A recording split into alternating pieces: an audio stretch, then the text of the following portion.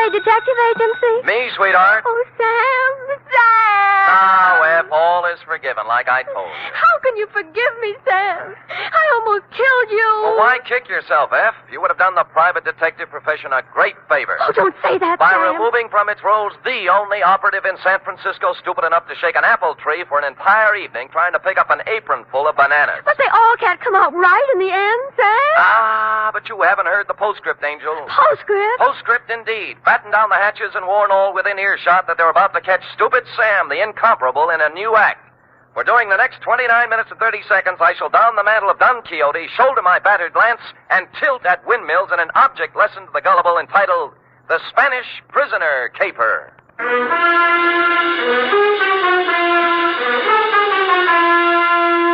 Transcribed for NBC, William Spear, radio's outstanding producer-director of mystery and crime drama, brings you the greatest private detective of them all in The Adventures of Sam Spade.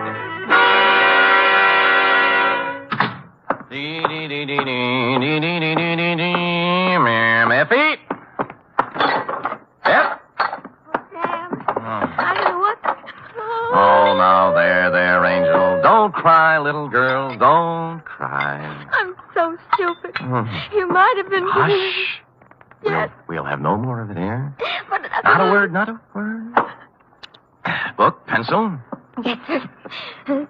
Go ahead. Date, fill it in to Miss Marjorie Loveland, Brockhaven Apartments, from Samuel Spade, still license number 1375596. Oh. Down, F.A., down. Subject, the Spanish Prisoner Caper. Dear, dear Marjorie. When they made you, darling, they threw the mold away. In this day of the emancipated, self-sufficient, 100% competent female, it came as a fresh breeze and a boost to my masculine ego to run across a lady, white-haired and fragile withal, who needed protection. After meeting you, I knew what the fellow had in mind when he wrote, Heaven will protect the working girl. As a matter of fact, you could have been the very girl, since you and the song were about the same vintage. Do please sit down, Mr. Spade.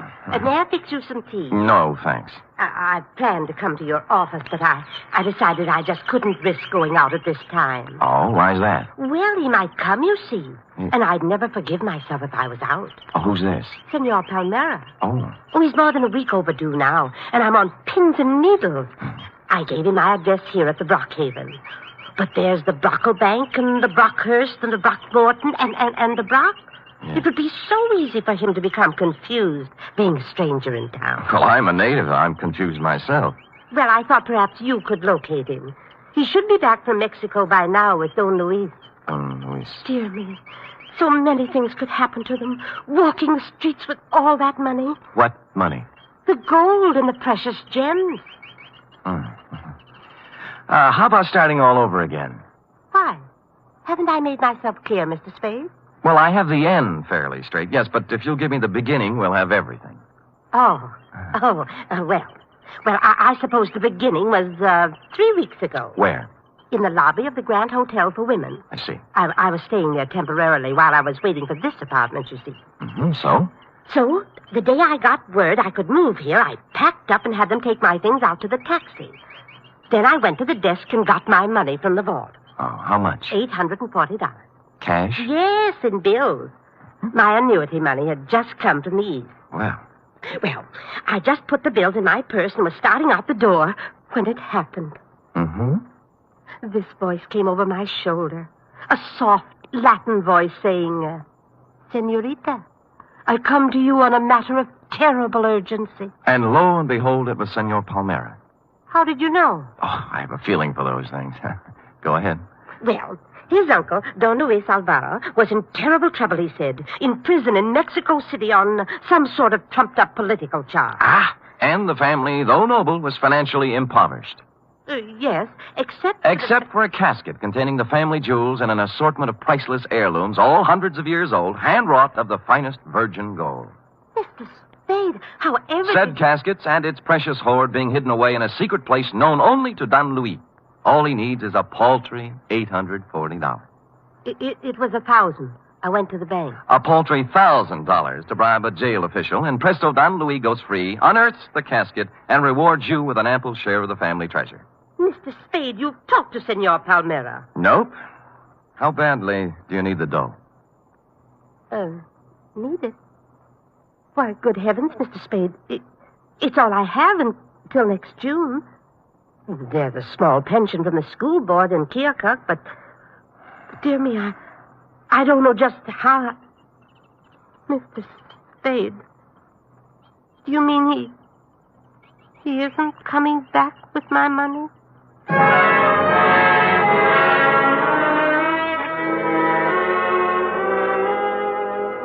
The truth of the matter, Marjorie, was that you'd fallen for the Spanish prisoner's swindle. A hoary old chestnut that goes back to the day of P.T. Barnum and before. But you look like if I gave you an honest answer, you'd dissolve into tears. And as I said, I was in one of my heaven and Spade will protect the working girl moods, so I made up a dishonest one. Mr. Spade, will I'll try and look him up. Maybe it's all a terrible misunderstanding. Oh, good.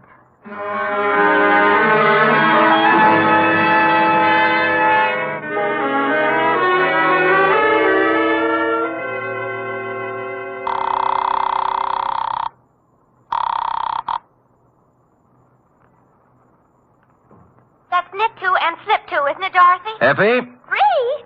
What'd you say? Miss Perrine. Oh, Sam Spade, Detective Agency. Mr. Spade is... This is Mr. Spade, charming one. Oh, Sam, I'm sorry. Yes. Dorothy's here, and I'm trying to learn to knit argyle socks. Oh, fine. Drop all stitches and look in the file for me, will you? I remember getting a circular a while back on a con man who was running the Spanish prisoner around here. What would it be under, Sam?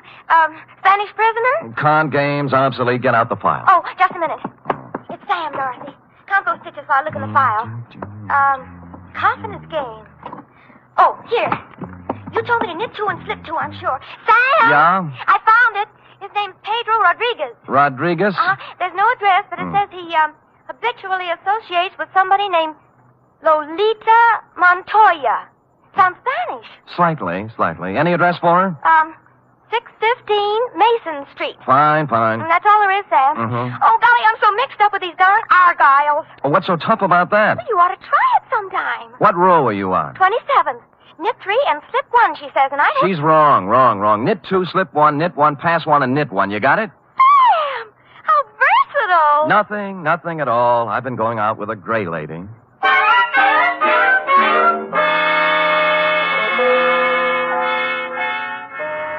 615 Mason Street was a very large apartment building with the usual brass plate in the entry listing the inhabitants, among which I was happy to note was Lolita Montoya, apartment 408.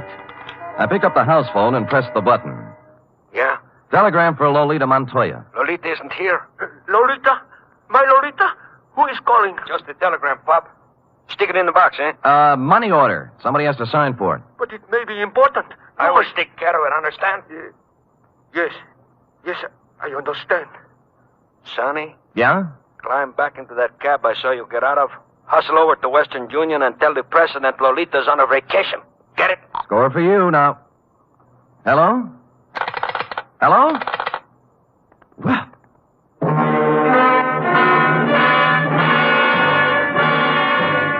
Nothing daunted, I punched a few bells until one of the less suspicious tenants gave me the front door buzz, walked in, and took the automatic elevator to the 4th floor. Or I should say toward the 4th floor, since halfway between the 3rd and 4th, she quit cold. The elevator, that is, but there were devices for such things. I pushed the button marked emergency, and it took me only 50 minutes to get out, assisted by the janitor, the manager, and 12 tenants. The doors on the 4th floor, it seemed, had been carelessly pried open and held that way by a magazine carelessly stuck in the crack. Continuing my stealthy approach to 408, I found my man and his pal had somehow sensed I was coming and run off without stopping to close the door. The apartment was filled with cigarette smoke and not much else, a bed, an empty dresser, and a table on which were one pot half full of foul black coffee, a little pointed gadget that looked like a nut pick, and a handful of metal shavings. I was contemplating what connection, if any, this had with your missing $1,000 when... Yeah? This is Stuyvesant, Pedro. I just wanted to inquire how everything is coming along, if at all. See, great. How much? Well, there's 1,000. Is it good? Oh, gee, boy, what do you think? Pedro, this here is joyous news. Like you said, Pedro, our Spanish prisoner is a valuable man. Huh? I must hustle over to the lighthouse and inform Lolita. Lighthouse? She has been very conscientious in the role, Pedro, very. Oh, see, Gray. It's not every girl who would sell out her grandfather so readily, Pedro. Nope. We must not take Lolita for granted. I will give it a new rumble, and we'll see you tonight at Simplex. Right? See, right. Au revoir, Pedro. Au revoir? What au revoir? Oulé, Stivey.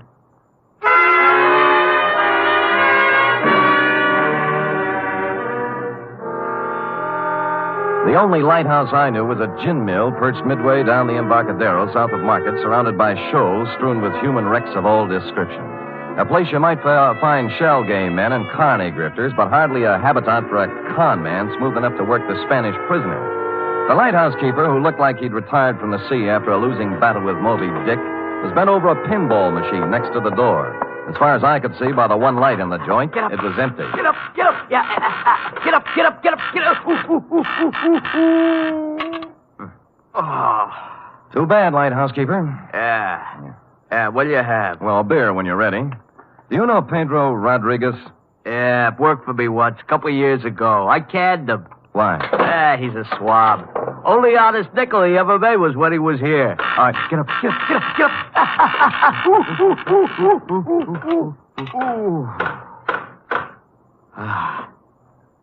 Thanks. Yeah, crooked swab is Pedro Rodriguez. He's up to something right now, if you ask me. Spanish prisoner? Oh, you mixed up in it too, huh? Nope, I just want to be. How does it go? Well, I don't know much about it, only it seems to smell. See, Pedro was sitting at the bar the other night with another swab, talking about an old Spanish gent who's going to make him $1 million. Just come over from Spain. Get up, get up, get up, get up.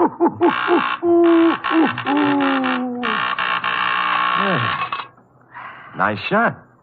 Body English, pure and simple. Yeah, so what about the Spanish gent? Well, I didn't hear no more about that. Hey, I'll tell you what you do. You ask Lolita about it. Anything Pedro is mixed up in, she generally knows about. Good. Where do I find Lolita? Let's see. I ain't sure whether it's the third or the fourth. Third or fourth what? The booth from the back there. Oh. She's been sitting there all night writing letters. You better be careful, though. She got an awful temper. Thanks, lighthouse keeper. How about the beer? Sure. Hey, Larry, draw one.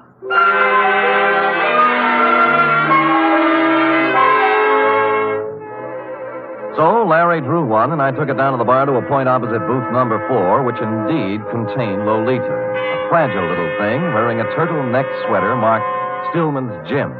The table was covered with writing paper, and her alabaster brow was a mass of unsightly wrinkles as she chewed the end of her fountain pen. I'd no sooner settled down when the front door opened, and what appeared to be the reincarnation of Gargantua the gorilla, only with clothes, steamed down the aisle and slid in next to Lolita, who was not alarmed at all. Lolita, I bear tidings. Listen to this. I am making progress. Grandfather dear, you cannot know how dire is the peril into which I have been thrust. Okay? Possibilities. Or maybe, Grandfather beloved. As I take up my pen in hand, I am overcome with fear. Things look very black indeed. I have fallen into the clutches of a... Darveston, what are you grinning at? I have just conversed with Pedro on the telephone. We are in. Really? Yeah. Hey, you mean no more letters? No more. Pedro is exalted. He says that... What's the matter? Are we interfering with your train of thought, Buster? No. Go right ahead. I'll just sit here and drink my beer. Wait a minute. Now, look, George, there is plenty of bar down near the front door. Leave him be, Lolita. He's just a schmuck. I'm not so sure. He's got an honest look about him I do not like. What is on your mind, George? Pedro. Pedro, huh? Yeah, he's getting careless. Shortchanged a friend of mine $1,000. How does this figure?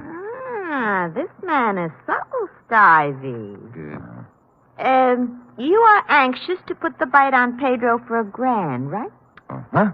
That is, unless Pedro wants to take a 5-year rap, it's up to him. 5-year rap for what? Stupidity.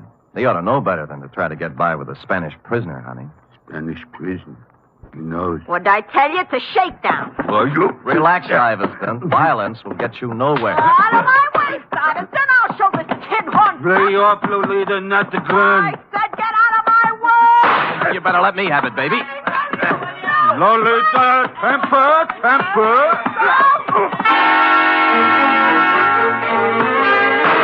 I got hold of the gun with one hand while Lolita chewed on my other one. Stuyvesant, meanwhile, catching my head under his arm like a nutcracker and kicking me in the stomach with his knee. This went on for some time, then I became vaguely aware of Stuyves's fist, as big as a ham, coming up from the floor. He put me on the side of the head, and I skittered down the marble floor, past the row of booths like a ball in a bowling alley, scoring a 10-strike on the pinball machine, which leaned drunkenly over me, stuck out its coin drawer, and flashed a red light in my face, reading, "Foul ball, try again." Stupid me, I did.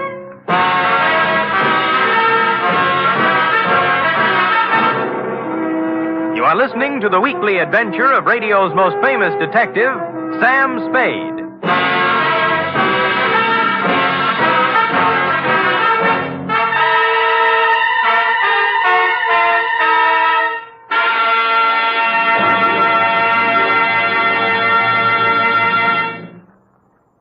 Three chimes mean good times on NBC. There's music and mystery tomorrow on NBC. For music, your hit parade brings you the top tunes in the land, as selected by you and presented by Raymond Scott's Orchestra, Eileen Wilson, and Snooky Lanson. For mystery, Herbert Marshall stars as the Man Called X, an intrepid adventurer in international intrigue who travels to all corners of the world. Wherever there is danger, romance, and mystery, there you will find the Man Called X.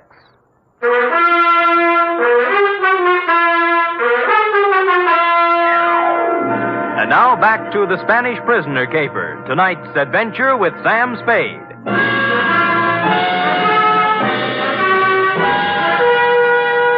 I came to with my head jammed between the brass rail and the bar next to what proved to be the lighthouse keeper's left shoe, parked as always in front of the pinball machine. Larry, that's up front. Oh.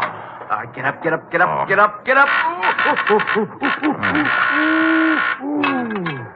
Where are they? Top hole is all filled with 3 balls to go. Congratulations. How about Lolita and the mug? Oh, Deb. All right, get up.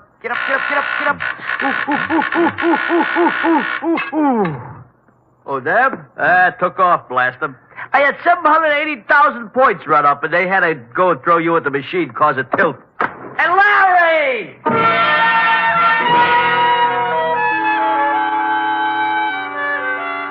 I sat until the buzzing in my ears quieted down and tried to hark back to the phone conversation with Stuyvesant in the apartment. It came eventually, and I pried mine host, the lighthouse keeper, away from the pinball machine and sat him down next to me with the yellow and standard sections of the telephone book. Simplex Bar Supply? No. Simplex, Easy Do Garden Furniture, nope. How about Simplex Printing Company, 509 Sansom Street? Nope.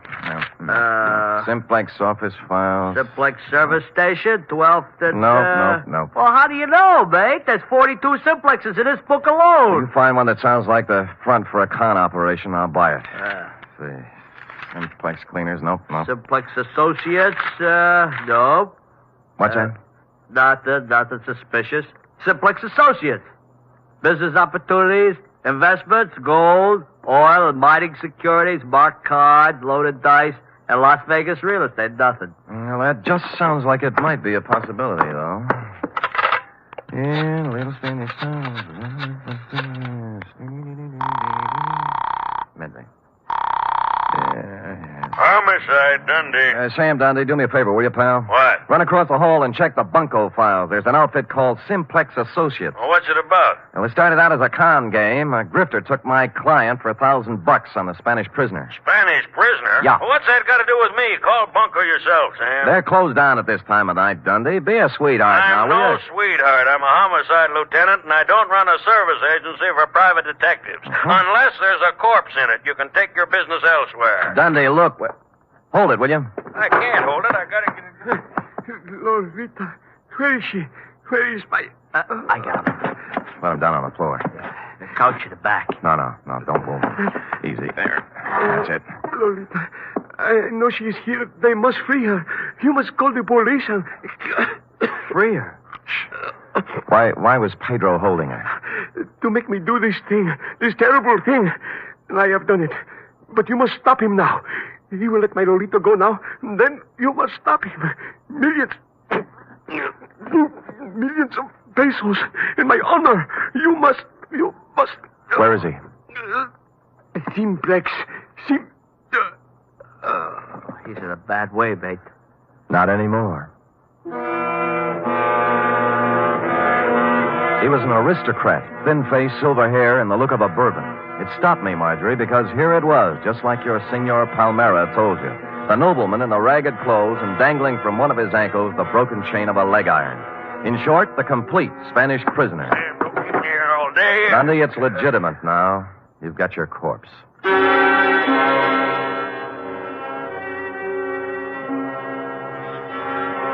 There was nothing on him to indicate who he was or where he came from, but I had a feeling I'd seen him before.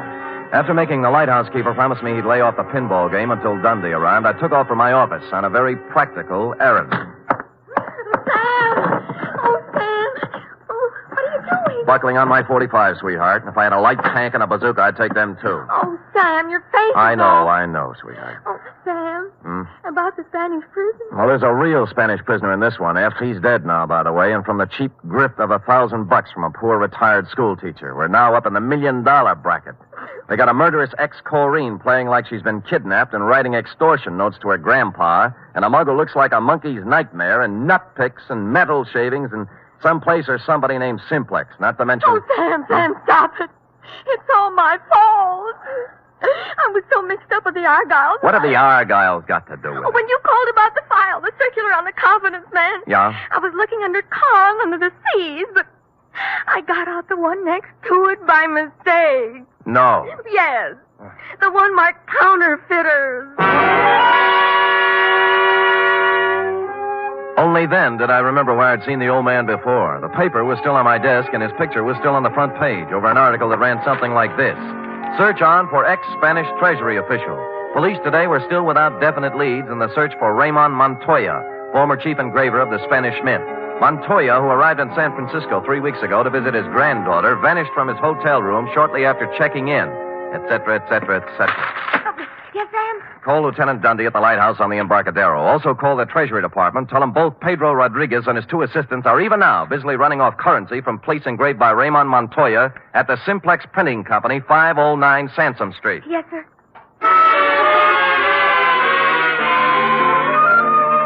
Mexican pesos it was, by the basketful. And the Treasury dicks agreed it was a happy thing for Mexico that Ramon had kept his engraver's tool on the right side of the law up to now. As to the matter of your Senor Palmera and his Spanish prisoner, I had excusably, I hope, lost my enthusiasm. And so it was, Marjorie, that I walked into the Palace Hotel lobby a couple of hours later to call you. Yes, sir? I'd like some nickels to phone, please. Why, sir. Shall I? No. They're phony Mexican bills. Oh, dear. Dear me. Oh, good heavens. You shouldn't show money around like that. I just stuck them in my pockets for evidence. Forgot to turn them over to the Treasury. Here we are. Here's the dime. Yes, sir. And here you are. Yep. Hey, senor. You dropped some big money. Keep it. Huh? Yeah. Put these back in my pocket.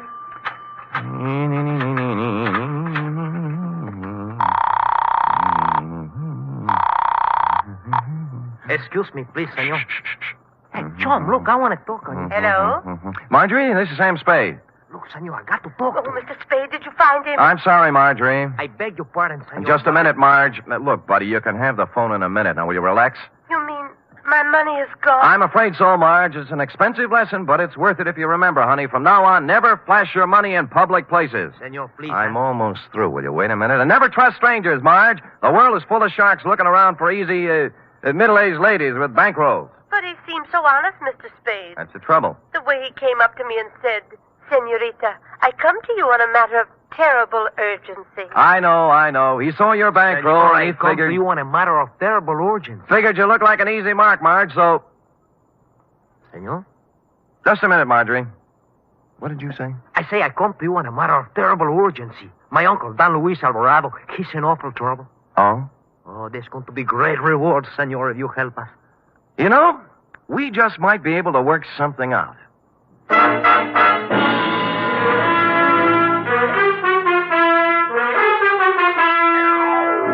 Well, Marjorie, he had $1,358, from which I deducted your $1,000 enclosed herewith, plus $58 representing my standard retainer.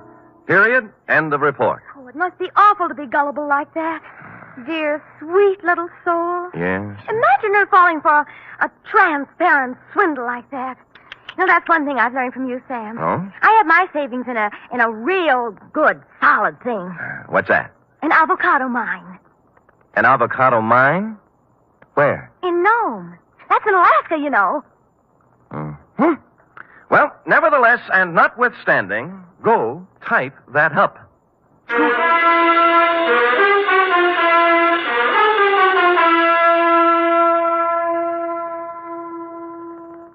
3 chimes mean good times on NBC. For something new about the Army, hear the Phil Regan Show every Sunday on NBC. Coming from a different service base every week, Phil Regan brings you songs and fun and brings prizes to talented GIs. It's an exciting newcomer in your Sunday chime lineup on NBC. And Sunday also means Cary Grant and Betsy Drake as Mr. and Mrs. Blanding.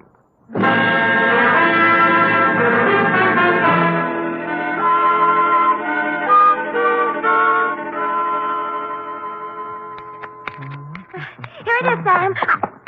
Why, Sam. A knit 2, purl 3, slip 1, and knit 1, you see? How many rows did you do? I'm on 57. Are you sure you're right, Sam? Well, look at it. Have you ever seen such argyle? Well, that's what I mean, Sam. They sort of billow out, don't they? Well, who cares? That guy you're making them for probably won't appreciate them anyway. But they have to fit, Sam. Well, look at that. It'll make a perfect sleeping bag for a fat cat. Now, tell him your boss lost them up. But, Sam, oh, dear. What's the matter? Well, it was going to be a surprise. Therefore, No. Yes? Well, I'll treasure him, sweetheart. They're beautiful. Just what I wanted. That's my boss. Good night, Sam. Good night, sweetheart.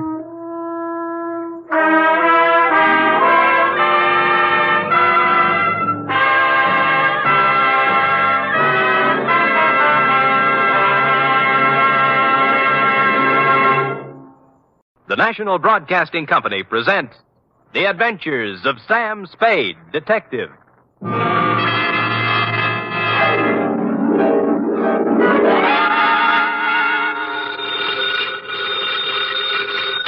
Sam Spade Detective Agency. Buono, buono. I beg your pardon? Suonate il campanello. Sam, what are you... Nothing at all, sweetheart. I just happen to have the tourist lists of handy Italian phrases before me. North Beach never did that to you before, Sam. North Beach never did anybody like it just did me, F. But I thought you said old Bartolomeo just wanted you to drop by for a friendly talk. And some garlic bread and red wine. But does that explain the knife gash on my coat? Your new tweed? My old tweed now, cherub. You see, it was never meant to be swum in. The bay?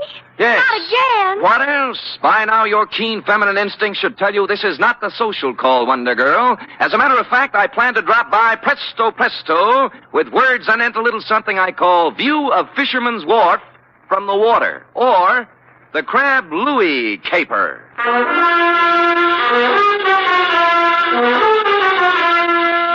Transcribed for NBC, William Spear, radio's outstanding producer-director of mystery and crime drama, brings you the greatest private detective of them all in The Adventures of Sam Spade. Zing, zing, zing-a-ding-ding-ding-ding-ding. Buongiorno, Sam. Well, ballooning up, huh? Let me see now. Oh, desidero un carburatore per la carrozzella. Great. What's it mean? I found my secretary's list of most used Italian phrases, Sam. It means, I want a carburetor for my voiturette. I'll remember that. Shall we proceed with the business at hand? Ready, Sam. Date, fill it in. To Bartolomeo Maggiore, copy to Lieutenant Rossi, North Beach Division, from Samuel Spade, license number 137596. Subject, the Crab Louis Caper. Dear Bartolomeo, Fisherman's Wharf, as you know, is as changeable as an Italian wench. All smiles and laughter of a Saturday night with the lights blazing in the Cioppino palazzas and the tourists 3 deep around the steaming cauldrons outside. But it's something else again of an early dawn. Dark and lonely and quiet, except for the mutter of engines as the crab boats nose out into the fog that hang over the gate. Last night was somewhere in between. The lights were blinking out as I left my cab and walked over to your place of business, a gaudily painted building at the foot of the wharf with a red, yellow, and blue sign reading Museo Maggiore. Curios, souvenirs, waxworks. Admission 10 cents.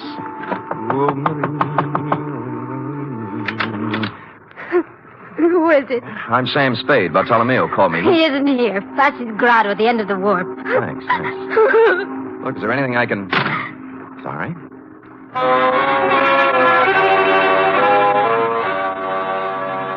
Except for Flasky's at the very end, the wharf was dark now. It seemed early, as if something had interfered with business as usual, and the late customers had been brushed off a couple hours ahead of time. I peeked through a hole in one of Flasky's window shades and saw why. It looked like the entire population of North Beach was inside. If everyone is ready... Un momento. Who's this? Me? Yes, you. What do you want? I'm Sam Spade. Bartolomeo Maggiore sent for me. Bartolomeo. Conoscete il signor Spade? Ah, sì. Obrigatissimo, Vasquez. Ah, there, Mr. Spade. You are wondering why you are here? Well, as a matter of fact, I am, Bartolomeo. I thought that... I know. It's about my son, Louis. My son, my only son. Oh, he's inside? No, not inside. Out in the darkness somewhere. Cold and alone. You mean he... See, 6 days now they have searched for his body. Oh, when did it happen? 1 week today. Crab boat? His boat, the San Felipe. Was he alone when it happened? You detectives, you strike the point. My Louis, always he fish alone. Until this time. Who went out with him? Dominic Torrio, his friend, Dominic. This gathering is assembled in Dominic's honor, you see. You mean a hearing or something? Something more than that. Come, listen to them. I'm a sick! In my belly, I'm a sick! This opera buffo! Faster, you should sell it a ticket! Keep your temper, Aldo. State facts. Facts, huh? All right, fact. 6 years, Louis fished the crab alone. Each day he's a layover close the breaker line and string the pot. Each day he's bringing the San Felipe home, hokey-dokey. That's right, everybody.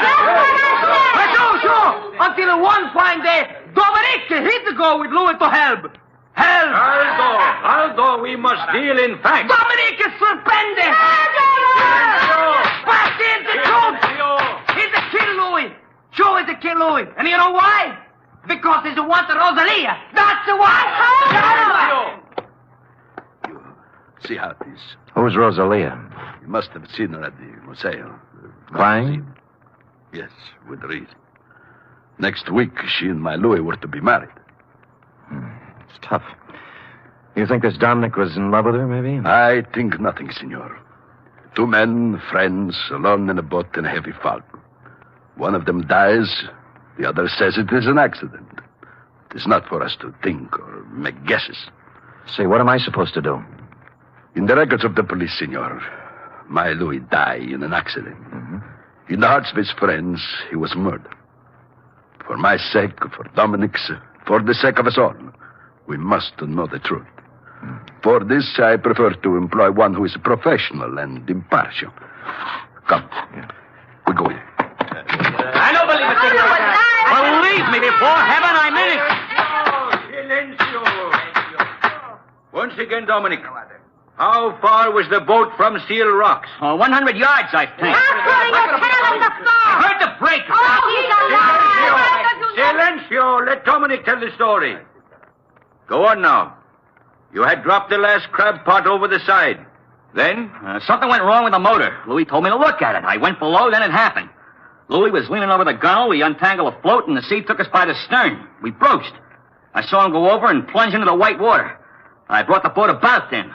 For 2 hours, I yelled, I circled around, I blew the whistle, everything. Then the Coast Guard came. Fosky, I swear it, that's all I know. I never saw Louis after that. Silencio! My brothers, it was your will that I sit here in judgment of Dominic Torrio. Before I go on, are there any more questions you have to ask him?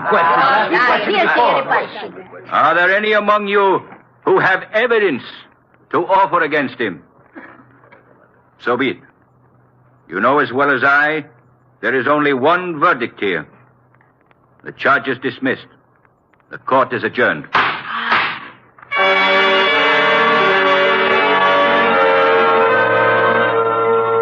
Everyone was still for a second, like a big tableau. Fosky, white-haired and dignified on the platform, looking down at Dominic, and the rest of them all on their feet now, boring holes through him with their eyes. He was the first to move, turning slowly, walking out through the crowd toward the door, looking tentatively from face to face, knowing now he hadn't been acquitted at all, as one by one they turned their backs on him. I felt terribly sorry for Dominic, until he walked past me and I got a look at his face, at his eyes. In my racket, I see that look more often than the next guy. I never saw it any clearer than I did now. It was fear and hatred and guilt. So I left you talking to Flasque, Bartolomeo, and walked back down to the wharf to the Museo. Rosalia. I told you Bartolomeo is not here. I've seen Bartolomeo. I want to talk to you. Sit down. I don't want to... Sit down. Oh. That's a good girl. It was quite a place, the Museo, a catch-all for everything nautical you'd run across in 60-odd years of living on the sea or next to it. From a 10-foot shark pickled in formaldehyde to a life-size figure of Captain Kidd, complete with drawn sword, lace cuffs, and treasure chest at his feet next to the door. I turned back to Rosalia, sitting on a rum keg under a flickering hurricane lamp, the only light in the room. What do you want of me? Bartolomeo wants the truth about what happened on the San Felipe. They're deciding that at the meeting. They already did. They did? You mean Dominic... How did they decide? Dismiss the charges. No evidence, no witnesses. It was the only thing Fosky could do. You feel better? It doesn't bring back my Louis. No, it doesn't. Dominic's going free now, from both the law and his people. No vengeance for Louis. Why were you crying when I came by tonight? Haven't I the right to cry with my Louis? Drop it. Huh? Why didn't you go to the meeting? Afraid to give yourself away? I didn't feel like it, that's all. You're a Sicilian, Rosalia. Vengeance is pretty important to you. If you'd loved Louis, you'd have been in there screaming for Dominic's scalp. You shut your mouth. But no, you sat home crying. Not for Louis, but for Dominic, right? How long had it been going on? Did you know Dominic was going to kill him when they put out in the San Felipe? Why would Dominic kill him? Well, that's a stupid question. He's in love with you. In love with me. In love with me. Drop it. Drop it, Rosalia. In love with me? Oh, I wish it were so. Huh? He killed for me. Is that what they say? It's all very flattering, very. I love Dominic. I've always loved Dominic since I was a little girl. I threw myself at Dominic, and I begged him to marry me. That's not easy for a girl to do, Mr. Spade. I begged him, and I promised to work for him, to be his slave. You know what he did? He laughed and he spit upon me. And you stand there and you tell me that he murdered for the love of me. You wouldn't walk across the street. All right. Take it easy now. Come on, take it easy. So I do the silly woman thing. I promise myself to Louis. To crazy Louis, to a madman. Crazy? You don't believe that, huh? Louis the Great, il campione. A champion of the crab fishermen who dares to fish right on the breaker line. Catches more crab than anyone else. Louis the Fearless. Do you know why he's fearless? He's too crazy to be afraid. What do you mean? He mutters. He talks to himself of great riches, of thousands of dollars, of him and me. Louis the crab fisherman and me, living in the finest house in North Beach. When was this? Last week. He went up in Bartolomeo's attic one night and he came down with a big hunk of his raw wax from the waxworks. A tresor, he called it. A stupid lump of wax. And he held it up before me, so. And he says with a mad gleam in his eye, "From this, Rosalia, from this I will carve for us the biggest, finest house you can dream of. Here, look." What's Captain Kidd got to do with it? He puts it in the treasure chest. See? You will keep this a secret, Rosalia, he says, if you love me. And he laughs again like a madman. Me love Louis Maggiore? I hated him.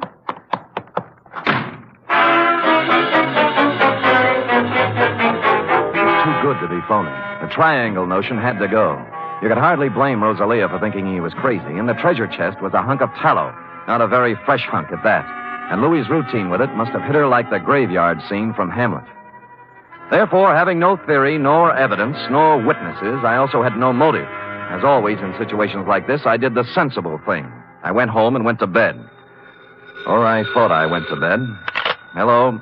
Spade? Yeah. I got a tip for you. Oh? Find yourself a nice, dirty divorce case somewhere and stay out of North Beach. Well, this almost sounds like a threat. Call it advice. There's $100 in the mail for you. You'll get it this morning. Plus a bribe? A gift. Can I keep it if I don't play? If you don't play, you won't need it. I suppose it's useless to ask who this is. Louis Maggiore. Say that again? Louis Maggiore. Shall I spell it? You might explain it. You talk to Rosalia. Figure it out for yourself. Sure. So she never loved you, and you knew it. So you go over the side when the Comer hits, swim ashore, then discover they think you're dead and decide to leave it that way rather than go through with a wedding. You got it. I got more. So life without Rosalia in North Beach is impossible. You can't face the shame and loose talk that goes with a busted wedding. So you're going over the hill and find a new life for yourself. Wait a minute, Spade. Oh, there's more. So you're tossing over a car, a bank account, a boat worth $7,000. Walking out on your old man, to say nothing of 3 years apprenticeship and 6 years of hard work to get where you are. I understand perfectly. And you're being a little insulting. I make a lot of my dough with my big flat feet, but I do make some of it with my head. Now try again. You don't believe I'm Louis Maggiore? That is the general idea. And it might surprise you to know that 5 minutes ago I was ready to chuck the whole antipasto. Now I'm back in with both feet. What's with the music box? Nothing. Tell me, would you know Louis if you saw him? I've seen his picture. Fine. I guess I'll have to prove it to you.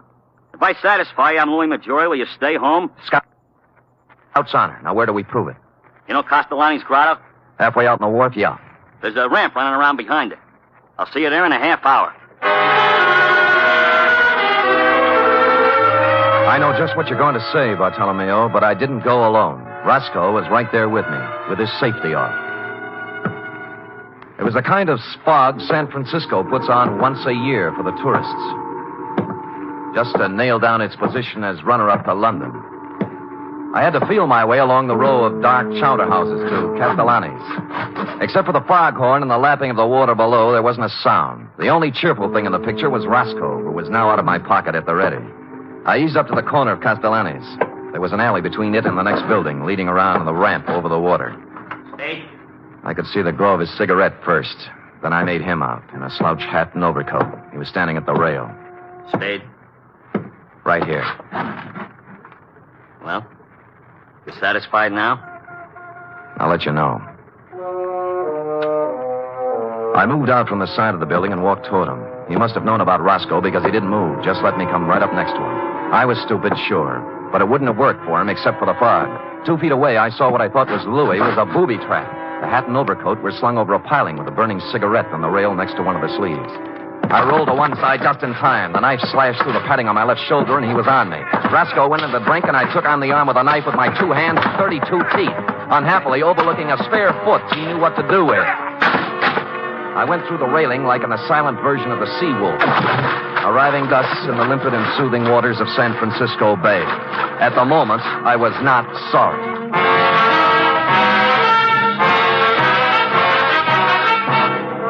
You are listening to the weekly adventure of radio's most famous detective, Sam Spade.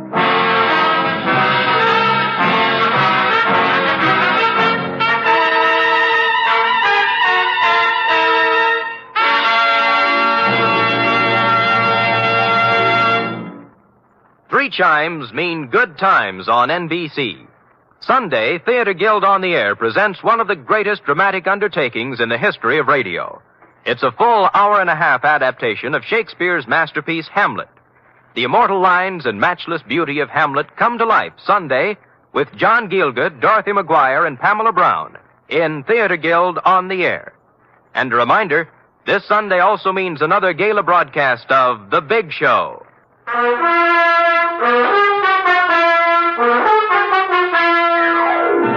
And now back to the Crab Louie caper, tonight's adventure with Sam Spade.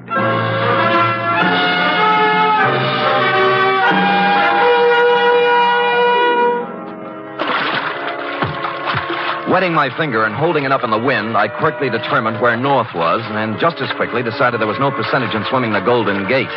A bright blur on my starboard bow called to mind the old saying, where there's a light, there's light, so I headed there. 3 strokes this side of exhaustion, I pulled up at what proved to be a landing with a Jacob's ladder, at the top of which I found the rear entrance to Foskey's, or more accurately, Foskey's private office. The door was open. Huh? Oh. I'm Sam Spade. I've been swimming, if you're wondering. Bartolomeo told me about you. He didn't say you were crazy. Well, maybe he didn't know. You wouldn't have a brandy lying around loose, would you? Well, sure. Sit down. Thanks. I think I saw Louis tonight. Louis? Impossible. Where? Behind Castellani's. Yeah. Bless you, Foskey. Oh, hit me again, will you? Yeah, but what about Louis? Called me up, said he'd meet me there. Just tried to knife me. Oh, but it's impossible. Is it? Why would he play dead? And why would he try to kill you? Maybe he's crazy. Well, how do you mean? You've heard of the dear old lady who had the trunk full of pancakes, haven't you? Hmm? Louis saves old Tallow. Captain Kidd's treasure chest at the Museo is full of it. Who told you this? Rosalia showed it to me. May I? Help yourself. Thanks. Might be a good idea to call another meeting and tell the people. Make it easier for Dominic. Funny. Of the whole meeting here, I alone doubted his guilt. Good thing they made you the judge, or he might be 6 feet under by now. Got a cigarette? In the box there, next to the phone. Thanks. Yeah, I went right along with him, too. Shows how wrong you can be when what? When you go by emotions and not by evidence. This is, quite a cigarette box. Yes. It stops when you put it down. Hmm? Well. I suppose now you'll drop your assignment? Sure. I'm a detective, not a psychiatrist. You've got a lunatic running around, that's your problem. Good night, Foskey, and thanks for the brandy.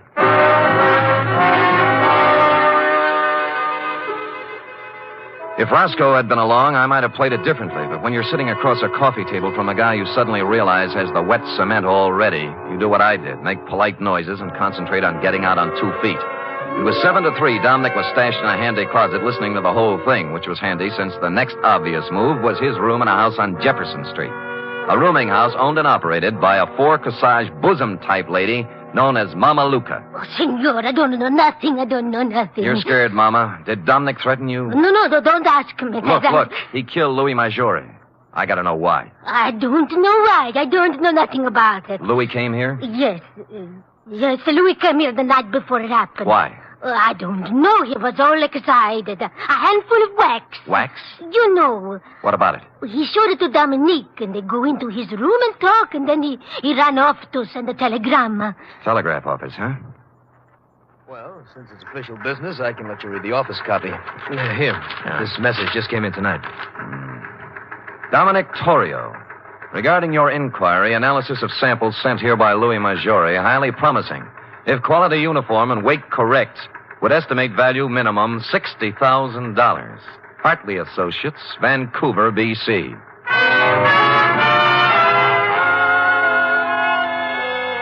A lump of smelly stuff that looked like old tallow, picked out of the ocean and worth $60,000, was a strong enough clue for even stupid Sam to pick up. I left the telegraph office on the double and pulled up at the Museo Maggiore 10 minutes later. Blasted lock is jammed. He was too busy to notice me. I slid a marlin spike out of a rack next to the rum keg. Locked. Must be locked. I hate to do this, Foskey. Wait a minute, mate. Wait up. The next voice you'll hear will be the nurse with a breakfast tray. Bartolomeo! What have you... Look. What have you done? His Honor was playing Pandora with Captain Kidd's treasury. Treasure box? Yeah. But why? Who is it? Who? Foskey. Surprised? Foskey? Why would he, of all people? He likes a buck as well as the next one, possibly even more, when there are 60,000 of them. $60,000? Yeah. Is he mad? Like a fox. Here, let me pry this cover off. There. What is this? Well, it may not look like much to you and me, but to a perfume manufacturer, it's prettier than the Venus de Milo. Tallow? Ambergris. It's what happens when a whale gets a tummy ache. Louis must have run onto it 10 days ago. Madre mia, $60,000. Yeah. That's the big why of it, Bartolomeo. What now? You think Foskey... He won't talk, neither will Dominic. They're next and they know it. Still 2 men alone in a fog in a boat. See. There were only a witness. There was a witness. The eye of God was on Dominic when he did it. And the judgment of God is swift and is sure. Dominic knows it. You think so? I know Dominic. Why you ask? There's a way to find out. What time is it? 1:30. There's time. Where do you keep your razor? Razor? Yeah. I'm going to shave Captain Kidd.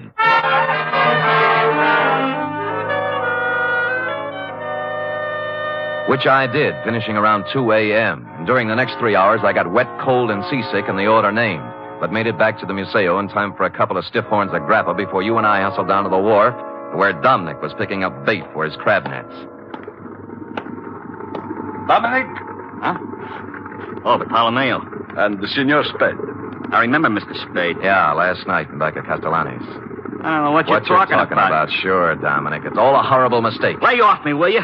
Heard what Bosky said, didn't you? They dropped the charges. I'm innocent. They cleared me. That's just why we're here. We want to make it up to you, my boy.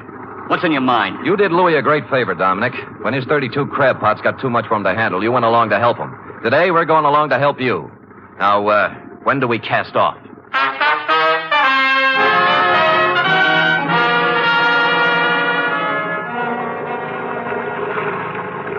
There's a float up ahead. What color? Yellow and red. Is that yours, Dominic? That's mine. Great. Pull up alongside. Well? What's this all about? I told you, Dominic. You're lying. What are you trying to do? Break me down? He's dead in an accident. You heard what Bosky said? Yeah. Forget it, Dominic. Forget it. We love you like a brother. I told the truth. What are you trying to do? Torture me? Is that what you want? Revenge? No. The matter is in other hands now. What? You mean? There is always one witness, isn't there, Dominic? Oh. That's what you mean, huh? Is that why you came to tell me that? That's a good one. Hold the wheel, Spade. I'll bait my net. I'll spit in your eye one day, old man. One day when you get smart. You and the whole lousy we war. both watched him hold the line, playing it on me. the deck, prattling to himself like a little kid whistling in the dark. He was a lousy actor, pale under his sunburn and drenched with sweat. I won't let you forget Up it, came, pal. coil by I got coil. something to prove. Then it began to come slower. I can make it stick. When I can prove it in court, I'll sue you till you bleed. Hey, what's the matter here? What's pulling on this line? Maybe it's your conscience, Dominic. It's heavy. It's... What? The Lord moves in strange ways. Hey, can't get it up. Let me help you. There we go. 1, 2... Up! Louis! Get away from me! Let me go! Louis! No!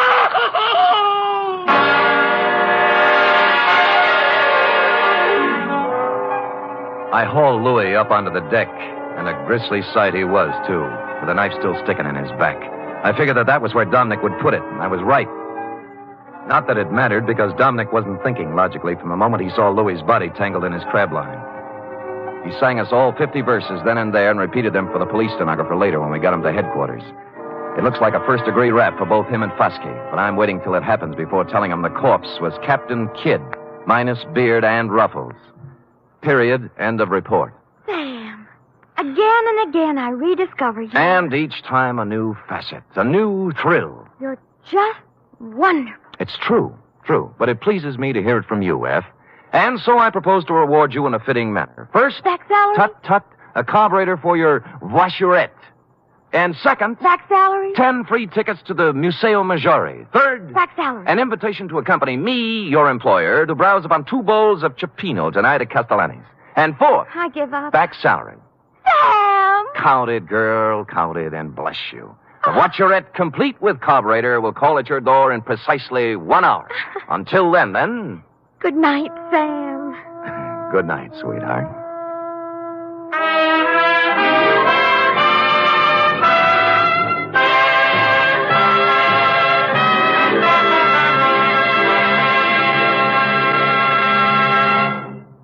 The National Broadcasting Company presents The Adventures of Sam Spade, Detective.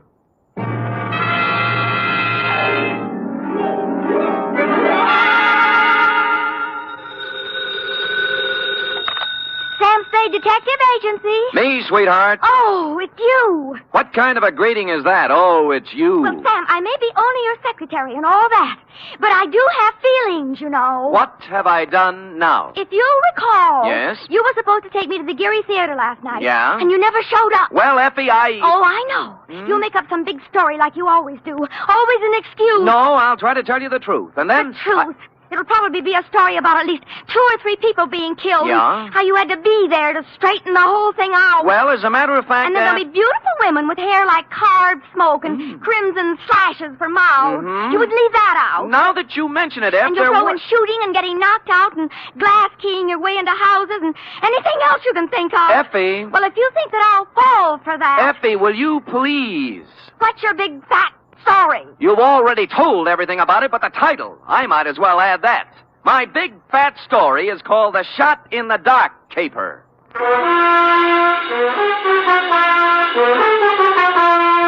Transcribed for NBC, William Spear, radio's outstanding producer, director of mystery and crime drama, brings you the greatest private detective of them all in The Adventures of Sam Spade.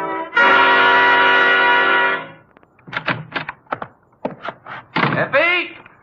Yes, Mr. Spade. No, Effie, don't be like this. I promise you tonight, right after this report, we'll go to the theater. And we'll have dinner, too. Any place you want. Sound good?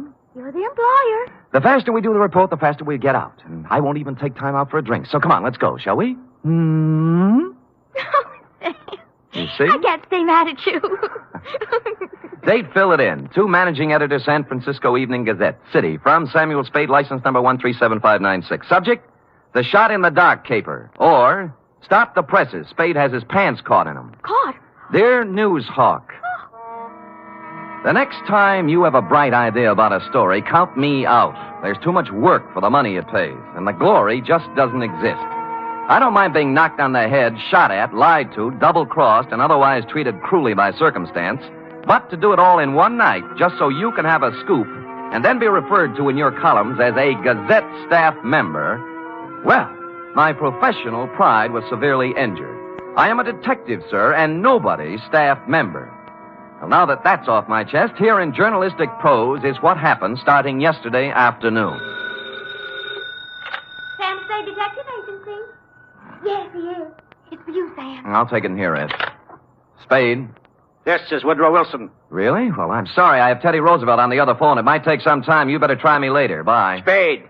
Huh? Somehow I thought you were above that sort of corny repartee. I am above nothing, sir, as long as it's ethical. Now, which Woodrow Wilson is this? I'm the new managing editor of the Evening Gazette. Well, welcome to town. What can I do for you? I have a job you might like, an interesting job and interesting money. How interesting? If you find out what I want, you can almost name your own price. Can you get over here in 3 minutes? With any sort of a tailwind, I'll make it in 2. A new track record.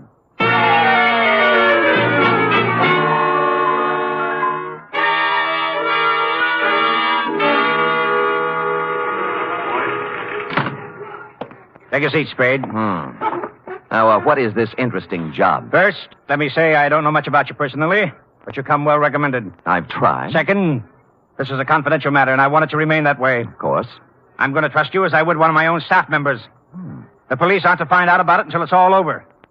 And if any other newspaper gets it, you might as well leave town. Woody, old boy, the man doesn't live who can say I ever double-crossed him. For money or love or anything else. I had love... to say it so we'd understand each other.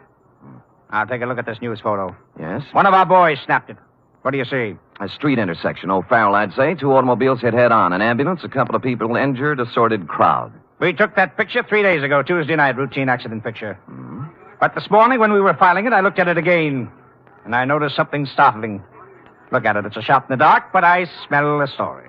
Well, maybe I have a cold, but whatever it is escapes me. On the right side of the picture is an apartment house. Now count up 6 floors and look at the 4th window across to the left. Here, use this magnifying glass. Oh, what do you know? Somebody just fired off a gun. That's it. All you can see is a hand and a smoking gun. You can't even tell whether the hand's male or female. But somebody shot at something, probably a person, just a second before that picture was taken. You want me to find out why, huh? This calls for a detective, not a reporter. There hasn't been a single homicide, suicide, or gunshot wound reported in the city since that happened. Now, I want the story. Get it. Okay, Chief. Get ready to rip out page 1.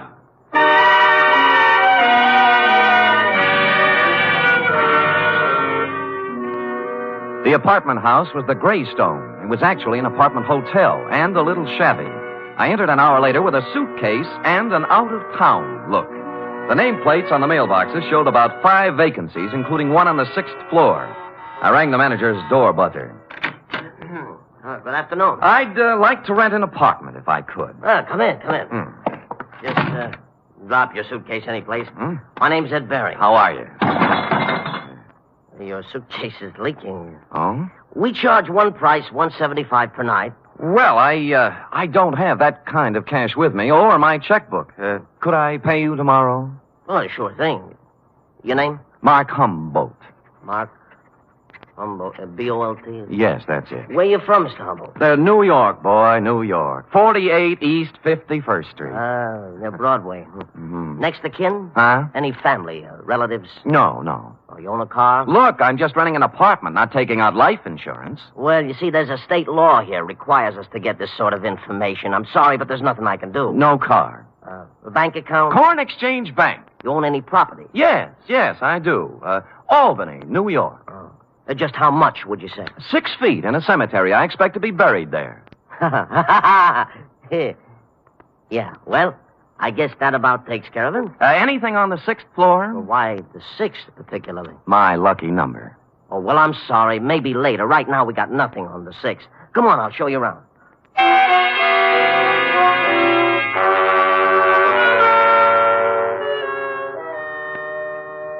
In a few minutes, I was ensconced in room 512.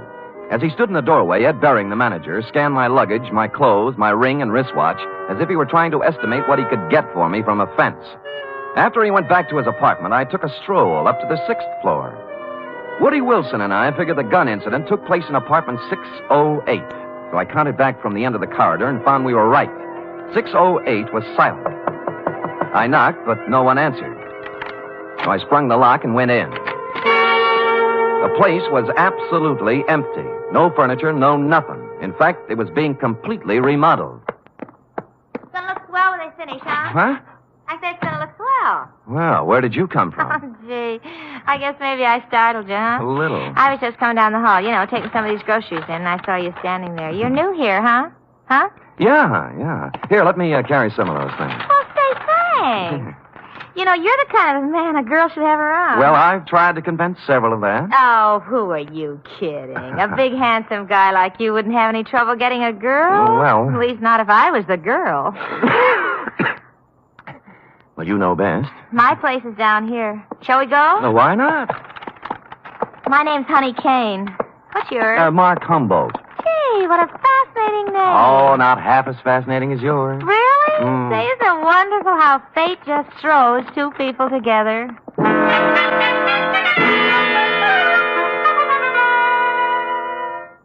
The bags of groceries we were carrying had a layer of dust on them, and the bags looked as if they'd made 50 trips to the grocery store. No one had to hit me on the head. Sam Spade, detective. She was small in peroxide, and if you like 'em stupid, small in peroxide. She lived in apartment 620 with a roommate who was quite a bit different. Prettier, smarter, and quieter. Sandra, I want you to meet this very nice gentleman, Mr. Mark Humboldt. Humboldt. Oh, sure, I remember the Mark part, but this is Sandra Lynn. How do you do, Miss Lynn? Hello. Yes, well, nice day. Great. Well, Just put the groceries down here, huh? Oh? There. Now, let's have some fun. Like fun, Mr. Humboldt? Wouldn't be without it. You're priceless. Well, come on, let's start with a drink. How about you, Sandra? No, you kids have your fun. I'm going out for a walk. Mr. Humboldt, you're supposed to be looking at me.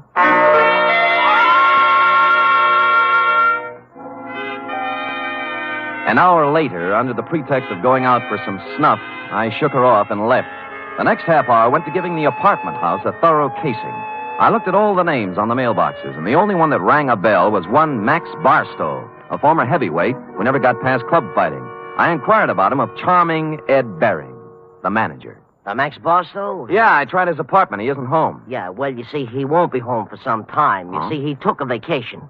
Went to visit his family in Portland. Well, when did he leave? Last Tuesday night. I remember him saying, Ed, I won't be back for a while. Look after things, will you? Well, you have a good memory. Yeah. Hey, can you tell me something about those two girls in 620?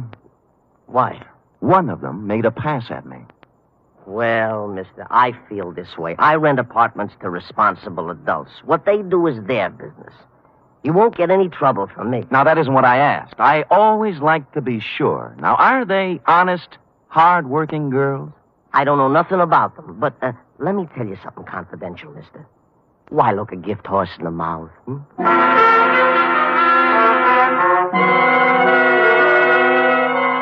Well, I gumshoed around the apartment house some more, and one thing was sure. They were making a number of extensive alterations. For example, in the basement, there was a new cement floor.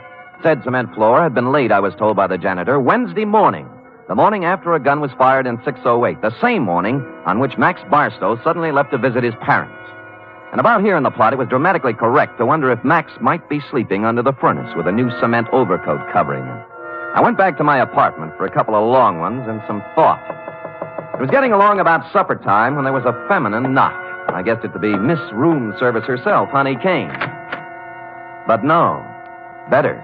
Much better. May I come in? You may. Shall I leave the door open? I'd rather you closed it. Anything to make you feel at home? Drink? No, talk. Oh. What are you doing here, Sam? The name's Humboldt. Mark Humboldt. All right, play it any way you want. But I've seen you around. I know who you are. You move in today, and half hour later you find our apartment. Why? Your apartment found me. At least half of it did. The gift horse part. Maybe so, but I figure you helped a little somewhere. Hmm. What are you trying to get on us? Nothing. I just moved in here for a place to live. With one suitcase and a bottle? Oh, I'm an actor. Look, whatever it is, lay off, will you? I've had enough trouble in my life. Things are just starting to go right. Sandra, I don't know what's on your mind, but as far as I'm concerned, you're clean. All right. Maybe I made a mistake. I'll try to make it up to you sometime. Well, maybe you can start right now. I think I'll open the door again. Just a question. Seen anything of Max Barstow lately? I knew it was something. I knew it. No, I haven't seen Max Barstow lately. He went somewhere to visit his family, and I'm telling you, either leave me alone or something's going to happen to you. You won't write.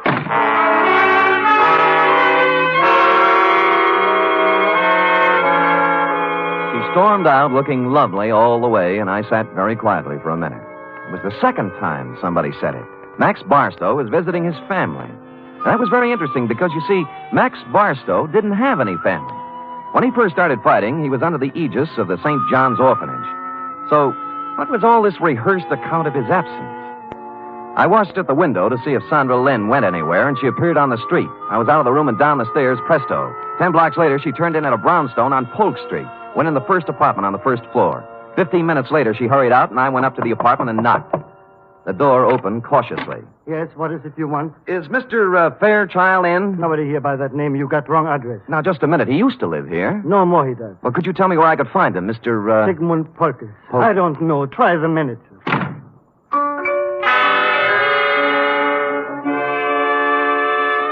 On the way out, I looked at the card on his door buzzer. It listed his apartment as belonging to a Mr. Rothschild. At the moment, there was nothing to be made out of it, so I went back to the Greystone. And when I got to my room, it was very obvious that I'd been visited during my absence. Yeah? Oh, it's you. What happened to my suitcase? I'm sorry, Mr. Humble, but I didn't realize it before. You see, that apartment was already rented, so I guess you'll have to find one someplace else. Look, you have 4 other vacant ones in this apartment house. Give me one of those. Sorry, no vacancy. Well, then give me my suitcase. Yeah, that's the one that leaked. Just a minute, I'll bring it out, Mr. Humble. I'll go in and get it myself, Mr. Barry. I said stay out. I said I'll go in and get it. Right, you will.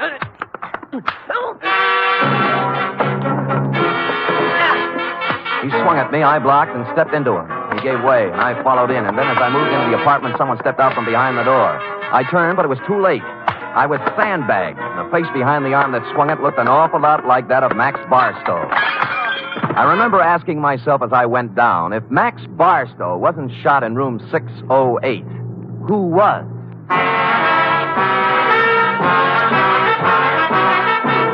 You are listening to the weekly adventure of radio's most famous detective, Sam Spade.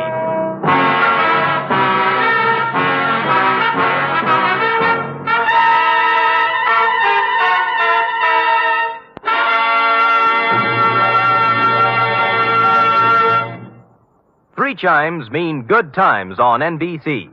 On Sunday, March 4th, that's 1 week from this Sunday, Theater Guild on the Air will present radio's most exciting dramatic event, It's a full hour and a half presentation of Shakespeare's immortal Hamlet.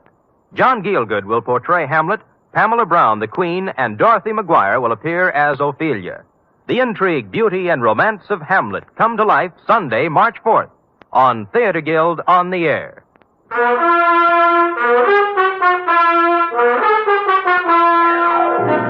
And now back to The Shot in the Dark caper, tonight's adventure with Sam Spade.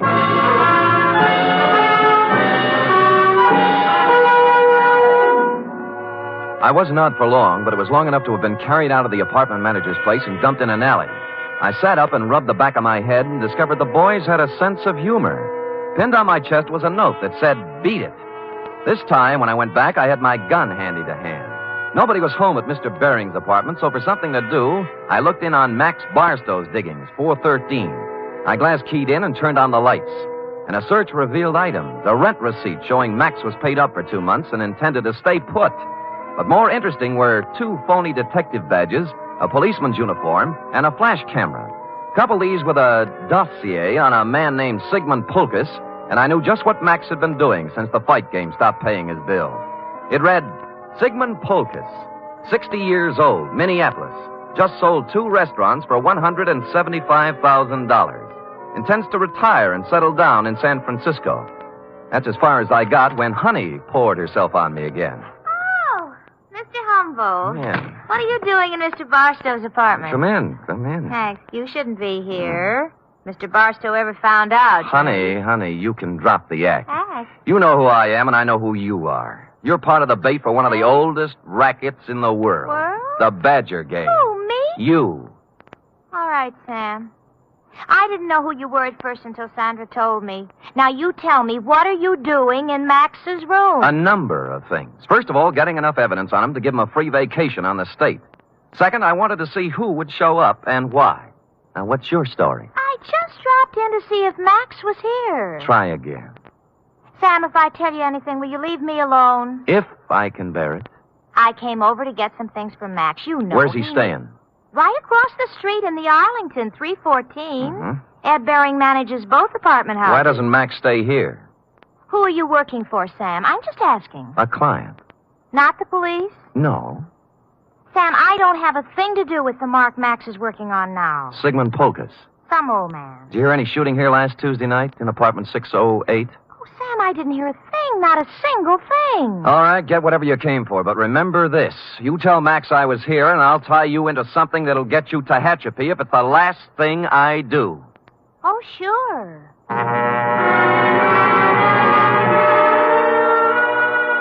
I knew she'd be impressed with that type of threat because her kind of girl lives by playing tag with the law. They want to be it as seldom as possible. I finished the dossier on Pulkus and thought a more businesslike visit to the old man was in order. What is it? Oh, you. I want to talk with you, Mr. Pulkus. Come in. I want to talk to you. Now. Now, stand right where you are. He was pointing a gun in one shaking hand right at my chest, and as close as I could tell, it looked very much like the gun I'd seen in your picture, Wilson, and the hand that held it was the very same hand. I tried to think of something clever to say. At this stage of my life, it would be very easy to shoot you, mister. Look, I came here maybe to help save you a lot of trouble. Now, if you listen to me, I know why you came here, because I killed Max Barstow. I'll give you a choice. Will you take money, or will I shoot you right here? I'd take the money, but you didn't kill Max Barstow. Don't tell me what I did when I know what I did.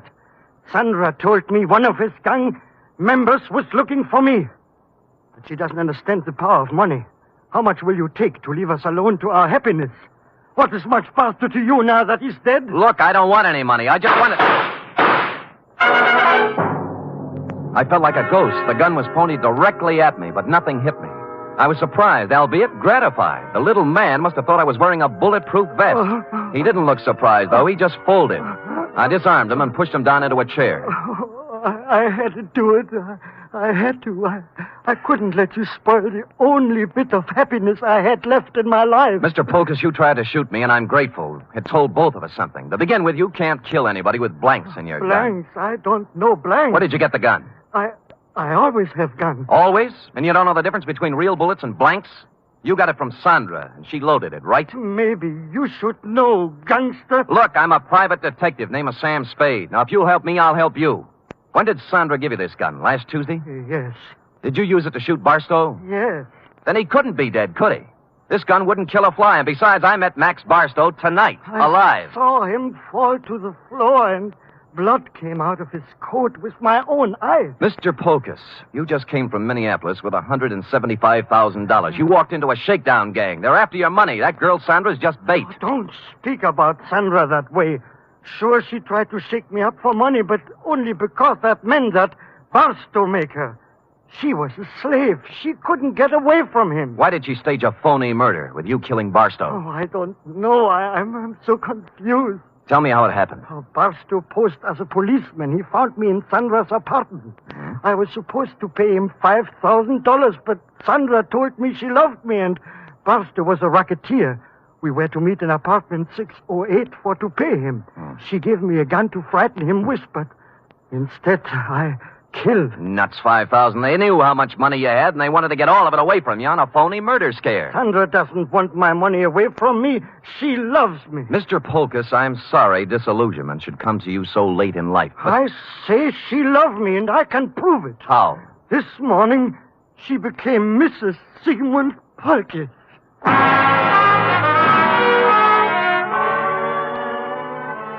That made me sit down and think things through a little more carefully. She could have gotten his money, or most of it, without marrying him. Maybe she did love him. Or maybe they felt he was too dumb to pay off. Or maybe she married him so she could murder him. And maybe a dozen other things. His suitcases were packed, and he said that he and Sandra planned to leave town tonight. He'd been waiting for her when I came in, but she was already 2 hours late.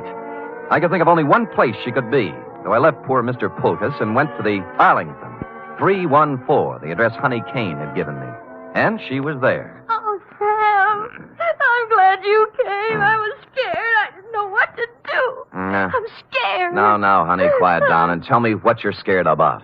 In the bedroom. Max. He's dead. A knife job. When'd you find him? 5 minutes ago. I was with him before, and then I went out for some Chinese food when I came back. All right. Who else was here tonight? I didn't see anybody. But what? He was awful mad at Sandra. Said she was double-crossing him, and he wouldn't let her get away with it.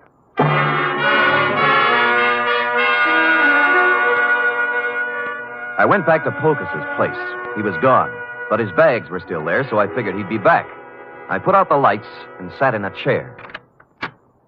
Sigmund. Go ahead. Ask me what I'm doing here. Where's Polkus? Well, if he's smart, he's on a train back to Minneapolis. I'm going to look for him. You're not going anywhere. Sit down. Oh, yes, I am. I said you're not going anywhere unless it's to jail. What are you playing Mr. District Attorney for? Because you killed Max Barstow. Now tell me why. Oh, don't be a joker. Max Barstow's as alive as you are. I'm not talking about the phony murder staged for the benefit of Polkus. Barstow was stabbed to death a half hour ago. He wasn't. He was. I saw him. Who? You. Oh, Sam, I didn't. I saw him earlier today, but he was all right. You married Polkus to double-cross him, didn't you? You were going to skip town with the mark. Well, sure I was, so why would I kill Max? Because he knew what you were going to do, that's why. I tell you, I didn't. I couldn't kill anybody. What did you have planned for Polkus? A shove over to the Grand Canyon? No, I love the old guy. Come on, we'll drop in at police headquarters. No, Sam. No. Sam. Nothing. I wouldn't take you with a U.S. Mint thrown in. Will you let me go if I tell you what happened? If I tell you who killed Barstow? Well, if you didn't do it, nobody could hold you. For murder, anyway. Bering. Ed Bering did it. We planned the whole thing together. It was a freeze-out on Barstow. Somehow he found out Ed had to take care of him. I didn't have anything to do with it. I tried to tell him not to. Tried to tell him not to what? I've got a gun in my hand, Bering. So have I. Which one of us is going to shoot first? You wouldn't shoot.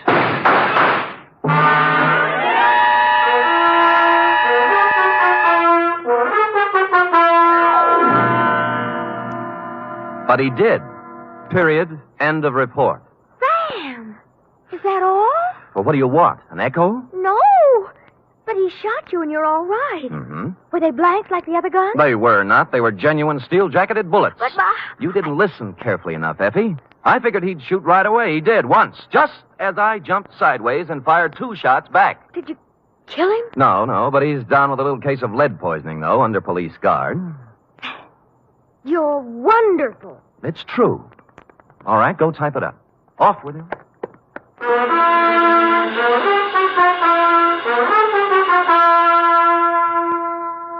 Three chimes mean good times on NBC. Tomorrow, you're invited to a 1-hour concert by the renowned NBC Symphony under the direction of Bruno Walter. Featured soloist for tomorrow's performance is celebrated violinist Joseph Fighetti, who will be heard in Mozart's brilliant concerto for violin and orchestra. It's the very finest in musical listening, every Saturday with the NBC Symphony.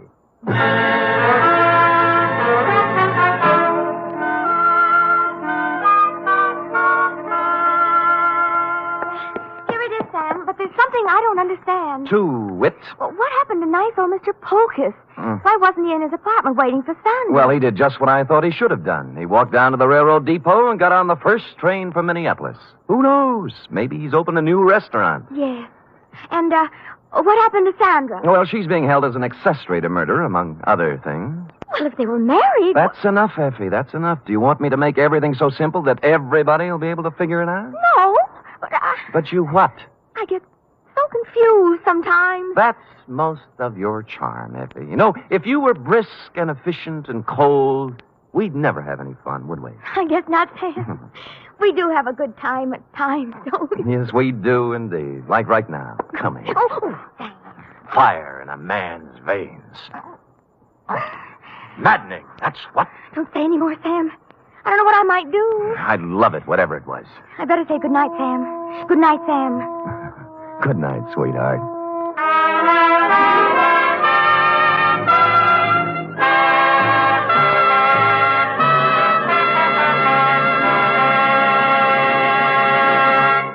The National Broadcasting Company presents The Adventures of Sam Spade, Detective.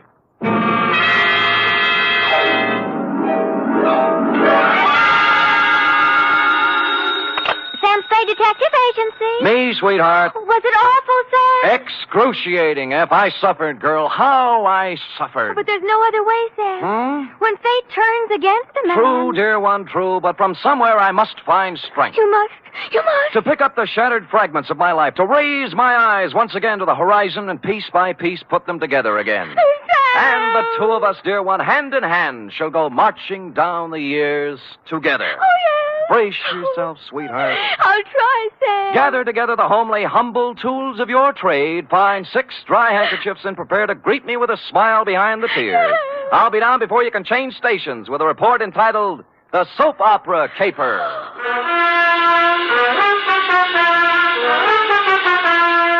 For NBC, William Spear, radio's outstanding producer-director of mystery and crime drama, brings you the greatest private detective of them all in The Adventures of Sam Spade. Sam? Who called, young widder Perrine? Lane F. Is it all over, Sam? Is a soap opera ever over, dear one? Oh, but it's out on the phone like you... I know, but it's not the end. It's never the end. Pull up a chair now. Take a firm grip on pad, pencil, and your emotions. Got 'em? I'm at the ready, Sam. Good show. To Agatha Pilbeam, from Samuel Spade, license number 137596. Subject, the soap opera caper.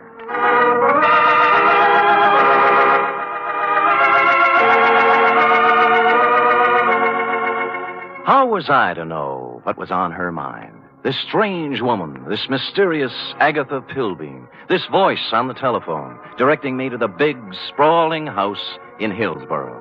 Is that clear, Mr. Spade? How urgent is it, Miss Pilbeam? Very, very urgent, Mr. Spade. I don't know which way to turn. So I went to the big, sprawling house in Hillsborough, pulled up behind an ancient Model A parked at the curb, and was walking past it toward the gate when... Spade. Huh? Oh, Croc Morton, isn't it? Good old Sammy, you remember. Yeah. When'd you get out? Last month. But I'm a good boy now. Here, take one of my cards. If you know anyone who needs a first-class private eye, Croc's available. What are you doing here, Sam? A lady wants to see me. The soap opera queen? Is that what she is? Sure, 6 or 8 of them, she writes. Behind the Clouds, The Heart of Julia Jukes. That must be Life, I forget the rest. Yeah. Beats gumshoeing, Sammy. Yeah, well, right if you get work, Croc. I'm on a job right now. You mean you got your license already? Oh, me? Well, you can always run off a photostat of someone else's. Oh, Sam, that's mean. Croc was a crook, but a nice crook. He never killed anybody. He was just an uncurable camera fiend, specializing in taking pictures of people doing what they hadn't ought to be doing. You know, stuff like that. Or if you wanted a photostat of somebody else's document, Croc was your man. Well, I walked up the drive to the door, threw it past a white shirt front that turned out to have a butler in it, and toward what seemed to be your study. But it wasn't. It was your bedroom, and you were reclining on 6 pillows with a cigarette in a long holder in one hand and the mouthpiece of a dictating machine in the other. But, John... Hush, Melinda. There is no way to go now but ahead. John, you're so strong. I need you. I need your courage. We must face this thing together, Melinda. The organ What was a Veronica phonograph says is true. playing in her If ear. there is indeed I another waited for an woman who opening, has but there life. just wasn't any, Don't so I had to say it, interrupt. John, don't even Miss Don't Pilbeam. you see, Melinda? We can't run away from life. Miss... We must approach this Miss thing Pilbeam? calmly, Melinda. Don't... beg pardon? Just a minute. My mood music. I see. I'm Sam Spade, Miss Pilbeam. Well, come sit beside me, Mr. Spade. Well. It's time we talked things over. Well, thanks. Oh, maybe you'd better start at the When a beginning. woman reaches 40, Mr. Spade, she comes to lean upon her man. Oh? To look upon him not just as someone to cherish, but as a source, a spring, a fountain of strength. Mm-hmm. Are you still dictating? I'm talking about me, Mr. Spade. Oh. Whom can I turn to? Whom? I grope, I flounder in the darkness, I cry out, I listen in vain for an answer. But there is none. Well, you always have a better chance of getting an answer when you ask a question. What do you mean? What are we talking about? What indeed? Well, I haven't caught the show lately. You'll have to bring me up to date. Why don't you run through the announcer's part, will you? You know, right after the organ when he says, when we left Julia Jukes yesterday... I'm sorry, I thought I told you on the telephone. No. For many days now, I've seen somewhat of a strange new look on my husband's face. Husband? Dr. Martin Hawkes. Oh, you're married. I thought it was Miss Agatha Pilbeam. 2 years ago today, I met young Dr. Hawkes and married him. Good. Life became beautiful, a gay, laughing thing, a road to happiness. And then... Then? A cloud passed over the sun. Martin became moody, silent. I tried to penetrate the shell, but he only drew farther into it. A strange, terrifying crevasse seemed to have opened up between us. Well... What is it, Martin? I asked him repeatedly. But he'd only stare silently out the window, and finally walked silently from the room. Well, how long did this go on? How long a series did you get out of it? For weeks, until a few days ago when the final blow fell. It was evening, and Agatha and Martin were at dinner. Let's look in on them as... Oh, sorry. We were at dinner when the doorbell rang, and I answered it. It was a telegram from Martin. From Mexico. I gave it to him and watched the blood drain from his handsome features as he read it. His hand trembled, his jaw clenched. But you forced yourself to speak. Yes. What is it, Martin? I asked. Tell me, please, for the sake of our love. And he... Looked down at me as if I were a stranger. Well. And then he crumpled the telegram, threw it savagely into the fireplace, and strode silently from the room. Here, I rescued it from the flames. Read it. Thank you. Regret must confirm your worst fears, Cardoza. What is the terrible secret of Martin Hawkes? Yes. Why did he act so strangely when the mysterious telegram arrived from Mexico? And above all, where is he? You mean he didn't come back? He's been gone for 4 days, Mr. Spade. I must find him. Now, of all times, I need his love. When a woman reaches 40... I know. What do you mean, now of all times? It's been just a week now since the report came back from the laboratory after my physical examination. Oh. The doctor from Vienna. Mm-hmm. You see, Mr. Spade, I, too, have a terrible secret. Well, don't you want to tell me about it? Yes. I have a very rare, incurable disease. There are only 6 short weeks to live.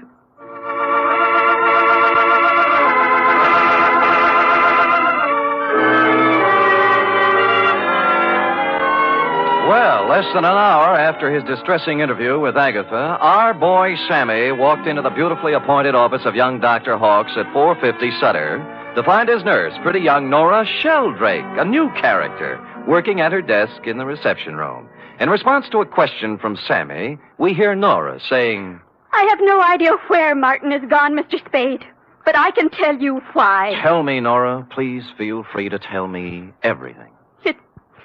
It's that woman, Mr. Spade. Agatha? Yes, Agatha. Mm-hmm. She never understood Martin. She doesn't understand Martin. She never has tried to understand Martin. Do you hear me? She never has tried. I take it you don't care for Agatha Pilby. I hate her. Nora? I do. I hate her. She thinks her money can buy everything, even Martin. Well, it won't. She knows that now. Well, calm yourself, Nora. Try and think back now to the last time you saw Martin Hawks. It was Monday. 4 days ago? Yes. The call came from some legal firm named Bennett and Hatch. Now, let me write that down. I switched the call into Martin. I was worried for him. I was concerned. I have to admit now I did a terrible thing. You listened in. I did. They told him his sister was in town, that she was working at some nightclub, and wanted to see him. What nightclub was this? Let me see. It was the Tortuga. Mm-hmm. What else? That's all. They hung up then, and Martin came out. I watched the blood drain from his handsome features. His hand trembled, his jaw clenched. Yes. I'm going out, Nora, he said. If I'm not back, don't worry. That's all. It was so like Martin.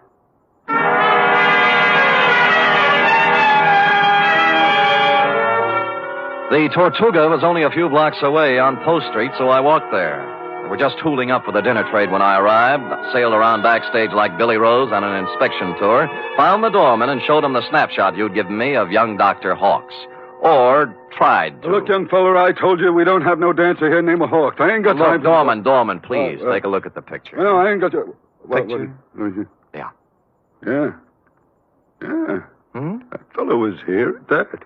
Tuesday, Monday night it was. Well, who'd he come to see? Well, wasn't nobody named Hawks, mister. It was Beth Jardine. Well, bless you, Doorman, bless you. Bless you, too. Thank you.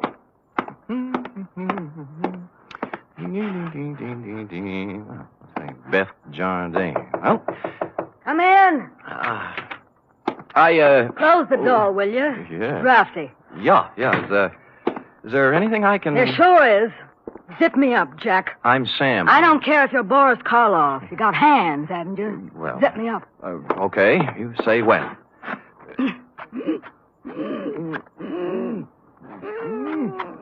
When? Can you breathe? Oh, no. You can't have everything. Ouch. Well... What's on your mind, Jack? Martin Hawks. Sorry. Never heard of him. Look, we're getting along beautifully up to now, honey. Let's not spoil it. You not only know Martin Hawks, you're his sister. What makes you think What's I that know? card stuck over there in the mirror?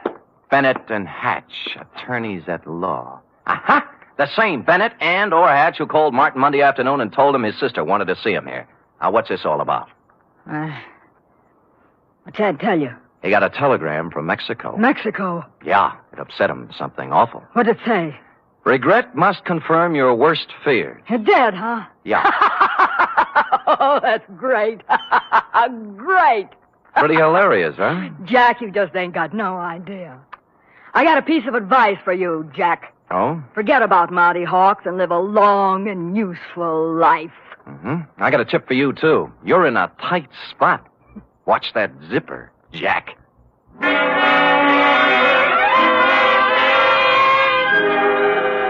One of the heavier soap opera types, Beth was, with a throaty voice and the talent for besmirching reputations. What was the mysterious influence she wielded over young Dr. Hawks? How much did she know about his strange disappearance? What about the cryptic telegram from Mexico City? And what about dinner? The last question I could answer. I stopped at Schroeder's for sauerbraten and potato pancakes, ran into Larry Mahoney of Homicide, who was off duty, and we stopped in at a handy alley and bowled until 11. I was walking back down Market Street when I passed the Flood Building, which reminded me of the firm of Bennett and Hatch, who resided there. As a matter of fact, It looked like they were there right now since the light was on behind the second floor window with their name on it. Now, the sensible thing would have been to call around 9 in the morning, but as I seldom do sensible things, I hustled up the stairs and down the corridor to their office. Someone other than Bennett or Hatch had put in some time, obviously. The drawers of a dozen or more file cases had been pulled out and dumped on the floor, the desk drawers likewise. And to mark it clearly as the work of a thoroughgoing professional, the safe door was off its hinges. All this took me back to the Model A parked in front of your house this afternoon, Agatha, and I was contemplating same when... Hello? Bennett. Yeah? Good, Christopher. I was scared you wouldn't be there. Tried to get you at home. Do it, baby, do it. Pull the string. We'll never make it with this guy. We're through. Pull the string here. Do it, baby, do it. Make it... Hello? Operator! Operator! Operator! I finally got someone at the Tortuga Club who knew where Beth Jardine lived, an apartment on Russian Hill. I didn't stop to ask which apartment, and when I got there, I found I didn't have to. All right, stand back, everybody! Stand back! Dugan! Oh, hello, Sam. What happened? Dame just knocked herself off. Huh? Jumped from a room on the 8th floor. Stand back, you yahoos! There was no need to, but I looked at her anyway, just to make sure. It was Beth, all right. When she said she was through, she meant it. I was just turning to go, and something big in a tan camel's hair brushed past me and bent over the body. Where is she? Where? Beth! Sister! Beth! Beth! Oh! I recognized him from the snapshot. Wild-haired, with a 4 days' growth of beard on his lean, handsome face. It was Martin Hawks, on the verge of collapse. Officer Dugan and I helped him through the crowd toward the ambulance that had just rolled up, sat him on the running board, and began to question him. What was that again? Your name. What's your name? My name. Of course, my name, I don't know. I don't know my name. It happens to everyone in soap operas, sooner or later. When he'd filled out the forms on poor Beth Jardine, old Doc Peterson gave Martin a double O, blew his nose, and announced with a twinkle in his eye, "Appears to me like young Dr. Hawks has got himself a case of amnesia."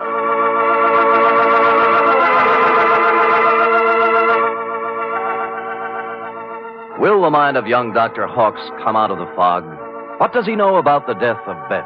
Was it murder? Or suicide? Or both? And what of the mysterious telegram from Mexico City? Will Agatha ever discover the terrible secret of young Dr. Hawks? And will stupid Sam ever discover anything? Before we continue, a word from our announcer.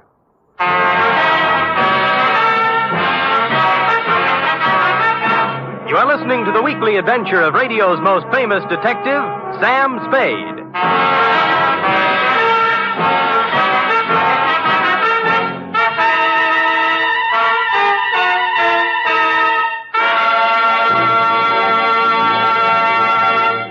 3 chimes mean good times on NBC. Saturday night is date night, but tomorrow poor Dennis Day has trouble with his girlfriend Gloria. However, Dennis manages to sing his way out of trouble in his charming, boyish fashion. And say, why not let Dennis help your Saturday evening along, too? And for more music and fun tomorrow, there's the Judy Canova Show, starring Judy in a melodic and carefree half hour of laughs. And Grand Ole Opry with singing MC Red Foley and his special guest, cowboy troubadour Ernie Tubb.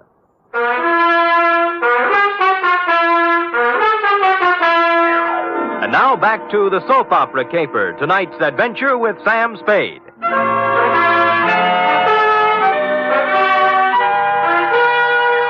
It's a half hour later now, in the sterile whiteness of a hospital room, that the 3 of us, you, Agatha, I, and old Doc Peterson, gather around the pale, quiet form of young Dr. Hawks. Martin. Martin, speak to me. Martin, darling.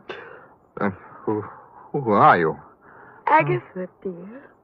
Your own Agatha. Come, Agatha. Let her leave him be for now.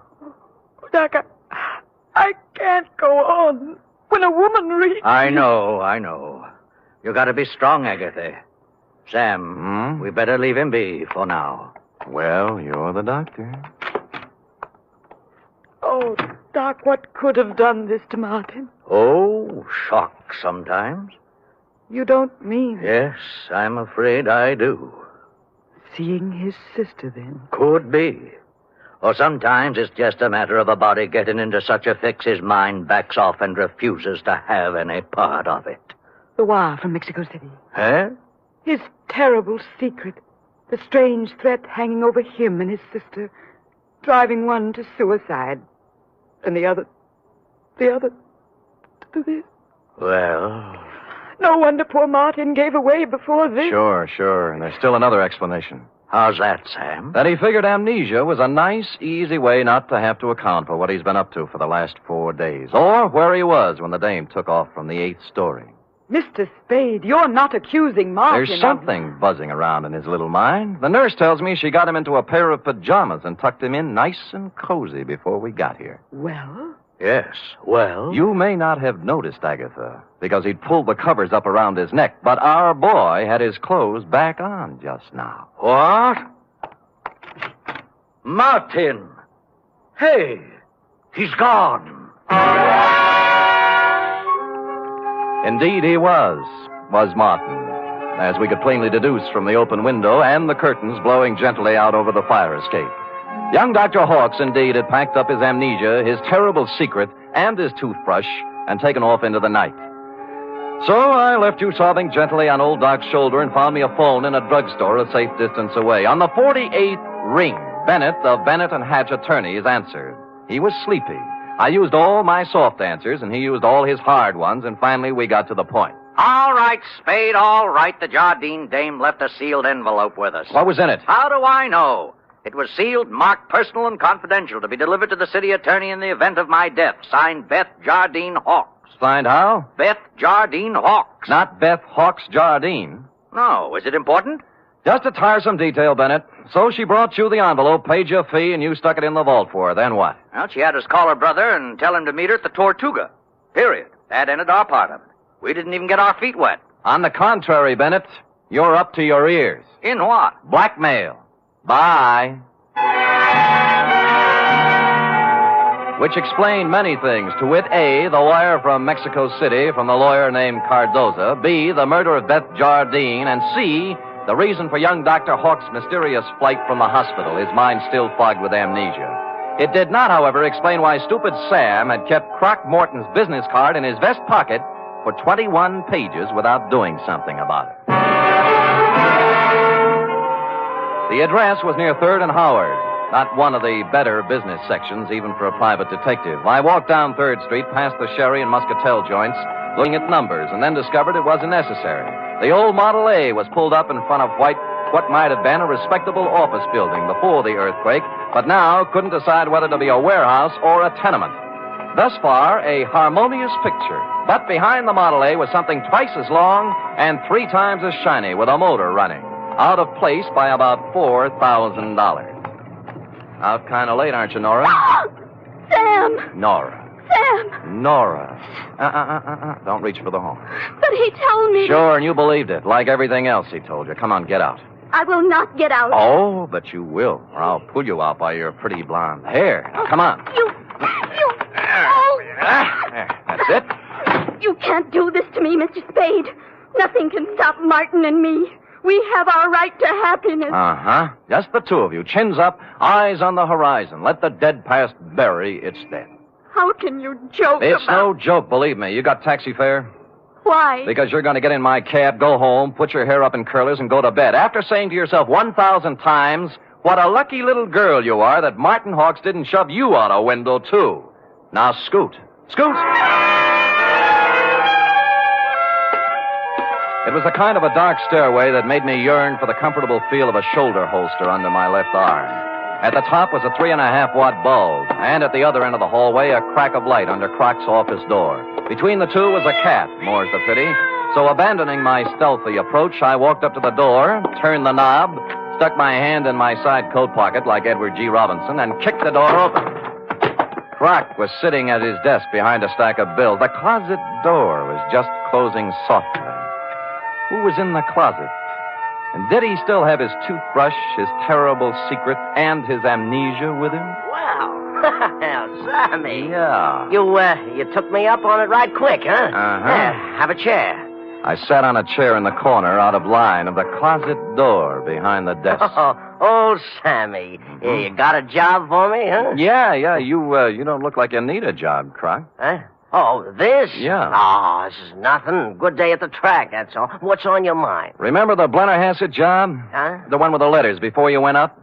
What are you talking about, sir? The shakedown, Croc. The dame who wanted you to get the letters back. Remember? You know, so you got 'em for her, delivered and collected after you had the photostats made. Sam, you're crazy. I never done no such thing. You can level with me, Croc. You collected on the photostats for 8 years. Oh, wait, Sam. Well, forget it. Anyway, I got another one. Dr. Martin Hawks, married to the soap opera queen, you know. What about it, Sam? She's worth a couple of $1 million and has 6 weeks to live. As her husband, he's her only heir. Nice spot to be in. Yeah. Only he isn't her husband. Huh? Because the Mexican divorce from his first wife, the late Beth Jardine Hawks, wasn't legal, you know. What? She blew in a month ago and began shaking him down after leaving the marriage certificate and a batch of other papers with some lawyers for life insurance. Sam, I just ain't interested When in you hear the payoff, Croc, it's just like the dame with letters. Oh, what do you mean? Hawks hired someone to crack the lawyer's office and get the papers out of the safe. Some smart guy, yeah. An unfrocked private eye who doesn't have a license. I found out where he had the photostats made, though. I can get copies. Spade, for crying out loud, shut up. The closet doorknob was turning slowly. I waved him out of the way and picked up the chair. It was all over 2 seconds after it started. A door flew open. He came out with his terrible secret, which turned out to be a gun. And I wrapped the chair right around his head. So I picked up the gun and Croc and young Dr. Hawks, and we all picked up a ride to headquarters. Only one scene remained to be played in today's exciting episode. I should try to be brave, Mr. Spade. Sounds like such a cliche now. Good show, Agatha. Good show. Good show. Life must go on, you know. Even when a woman... You were born in 1911, I believe. Yes. As I say, life must go on, even when a woman reaches... Indeed it must. Indeed it must. We have our happy moments and our sad ones, our pleasures, our trials, our joys, and our heartbreaks. And sometimes, Mr. Spade... Yes? Sometimes at the bottom of our cup of bitterness, we find a pearl. We do? The laboratory test. A mistake, definitely. They got yours mixed up with someone else's, and you have no incurable disease and many years of happiness ahead of you. Yes, Mr. Spade. But happiness? I wonder. Can a woman past 40, whose husband is a convicted murderer, find happiness? Alone? Good show.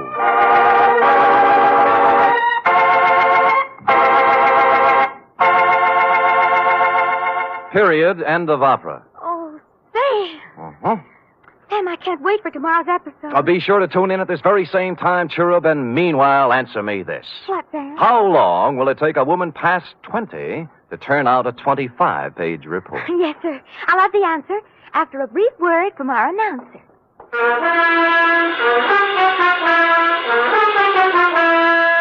3 chimes mean good times on NBC. Tomorrow, Arturo Toscanini will conduct the renowned NBC Symphony in the 4th of a Saturday concert series. For tomorrow's 1-hour performance, celebrated Maestro Toscanini has chosen works by Debussy, Respighi, and Edward Elgar. You're invited tomorrow to the NBC Symphony and Toscanini.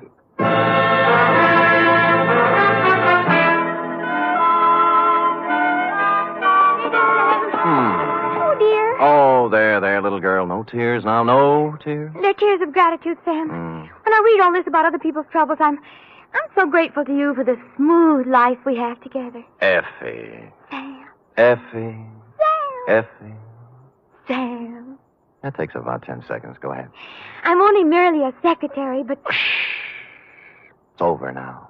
Matter of fact, we're 10 seconds over. Oh, well, Sam, I haven't even your wife to be versus... Nothing but peace and quiet.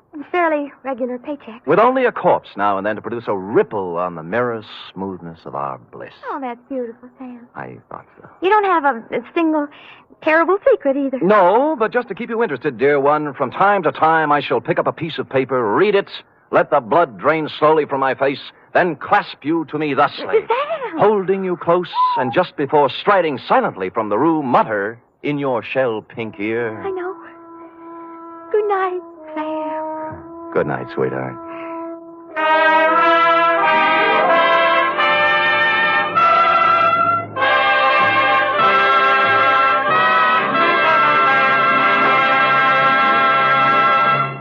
The National Broadcasting Company presents The Adventures of Sam Spade, Detective.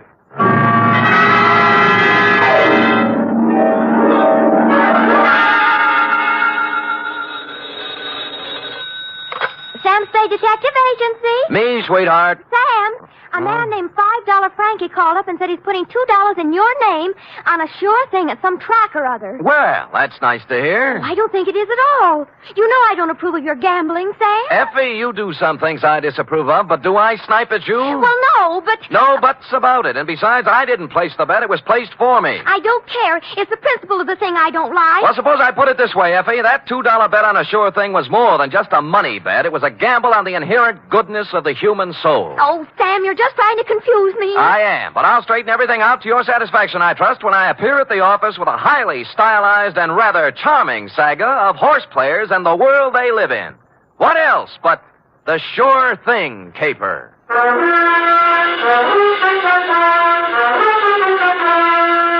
NBC, William Spear, radio's outstanding producer, director of mystery and crime drama, brings you the greatest private detective of them all in The Adventures of Sam Spade.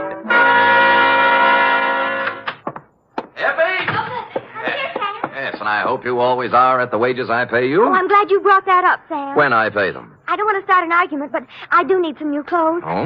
You want me to put up a good front, don't you? I will rephrase my answer. Yes. Well?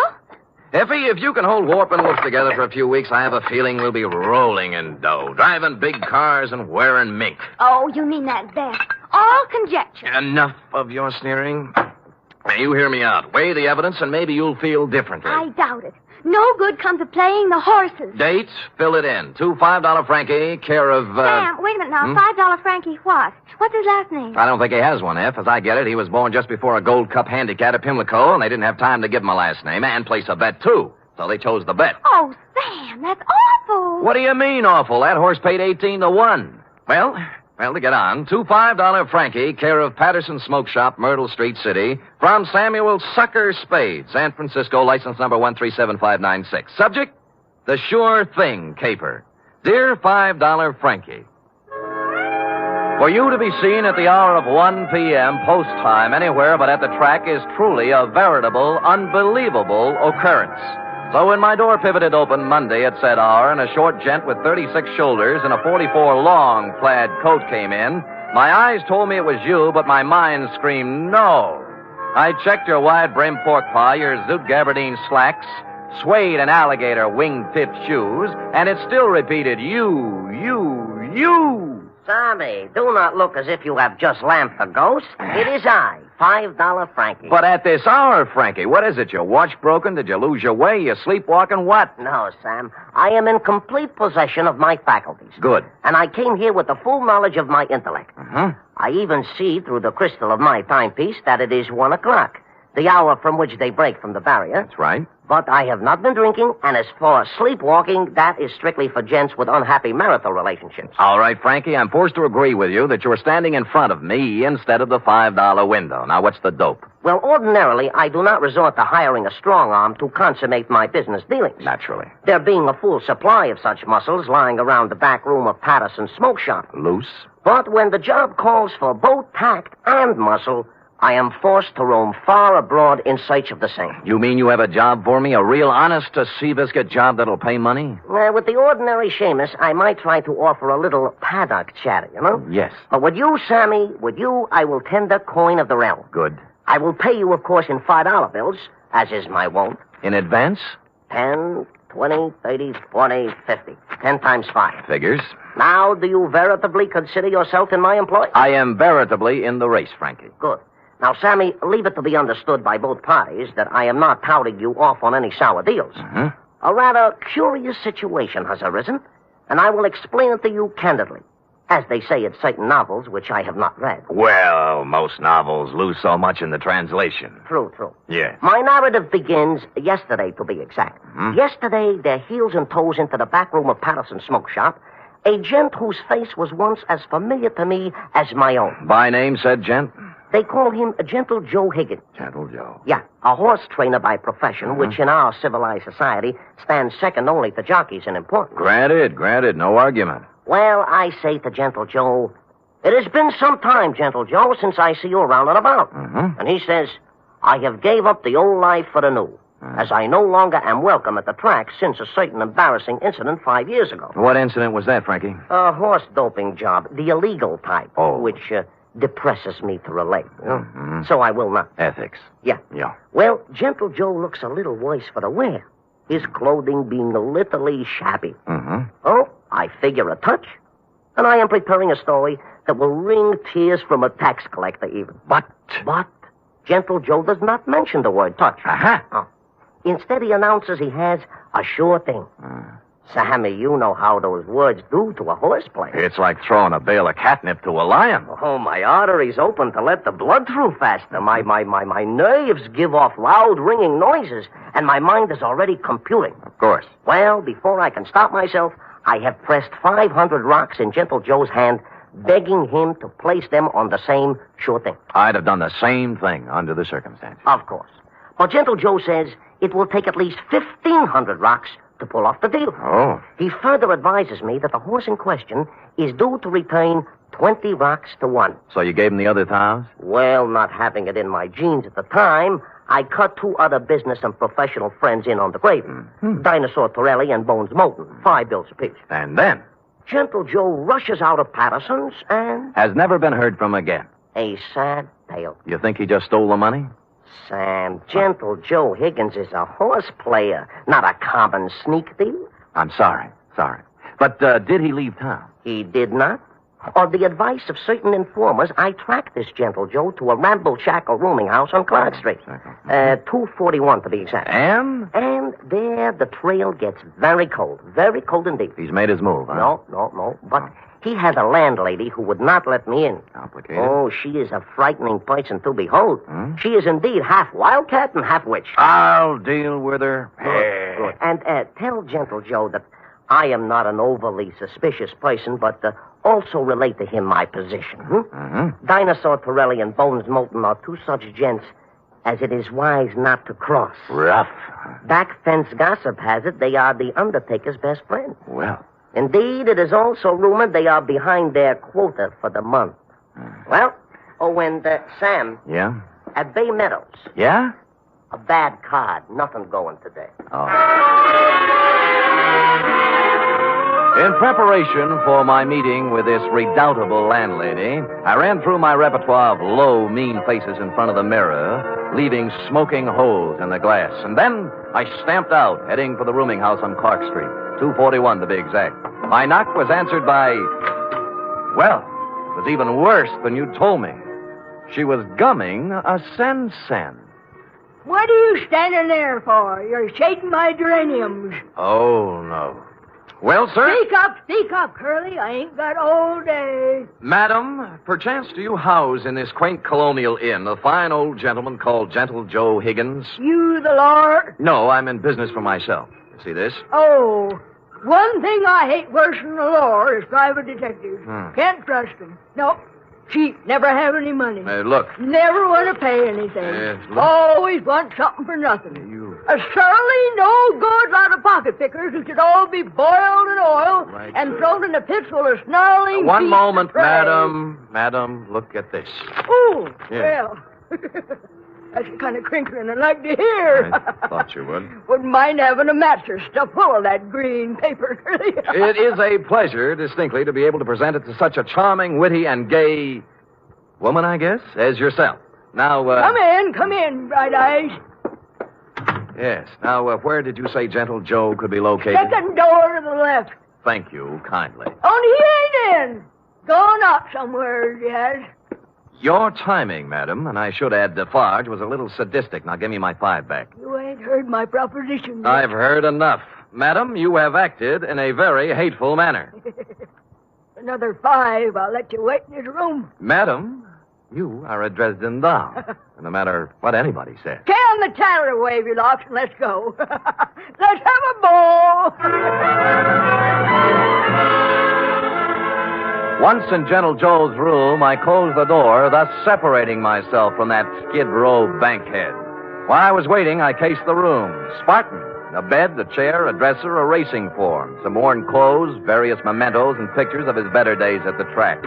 I was studying an old print of Equipoise when Gentle Joe turned up. Yes, she was a great stretch runner, wasn't she? Yes, indeed. 1 mile and 1:41 and 5th, and hardly damp at the end. Well, yes. Now, don't yes. look upset, Mr. Spade. Fanny told me that you were a detective waiting for her. Oh, she's a swell kid. Yeah, Fanny's impetuous, but a good sort, yeah. Keeps the right people out and lets the wrong ones in. A fine judge of character. No, you're generous, sir. I'm about to have a cup of tea. Will you join me? Be delighted. I'll just take the water out of the tap. It's hot enough. Well, Gentle Joe, I'm here on a rather painful mission. How in goes the tea? $5 Frankie thinks you caged him out of $1,500. And now for the water. And 2 tough friends of his are looking for your scalp. Yeah, there we are. Now we'll just let that steep a while, and we'll have us a pickup. Did you hear anything I said? Of course, Mr. Spade, of course. Every word. I know why you're here.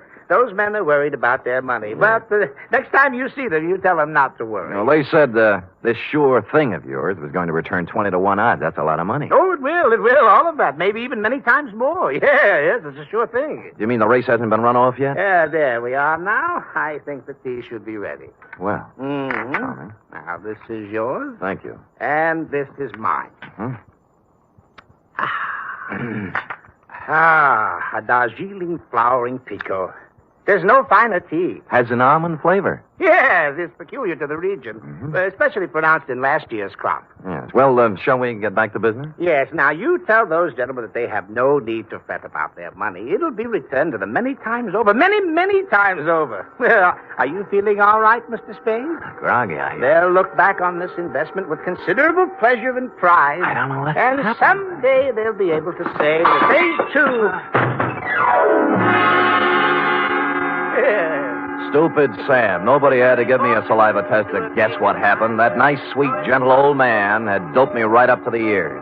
I tried to stand up, but my legs were like 2 wet pieces of spaghetti, and I went down. Gentle Joe went right on talking and smiling until everything was nothing. When I came to, Joe was gone, and so was my faith in horse people. Fanny had made herself scarce, too, and I stumbled alone out into the daylight for resuscitation. It took walking, coffee, whiskey, and a bowl of raspberries to bring me around. I eventually found a safe haven in my own office. Sam Spade Detective Agency. Mr. Hangover speaking. Mr. Spade, this is Gentle Joe. What? Listen, you... Yeah, I know how upset you must be over my little deception. Deception? It was all to a good purpose, Mr. Spade. You see, I had to get out of there in a hurry with the minimum of destruction. I seem to remember you were hustled out of the racing game for doping a few 3-year-olds. Well, that's what some people in official circles felt. But, Mr. Spade, I want to apologize to you and tell you that I will be able to explain everything to your satisfaction. No. What's the matter? Help! Get away! Hello! Hello! Hello! Hello! Somebody put the phone back on the hook, so I hung up and dialed a friend at the telephone exchange. She quickly traced the number. The call came from the Sunset Stables out near Bay Meadows. I dialed back, but nobody answered, so I beat it out there. It was dark, and the only person I could rouse was a young stable boy. Yeah, what do you want? My name's Spade. A guy named Gentle Joe was calling me from here, and something happened to him. Gentle Joe Higgins? That's what I said. Oh, I haven't seen him in 2 or 3 years. Now, look, don't give me that. He called from here. Now, where is he? Oh, look, beat it, will you, before I scream for the cops? All right, I'll look myself. Oh, I say you can't. Now, no.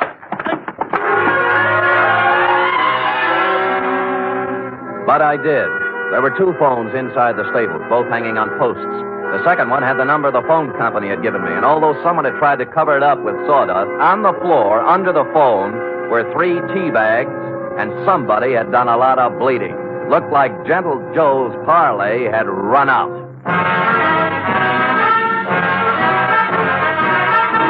You are listening to the weekly adventure of radio's most famous detective, Sam Spade.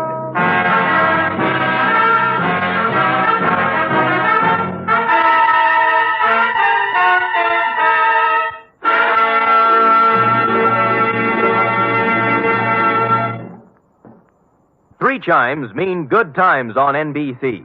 There's music and mystery on NBC every Saturday night. For music tomorrow, your hit parade brings you the top tunes in the land as selected by you and presented by Raymond Scott's Orchestra, Snooky Lanston, and Eileen Wilson. For mystery tomorrow, Herbert Marshall stars as the man called X. In all the strange and far-off places of the world, wherever there is intrigue, danger, and romance, there you will find the man called X. Hear him tomorrow night.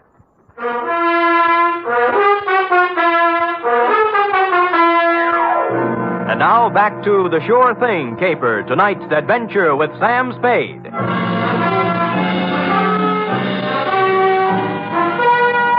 I collared the stable boy and questioned him about the blood under the phone and about what could have happened to Gentle Joe Higgins. Nothing. Just wouldn't talk, and he was too small to beat up. So I went looking for the stable manager. He lived in a small white house behind the exercise ring. He wasn't too happy at being awakened, but when I explained things, he came down to the stable with me. I can't understand it, Mr. Spade. Gentle Joe Higgins hasn't been around here for at least 2 years. That's what the boy told me. You see, for doping a horse once, he can't come near a track or a stable. If we let him hang around here, the racing commission would fine us. Well, he called from here and something happened to him. The number the phone company gave me matches up with one of your phones. There was a lot of blood on the floor, too. Well, here we are. Now, which phone was it? That one. All right, let's look at it. This is the phone, and here's the... Wait a minute. Come in here, you. Let go of me, you big... Let go! Now, tell Mr. Kemp here what was on the floor when I came in. Nothing. Nothing but sawdust. I tell you, there was blood there. No, honest, nothing. Mr. Spade, this boy's been with me for 5 years. He's perfectly reliable. Well, so am I. Well, what do you think happened? I think somebody used this old man for a punching bag. Maybe you'd better go home and sleep on it, Mr. Spade. We'll talk about it tomorrow. Look, don't humor me. Make this kid talk. Mr. Kemp, this guy's taffy. Danny, are you certain there was no blood or no Gentle Joe? Mr. Kemp, I'd swear on my father's grave if necessary. You see, Mr. Spade? I calmed down in a little while and searched the place myself. I came up with exactly nothing but an attack of hay fever and a horsey smell. And I suddenly wondered why I cared about Gentle Joe at all after what he'd done to me. So I went home and called $5 Frankie. You say you have conversed with Gentle Joe? Twice, and both under rather trying circumstances, Frankie. Once I was doped, and once something happened to him. Uh-huh. I take it he did not heed the message I employed you to convey. So far, he hasn't heeded anything. Then he is, without a doubt, in considerable trouble. I would say so. It seems that my business associates, Dinosaur Pirelli and Bones Moulton, have blown their tops and gone looking for Gentle Joe with something special in mind. Mm-hmm. Something like assassination. I was afraid of that. Mayhaps they have already contacted Gentle Joe for an accounting. Certainly mayhaps. I think they've already mowed him down. And there is nothing further for us to converse about, Sam. It is history, and it will be recorded thusly. Well, if you say so. And if I might tender a bit of advice, I would say, hop into the Simmons, Sammy, and knock yourself off a few hours of that ever-loving forgetfulness. And when you arise, you will have erased from your mind the names of Gentle Joe Higgins and yours truly, $5 Frankie, for some time to come. I was tired, and it seemed smart to take his advice. So I did. I went to bed.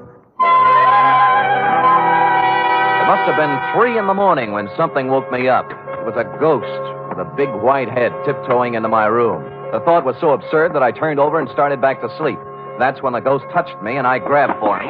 Hey, let me go, Mr. Spade. Let me go. It's me, Gentle Joe. Wait till I turn on a light. Of course, I look a little different. The bandages around my head look like a turban. What happened to you? I was in Mr. Kemp's house when you were searching the stable. Stupid me. I should have come out then, but I didn't. And then I got to thinking I certainly owed you some kind of an explanation. So I found your address and came here. All right, I'll collect the explanation. Now, first, what was the dope for? Well, I was afraid you might take me back to $5 Frankie and his friends before I did what I had to do. Would you care to tell me what that was? I wanted to buy a horse. With their money? Yes, with their money. They thought you were betting it on a horse, a sure thing. I know, but let me explain. I was thrown off the tracks for doping a horse. I needed money, but that's another story. After 5 years, I could get my trainer's license back. Tell me more. Do you know what it is to love horse flesh and not be able to go near it for 5 years? No, the bangtail bug never got me. You can't con guys like Frankie and his thugs out of some money to buy a horse whenever you want one. There's more to the story. The horse I doped didn't get into the race. And the jockey had to ride another mount. He was thrown and killed. Well, it was too bad. I felt that I'd murdered the man. His name was Sandy Bean. Sandy Bean? That stable boy at Sunset Stables any relative? His son. Oh. His wife and son ran out of money, and they've had a hard time of it. I've worked as a janitor for the past 5 years, trying to raise enough money to buy them a horse to help make up for what I did. How much did you save? Only $1,500. The horse I wanted, a 2-year-old named Sure Thing, cost $3,000. Well, things are beginning to clear up now. How did you figure you could take money from Frankie to buy it? Well, Frankie and his friends made a lot of money off Sandy Bean when he rode. I figured it wouldn't hurt them to pay a little of it back. Well, I don't think they'd see it that way. I wasn't stealing the money. I was going to give each of them a 10% of the horse. I didn't dare tell it until after I bought it. Mm-hmm.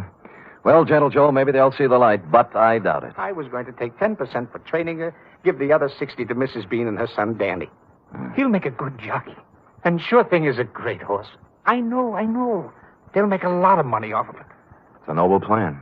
Tomorrow my 5 years is up, and I wanted to give them the horse then. I see. Who roughed you up when I was talking to you on the phone? Danny was backing a horse into the stable, and it got excited. It started kicking, and I was in the way. I thought maybe you'd been done in. I know.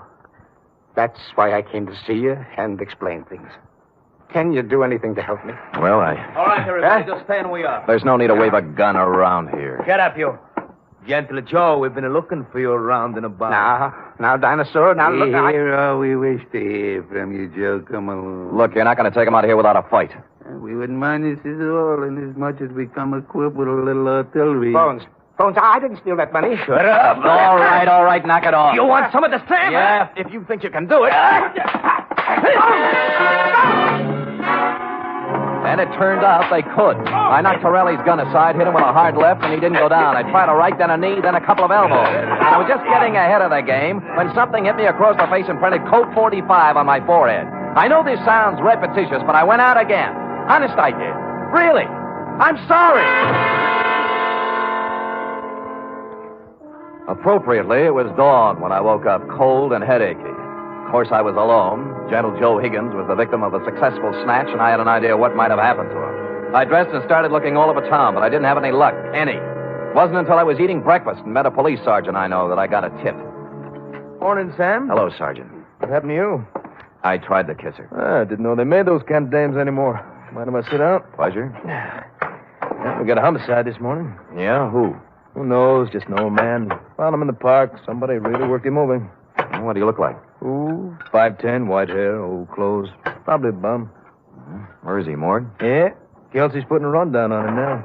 Yeah, I'll see you later, Carter. Thanks. Hey, Sam. Haven't finished your breakfast. They let me in the morgue, and I took a look at the corpse. And once I saw it, I knew just where I had to go. I caught a cab out to the Sunset Stables. The horses were just having their rolled oats when I pulled in, and Danny Bean, the stable boy, was there, dressed in his cleanest Levi's. What do you want?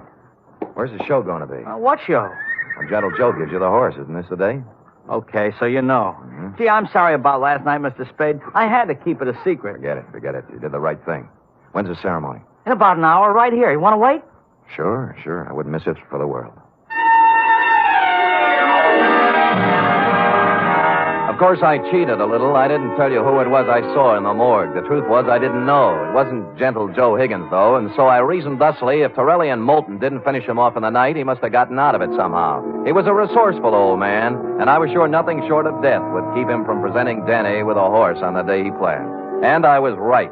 An hour later, he came walking in leading the prettiest chestnut mare I'd ever seen. There was a smile 2 feet wide on his face, and behind him, carrying blankets, a saddle, and riding colors, were who else? $5 Frankie, Dinosaur Torelli, and Bones Moulton. Well, Mr. Spade, this is a surprise. Well, it's a pleasant one. Yeah, this is Sure Thing. Oh, isn't she a beauty? She is indeed. How'd you do it, Gentle Joe? Well, Mr. Spade, I just invited them over to my place to have a cup of tea. You get it? Yeah. While we was a half out, he explained the whole thing to us. Sound like a good deal to me. We can win both ways on the track and at the window. Oh, look at the life of that horse. Just waiting to cross the finish line. Sammy boy, this is indeed a signal occasion, huh? This is the first time I have ever been this close to a horse, and me being a horse player. Well, have you talked to her yet? Why, sure. I am already talking to Sure Thing and explained to her our financial position. Oh. She has assured me she will romp home first, more times than not. Well, gentlemen, shall we do what we came here to do? Sure, leave us make the presentation. Come on, let's get into business. Give the animal to the kid already, I agree. Danny? Yes, Mr. Higgins? Danny, the four of us are giving you this horse, Sure Thing, in memory of your father, the late, great Sandy Bean. Thank you. Thank you, sir. She's a beauty, isn't she? I feel like I was just born. Ride her well, son. Ride her well.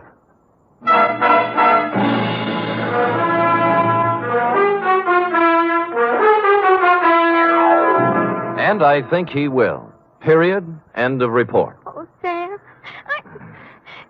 it was so beautiful. A simple, old-fashioned type story, F. We feel we can use one now and then. And I'm glad nothing happened to anybody. Because I just loved them all. Everything considered, F, they weren't half bad. Now, how about typing it up? Oh, I'd love to.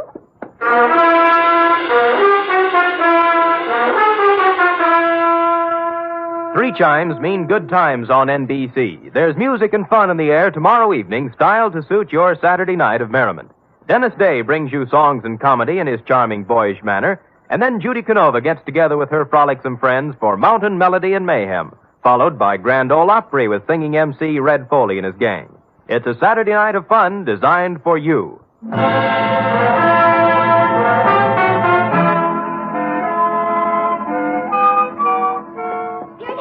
All typed up. Now, let me see now.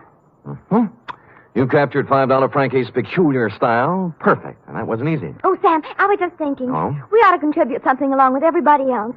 To that horse, that Sure Thing. I probably will, Effie. A few dollars here, a few there, whenever it's running. Oh, I didn't mean betting. Oh. What I meant is, for example, it's going to need a lot of hay, isn't it? Bales and bales. Well, my cousin Frisbee cuts our lawn. I'll have him save the grass and send it to the stable. Effie, you are a noble creature, but I think Sure Thing can get along without your little lawn. Well, I've seen horses wearing stockings. Couldn't I knit a pair? Two pair.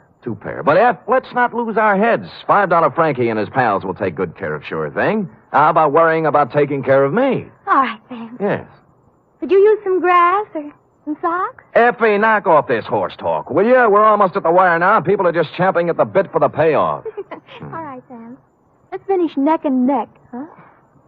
Why not? Come here, Sure Thing. Night, Sam. Good night, sweetheart.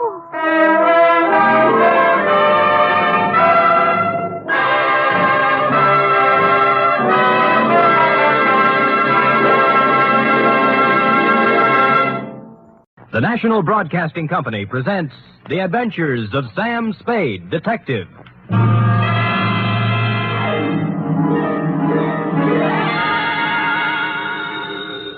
Sam Spade Detective Agency. Me, sweetheart. How was your vacation, Sam? Who said it was a vacation? Well, I thought you said you were going skiing for a weekend. With me, F, it's always work. Do you know you can get killed on skis? If you say so, Sam. Yes. Most people just break their legs. Most people pick some easy little slope, the cowards. But I know a ski run up near a town called Lucerne that's sudden death. I know a ski run called the Backbreaker. Really? How dull. And one they named Suicide Drop. Effie, stop trying to top me. You just can't. This was the deadliest ski country ever seen. You just sit there while I do a Christiania swing down Market Street, a Geländer sprung up the stairs, and a Telmark right through the door with a tale I took out of the deep freeze only last night.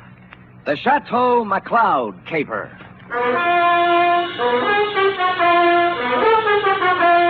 For NBC, William Spear, radio's outstanding producer-director of mystery and crime drama, brings you the greatest private detective of them all in The Adventures of Sam Spade.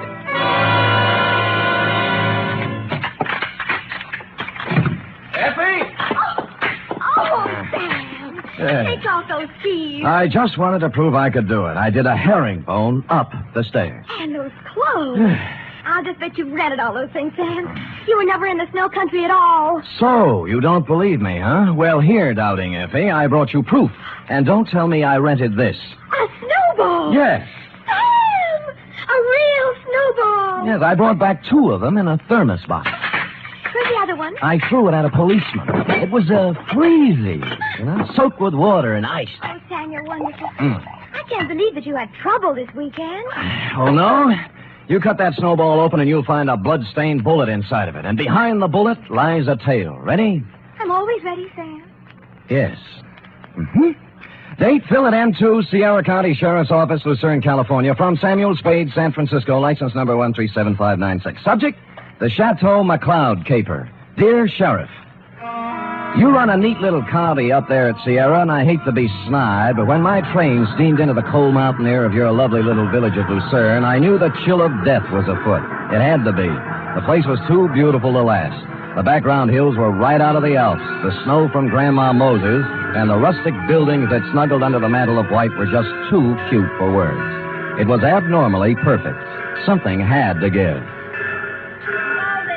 Well, You were the only young man who got off the train. Are you from McCloud? well, I'm supposed to find a Chateau McCloud. Oh, what do you know? I got the right man on the first try. Good. Rufus sent me down to pick you up. Now, you could pick me up almost any time. Well, that took a little chill off the day.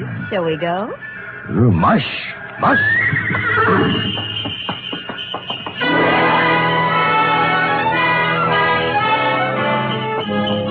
We glided out of the station, runners squeaking on snow, the soft pat of hooves, and the jangle of merry bells. We had a bearskin lap robe. It was a short bear, so we had to move close. Her cheeks were apple red, and her silk brown hair flowed in the stanking breeze. Oh, it was a scene that will forever be etched in my memory. Rufus tells me you're an advertising genius. Well, I have placed a few ads in my day, mostly help wanted. Aha, don't kid me. He says you're going to put the McCloud canneries right on top with a new campaign. On top. You know, you're supposed to have a big name. Just 8 letters, Sam Spade. Oh? Well, I'm Rita Parker. I'm supposed to be Rufy's girlfriend. Of course, I think it's only to make his wife mad. But it's fun up here. Yeah, but this is my first trip. Oh, well, then you're in for a treat. That is, if abnormal psychology appeals to you. What does that mean? The McCloud guest register is always full of dynamite. Oh. For example, this weekend reads thusly. Rufus McCloud with half of the money in the world trying to get the other half. Good. His wife, who has an interlocutory decree. Mrs. Interlocutor. Yeah, Cora. Yeah. Her boyfriend, Paul Endicott, gigolo type. Charlie Allison, co-worker and friend to Rufus. He's a food technician or something dull. And then there's Tozier Svenborg, ski instructor, who comes down like a wolf on the fold. And people like that. Yes, well, I'll never remember all the names. I'm in the ad game, you know. It's initials to me. I call people, RL, TS, NTG, and, you know. Well, the names don't mean a thing. Just remember this. Every 30 seconds, duck. I beg your pardon?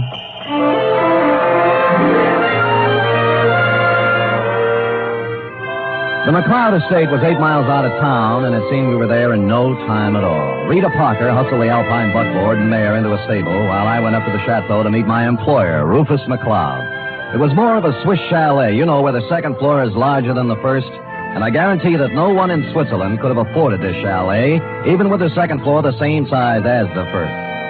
I walked in and found Rufus, big and red-faced, standing in front of a fireplace that could easily have roasted a brace of oxen, rump to rump. Of course, you're Sam Spade. I am, Mr. McCloud. Well, you came at an opportune time. There's no one around to overhear our conversation. I suppose you wonder why I hired a detective for a place like this. Well, not especially. I go where the people go, and the money. You'll be paid well for your time and trouble. I must be quick. In essence, this is my situation. Yes. Earlier this week, I received an anonymous letter saying that if I invited the guest list I'd planned for this weekend, there might be serious trouble. Here's the letter. Keep it to yourself. It's a Los Angeles postmark. I see. Well, we might start by tracing down this typewriter through an L.A. detective agency. Every one of my charming guests is from Los Angeles. One of them wrote it, if you ask me. Very likely. I want to know who wrote it, if I can, but more than that, I wonder what serious trouble the writer is referring to. The girl you sent to pick me up said you had a very volatile group of people assembled. Yeah, perhaps they're high-strung individuals, but they're civilized. I'm sure their conflict would never get beyond a cutting phrase or two, or perhaps a punch thrown here or there. Well, then you really don't believe you'll have any trouble? Yeah, I don't know. I thought it would be advisable to have a man like yourself around. Yes. One who deals in trouble professionally. Perhaps if things do get out of line, you can help repair the damages or even prevent things from occurring. Well, I'll do my best, Mr. McCloud, but it's not easy to look for something when you don't know what you're looking for. Oh, here they come, Spade. Oh. Back from the ski runs. Oh. I told them you were handling an advertising campaign for my canneries.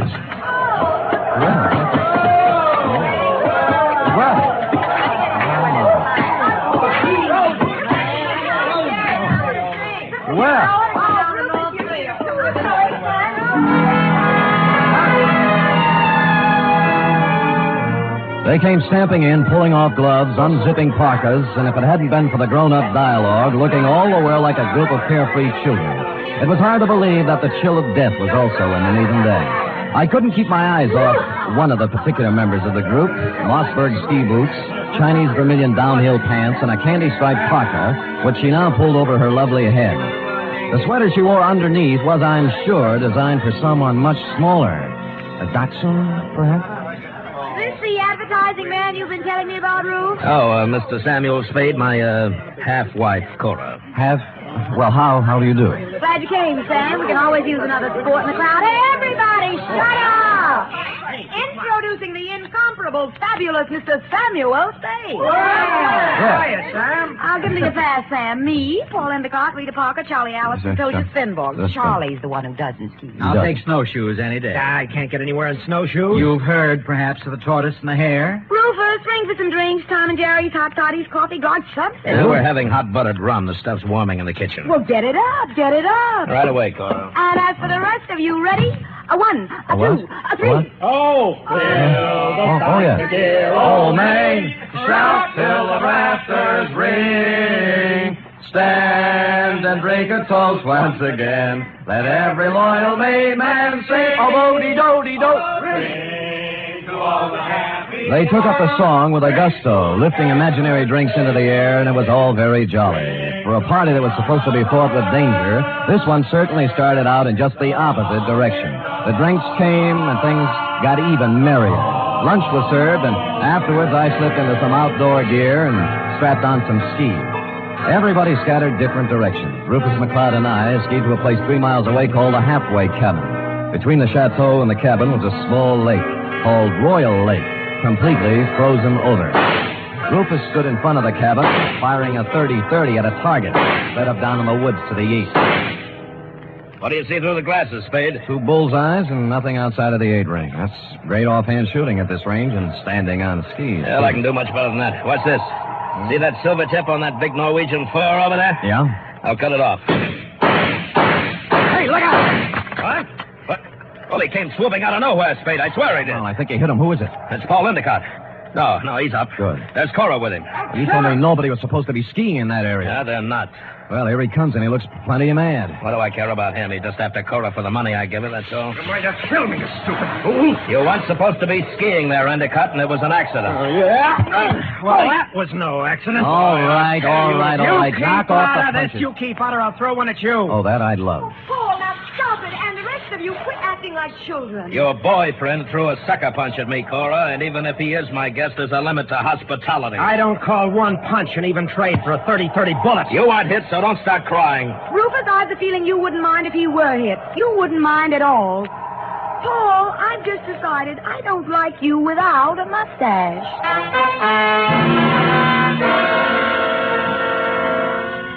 Well, from then on, everybody dropped the pretense, and you knew where you stood. And it was chilly, too. Later in the day, we were all back at the chateau again, and Paul Endicott wove his delicate variation on his main theme. I'll knock your block off. I tell you, Mr. Endicott, you have some delusions. I have no delusions, Tozier. I've seen the way you look at Cora, the way you two are always trying to lose me on the trails. Some people ski faster than others. Yeah, well, let me tell you something. The next time you try to wolf this girl, it's going to be your last. I'm nobody's wolf. I'm a ski instructor. That is what I was hired for. Well, stick to what you were hired for. Knock off the extracurricular activities. I don't have to take this kind of talk from you. Anything you'd like to do about it? As a matter of fact, there is. Fellas. Get it. Boys. Men. Stop it. Fellas. Stop it. Yes. I'll never see either Fellas. one of you again. Sam. Yes, you want me to stop them, Mrs. McCloud? No, I want you to take me out of here. Oh, all right. Well, Let's put on our skis and get out of here. okay, here, I'll help you. Oh, thank you. Yes, that's it, gentlemen. Well, even so, I'll take a minute. Ready? Yes, there we are. Now, where are we heading, Mrs. McCloud? Why, I thought we might go out to the boathouse. It's on the southern tip of Royal Lake. It's only a mile and a half. Nothing. And my name is Cora. I'm not really Mrs. McCloud anymore. That's kind of rough on you, isn't it? Bringing your new boyfriend around all of your ex-husband's friends? Well, I like it up here. Rufus likes to have me. They're not all against Paul. At least they weren't. But he's on the defensive so much, he's going to make enemies of all of them. Yes, he's off to a rousing start, I'd say. Do you know something, Sam? I don't care about Paul Endicott, really. Or Rufus McCloud, or Tosia Finborg, or anybody. I just care about Cora McCloud. Well, now, that's a good, honest answer. You know, most people wouldn't be that frank. But, Sam, I haven't known you long. Well, I like your style. Style? I could care about you.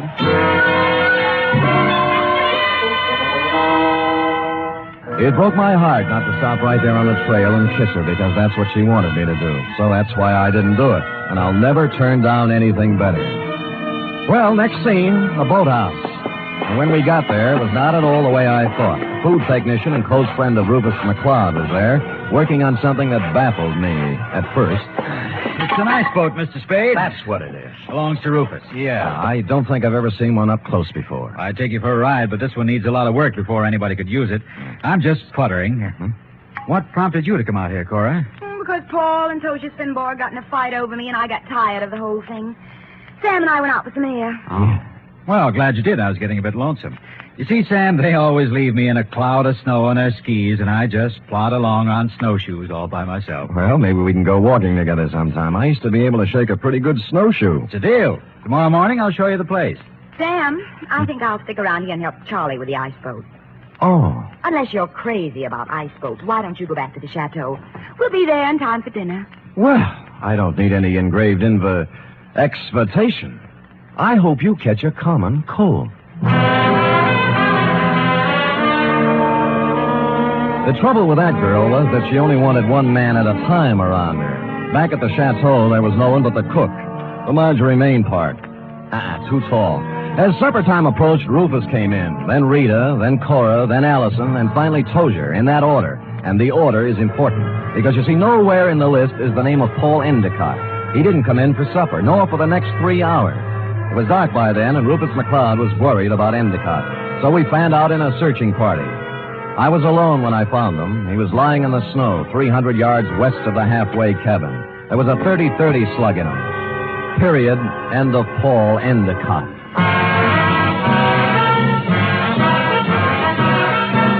You are listening to the weekly adventure of radio's most famous detective, Sam Spade.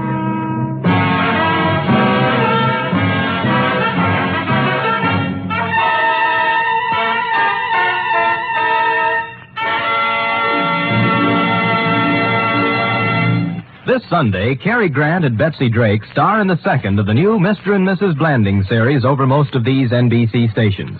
The delightful tribulations of Jim Blandings and his wife Muriel as they built their famous dream house entertained millions as a novel and then as a motion picture. And now you can follow the further adventures of Mr. and Mrs. Blandings every Sunday on NBC. And Sunday also means your weekly visit with the hilarious Harrises on the Phil Harris Alice Faye Show.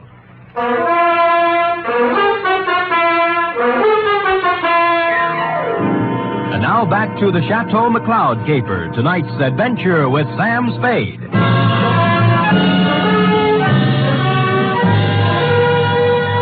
There were no ski marks near the body of Paul Endicott, just his own. Somebody had drawn a bead on him in the dust from some distance. I started to look for the rest of the searching party and then changed my mind. If the body of Endicott wasn't found, the murderer might wonder what happened to it, get worried, and make a mistake. So I picked him up, carried him to a small cave I found, covered the entrance with snow, brushed over the ski marks, and went back to the chateau. One by one, they all showed up, discouraged. Oh, we can't give up. We have to keep looking. I know how you feel, Cora, darling. It's too dark. We'll try tomorrow. Oh, don't worry about him. Paul can take care of himself. How can he take care of himself, Miss Parker, if he got lost? Who said he got lost? I am assuming. I think we're all assuming too much. I'm sure that it's nothing to worry about. If I know Paul, he'll show up tomorrow with some tall tale to tell. What do you think, Mr. Spade? What does an advertising executive know? Cora, your manners. A sponsor might be listening. Oh, I'm sorry, Sam. I'm upset. Okay. Frankly, I don't know what to think. But if I were a detective, I'd hazard a guess that Paul met with foul play. Oh, nonsense, Spade, nonsense. Come on, everybody, let's have a drink, have some fun. Paul will be back, and even if he isn't, who really cares? Scotch for me. And I guess nobody cared. Rufus was a little more jolly than usual, and the drinks began to dispel the gloom. It was as if Paul Endicott never had existed. It began to get late, and the bizarre wake broke up. Everybody went to bed, including me. I lay there fully dressed, looking up at the beamed ceiling for an hour. About then, my doorknob turned, and the door slid open and shut. Someone moved quietly to my bed as I was sliding my .38 out of its holster. Sam, me, Rita. Oh. Are you awake? Yeah, I wasn't even under the covers. Mind if I sit down here? Not a bit. Sam, Sam, I'm scared. I wish I could leave here. Oh, what's the matter? Paul's dead. I know he is. He didn't mean anything to me one way or the other, but I know he's dead. Anything to back up your feeling? I guess not. It's just something I'm sure of. Why'd you come to me? Because you're really a detective, and I know it. Oh, me? Oh, now, you handled a case for my father once. You just don't remember me. All right, I'm a detective. Rufus hired me because he expected trouble. Sam, I'll tell you something about Paul. Yeah?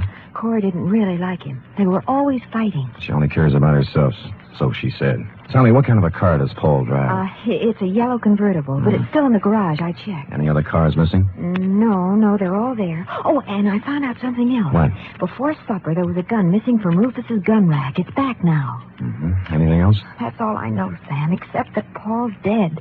I know it. I wish I'd never come up here.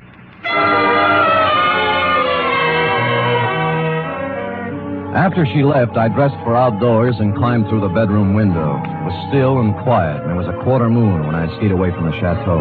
I wanted to look the land over myself before the next day, when the clues, if any, were trampled into the snow.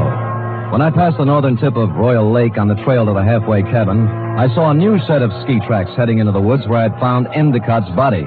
I followed them, and they went right to the cave where I'd hidden him. And he was gone. I was standing there, pondering this, when I thought I saw something move in the trees to the west of me. I stood stock still. That was a mistake. A bullet splintered a tree next to me, and I shoved off as fast as I could. There was no second shot. I circled around in the trees trying to catch sight of someone. Nothing. I kept in the shadows and made for the halfway cabin. It was dark and quiet, at least until I opened the door.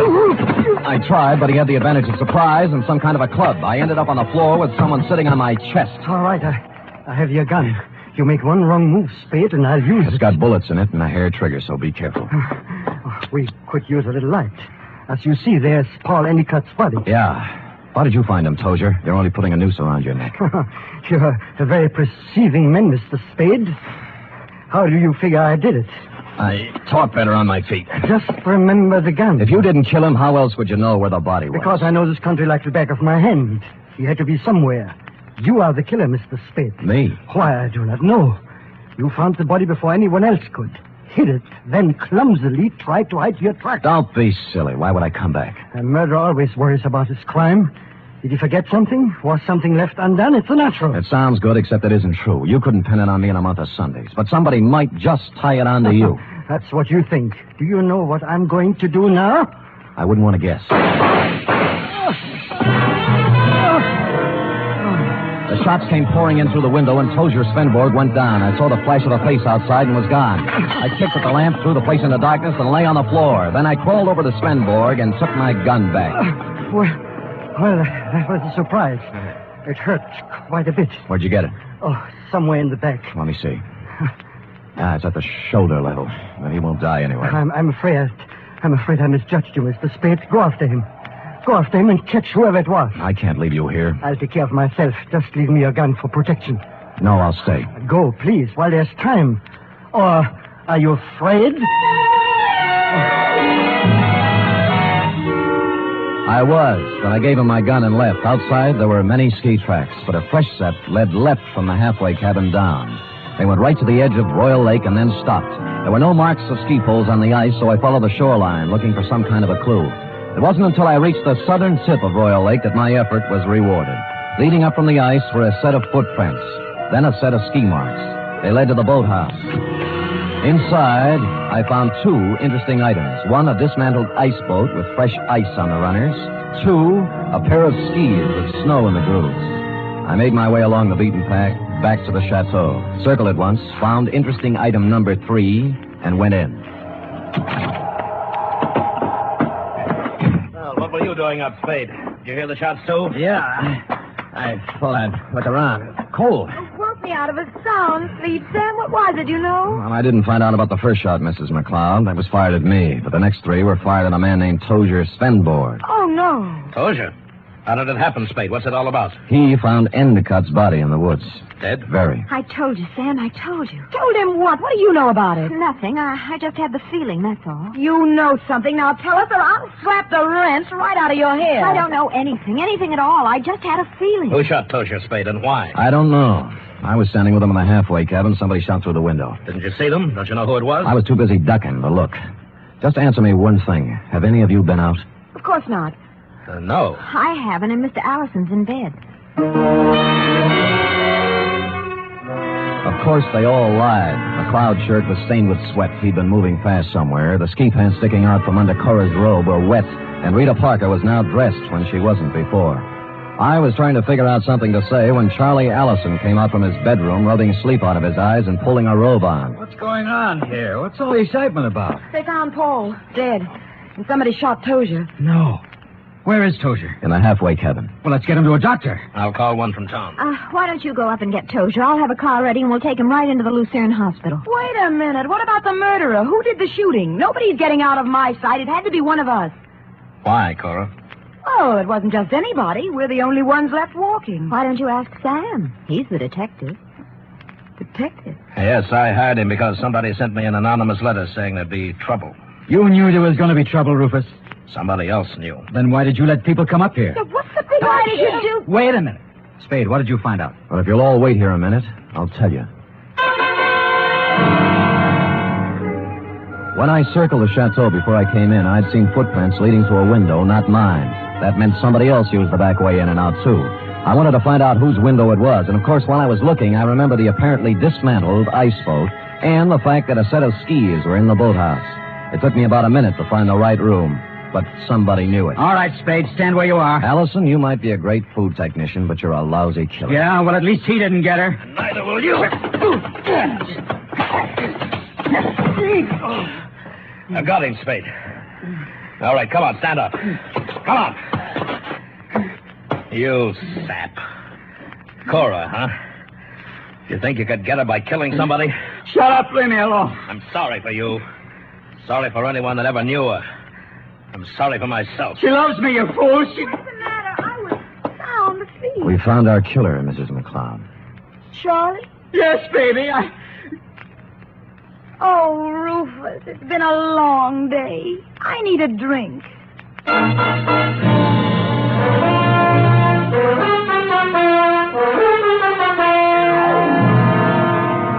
And that goes to show you how cold it can get in the snow country. F. Period. End of report. Sam, why would a man do anything like that? When he knew he couldn't get away with it? Because he was stupid, Effie. People must have told him 1,000,000 times that they told him once, crime just doesn't pay. No. Yeah. Now, go type that up, will you? Go on, scamper. Woof.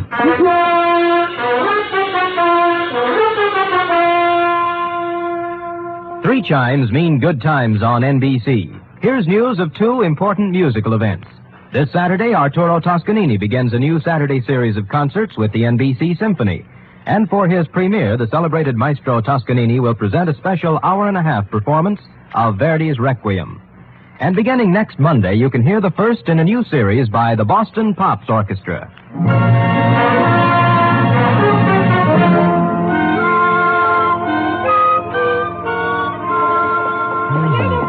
All typed up. All but the P.S. page, that is. What P.S. page? Why should it need a P.S.? Sam, you know that this report, to borrow a phrase from you, is full of holes. My phrase? I wish I'd never said it. Now, for instance, who sent the note to Rufus? Paul Endicott. He expected trouble. That's why he was so belligerent to everybody. All right. Yes. I'm going to come right out and ask you. Good. Why did Allison kill him?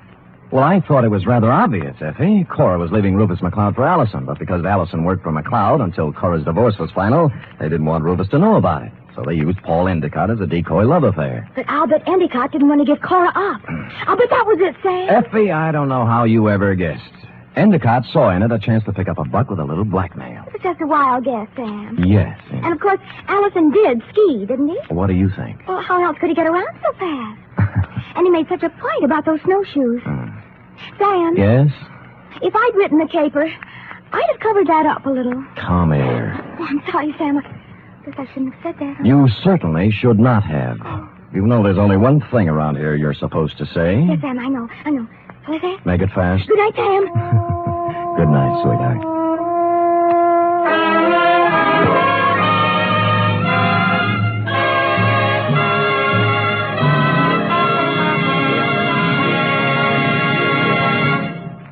The National Broadcasting Company presents The Adventures of Sam Spade, Detective.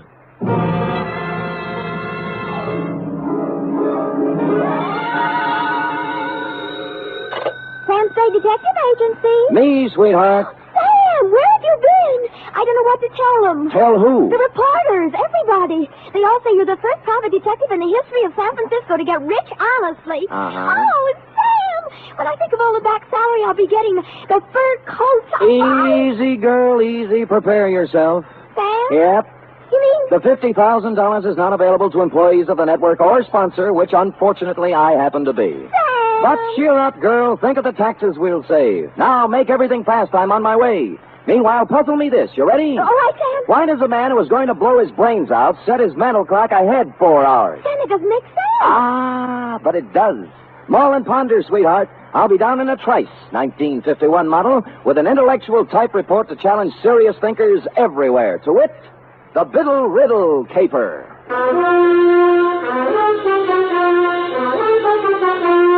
For NBC, William Spear, radio's outstanding producer, director of mystery and crime drama, brings you the greatest private detective of them all in The Adventures of Sam Spade.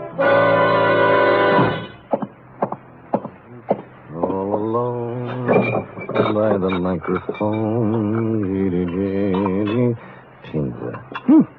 Effie? Sam, I just can't get anywhere with this. Never kick on the third down, Cherub. Give it another No, try. it's no use, Sam. I'm mentally through. Well, you know best. I just give up. Sam, Huh? what are those funny little bumps on your cheek? Go ahead, guess. Smallpox? Cake? You get warm.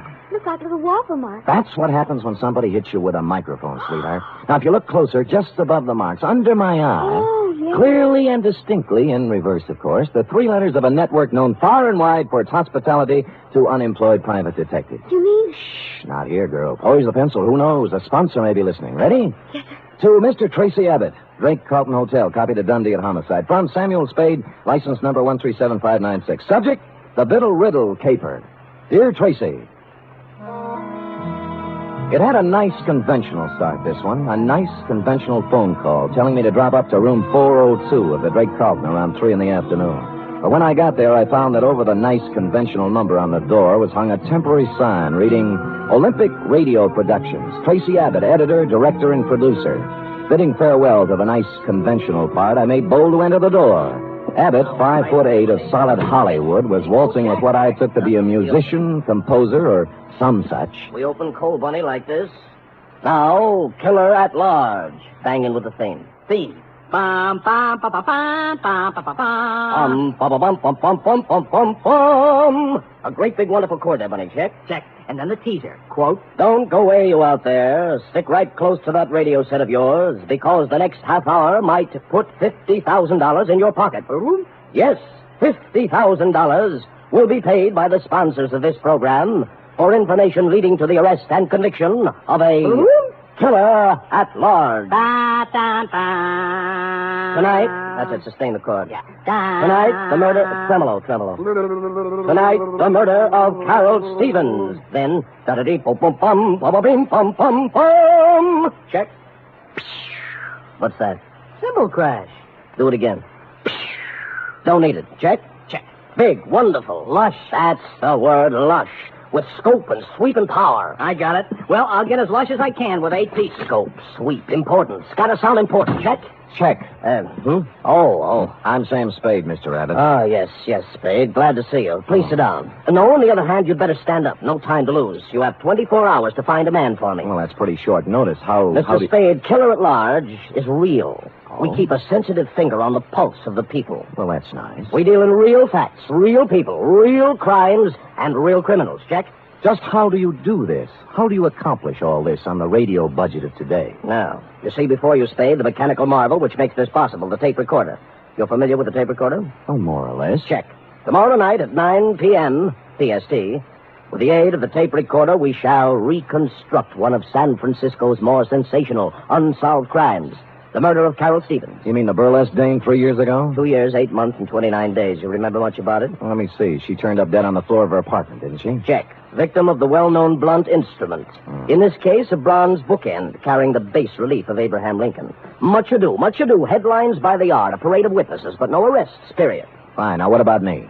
Our show's Spade is made up of the simple, honest, spontaneous statements of the witnesses themselves. Mm-hmm. We're set on this one except for one man. The most important one in the case, of course. Oh, who's that? Jimmy Biddle, the doorman at the Broadway Burlesque. At the time the Stevens girl was killed. Oh. Knew her, some say he loved her. Top suspect until he came up with an alibi. Our advance men have combed the city for 2 weeks trying to find him, but no luck. So he's blown town. That's what I thought until this morning. You mean you've heard from him? I heard from someone who said he was Biddle. He also said he knew who killed Carol Stevens. And he wanted the $50,000. Right. I mean, check. Oh, fair enough. Well, that's what you advertised, isn't it? Not to people who hang up when you get curious. If it was Biddle, I've got to record his story. I want him here by 8 tomorrow night. Check? Well, since you keep bringing it up, check. Yes. You can make it out for $100. At Homicide, I cased the files on the Stevens thing. San Francisco's answer to the Black Dagger. A cheap killing of a cheap dame in a cheap apartment that used a lot of expensive newsprint. She'd taken her last turn under the blue spot around 10:30, left the theater, and hustled straight home, because at 11 sharp, according to the neighbor across the hall, someone had tried the Abraham Lincoln bookend on Carol for size. She hit the floor just as the 11 o'clock news came on. Biddle's alibi had to be good, and it was. It came, as a matter of fact, from the greatest little alibi factory in town. Biddle was drinking old fashions with Joseph P. Norgard, the well-known criminal lawyer at the time of the killing. So I trotted over to Norgard's office on Market Street, found him tied up, and settled down in the waiting room next to a gimlet-eyed youth in a neon-striped suit who looked like he made a living sticking up crap games. He was filing his nails. Buddy. Yeah, buddy? You sure you're in the right office, buddy? Positive, buddy. I just thought I might save you some trouble, that's all. Sam Spade, ain't it? Hey, you're a smart kid. I try hard. I still think you'd be wise to blow. Now, this is quite a turn you do, buddy. Study nights with Richard Woodmark. Sam, I told you I want to save you a bad time. You're a nice guy. Thank you. Must be a lot of things you can do around town to make a buck without coming here. Now, why don't you lift it out of that chair? I'm not going to do it, Mr. Norgard. And that's fine. I'll get with you later. Bye, buddy.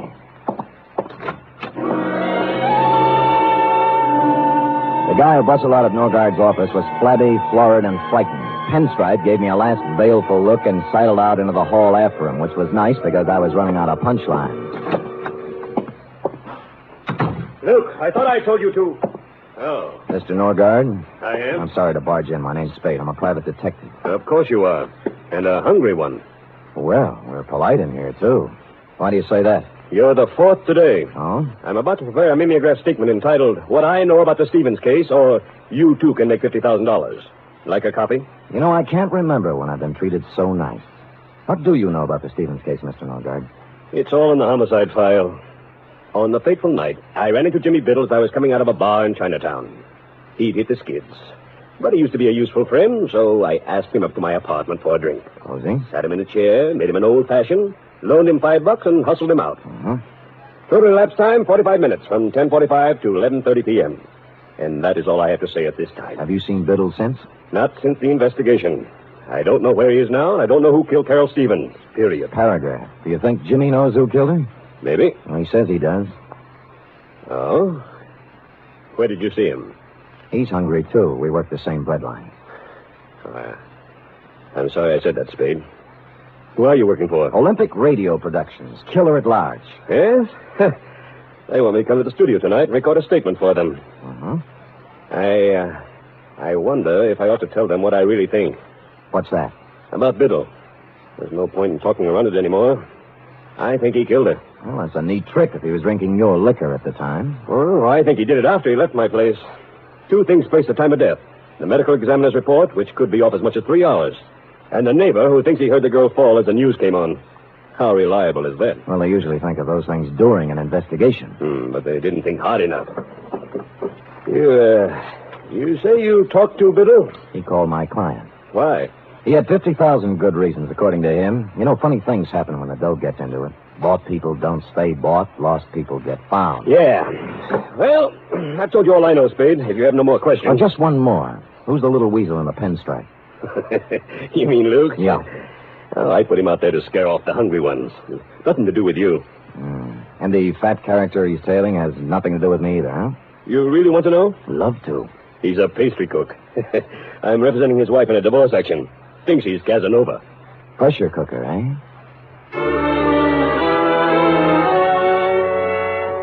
Shoving Norgard, Pinstripe, and the flabby pastry cook in the look-up later section of my hat band, I took off for Biddle's last known address, a boarding house on Pacific Avenue. There I held hands with the landlady long enough to learn that A, she hadn't seen Biddle since a few weeks after the murder, but B, when last heard of, Biddle had gone on from the burlesque dame to something even more extremely female.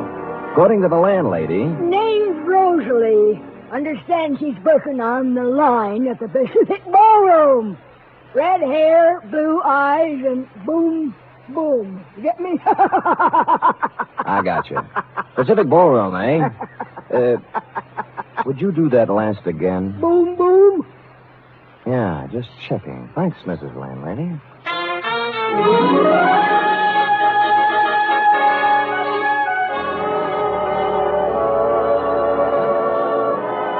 Hello? Hi. Am I the lucky girl? Well, you look like your name ought to be Rosalie. Oh, you're psychic. Got your tickets? Here, let me know when they're used up, huh? Don't worry. Hey. You know you're a pretty good dancer? Arthur Murray, class of 1906. Only I didn't come here to dance. Oh. I'm looking for Jimmy Biddle, you know him? Yeah, I know him. You a cop? Not exactly. Oh, what's the difference, cop or no cop? You'll find him one of these days. Where? In the bay, maybe. Or the morgue. He knows it. That's the funny part. He knows it, and he can't do anything about it. It's got him. Rosalie, baby, look, I'm not... That's enough about Jimmy. Let's dance, huh? That's what you're paying for, isn't it? Well, come on. Where is he? You're wasting your time. I won't sell him out. I'm through with him, but I won't sell him out. Ah, here's your ticket.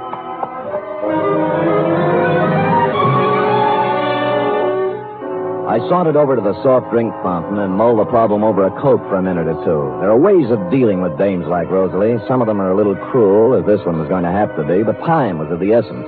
I kept out of sight for 20 minutes or so, watching her dancing in the arms of a moonstruck plumber, then sidled into a phone booth. The Pacific Ballroom does not permit telephone conversations while the girls are working. When I said it was the police, the plumber was turned over to a new candidate, and Rosalie came to the phone. Hello? This is Sam Spade, Rosalie. I was dancing with you a little while ago. What is it? I found Jimmy Biddle's apartment. Oh? What's the matter? He's hurt? That's right. Bad? I'm afraid so. He wants to see you. Oh, okay. I'll be right over. She didn't stop for a rap, just plowed a zigzag furrow through the mob at the main door and climbed into a cab at the curb. The driver must have been an old fan of hers, because they were almost out of sight by the time my cab got rolling, and that's the way it was across Market Street and all the way out Van Ness to the marina. Her cab was pulled up in front of an apartment on Jefferson Street, and she'd just gotten out when we slid in behind them. Hiya, you want to go up together? But you said you... I'm sorry, honey. I know it was a dirty trick, but now that's no way to be. You shut up.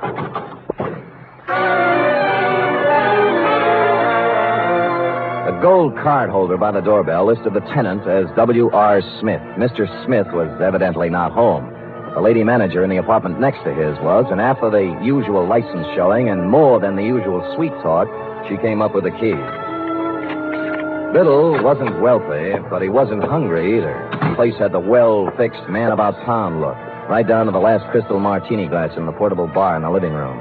Next to it was a mahogany desk, in which were sundry checkbooks and deposit slips indicating Biddle had found a prosperous widow or had been doing rather well at canasta.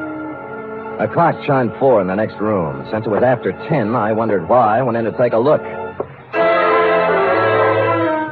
Maybe I was psychic, like the girl said. There was a tape recorder against one wall, the same kind I'd seen in your office, Tracy, with a microphone and a roll of tape in it, half used up. Holding the microphone with one hand was Jimmy Biddle. In the other hand, a .38. He wasn't hurt, as I'd told her. He was dead.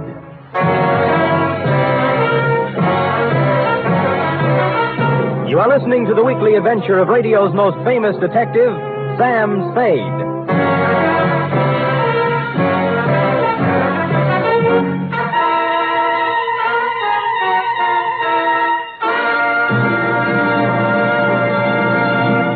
This Sunday, there's another outstanding production by Theater Guild on the air. It's a 1-hour adaptation of the thrilling tale of intrigue in post-war Vienna, The Third Man. Joseph Cotton and Senior Hasso star in this Theater Guild on the air broadcast. And Sunday over most of these NBC stations also means The Big Show, an hour and a half of the finest in comedy, music, and drama. Tallulah will be your hostess, and just listen to a few of the stars. Fred Allen, Marlena Dietrich, Danny Thomas, and Fran Warren. There'll be many more, too, so tune in this Sunday and every Sunday for The Big Show.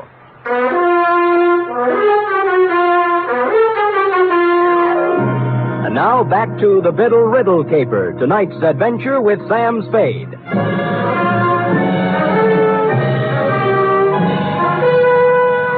In accordance with Chapter 5 of the Private Detective's Manual entitled How to Keep Your License, I called Homicide and gave him the facts and figures, then went back to the study. Jimmy Biddle was surrounded by props like part 1 of a photocrime puzzle. I carefully reached over his shoulder and pressed the button on the tape recorder. My name's Jimmy Biddle. The DA will remember me. We saw a lot of each other during the week after Carol Stevens hit the deck in her apartment 3 years ago. At just about this time of night. I fooled him then. I could probably go on fooling him, but I'm tired of it. I'm tired of living this way. So here it is. I knew Carol Stevens well. I was crazy about her, and I was jealous, too. That's why I killed her. Thought I could go on and on, playing hide-and-go-seek for the rest of my life, but sooner or later this kind of thing gets too heavy to pack around. You gotta get rid of it, one way or another. Period. End of report. I rousted the landlady again, and we went over the room together. A helpful type landlady. She contributed 1,000-odd bits of gossip about Jimmy Biddle, only one of which struck me as interesting. She'd come in this morning, she said, to clean his apartment, and among other things, had wound and set the 8-day clock on the mantel. The same clock, which was now exactly 4 hours fast. Looking closer at the tape recorder, I saw a small label pasted above one of the knobs, reading Murgas and Reed, recording technicians. Next scene, the manufacturing section of Sansom Street. A 5-story building, all dark at this hour, except for a light in the office on the second floor back, which happily turned out to be D1. Murgas? Reed! Anybody! Hello. What do you want? Well, the pastry cook. I'm sorry. We're closed, you see. Office hours 9 to 5. Now, wait a minute. Just a minute, pastry cook. I'm not a pastry cook, sir. My name is Murgas. I am one of the proprietors here. Just a moment, sir. Sorry. It was getting cold out in the hall. Oh, so you're Murgas, huh? I am. And I don't care who you are. I know all about it, sir. I know it wasn't a practical joke. What wasn't a practical joke? That tape. You can march right back to the man you're working for and tell him he can't buy me off. Is that clear? Not very. There's no use denying it. I saw you in his office this afternoon when he threatened me. Get down, Murgas! What is it?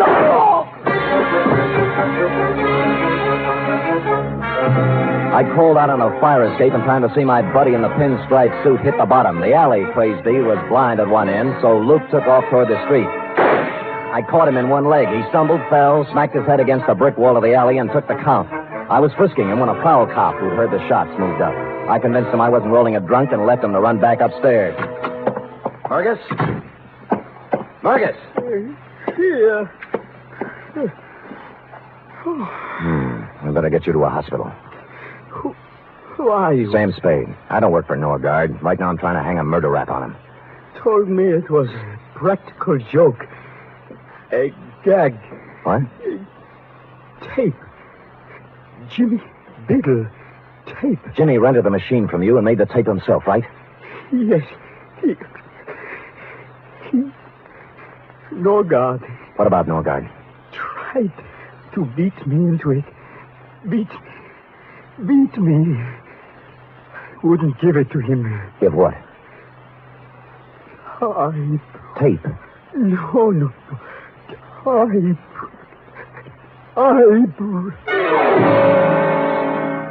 He tried to point to the desk as he passed out, and so to this already bubbling stew, we had a crucial typewriter. While waiting for the ambulance, I cased it and found nothing. Then stuck a piece of paper into it and began to type. 4 quick brown foxes had jumped over 4 lazy dogs when the sound changed. I looked closer, then tackled a messy job I always leave to my secretary. I hate to play with typewriter ribbons, but this wasn't a typewriter ribbon, since said ribbon had come to an end and I was pecking away at a piece of sound tape.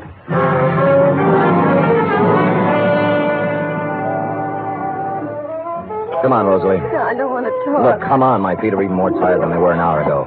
Okay, you first. All right, now. I'm sorry, Mr. Spade. I thought you were lying when you said Jimmy was hurt. Look, let's not go into that now. He was blackmailing Norgard, right? I don't even know who Norgard is. You knew Jimmy was shaking someone down, didn't you? I never knew where he got his money. I just know it was dirty money. He'd laugh and say he was living high, but not for long. He never mentioned Norgard? No, he just said he was going to make $50,000 on a radio program. Did he say how? Singing. I thought he was kidding, then he showed up with that tape recorder. Well, he wasn't kidding. Then what?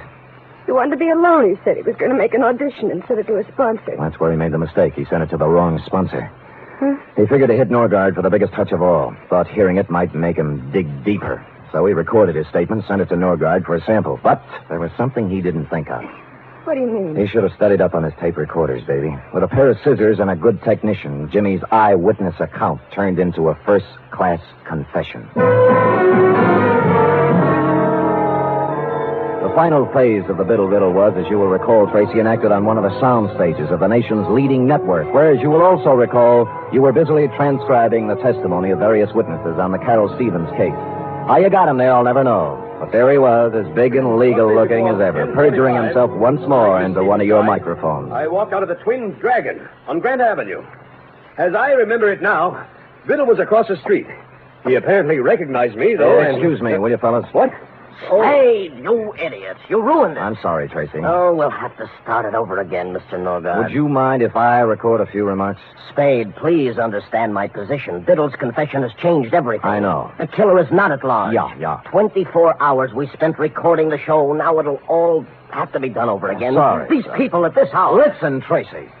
All right, Spade. What is it? I'm only trying to help. Now, where's Biddle's confession? On the machine there. We're going to dub it onto the main tape. Good. Now, be a good lad and show me where you start and stop it, huh? Right there. Okay.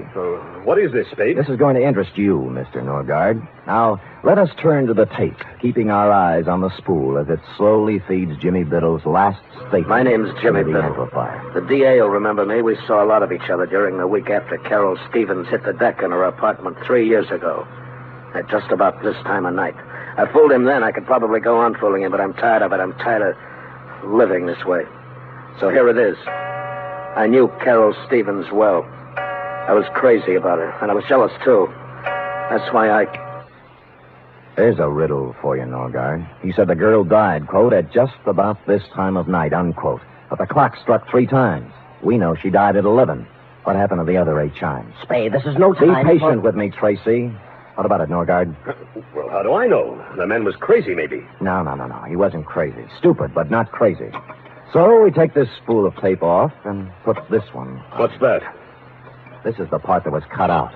Got it from the guy who did the splicing job for you, thinking it was a practical joke or something. Sam, do you know what you're saying? Yeah, but Biddle says it better. The last thing we heard was I was crazy about her, and I was jealous, too. That's why I killed her. Only he didn't say killed her. Just, that's why I... Well, standing outside in the hallway of her apartment the night she died. I'd seen her leave the theater with a guy I recognized. And I followed him home to her place. Heard the argument, everything, but I had no idea he'd kill her until I heard her hit the floor. Door busted open then, and he came out looking like a crazy man. He didn't even see me. He just ran down the back stairs as fast as he could go. I went in and saw her lying on the floor, dead. I could have killed him then, but I thought of something better. He's good pay. The cash comes right on time. But I'm tired of living this way. So there's the story. The man who killed Carol Stevens. That's too late.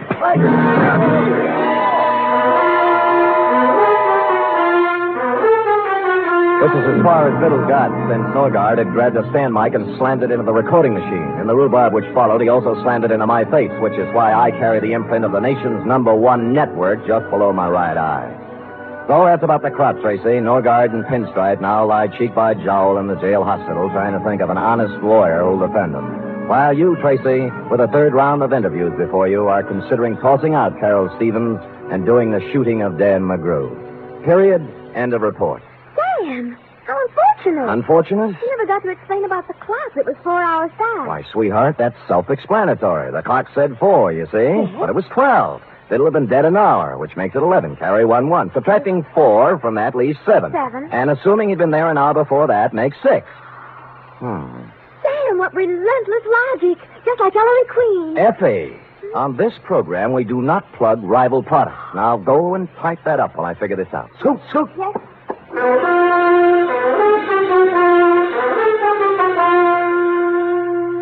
3 chimes mean good times on NBC. There's mystery and music every Saturday on NBC. For Mystery Tomorrow, Herbert Marshall stars as the Man Called X. The Man Called X is a man without a name who travels the world over combating the forces of international espionage and intrigue. For Music Tomorrow, your hit parade brings you the top tunes in the land, played by Raymond Scott's orchestra and with vocals by Snooky Lanson and Eileen Wilson.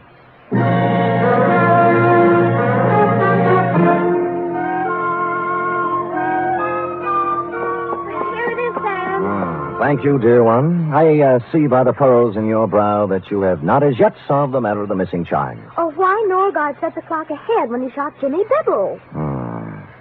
How to approach this? You realize Norgard cut a hunk out of the tape, Yes. removing Biddle's eyewitness account, setting him up as a suicide, right? But Sam... Don't make me change my grip. Though Biddle, by his own statement, made the recording at the time of the murder of Carol Stevens, to wit 11 o'clock. Now, in cutting out the crucial words, Norgard also had to cut out 8 chimes. This, he realized, would be noticed. So he set the clock ahead to make the number of chimes jibe. Chimes jibe. Chimes jibe. Nice ring. Sam, will it be all right with you if I just say I understand when I really don't? Sure, sweetheart. I'll just type and answer the phone, and you use your feet and your head. And together we'll end up... I know, with...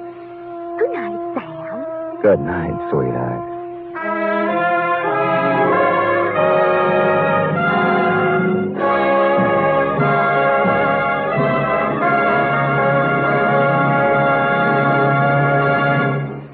The National Broadcasting Company presents The Adventures of Sam Spade, Detective.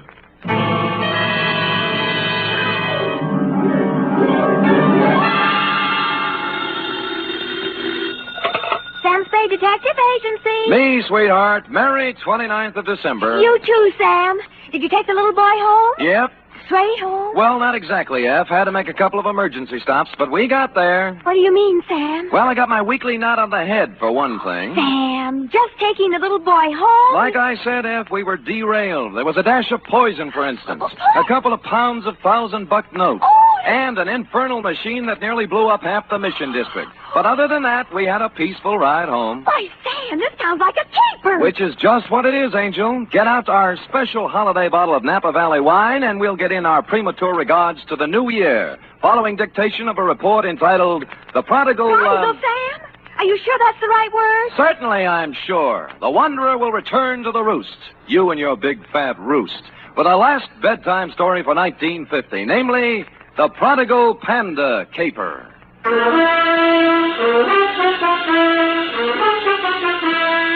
For NBC, William Spear, radio's outstanding producer-director of mystery and crime drama, brings you the greatest private detective of them all in The Adventures of Sam Spade. Effie, Miss Perrine. Coming, Sam, Honey, I've been looking in the dictionary. Huh? Sam, you've fallen into the trap. Again? Prodigal. Here, now, see? Prodigal. Given to reckless extravagance. It doesn't mean wandering at all, see? Now, people think just because the prodigal son wandered that you... What are we talking about? Oh, the prodigal panda caper. How can a panda be given to reckless extravagance? Well, let me see. Oh, here. Definition 3, prodigal. Yielding abundantly, luxuriant. A panda? You mean one of those black and white? Oh, right. See note below, it says. You ready for the note below? Where's my pencil? Oh, all right, Sam, now, date. Show me 2. Master Roebuck Dozier, 2318 Delaney Street, City. From Samuel Spade, license number 137596. Subject, the prodigal panda caper. Right. Dear Roby, I'd spent a relatively pleasant day running down a case of slow pay in North Beach and, flushed with success, had returned to my office for a final check of the file. Underwood Helen, Usher Roderick, Varden Dolly, where the... Oh, Spirits Holiday.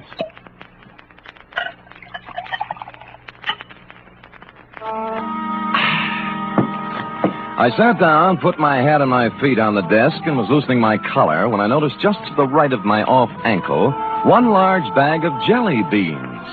Sighting past it, I saw in the corner chair an open copy of a magazine featuring on the cover a blonde in a low-cut dress taking a .38 slug from a slack-jawed bug in the background under big red letters spelling out Thrilling Crime Comics. And behind all this, sound asleep, was you. Hey, Sonny. Hey, wake up, will you? Come on, Revelie's blowing. Huh? Oh. Hi. How long you been here? A long time, I guess. What's your name? Roby, short for Roebuck. Well, what can I do for you, Roby? I've been to the police. They wouldn't do anything. They said I should come to you. You mean you got a job for me? Yeah. Dangerous? Yeah. A hoist. You mean a heist? What was it? My panda bear. Oh, someone stole it? Yeah. It's not mine, really. I bought it for my little brother, Barney. He's 5 and he's always wanted one. So when I got the junk money, I went... Money?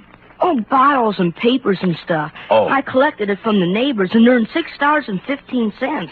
And Barney wanted the panda bear, so I bought it at Lacey's department store today, and they stole it. Who stole it? Well, there was this man in the checkered coat and the lady in the red silk dress, just like the story in the comic here. Oh. The man looked like that, but the lady looked different. She had black hair and a red dress, and her eyebrows went up this way instead of sideways. Oh. I was walking down the street with my panda bear, and the lady called me over to a car she was sitting in and started to talk to me. And right away, the man in the checkered coat ran up and grabbed at my panda bear, and they chased me up a fire escape. And the man pulled out a big black gun and said if I didn't come down and give him the panda, he'd shoot me and Barney and Mom. So I came down and gave him the panda. Well, that's quite a mouthful. Oh, excuse me, Roby. Hello? Sam? Yeah, Dundee. This is Dundee. Oh. Sam, there's a little fella about 8 years old on his way over there. No, he's here now, Lieutenant. What's the deal?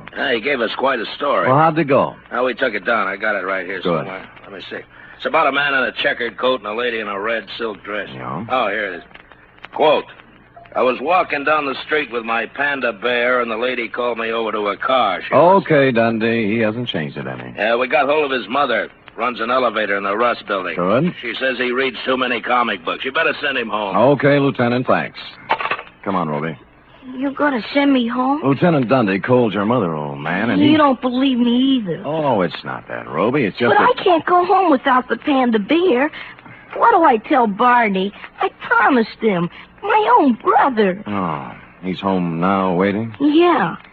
Well, tell you what I'll do, Roby. You let me put you in a taxi and send you home, and I'll take the case. You'll get my panda back? I wouldn't be at all surprised. So if Barney's face hits the floor, just tell him Samuel Spade Incorporated's working on it. Only one thing. Huh? I haven't any money left. Oh, you got jelly beans, haven't you? Yeah? Okay, you can pay me off in jelly beans. Now, come on now, let's find a taxi. Which we did, Roby. Like the psychology books said, I didn't discourage the child imagination, but I did try to tout you off thrilling crime comics and onto Alice in Wonderland. This, I could see, would take some doing. It was almost closing time when I got to Lacey's, but I talked my way past the man at the door and hustled up to the 6th floor and the toy department. The clerks were doing whatever clerks do at 5:30, but I found a handy floor walker. Dear me, Mrs. Spade, I just don't know. I just don't know. You mean you counted your cash and everything, but you can't... It's not that, Mr. Spade. Oh. I am perfectly willing to stretch a point to please the little fellow. We like to think we're human here, you know. Well, that's nice. That you like to think so, I mean. But you see, something very strange happened this afternoon. Come over this way, sir, by the escalator. Oh. We had the giant pandas at this counter here. 25 of the large size. I assume that's what you're interested in. I guess so. Then what then? Well, for Christmas, they didn't do anything. Just sat here, huh? Yes. But would you believe it, sir? This afternoon, all 25 were sold. Well, how do you account for that? New Year's gaiety? Well, if you want my personal opinion, it's me.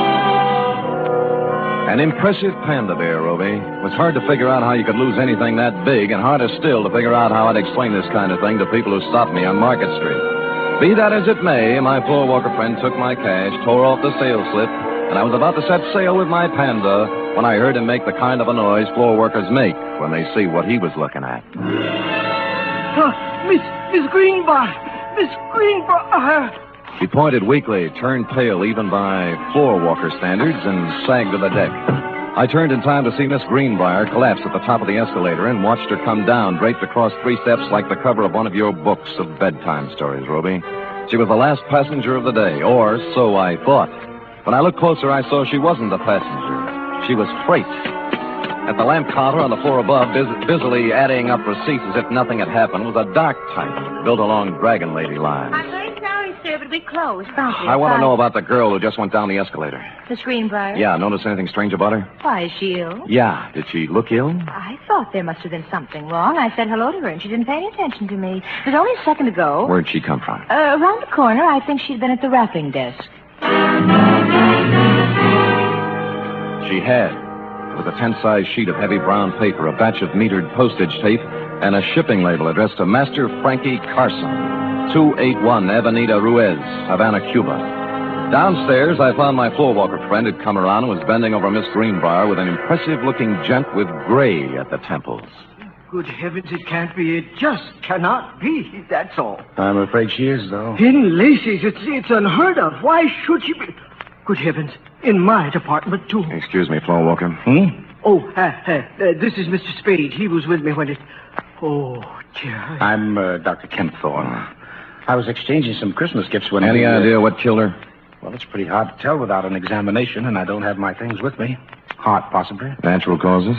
Well, of course. Why, do you have reason? There are more natural places to die than at the top of an escalator. And in my department at Lacey's, too. Good heaven. Well, who can say? Have to look up the girl's history. If she had a heart condition, well... Sure. Meanwhile, I'll call homicide. They've nothing better to do. For a minute, I thought I'd been reading too many comic books, Roby, but things settled down when they pulled out the records and found Miss Greenbrier had a heart condition of long standing, and the medical examiner wrote it off as natural causes. So, hoping you would consider a jelly bean bonus for promptness, I picked up my Panda and went. Outside, I'd gone about 10 steps when... Hi, Humphrey. It was Larry Healy, the cop who drives for Lieutenant Dunday, sitting in a patrol car. Oh, you and Bogart. Who's it for? A little kid in the mission. How come? What do you mean, how come? I'm buying a panda bear for a little kid in the mission who likes panda bears. Does that have to be explained? Okay, Sam, okay. Hey, it just hit me. The bear ain't turned out quite right. He needs a necktie. Oh? I just happen to have one here my brother-in-law got me for Christmas. Here, gimme. Now, see. Sure. Here. Ooh. Larry, how long has there been bad blood between you and your brother-in-law? Bad blood? Listen, even when we were friends, he gave me ties like this. There you are. On your way, Sam. Thanks. Taxi! The cab let me out near the end of Delaney, and I started walking up the row of dingy pre-earthquake flats towards your house, Roby, at the end of the street. Parked at the curb was a discordant note in this hard-pressed neighborhood, a sleek, custom-built red convertible, one of the kind that looks like it can go 90 miles an hour standing still. The same can be said for the dame in it, also a discordant note. You see, San Francisco is a very big, large city. You just don't run into a dame at the lamp counter in Lacey's and a half hour later in a dumpy neighborhood in the Mission unless she wants it that way. Well, hello. Hello, Dragon Lady. Oh, silly. You must sell a passel of lamps. The car? Mm-hmm. But don't try to explain that now. Just tell me why you followed my cab. Follow you? Why, Mr. Spade. Come on. What is it? You're embarrassing me. I know. Since that moment at the lamp counter, you can't get me out of your mind. Well, that's a perfectly normal reaction. No, it's not that. It's... Oh, dear. The panda bear. You want it in the worst way. You're kind of attractive as men go, Mr. Spade. Could you give me a light, please? Sure.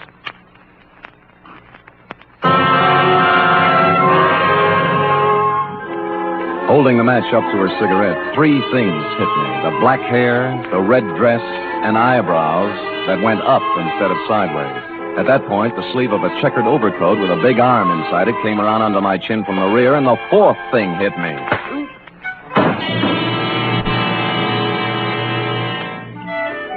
How long I dwelled in Panda Land, I don't know, but it was real nice while it lasted. I was a panda, too, I remember, and I was going somewhere with a big overstuffed private detective under my arm when a lady panda batted her big brown eyes at me and began pulling my nose. She seemed to have a very, very high voice. Wake up, Mr. Spade. Rumbling blowing. Oh. I call Lieutenant Dunley, Mr. Spade. It's on his way. Lucky. Over here.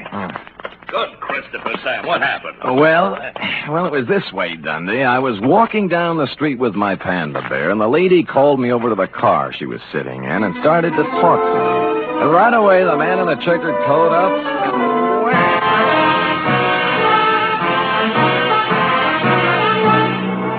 You are listening to the weekly adventure of radio's most famous detective, Sam Spade.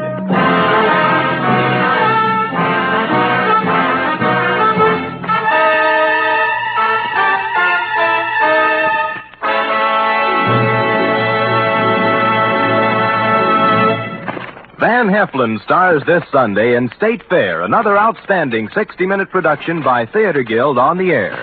Co-starring in this exciting broadcast is one of the leading families in show business, Jean Lockhart, Kathleen Lockhart, and daughter June. It's a gala New Year's Eve broadcast when Theater Guild presents State Fair. Sunday over most of these NBC stations also means another hour and a half with Tallulah Bankhead in radio's greatest spectacle, The Big Show. Among Tallulah's guests will be Ken Murray, Gloria Swanson, Margaret O'Brien, Jose Ferrer, and many more.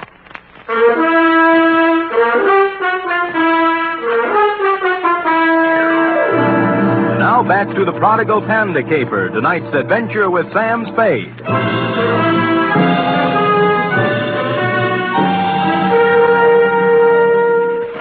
It was a humiliating experience, Roe, riding back to headquarters in black defeat.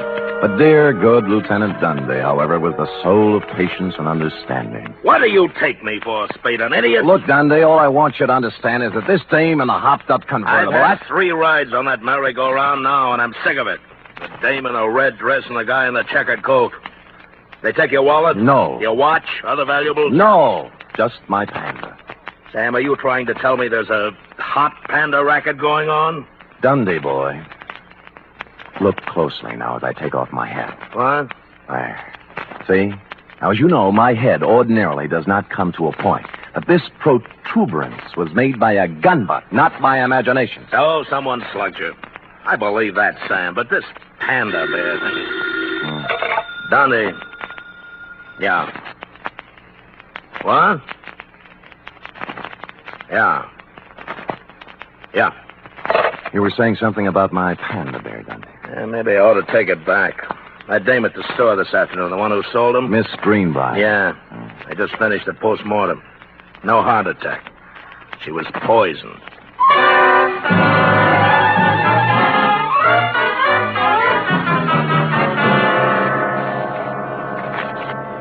It's a strange thing, Mr. Spade, very strange. I leave my business thoughts at the store. Floor Walker, just try and remember the dragon lady's name, huh? Dragon Lady.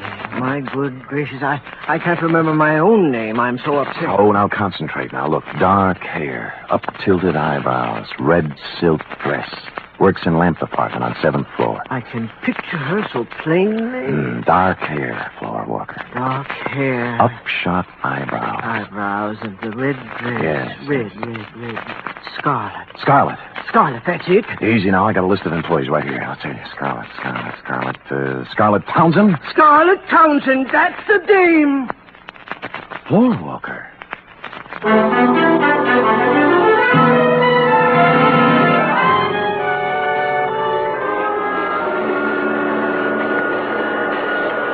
Scarlet Townsend! Yeah, she lives here, right in this room. Move out! Today! Well, how come? Huh? I said, how come, landlady? Why'd she move? Me! Oh! I tried to keep her on the right track, but at her age, you can't tell them nothing. Now, when she bring that no good name around here, I put my foot down. I said, Scarlet, Scarlet, you're What's out. no good dame? What's no good dame, landlady? Crystal McCall. Oh. Here, I found this just now as I was cleaning the room. Picture of Crystal McCall.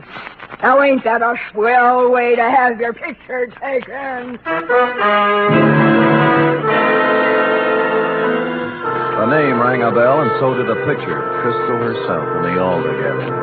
When I got around to the place, I made a startling discovery. Crystal was also the late Miss Greenbrier. Don't look at it all day, young man. When'd you see this girl last, landlady? This morning, she and a fella in a checkered coat come around to pick up Scarlet in a big red open car. Know the fella? Nope, never saw him before. But I'd sure know that car. Oh, you ought to see it. You're not telling me a thing, landlady. I have.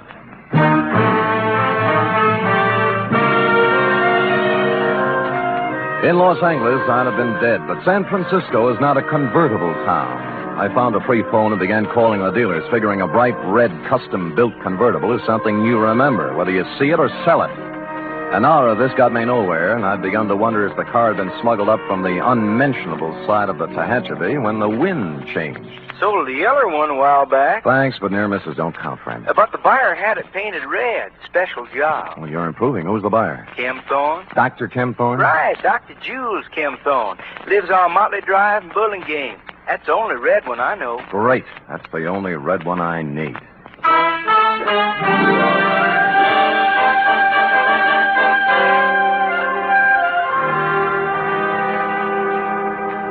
Mr. Spade, this is utterly unbelievable. And I certainly don't intend to stand here all night discussing the pros and cons of panda bears. All right, Kim Thorne, let's slide over into your field. Meaning what? The sweet young thing at the store. It turned out dirty. The heart attack? The poison attack. Well, suicide, you suppose? What do you suppose? Well, I'm sure I don't know. Look, why don't we hold hands and tell the truth, huh? You'd better run along, Spade. I've had about all of this that I intended. Look, the dead dame was Crystal McCall. Does that mean anything to you? No. The same Crystal McCall who was running around with a hood named Frankie Casella, formerly of New York, now of Havana, by Department of Justice request. This is all very interesting. What has it to do with me? She was riding around in your red convertible this morning, for one thing. That's a hot car, you know. I took a close look at it 2 hours ago and got slugged. I don't know how you score these things, Ken Thorne, but in my book, this calls for a couple of answers. You're right. You're right, it does. Where's the car? It's gone. Who has it? My chauffeur. This is the last straw, I guess. There's no point in covering up for him any longer. Who is he? Lenny Flegel. Oh, an ex-con, isn't he? Yes. I thought I could straighten him out. He's been missing for 2 days this time. He just took the car and left. I knew he had something to do with that girl in the toy department at Lacey's, so I went there today. I guess I was too late. You think Flegel killed her? I don't know. I don't know. Where did you see the car? Near the end of Delaney Street. What's the license number?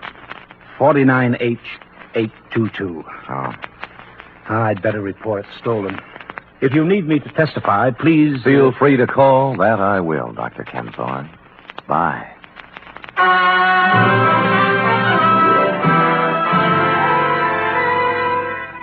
What I had in mind, of course, was to call Lieutenant Dundee and have him slap a 24-hour tail on the good doctor, but something intervened. Halfway down the walk to the street, my eye fell on a round plastic object about the size of a nickel lying in the grass. Clearly, the eye of a giant panda. Since 2 other eyes were obviously watching me through Dr. Kim Thorne's front curtains, I continued gaily on to my cab, drove up a half block, got out, and walked back. just in time to see Ken Thorne pull away from the curb in his other car, heading towards El Camino and points north. Well, this left me free to prowl at will, and 4 matchbooks later, I had found 2 more eyes, a pocket full of panda skin, and a goodly scoop of panda upholstery. The trail led to the garage. It was no wonder his car was stolen. He must have had to leave it on the street all night because there was no room for it in the garage, which had been turned into a kind of panda abattoir, crammed to the rafters with panda bears, all the giant size, too, in various stages of dishabille. Legs, arms, eyes, and innards. A sight to chill the heart of any but the sturdiest private detective, Ruby. But I braced myself and carried on.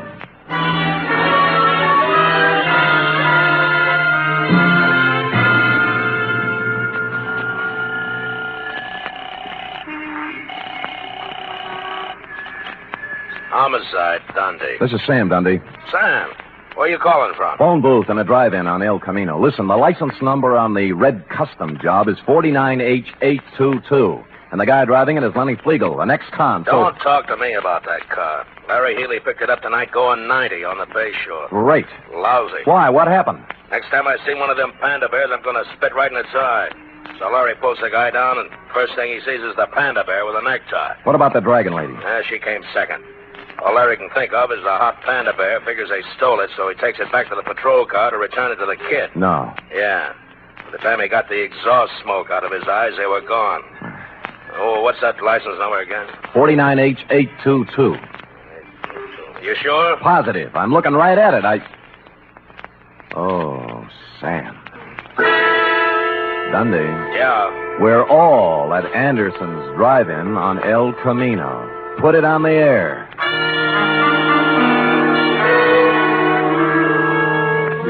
Which just shows you how slow I can think, Roby.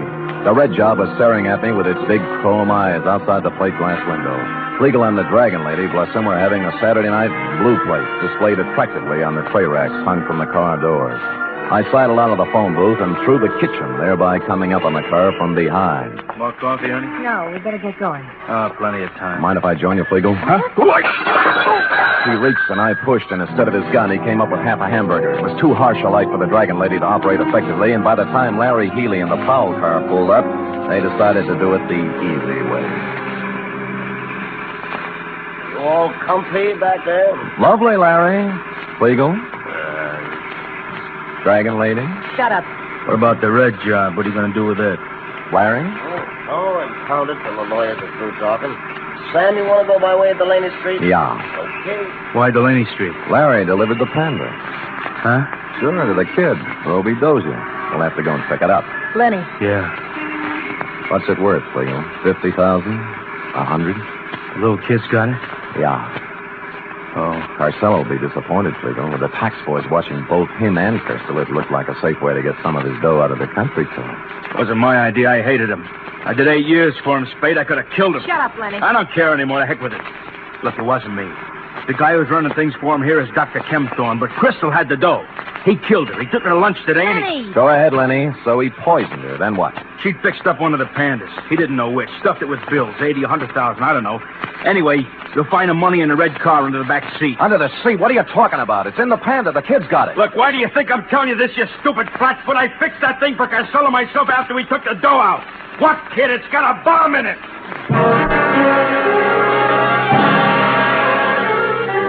I don't remember much about the ride from then on, Roby. All I could see was a white line unwinding in the headlights. But somehow we got to the end of Delaney Street and around that corner again.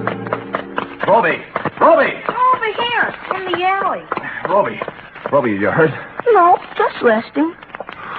Where's the panda? Well, I'm through with pandas, and so is Barney. Next junk money, I'm going to buy him an elephant. What happened? Well, a policeman brought it. Yeah? I started home with it when a car drove up, and a man with gray hair got out. Kempthorne. What then?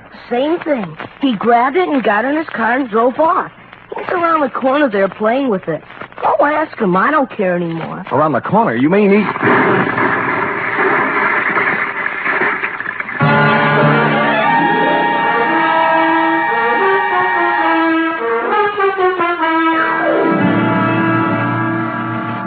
Period. End of report. What a A highly inconsiderate thing to do to a panda, but I'll give him one thing. What, Sam? He had the good grace to park in front of a vacant lot before starting to tear it apart. Oh. And, of course, to coin a phrase, he saved the people some money. And now, if you're a good, efficient girl and run that through your infernal machine, who knows what I'll have in store for you when you're through. No jelly beans till work is done. Now, scoot, scoot, scoot.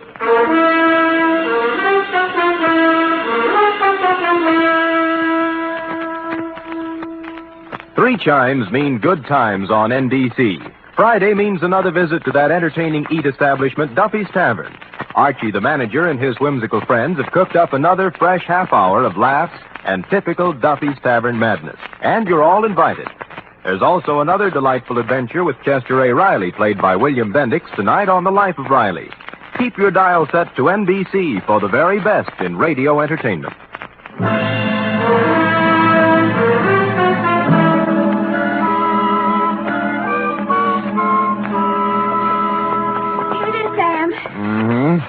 All official? Yeah. I like the black one. Lay off, lay off. Well, you're no favorite eating all the black ones. They're my favorite still now. Master Roebuck Dozier. Very well. Sam, No? I hope Roby appreciates you. I'm only just a kid. How do you appreciate me? Oh, I appreciate you, Sam. Oh, I appreciate you too, sweetheart. You're so pretty and so efficient. Am I, Sam? And so good about not tipping me all the time for your back salary. Yep. Right when I stop and think of you, I go all choked up. Me too. Black one. Come here. Huh? Angel, Yes? it's all yours, dear. The rest of the jelly beans. Happy New Year. Oh. Good night. Good night, sweetheart.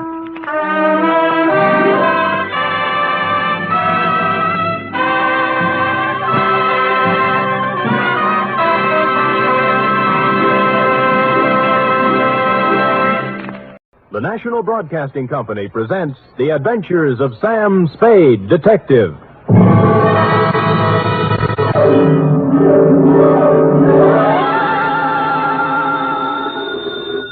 Sam Spade Detective Agency. Me, sweetheart. Sam, would you mind telling me where you are? Not at all, Effie, not at all. Let's see. I'm at the Ilrig Dana Rab Etile Seagrod. I don't understand it, Sam, but I think I caught the word grog. Oh, you're shrewd, Effie. You see, I'm on the inside, and the lettering is printed on the outside. Now, if you'll wait, I'll go outside and read it the right way, and then come inside and... Never mind, I've already guessed.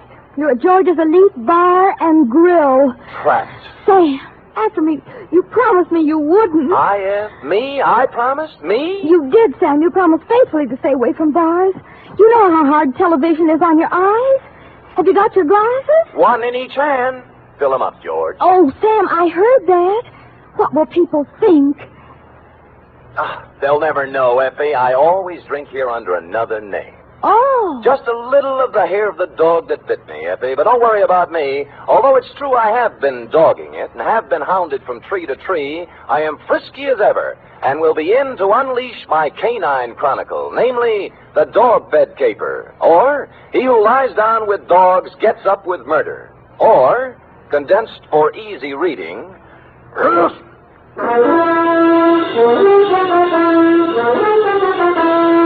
For NBC, William Spear, radio's outstanding producer-director of mystery and crime drama, brings you the greatest private detective of them all in The Adventures of Sam Spade. Effie? Here I am, Sam. Here I am, Sam. Effie, did you ever write poetry in school? Well, I was known as Emily Dickinson of Central High. I thought you had a touch of internal rhyme scheme there. I doodled a little poem about you today. Really? Well, redoodle. There was a detective named Spade with oodles of brains in his head. Clever, clever. But when he took up drinking, he forgot about thinking. Now give me the punchline. And Effie has stayed quite unpaid. Well, a little rough, but cute. Did you get the idea, Sam? Never could make any sense out of poetry. Ready? It's getting close to Christmas, Sam, and Pencil point? I've used my last pencil, and I don't really have enough money to buy Please, Effie, I have no head for figures. All right. I give up. From Samuel Spade, license number 137596. Subject, the dog bed caper. Oh, Sam, I hope this is going to be all about dogs. I belong to the tail waggers, you know. Yeah. And I've read all the books by Jack London. Yeah. I just think... Down, Effie. Strangely enough, you will not meet a single dog in this story. Actually, this narrative has little indeed to do with our four-footed friends or their beds. And I'd change the title now, except that it's already gone out for publicity. Dear Dundee, it all started with a phone call to my secretary, Miss Effie Perrine, a doll, requesting my inimitable services at the investment counseling firm of Cameron Incorporated. Clearing everything off my desk, 2 shoes with feet in them, my own, I went over. The firm of Cameron Incorporated was obviously not for the pushcart set. It was plush, ankle-deep rugs, imported drapes, and the receptionist. She had a plushness all of her own. I said hello in my plushiest voice, and she liked it. She said so. Oh, I like the way you said that. Say it again. Life is too short to go back even for a moment. The past is a dead thing, the present dying, only the future alive and vibrant. However, hello. Is there something? There is. Could I ask a question? Why not? I will rephrase the question. What time do you stop working this evening? Around 6. Care to have... Why not? There's a little bar around the corner, okay? Why not? Why not, indeed? Bring your own money? Well, come anyway. Your name? Celeste. Mine's Sam Spade. Who's Mr. Briggs? He called me. Major Briggs? Why, he's our chief accountant. I just happened to have my door open. Did I hear someone inquiring about me? This is Mr. Spade, Major Briggs. How do you do, Major? It's a pleasure to meet you in person, Mr. Spade. I'm the man who called you, you know. I'm grateful, sir. Now, what is it I can do for you and Mr. Cameron? Oh, it's not for me that I called. I haven't a worry in the world, and it's Miss Cameron. Oh. Old Cameron's been dead for many years now. I see. Whatever she wants, Mr. Spade, do a good job. We are all counting on you. Will you please announce Mr. Spade, Miss Roberts? Certainly, Major. If you'd excuse me. Nice to have met you, Major. Miss Cameron? Yes? Miss Spade's here. Send him in, please. Go on, Sam. Have fun. Think I might? Why not?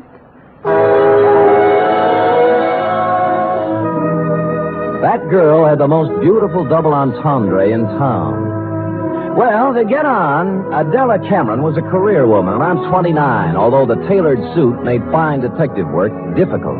No makeup, severe hairdo, and in spite of all this, chic. In fact, as we shook hands in a most businesslike manner, I had the feeling that something warm might well spring up between us. Something like a warm mutual dislike, maybe. But something. Most men simply cannot be told anything in confidence. They gossip. That's a switch. I don't appreciate your humor, Mr. Spade. I accept your apology. I will tolerate you because of your reputation. All right. I'm going to give you a very difficult job to do. Miss Cameron. What is it, Major? I'm sorry to interrupt you, but Courtney Pierce is on the phone. Mr. Spade, this is Major Briggs, our chief accountant. We've already met. Mr. Spade. Now, Adela, Pierce wants us to unload his short-term governments and buy American cattle. He's dividend crazy. AMCAT's declaring one in January, and he wants it. Well, let him do it. Well, I just want to protect your interests. You know what will happen to AMCAT after February. They'll drop 10 points, and he'll blame us. I went through this with your father when you and Greg were... That's right, Major. Well, tell him we advise against it. But if he persists, ask him for a release in writing. That's what I thought you'd do. That's the way your father would have handled it. I just want to protect your interests, my dear, that's all. Major, I know. I just want to protect your interests. Well, don't worry about us. You know, we're not children anymore. All right, my dear. Where were we? Oh, you were giving me a difficult job. Oh, yes. Here is the business address of Mr. I.J. Barco. He's a wealthy manufacturer, a client of ours. I want you to find out everything about him, especially anything unsavory. Sorry, I don't do divorce or blackmail cases. Mr. Spade, this is not a divorce investigation. All right, what is it then? Why do we want a client shadowed? I believe is the expression. That's it? Because we believe he is investing money through us for some racketeers. If that were true, we would, of course, have to drop him. But we don't want to lose his business just on suspicion. I see. Find out anything you can about him. I'll give you $50 a day in expenses, 1 week guarantee. Will you consider the job? I have considered and taken the job. By the time I'd reached the door, she had already forgotten me and was hard at work on some papers. Outside, I planned to dally a few moments in idle chit-chat with Celeste. But before I had the chance, I was accosted by a husky young chap whom I'm afraid was a Princeton man. What were you talking about in there, Spade? Oh, you have the advantage, sir. Who are you? Gregory Cameron. Now, come on. What was Adela telling you? Well, if you step to one side, you can walk around me and ask her. Look, don't pull that cagey private detective routine on me. I pack a little weight myself. Well, pack it somewhere else, Sonny. I asked you a question. I expect an answer. There's your answer. Any more questions? He didn't feel much like talking then, and I was so irritated I walked out without saying goodbye to Celeste. When I reached the street, the white-haired old gentleman, Major Briggs, hurried out behind me. Mr. Spade, please don't think too badly of that boy. I've known him from the cradle. He's in a difficult emotional state at the moment. Sure. As far as I'm concerned, Major, it never happened. You're a kind man, Mr. Spade. I could tell that when I first saw you. You're just the sort of man Miss Cameron needs. Well, I hadn't looked at it that way. If you require anything, don't hesitate to ask me. I've been with this company 40 years before those two children in there were born, and I know how difficult life can be at times. I just want things to go well for them. I'll do my little part, Major. Bless you, son. Bless you.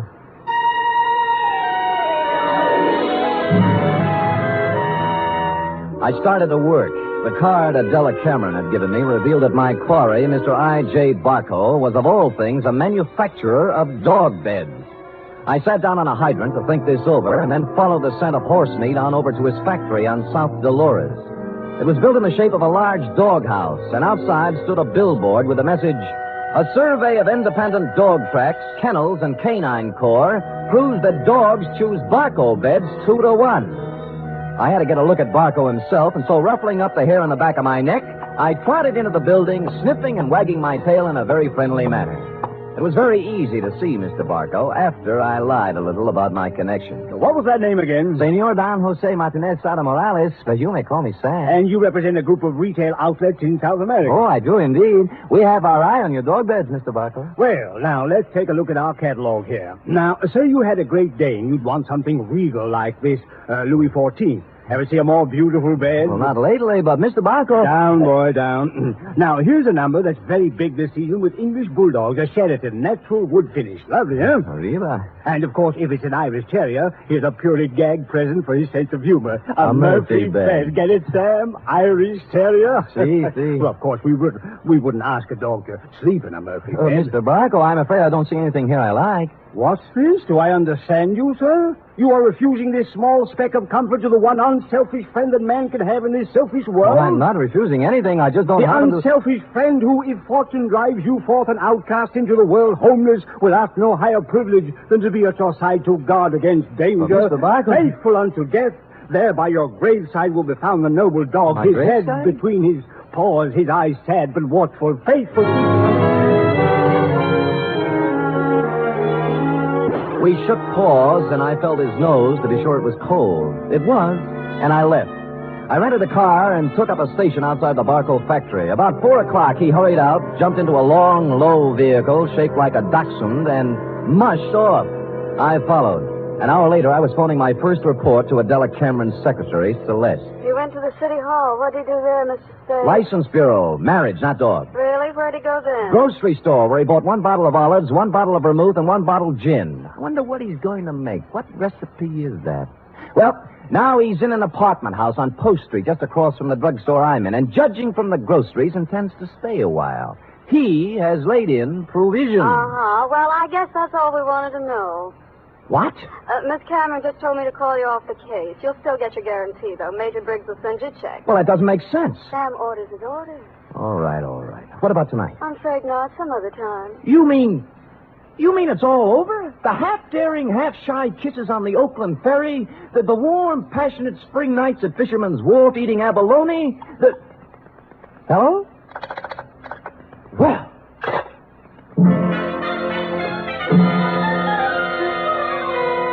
Puzzled, as who wouldn't be, I walked slowly back to my car. But before I had a chance to get in, I saw I.J. Barco hurry out of his apartment house. But he didn't enter his car. He came right for me. Spade! Just a minute, Spade. So sorry, my name is Don Jose Martinez Sada Morales yet. Don't kid me, Spade. I'm not as stupid as I acted today. Look, I know why Adela Cameron is following me, and you don't. And you'll never find out, any more than the other 4 detectives did. I was the 5th choice? Well, I shall speak with my agent about this. I'm going to tell her in person that this foolishness has to stop. If it doesn't, she'll live to regret it. One more thing. I presume you're going to follow me. Well, I'm turning right on Market and heading out to 1217 Ridgewood Place. You shouldn't have any trouble.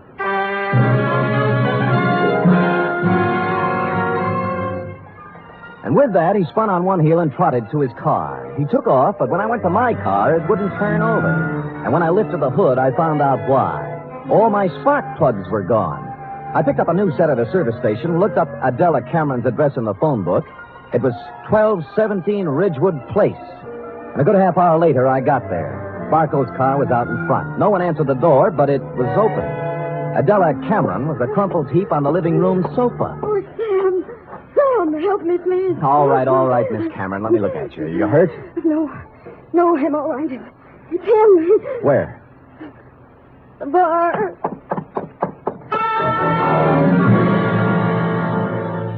I hurried into the bar and was met with a strong odor of scotch. A bottle of it had been broken, and holding the neck of the bottle in one hand was I.J. Barco. He was on the floor, his hands slowly opened. The glass rolled out, and he died.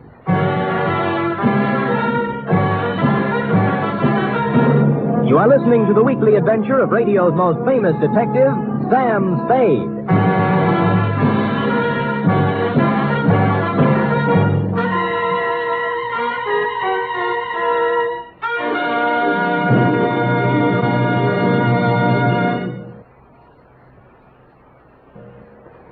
Act 2 of tonight's Sam Spade in just a moment.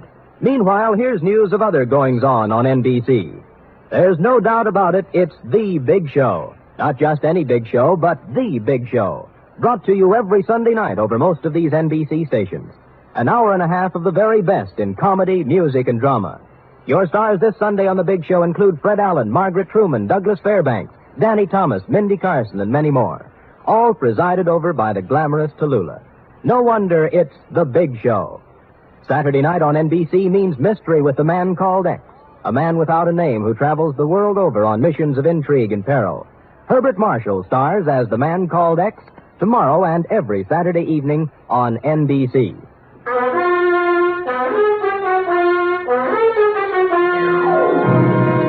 And now back to the dog bed caper, tonight's adventure with Sam Spade.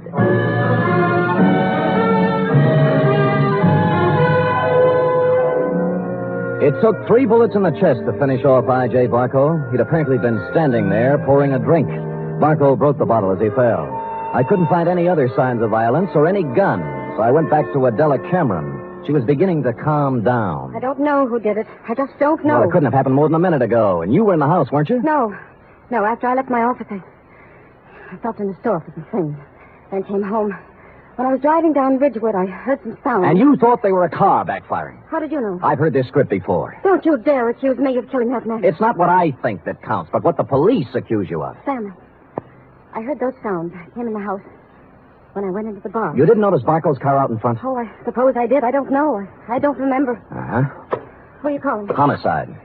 Sam, wait a minute. Just a minute, please. Wait for what? I want to tell you some things. All right. Go on. I kind of get the feeling I was hired to put the finger on the dog's best friend. That's not the way it was. The last thing in the world I wanted was for him to be killed. Oh, murdered, I mean. All right, what did you want? I'll tell you the truth. Why I really had you watching Barco. I'd be curious. We handled his investment account. My brother Gregory... We ran into each other. I heard. Well, Greg took $150,000 of Barco's money and invested it, without my knowledge, in a television company. I hear that medium's making money. But it turned out this company was just a front for some men who wanted to build a gambling syndicate up north. You mean your brother didn't know that? He knew, but there was supposed to be big money in it. He was going to give Barco a good profit and take the rest for himself. And Barco found out and threatened suit or something. He never would have known, but the deal fell through and the gambler said the money was gone. Then he asked about the investment.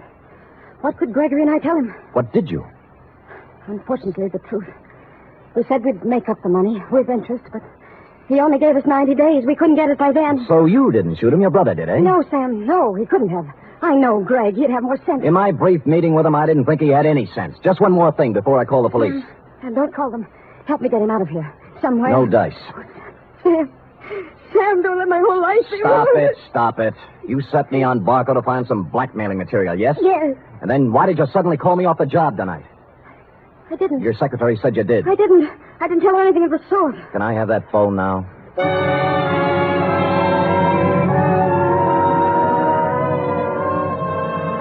So I called you, Dundee. Before you arrived, I looked through Barco's pockets for something to do and came up with a picture of him and a girl taken outside a marriage chapel in Las Vegas. The girl was Celeste, Cameron Incorporated's plushy secretary, several years younger and 2 shades less voluptuous.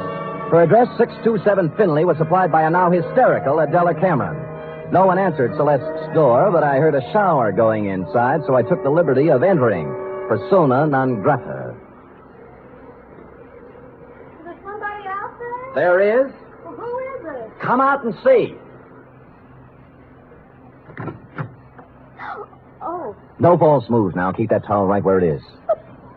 Am I doing here detective work? And I must say I've already found out a great deal. Well, Sam, I'll admit I did express some interest in you, but if you recall, I told you not tonight. It's my only night off. Sam, please leave. I don't want any difficult scenes. All right, we knock off the cute touches and get down to business. You were married to I.J. Barco, right or wrong? Wrong. Wrong, it's right. You were married in Las Vegas at the chapel of the Flamingo Hotel, the Tower. I was only married one day. My parents had it annulled. I was underage. Well, you don't have to worry about him anymore. He's dead.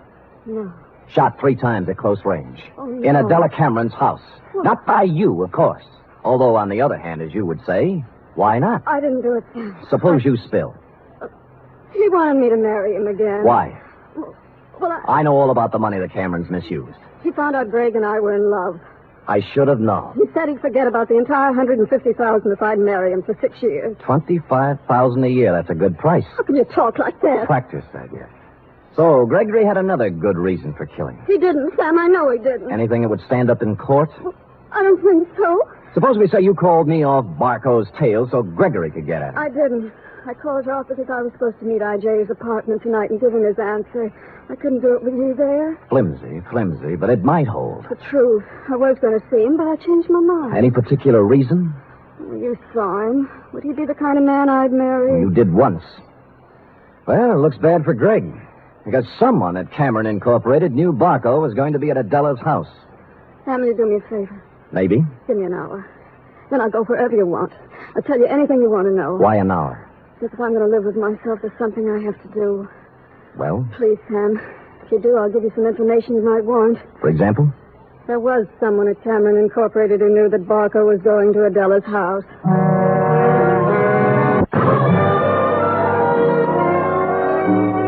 She must have known I was going to wait outside and tail her, but she didn't, because without once looking over her shoulder, she emerged from her apartment house, slithered into her car, and led me directly down to the railroad station. She met a man in the waiting room, threw her arms around him, whispered something in his ear, and they hurried out to track 7. There was a transcontinental train getting up steam. She kissed him, and he climbed quickly up into a Pullman named Aurora Fall. And almost as quickly, I climbed in the other end. We met in the middle. What are you doing here? I came to take you off the train, Greg, before you made a big mistake and left town. Now, look here, Let's not Spade. go through the intercollegiate tough talk again. Are you coming off, or am I going to carry you off? You're going to carry me off?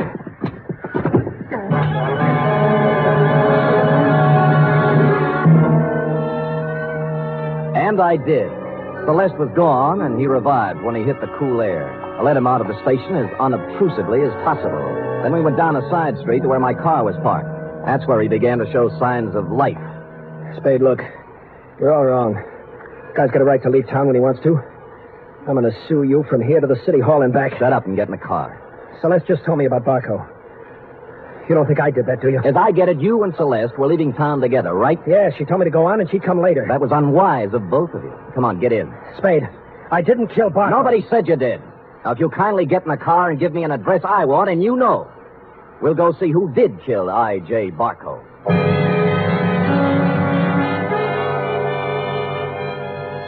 He gave me the address I wanted and said I was crazy. I told him why I wasn't, and he began to see the reason of it. Never have I gone to pick up a murderer with more distaste. When we knocked at the door, I had a gun in my hand, but it wasn't necessary. Oh, come in, Mr. Spade. I knew you'd be along sooner or later. I don't like what I have to do, Major. Major, it can't be true. It just can't be. Come in, Gregory, my boy. Come in.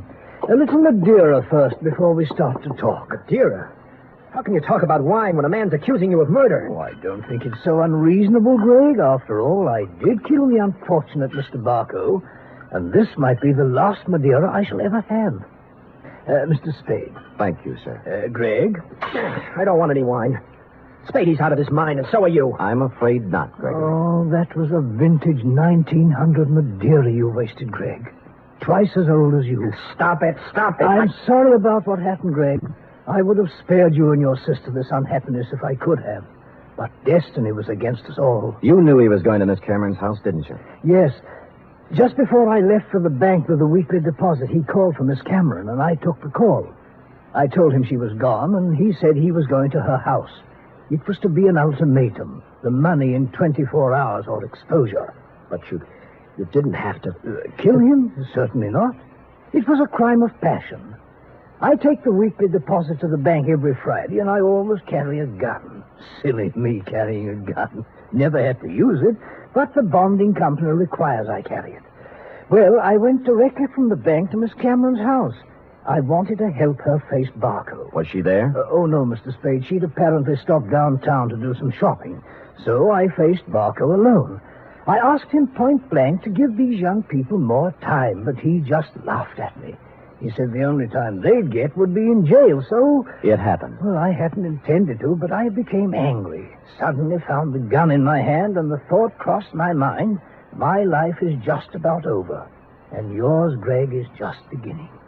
It was easier to pull the trigger than I would have realized. Oh, Lord. More Madeira, Mr. Spade? Thank you, Major, but no. Well, allow me to present the bottle to you as a gift. I'll get my hat and coat. Greg, my boy, I'm sorry. You're sorry. Major, I wish I'd never been born.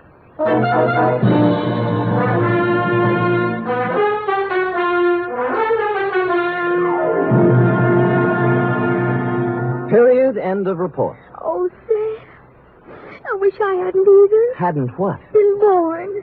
That poor man. Yes, our racket. It is. And poor Gregory.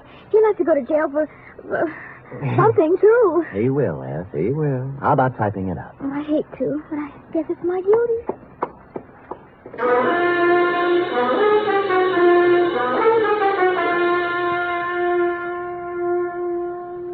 Three chimes mean good times on NBC. There's no cover charge at Duffy's Tavern. Just keep your dial on this NBC station this evening as Archie the Manager, played by Ed Gardner, and his remarkable friends serve up another blue plate special of grilled English language, fresh laughs, and whimsy a la mode.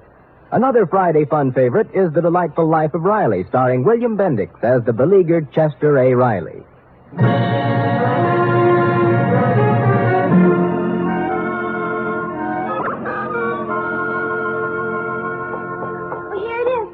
Now, let me see.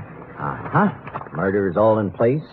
Gunshots indicated. Dundee's grammar edited. My astuteness emphasized. Yeah, you've learned your job well, Effie. Oh, I'm glad you're pleased, Sam. Wait a minute. What's this? What? P.S. Dundee, hands off Celeste Roberts. She's mine. Effie, what's the meaning of that? Well, you are going back to see her, aren't you? After the way she threw herself at you, no? Do you think she's my type of woman? Oh, Sam, I think every woman's your type. Every woman but me. Now, Effie, come here. Would I have you working in this office if you weren't my type? Guess not. Well, then let that thought be your comfort. The world can have all the Celeste Roberts it wants as far as... Oh, I can't go through with it. You see, Sam, you can have her if you want to. But in the end, I know you'll come back to me. I never doubted it once. Oh, Sam, you don't know how much you mean to me. Yes, I do, Effie. 3 weeks back salary. Oh, you. Good night. Good night, sweetheart.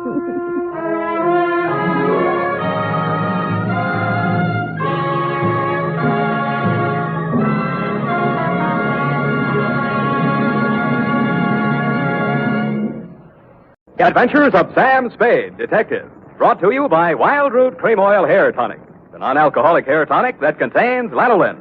Wild Root Cream Oil. Again, and women and children, too.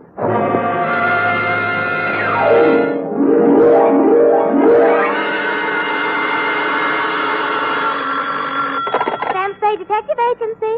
Me, sweetheart. Oh, Sam! It must be telepathy. I was just thinking of you. You know, sometimes I think I can tell what you're thinking. That's an invasion of my privacy. Oh, when two people are as close as you and I think that often you can almost read one another's minds. Well, you may be right. I can see what you're doing all the way from here. What? Put those paper clips back where you found them. Oh, certainly, Sam. Own up, Eb. You purloined pencils, absconded with erasers, pilfered stationery, filched stamps for your personal use. I only write to Mother when there's nothing else to do around the office. Besides making unit phone calls and charging them to me, you've tapped the petty cash drawer for lunch money. Sam! And you've been filling your pen with company ink. I didn't think you'd mind, Sam. I'll pay it all back. But I have a big heart and boundless compassion. Stay where you are, sweetheart. I'll be down on my unlimited generosity with your back salary. Really, Sam? And 2 tickets for us to go to the fights tonight, and dinner. And last, but by no means least, my stirring and vivid report on the Prodigal Daughter caper.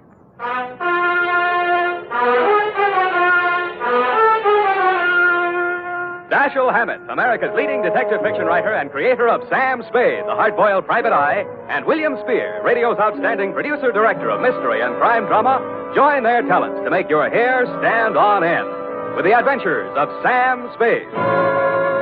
Presented by the makers of Wild Root Cream Oil for the hair. Here's a smart resolution to make. First day back on the job after your summer vacation. From now on, every single day, I'm going to pay special attention to the way I look. I'm going to use Wild Root Cream Oil Hair Tonic. Yes, folks, smart's the word for that resolution. For Wild Root Cream Oil grooms your hair neatly and naturally, relieves dryness, and removes loose dandruff. It helps give you that successful look that's so important to getting ahead. So, if you've never tried Wild Root Cream Oil, get the 25-cent get-acquainted bottle. Wild Root Cream Oil Hair Tonic. Again and again, the choice of men and women and children, too. And now, with Howard Duff starring as Spade, Wild Root brings to the air the greatest private detective of them all in the Adventures of Sam Spade.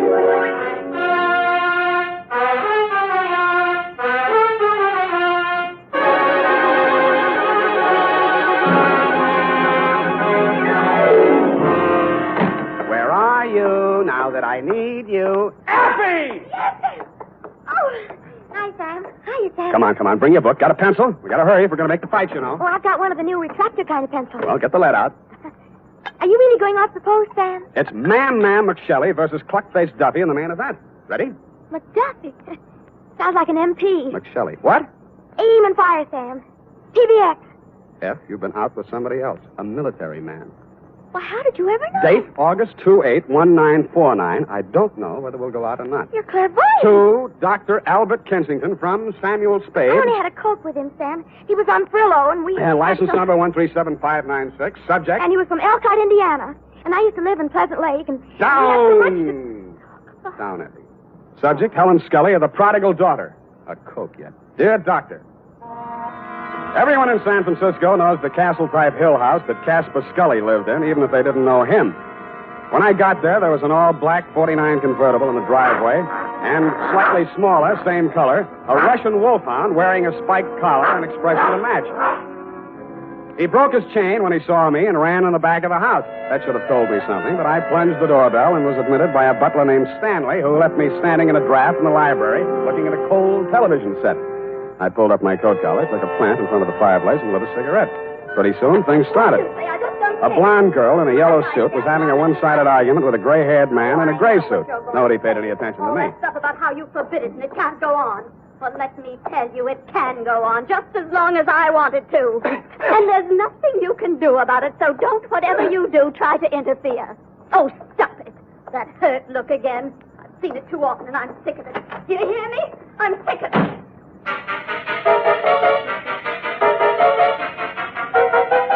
He looked mad, but he didn't say anything. I saw them walk around the garden once, shake fists at each other, and finally part. He disappeared up a narrow stairway, and she came storming back through the library. Who are you? How do you do? Who are you? Sam Spade. What are you doing here? Waiting to talk to Mr. Scully. Well, I just talked to him, and he isn't very nice. Let me tell you that. Yes, He's but a nasty, stubborn, bull-headed old man, and you won't like him. Yes, but nobody likes him. Go back where you came from, whatever your name is. I'm the nicest person you'll meet around this place. Yes, but... Don't wait around. Oh, goodbye. But I did wait around, Dr. Kensington, and I did talk to Mr. Scully when you came in the room with him, only Mr. Scully did not talk to me. He glared at me through black, smoldering eyes, sniffed the air, frowned at my cigarette. I frowned back. Mr. Spade, I'm Dr. Kensington. I wrote you the letter. This is Mr. Scully. Oh, please, this cigarette. Mr. Scully suffered a severe accident many years ago that affected his throat and his respiratory tract. The smoke. Oh, of course, I understand, Doctor. Sorry, Mr. Scully, I did... Yes, thank you, Spade. This is not generally known, but the unfortunate accident in the chemical plant also robbed Mr. Scully of his vocal power. I see. Yes, the modern doctor, the physician of today, is a far cry from the general practitioner of yesteryear.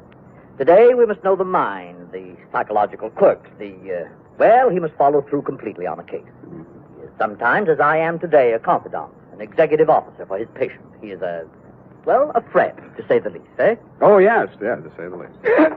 Eh? Oh, of course, Mr. Scully, to the point, of course. Sit down, Spade. Oh, thanks. Now then, Mr. Scully, as you well know, and the world knows, has made several fortunes in his lifetime.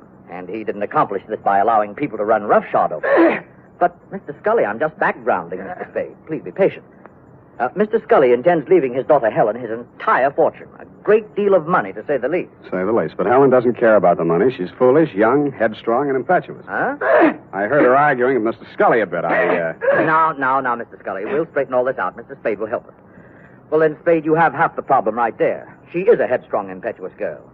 And lately she's done several things to displease her father. Right, Mr. Scully? You see, Mr. Spade. Well, I gathered that much, but what kind of thing? Helen's been singing in a cheap nightclub called the Blue Goose. What? Oh, it's very embarrassing. Low class, eh? Yes. There's a man named Torpy. He owns the club. A man named Chick Torpy? Ah, you know of him? I've heard of him. Contrary to all her father's wishes, Helen insists on seeing this man Torpy. Mm-hmm. How old is she? Well, that's beside the point, Mr. Spade. But a sordid affair now might rob her of a future of wealth and security. Mr. Scully's at the point of exasperation. He might well change his will over this matter. Correct, Mr. Scully? At best, this is an embarrassing situation, and most indiscreet of Helen to have brought it about. So, I'm supposed to go talk to Chick Torpy, is that it? In a word, yes. Mm-hmm. Well, you sound rather reluctant, Mr. Spade. Chick Torpy's a little too old for the Boy Scouts. Well, we want you to see him.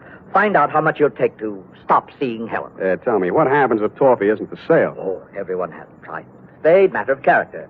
You get paid for work like this, that's your price. Yeah, that reminds me. 50 a day and expenses. 5 days guarantee, to say the least. Of course, to say the least. And, Mr. Scully, I happen to have a standard client's contract with me here. If you'll just sign on both pages, I'm sure never mind, Spade, not now. Mr. Scully will mail it to you later on today.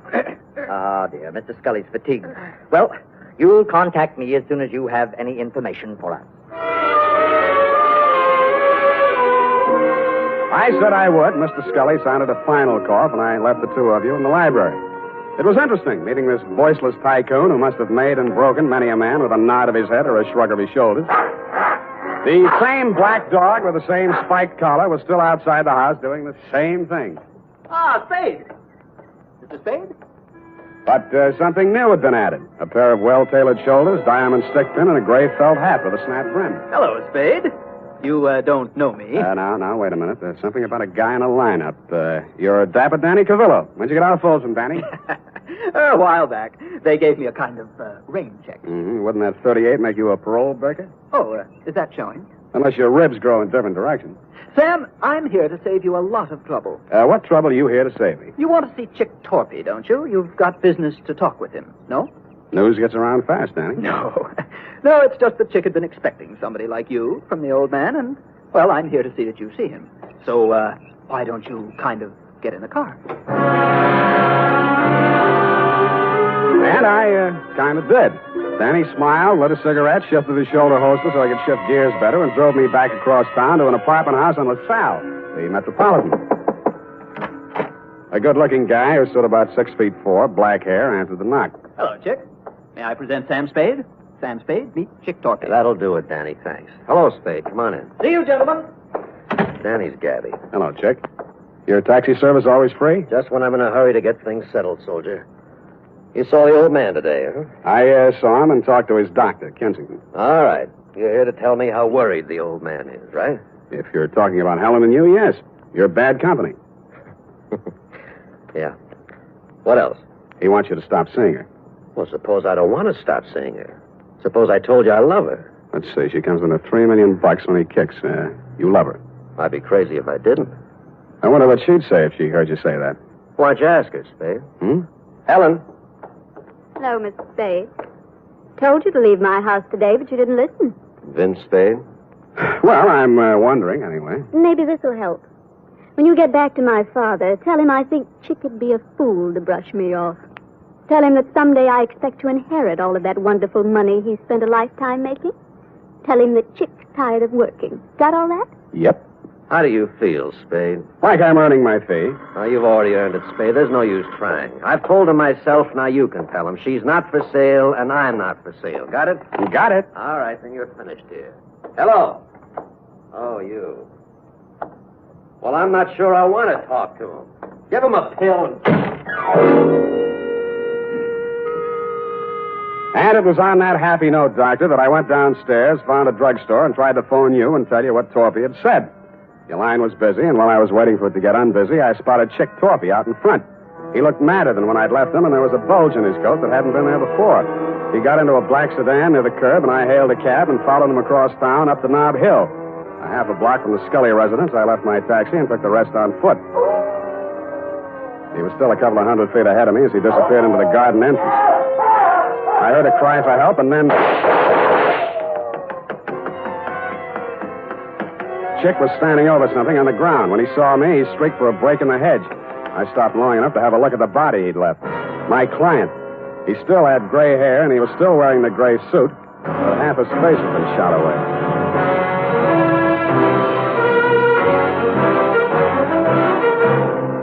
The makers of Wild Root Cream Oil are presenting the weekly Sunday adventure of Dashiell Hammett's famous private detective, Sam Spade.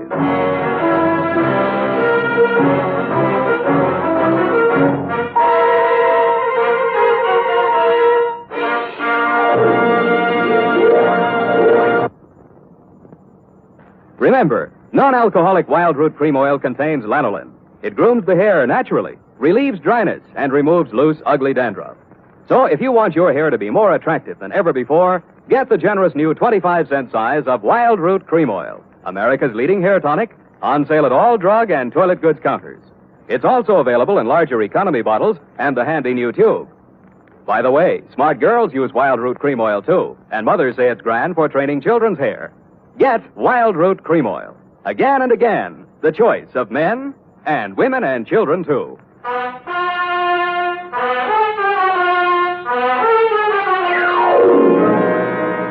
And now, back to the Prodigal Daughter caper. Tonight's adventure with Sam Spade.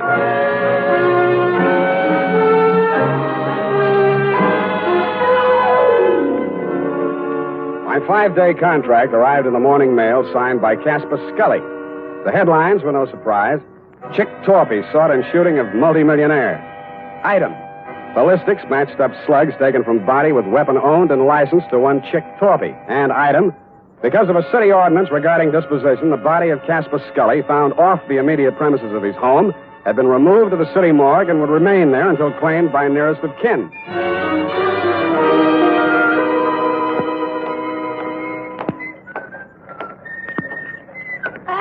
Hey, Sammy, my boy. It's good to look on you. Hello, Maxie. What brings you, Sam? Scully stuff. Oh, yeah. Checked him back in. Autopsy. Were you in with this, Sam? Do you know Scully? I just met him yesterday. Well, like I say to you before, you do collect queer ones, eh, Sam? Oh, such a mess. Woo-hoo, such a mess. Yeah, I know. I found him. They tell me he has to be claimed. City ordinance, Sam. Nearest of kin. It would be his daughter, Helen. She called or anything? No, not yet. But to get back to him, a real queer one. Maybe the tops this season. How so? Barbarianism, Sam. That's what it is. The world is moving backwards. You can get deader than dead. Huh? You'd think the slugs in his chest would be enough, but no. 4 also in the head, too. Kill him twice. Say it again, Maxie. You mean that... Twice, Sammy. In the chest, maybe 20 to 30 hours ago. In the head, maybe 12 hours later. You see what I mean? I saw what he meant. I didn't like what I saw, but things did begin to make some sense. From the morgue, I phoned the Chronicle office, confirmed that Scully did suffer from a throat ailment, was publicity shy, was never interviewed or photographed for that reason. I asked them if they had a specimen of his handwriting by any chance, and they did. I had it sent to me by special messenger, and the signature, compared to the one of my 5-day contract with Mr. Scully, made interesting reading. But what was even more interesting was the DOA Maxie was ushering in. Yes, As I was saying, Sam, it's awful the way these homicides are turning up nowadays. In gray suits, it's fashionable now. Hey. What's the matter, Sam? You know him? Yeah, I know him. What's it say? The toe tag says unidentified, accidental drowning. Found off Pier 14, time 8:15 this a.m. Accidental drowning. You don't think so? Why do you think he's dead? I think he's dead because he didn't cough when the doctor asked him to. I left Maxie to his newest customer and looked up the police officer who had found the unidentified man. All they had on him was New York clothing labels and a silver identification bracelet with name Julio engraved on it between two small indentations of the comedy tragedy drama masks. It wasn't much, but it took me to a theater on Post Street featuring a special company of Spanish actors on tour. I am the manager of the company. What is it, please? I'm sorry to trouble you. I'm trying to locate a certain man. I have good reason to believe he's with your company. We are a small group. His name, please? One name might be Julio. Oh, Julio de Vaca. He... Gray-haired, medium build? You are from the police? No. If you are looking for Julio de Vaca, why are you not from the police? 2 days ago, Julio, who does not speak any English, is asked of all things to appear on the television program. Mm-hmm. Here is his line. I am proud. But yesterday morning, a man on the telephone, they speak, and Julio goes out with no word. I, too, am looking for him. He missed his performance the afternoon. I see. He drinks too much sometimes, I know, and he missed the evening. Where he is, this I do not know. But if you find him... I have found him. You have found? Does he have a wife? I am the Senora de Vaca. What is it, senor? What has happened to my husband? You better get your coat, Mrs. Sedebaca.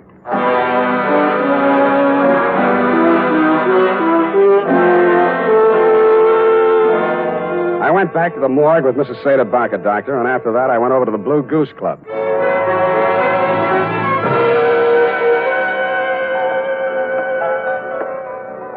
How are you, Spade? Tired, Danny boy, tired. Well, come on in and relax. Nice place. You run it for Chick? When he's away. Seen Chick lately? 2 sets of cops, 3 reporters have been here asking the same question already this morning. What are you trying to prove? Chick's in trouble. You're his partner. Uh-huh. Now, he got himself into this one, Spade. Look, we make a nice dollar running this place. It's legitimate. And no cop's going to raid us or close us up. Chick started fooling around with that Scully woman. And I told him just once. It's dynamite, I said. You know how the old man is. Let bygones be bygones. But Chick didn't listen. And... Tell me about the bygones that should be bygones and why Chick should know how the old man is. Well, Scully sent him up 5 years ago. Didn't you know? No, I didn't. Oh, Chick owned some property south of Rosito, and Scully wanted it for oil drilling or something. Chick asked too much, and Scully figured a way to get it from him in court. Had it condemned or something. Mm-hmm. Well, Chick got kind of sore. He met the old man on the street one day, and, well, they convicted Chick of attempted murder. 2.5 years. And Chick looked up Scully's daughter when he got out of prison and started making love to her to get even. Why, yes, Spade, that's just the way it started. Only Chick was the sucker after all. He really went for the creature. He married her 3 weeks ago in Reno, the poor sap. Anybody else know about that part of it? Only me. I was best man. By the way, Danny, did you rap Julio Sedebaca over the head last night and toss him in the bay? Who's Julio, whatever his name is? An actor who happened to look something like old man Scully. Enough like him to keep his mouth closed when I was there, but who might want to open it later. I don't know what you're talking about, Spade. Didn't think you would. But I don't like it. Yeah, boss. Timmy? Joe? Yeah. Throw this bum out. I'm sick of looking at him. Get out of here. And they did. It was 2 against 1, and I'd been up late the night before. I was doing very well, though, until somebody stooped to a form of subterfuge I have long since grown to hate. I was borne on 2 swarthy shoulders out of the club and into the open air. I was on a balcony, and a good stiff sea breeze was blowing. I didn't enjoy it long. 1, 2, 3,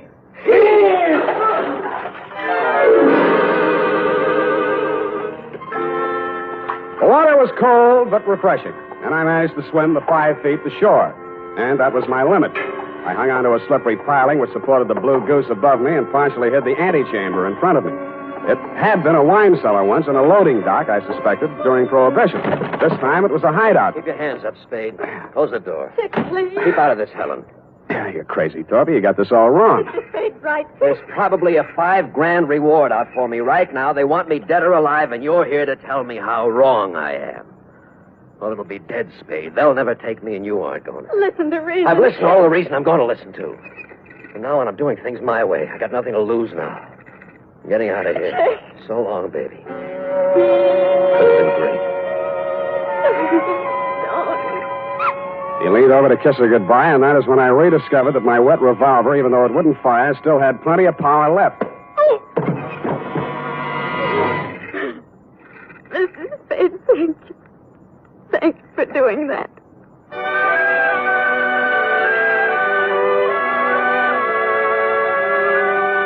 As you know, Doctor, I turned Chick Torpy over to the police along with Danny Cavillo and took Helen Scully home.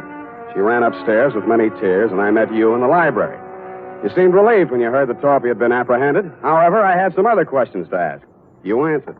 All right, Spade, all right. I suppose it'll all come out anyway. 2 nights ago, Chick Torpy came to the house to have it out with Mr. Scully. He told him about their marriage. There was an argument. I was the only one in the house. I heard shots, ran in the room, and found Mr. Scully dead. The marriage certificate was in his hand. I knew this would involve Helen, and so I did what I did. Oh, it was a nightmare. I hid the body, hoping to find a way, perhaps a death certificate on accidental shooting or something. In other words, you were helping Torpy get away with murder. Yes, but I was thinking only of Helen. Her father did love her. But you'd already sent a letter to me. You knew I'd be here the next morning. You'd seen an actor on a television program. He resembled Scully. You hired him for a job. You told Helen that Chick had killed her father and told her what kind of acting she had to do. Oh, it was crude, perhaps, but I didn't want you to become suspicious when a death report did show up. I intended to hire you and fire you. Only it didn't work out. I followed Torpy here and found the body. Oh, I've been such a fool, Spade. Helping a man get away with murder, I want to confess it all. I suppose this will make me an accessory to murder. Not exactly. You mean there's a way out? There's a way out, and you were going to take it. What? I was over to your apartment before I came here. You're all moved out. The doorman tells me your luggage has been at the station all morning. What'd you do? Came here to rifle the safe? No, see, here, Spade. Stop it. You were waiting around to see if they took Torpy dead or alive. Dead, he couldn't talk, and you'd be okay. Alive, you're ready to blow town. You bumped Scully. No. Get back there. Then you did your best to hang it on a Chick.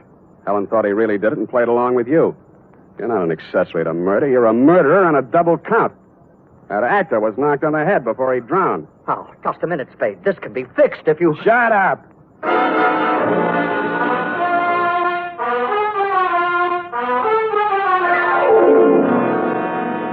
Period.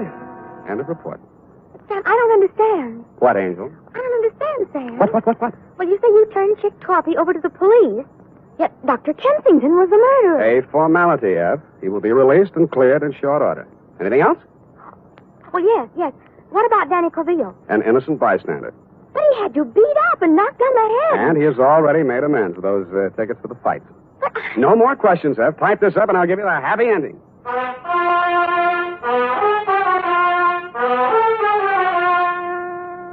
And now, listen to this. School days will soon be here, mothers. To make sure Junior's hair is always neat and well-groomed, get after those cowlicks and stray strands with Wild Root Cream Oil, the famous hair tonic that grooms the hair neatly and naturally, relieves dryness, and removes loose, ugly dandruff. And remind Dad to ask his barber for a professional application of Wild Root Cream Oil Hair Tonic. Again and again, the choice of men and women and children, too.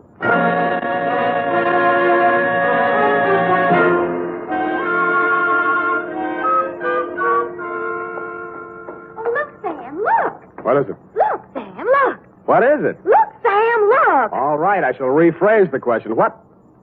Oh, I see. You mean the magazine look, huh? They said an advance copy. It's not even out till next Tuesday. What's it doing here? Oh, look at them. See these? Who? Who are these people here? That's Sam Spade. What? On the radio. You know, Howard Duff.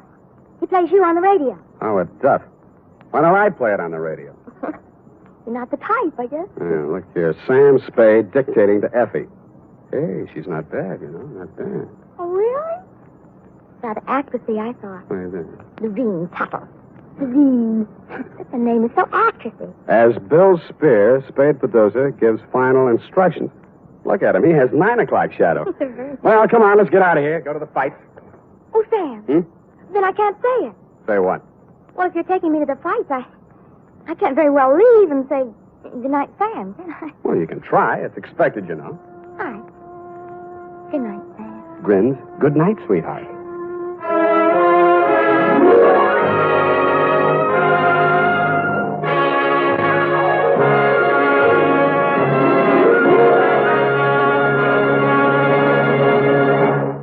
The Adventures of Sam Spade, Detective. Brought to you by Wild Root Cream Oil Hair Tonic, the non-alcoholic hair tonic that contains lanolin. Wild Root Cream Oil. Again and again, the choice of men and women and children, too.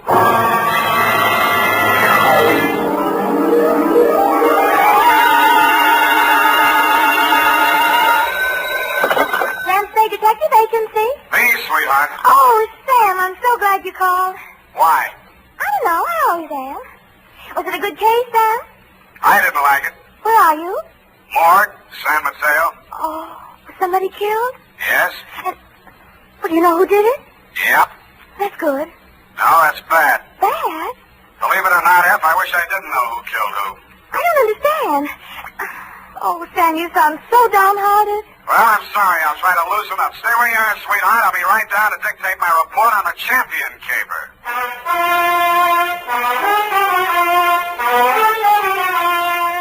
Dashiell Hammett, America's leading detective fiction writer and creator of Sam Spade, the hard-boiled private eye, and William Spear, radio's outstanding producer-director of mystery and crime drama, join their talents to make your hair stand on end with the Adventures of Sam Spade. Presented by the makers of Wild Root Cream Oil for the hair. Before bringing you tonight's mystery, I'm going to take 28 seconds to tell you something that isn't a mystery. It's no mystery why so many millions of men, women, and children have well-groomed hair these days when America's favorite hair tonic, Wild Root Cream Oil, costs so little. Just 25 cents will buy you a get-acquainted bottle and show you how neatly and naturally Wild Root Cream Oil grooms your hair, how it relieves annoying dryness and removes loose, ugly dandruff. Get Wild Root Cream Oil Hair Tonic. Again and again, the choice of men and women and children, too. And now, with Howard Duff starring as Spade, Wild Root brings to the air the greatest private detective of them all in the Adventures of Sam Spade.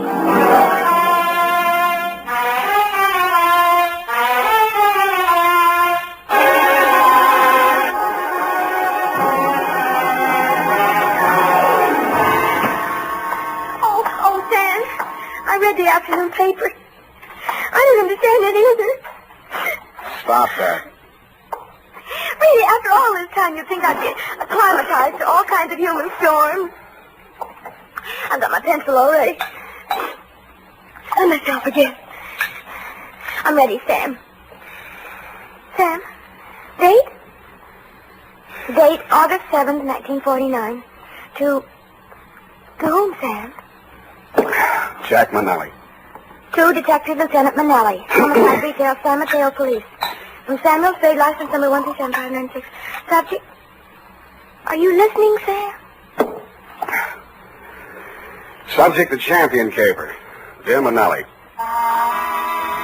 You were there for the end of it, and I was there for the start of it, which is in the reception office of Elliot Champion's brokerage house in San Mateo, and where I first met Mildred Champion. Remember that old staff, how a woman in love is always beautiful? When I went in, I had no idea she was in love and no idea she was beautiful. Not because she'd lately been crying, but her sallow face without makeup, framed in a wisp of blonde hair, wasn't flattered by the shapeless black dress, cotton stockings, and low-heeled shoes she was wearing. Certainly not the going idea of beauty. Nor did her conversation reveal anything to indicate love. Oh, yes. May I help you? Mr. Elliot Champion, my name's Spade. Spade. S-P-A-D-E? You don't have to write it. He's expecting me. Your business, Mr. Spade? Private. I have to have a little more than that, I'm afraid. Oh, is this hot here? Mr. Champion can't stand fresh air. Obvious. That's what makes it so warm in here. I'm sorry. Yeah, it is hot. Just flip the switch and tell him I'm here. Well, what is it, Mildred? I was just going out. Mr. Spade is here. Says you're expecting him. But I don't find him listed in your appointment book. Don't be an idiot. Send him in. Send him in.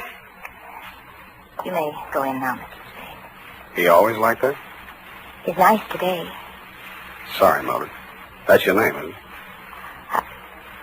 His office is the first on the right. Don't bother. I'll find it. Thank you. I'll just go to lunch.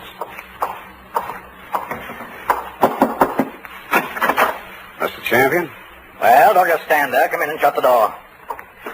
What I have to discuss with you is private. I don't want that snoopy niece of mine listening to our conversation. She's out to lunch now.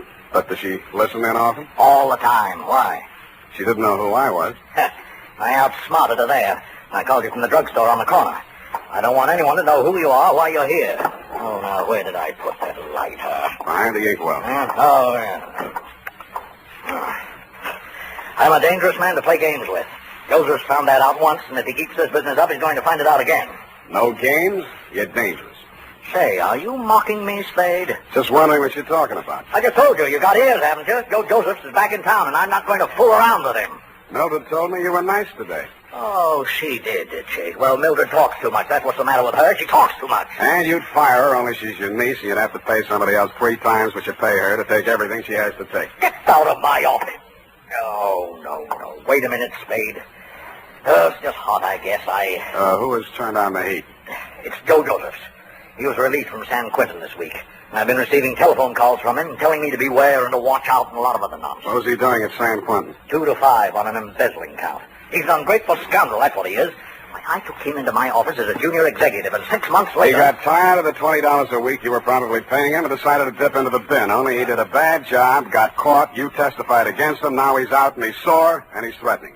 And every time you yell cop around this town, there's always some snoopy reporter hanging around the sergeant's desk. Ain't that the truth? Listen, Spade, I've got $500,000 tied up in this business, and I don't want anybody thinking I might get knocked over by some loony with a grudge. And that's why you didn't tell the police?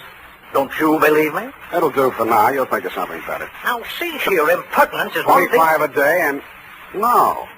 That'll be 45 a day in expenses. I want you to find Joe Josephs and bring him to me. Nuisance warrant? More than that. I've got enough stuff in that desk drawer to send him back to Quentin if I have to. Oh, what kind of stuff?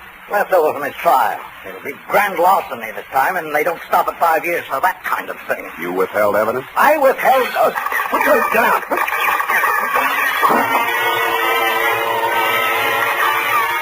My back was only 8 feet from the window, and it came through from the other building across the court. The silencer either ruined the marksman's aim, or he was just a bad shot, because out of 6 tries, he didn't connect with a thing but the desk lamp and a wastebasket.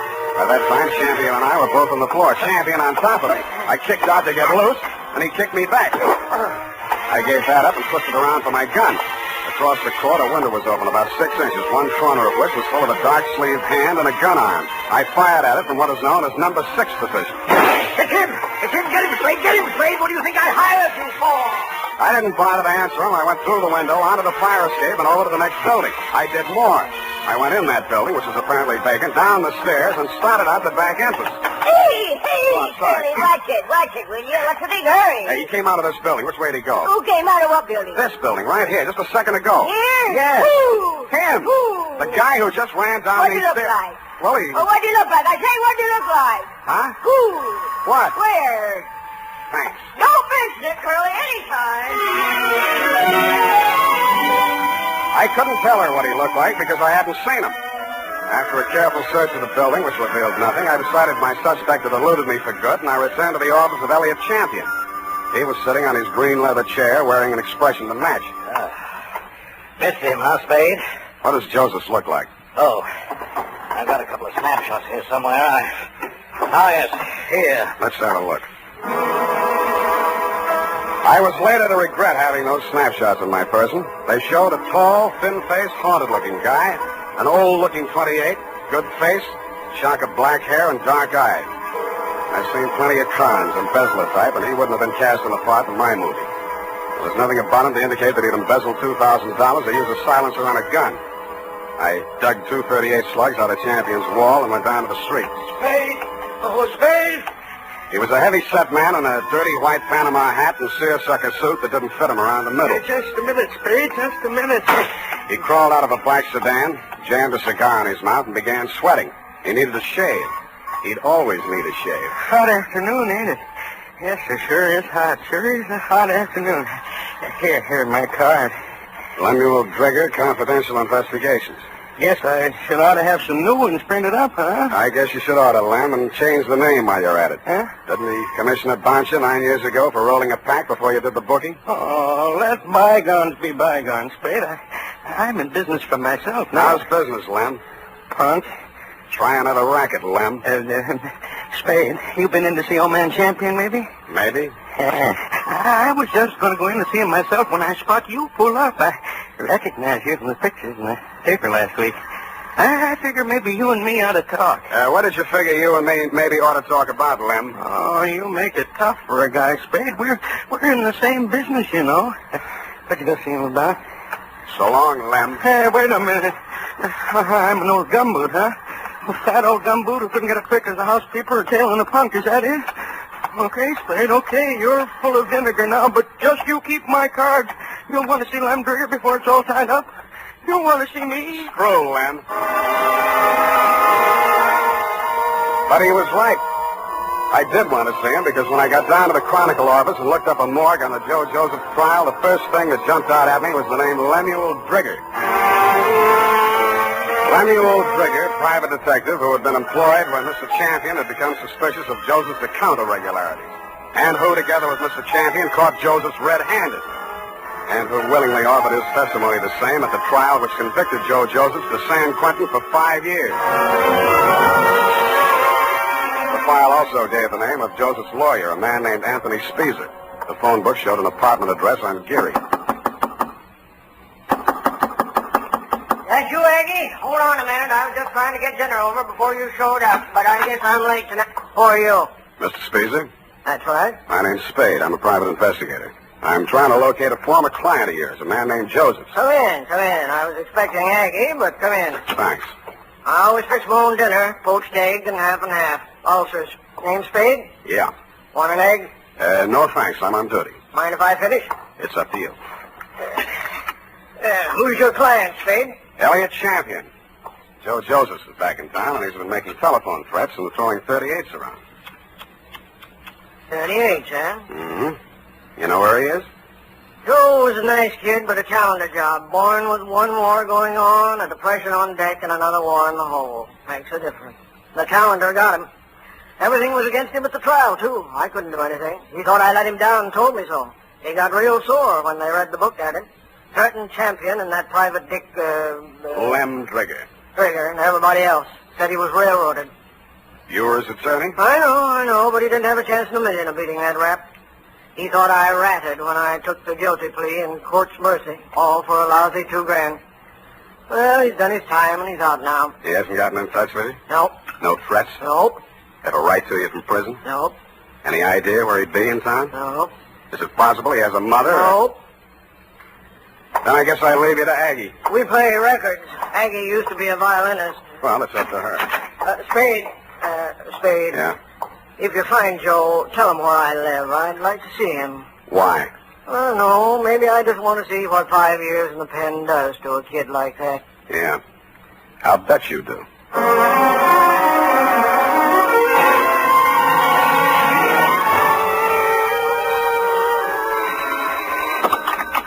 Yeah? Is this you, Mr. Spade? Who's this? This is Mildred Champion. Remember me in my uncle's office? I remember. Mr. Spade, you're looking for Joe, aren't you? I know you are. You don't have to answer me. I think I can help you find him. I must talk to you right away before something terrible happens. Please come out to the house before something terrible happens. It's right in the corner. I got out to the house as fast as I could, but not before something terrible had happened. Hey. The front door was open and all the lights were on, and Elliot Champion was lying at the foot of the stairs in the front hall, holding his lapel as if it would get away from him. Hey, don't touch me. Don't try to move me. It's in my lungs somewhere, and I never thought.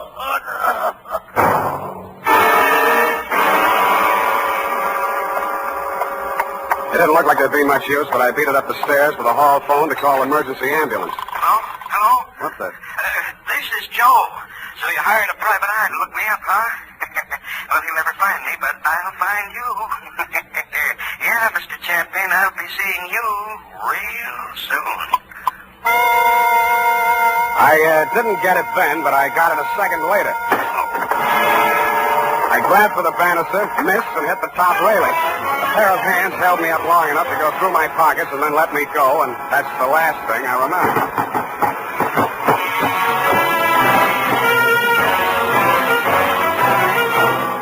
The makers of Wild Root Cream Oil are presenting the weekly Sunday adventure of Dashiell Hammett's famous private detective, Sam Spade.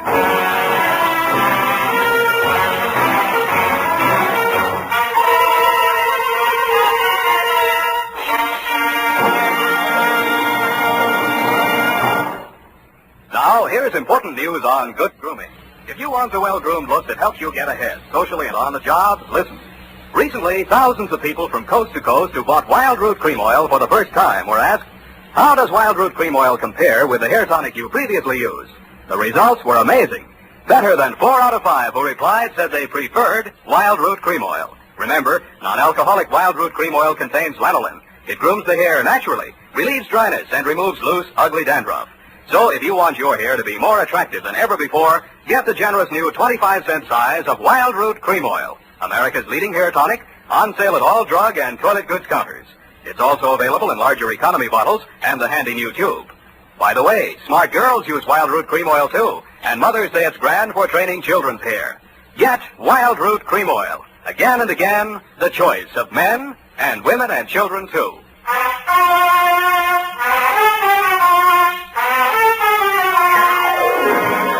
And now, back to the Champion Caper. Tonight's adventure with Sam Spade.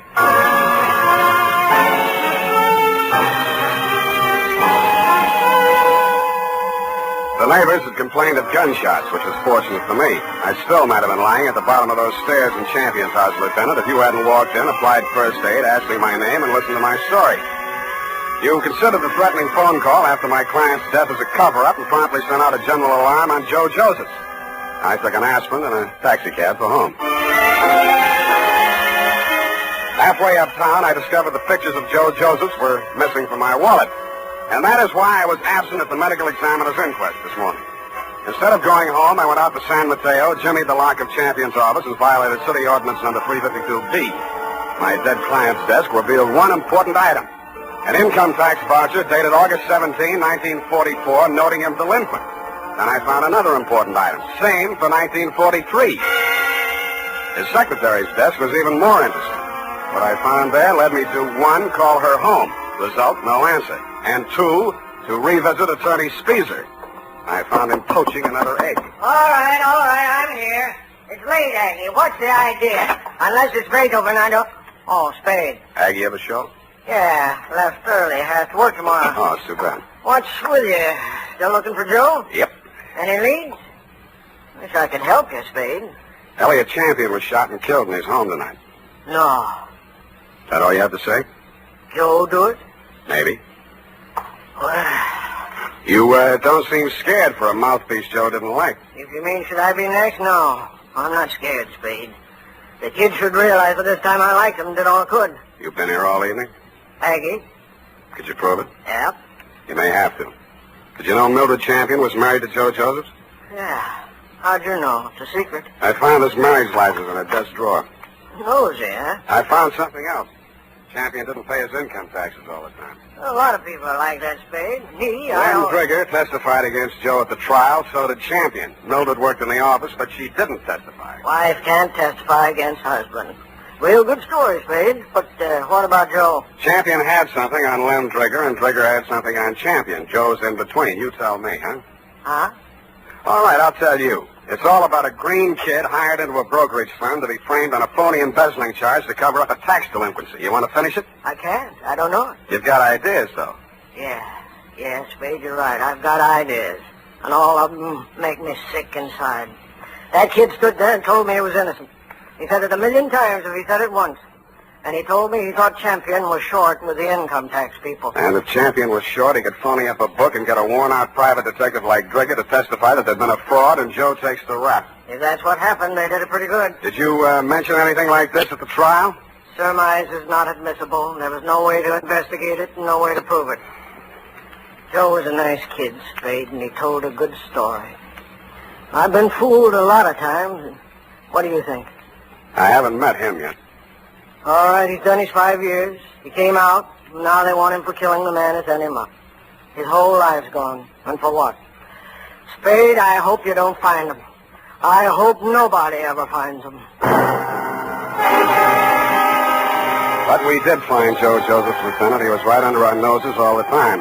When I called you, you told me to come on down to the morgue at the county hospital. We both stood and looked at Joe Josephs. It's a funny thing, Sam. We had an alarm out for an hour on this guy. We've been looking all over for him, and he turns up right here. Well, he's dead. He's been dead since last night about 7. 7? Same time Champion was killed. TB. Just got the whole story. Had it awful bad in prison on a sick ward his last 2 years. Wanted out awful bad. When his time was up last week, he made him release him. But he wound up here, died in the hospital. He looks awful young to be a con and all. I don't know, Sam, he's just a kid, isn't he? Up until then, you had some kind of case against Joe Josephs. But when the medical examiner reported that my client had been shot with a .32, the rest of it began to fall into place. Lem Trigger's office was a dirty room over a shoe repair shop on Mission Street. The glass on the door hadn't been washed in 5 years, and neither had anything else. So you can hardly tell where the office left off and Lem began. Oh, hello, Spade. I've been waiting for you. I thought you'd get over for some talk. What made you think that, Lem? Well, you're here, ain't you? All right, let's make talk. Did the silencer ruin your gun? Huh? Come on, I want it all. Hey, you phoned tonight after Champion was killed. You've been phoning him right along saying it was Joe. No, just a minute, Spade. We're in the same racket. You shot at him with a silencer on your .38 this afternoon to make it look real good. You can't prove anything. I didn't kill him. One slug out of your gun will match that up. Every cop carries a .38. You were a cop once. Now, Spade, you got this all wrong. Because you thought he'd called you in for protection. He called you in once on another job. Listen, I know what you're thinking, and but business was so bad you had to drum it up, didn't you? Joseph was released from prison and it was a natural, only it didn't work. Champion called me instead, and you tried to shake me down. Well, I only thought we could kind of work together. Make it a good thing. I told you once you should try another racket. But you didn't take my advice. Now you're going to have to.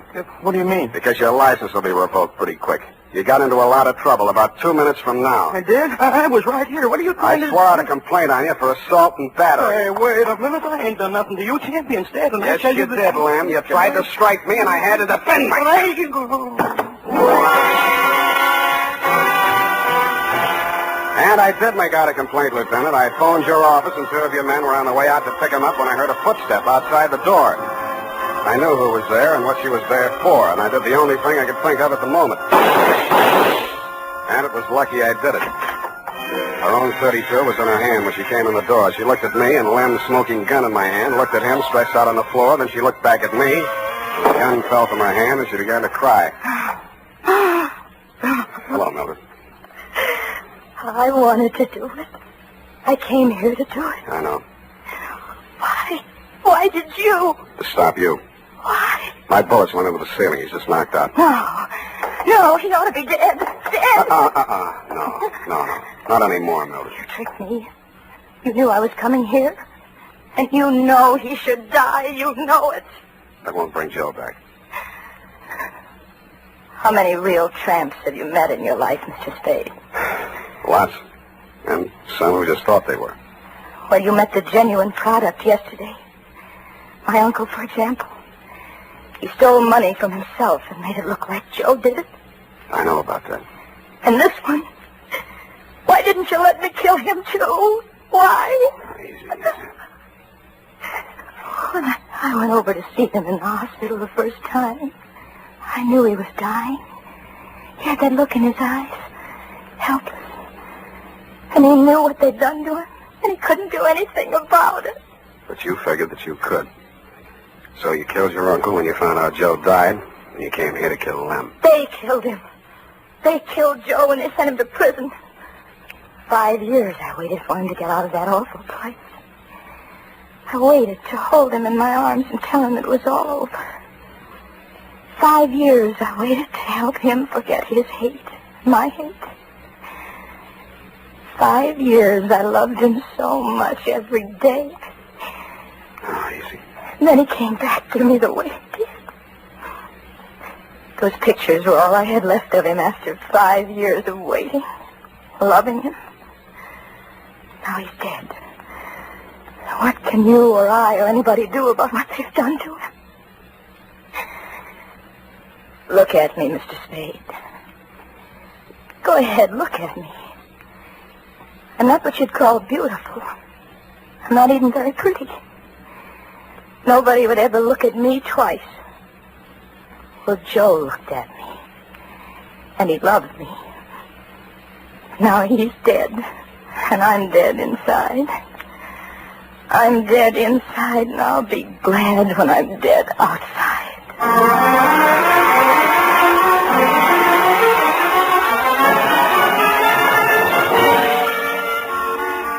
Period and a report.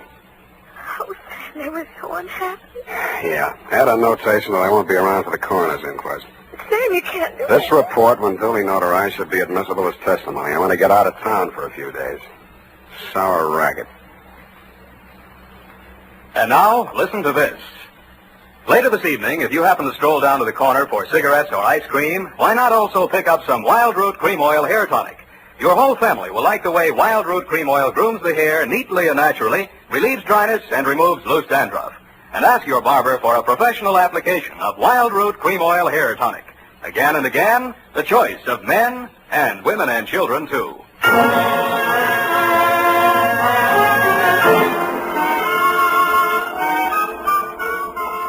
it is, Sam. Didn't make any mistakes. Of course you didn't. Are you really serious about getting out of town for a few days? I am? The world's too much with you, huh, Sam? Effie. I know it's poetry, Sam, but it seems kind of appropriate right now. I don't care if she did kill those two men. I feel sorry for her. What's that got to do with poetry? Well, it's kind of poetic justice. Oh. Why did she dress the way she did in that black dress and low heels? A form of penance, I guess. A mourning, absence of her missing lover. Lover? Yeah, no. Look, you'll have to type it all over if you keep that up. But, Sam, it's all so beautiful and tragic. Yeah. And you watched it all happen with such understanding. I'm so proud of you. Oh, Sam. Come on now, come on. Dry up and go home. Good night, Sam. Good night, sweetheart.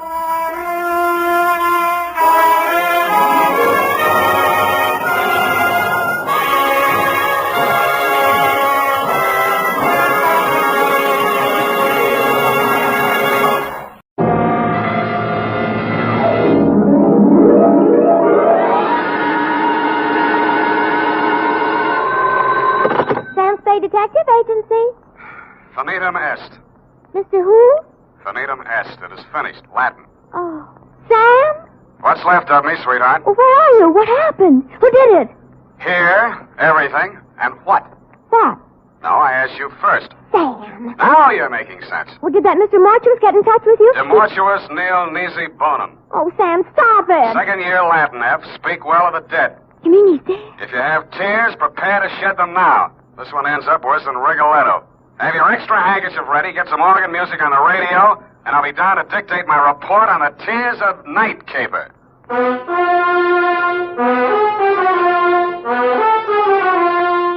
Dashiell Hammett, America's leading detective fiction writer and creator of Sam Spade, the hard-boiled private eye, and William Spear, radio's outstanding producer-director of mystery and crime drama, join their talents to make your hair stand on end with the adventures of Sam Spade.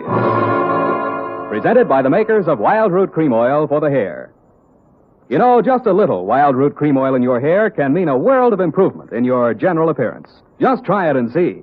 See how Wild Root Cream Oil Hair Tonic grooms your hair neatly and naturally, relieves dryness, and removes loose dandruff. Yes, you'll be glad to discover that just a few drops of Wild Root Cream Oil make a big difference. So if you've never tried it before, get the 25-cent get-acquainted size and ask for it by name. Wild Root Cream Oil Hair Tonic. Again and again, the choice of men and women and children, too. And now, with Howard Duff starring as Spade, Wild Root brings to the air the greatest private detective of them all in the adventures of Sam Spade.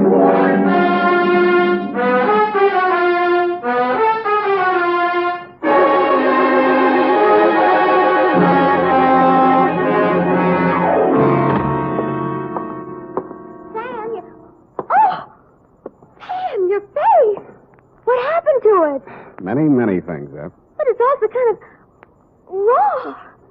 Oh, Sam. In time, Effie, my wounds will heal. Oh, I'll bet that Mamie Gagan had something to do with it. I could tell when she came in here that she was going to be... Demortuus nil nisi bonum. Huh? Latin. Speak well of the dead, remember? Oh, One thing at a time, sweetheart. Let's get this over with. I want to find a doctor. oh, you're so brave, Sam.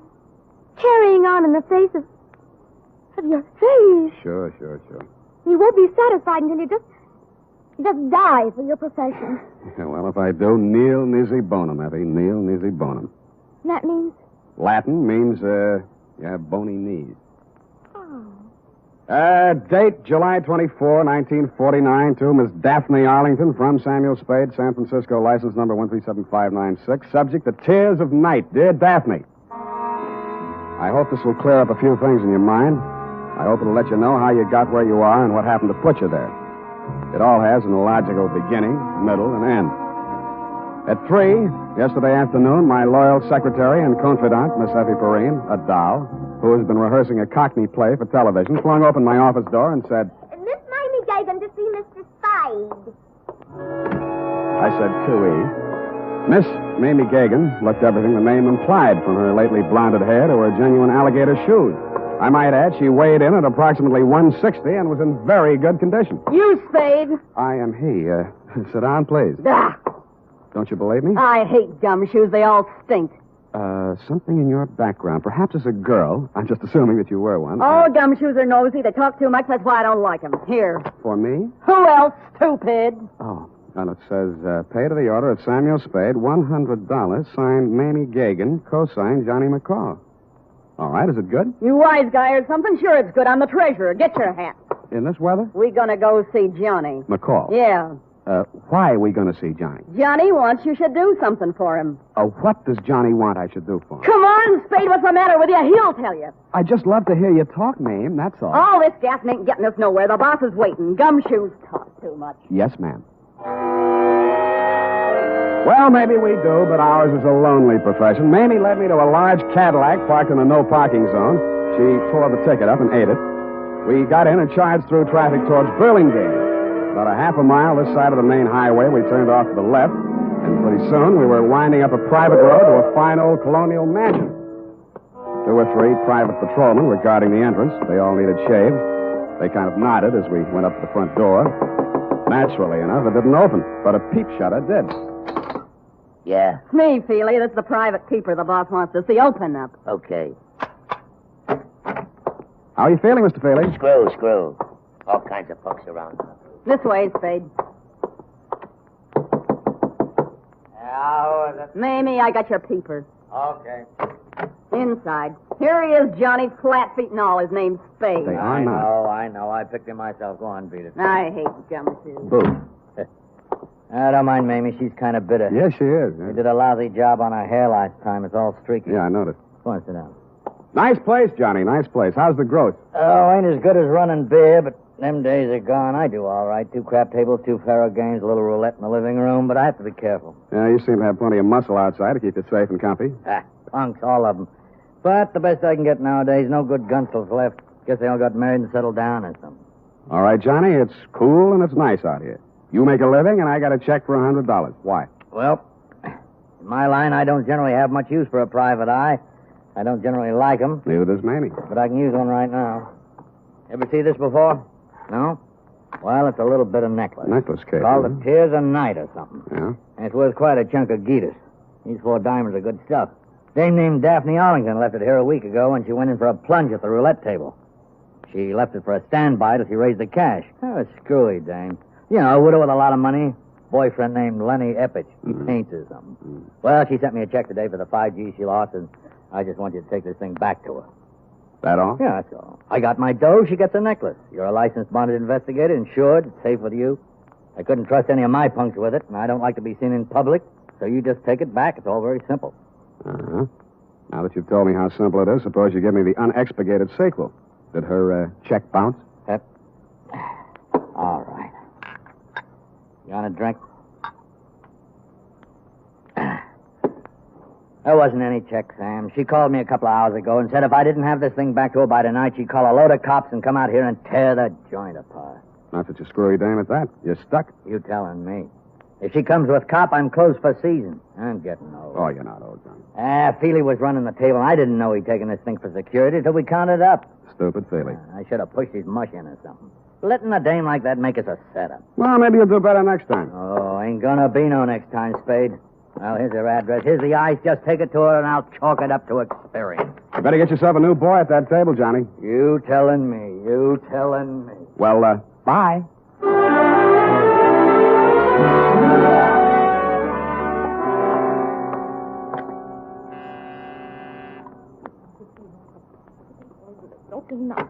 Lenny, I thought you'd never get here. The performance begins at 8:30, and you know how the traffic is, and if we're going to have a bite to eat... You aren't Lenny. Where's Lenny? I don't know, Miss Arlington. I'm supposed to deliver some jewelry. Jewelry? That would be mortuous. Mortuous. Mortuous. Yes, but I... What are you looking at? Your throat. Really? Well, really, Mr. Spade, Sam Spade. Well, really, Mr. Spade. I'm only waiting for Lenny to get here so we can make the first curtain of streetcar. And we're going to be late if he doesn't get here. You can understand that, Mr. Spade. You're going to be a little early. Streetcar doesn't open until Monday. And already, and he hasn't shown up. Well, good night, Mr. Spade. Hey! The white ermine cape you were wearing and the black strapless thing needed a touch, but you had it. A diamond necklace. In fact, the Tears of Night, the same one I had in my pocket, Daphne, was hanging around your lovely neck. I rebuzzed your buzzer and knocked on your door for quite a while until it was quite evident that you were not going to open up. Under the hallway light, I snapped open the necklace case. Mortuous, you had said. And mortuous was what it said stamped inside the case. A gloomy word with a gloomy address. The White Hotel on Turk Street.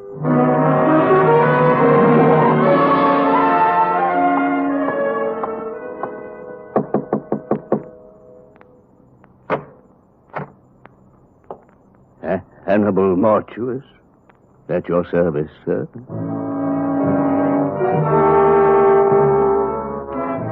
If ever a man had the look of death, it was this one who had its name. He was older than old, cadaverous, and in his skull-like head his eyes were white. He was wearing a flannel nightshirt. You find me a bit indisposed, Mr. Spade. The clerk at the desk said it was a matter of jewelry. Therefore, Hannibal Mortuous is at your service. Now then, sir, what is so urgent? I came to ask you about a diamond necklace. I found your name stamped on the inside here. House of Mortuous, most respected name in diamonds, as well as all the lapidary arts. Most respected. Fine jewels and the name Mortuous is synonymous the world over. I am the last of 4 sons. But what continues, Mr. Spade? Well, I just want you to take a look at this.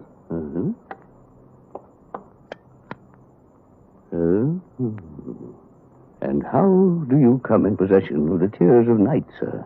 Well, a man named Johnny McCloud, who runs a gambling club, hired me to deliver it to a lady named Daphne Arlington. She lost it at the roulette table. She left it there until she could raise the cash. Deplorable conduct on her part. Daphne Arlington, a most indiscreet young lady, to be sure. I recall my interview with her when her late husband, Sidney, ordered this necklace.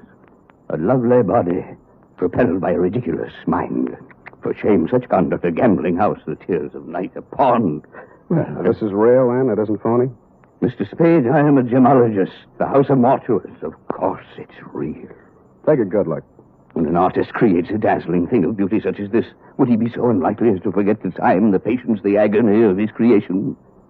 See how each stone is carefully mounted to capture every single pinpoint of light. An incomparable masterpiece. An incredible money. How much money? The wholesale market, about 10,000. Arlington? He paid 25, but he had it, as I say, incomparable. Yeah, well, I saw another one just like it tonight. Ridiculous. The finest workman at best could only create a crude resemblance. This kind of work demands an artist, sir, an artist. But tell me, Latin in Angus Elba? My second year Latin escapes me. Snake in the glass. Something wrong? Something wrong, yeah. You are concerned for the safety of this piece. I have a small safe in my room. You may have the key if you care. I'll take it with me. Thank you, Mr. Mortuous. My pleasure, Mr. Spade. Omnia mortuus bonum vocates. All speak well of Mortuous, of Panda. Good evening. In the dismal lobby of the White Hotel, I asked the night clerk for some wrapping paper and 20 cents worth of stamps. It was a hunch, plus the fact that outside in the street I spotted 2 of Johnny McCall's unshaved gorillas. They were looking up at the front of the building.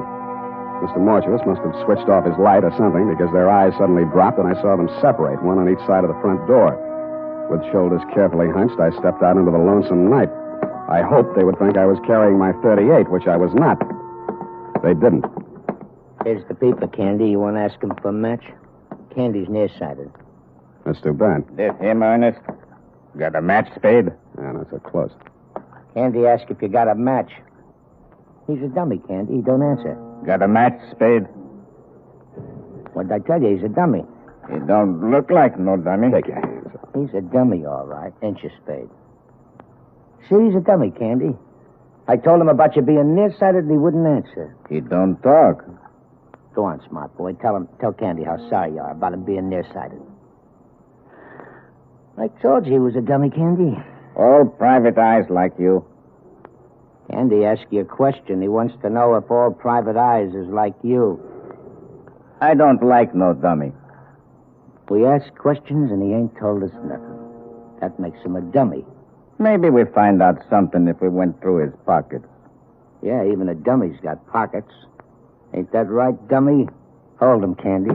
All right, boys. You played the scene real good, and I'll see what I can do for you. Hey, he talks. Yeah. Make him talk again, Candy. Make him talk bigger, Candy.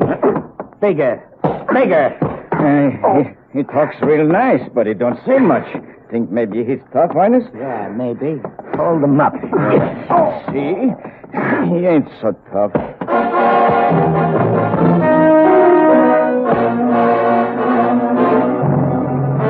No, I wasn't. And I didn't feel like talking on that quiet little street where the only noise was my face pounding on their fists. I didn't have the necklace anymore, but they had to find out the hard way. The hard way for me.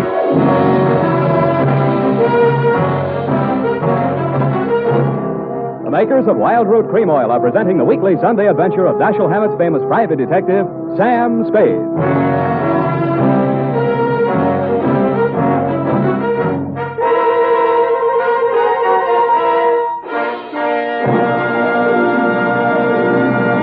Now, here's important news on good grooming. If you want the well-groomed look that helps you get ahead, socially and on the job, listen. Recently, thousands of people from coast to coast who bought Wild Root Cream Oil for the first time were asked, how does Wild Root Cream Oil compare with the hair tonic you previously used? The results were amazing. Better than 4 out of 5 who replied said they preferred Wild Root Cream Oil. Remember, non-alcoholic Wild Root Cream Oil contains lanolin. It grooms the hair naturally, relieves dryness, and removes loose, ugly dandruff. So if you want your hair to be more attractive than ever before, get the generous new 25-cent size of Wild Root Cream Oil, America's leading hair tonic, on sale at all drug and toilet goods counters. It's also available in larger economy bottles and the handy new tube. By the way, smart girls use Wild Root Cream Oil, too, and mothers say it's grand for training children's hair. Get Wild Root Cream Oil. Again and again, the choice of men and women and children, too.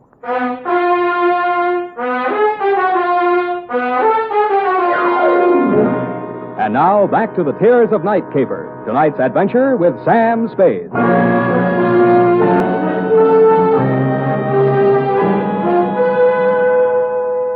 I remember trying to wake up a couple of times. I was dreaming that we were driving along in a giant Cadillac. Big Mamie was sitting on my lap. She was eating a diamond necklace and spitting out cherry pits, which Mr. Mortuus grabbed, looked at through his jeweler's glass, and then tossed into a roulette wheel. Then we had a blowout, and the whole car vanished with everybody screaming, "Demortuous, Demortuous." Somewhere around 7 in the a.m., I began to get a feeling. Several feelings, and all of them hurt. I had been dumped in the grass in a fairly nice neighborhood. In your neighborhood, as a matter of fact, Daphne. And 5 minutes later, I was climbing the steps to your apartment. I thought maybe you'd let me wash my face in your bathroom. Also, you seemed the logical one to question since nothing else made sense. You were sitting in a large chair. The drapes were drawn, the door was slightly open, and only the light from the hall seeped in. You had the phone in your lap. The receiver was off. My guess was right. You were looking at nothing. Oh, Mr. Spade. It's you. You came back. You've been in an accident. I don't think you'll need this. Oh, well then, Mr. Spade. Well then, I suppose you've met some people tonight who know a great deal about me. A gambler, a jeweler. Did they tell you about Lenny Effich? No. He's really a dear, Mr. Spade. Quite the nicest boy I've met since Sidney was killed in that horrible automobile accident. Sidney and I had so many things together. I do think he enjoyed being alive with me. I mean, I cried when Sidney was killed. I really did. I cried. Miss Arlington, I didn't know what to do. I cried. That was 3 years ago, but now I have Lenny. He's really a dear. I do think that Lenny will be a very prominent artist someday. I do. Lenny asked me to marry him tonight. He did? I've been very lonely since Sidney died. Lenny isn't interested in my money. Lenny has some money of his own. What didn't what? My tongue adjusted to my mouth. Did that ever happen to you, Mr. Spade? Sometimes, yes. But perhaps I should see a correctionist. I'm glad you came by again. I didn't know you were a detective the first time. Who told you? Why, Mr. McCall. I really can't understand money. Please, Miss Arlington. I know it must be strange to you, but look at them. But some people live for it. Some people die. Please, Miss Arlington. We can't get anything done. Look, they do look so funny. So very funny. I've seen them count money. So much money. And I really believe that is all they live for. Oh, look. You were pointing at something across the darkened room. It took me 10 seconds to find the light switch. Stretched out on your floor, they looked funny, all right. Candy and Ernest. Both of them as dead as you can get.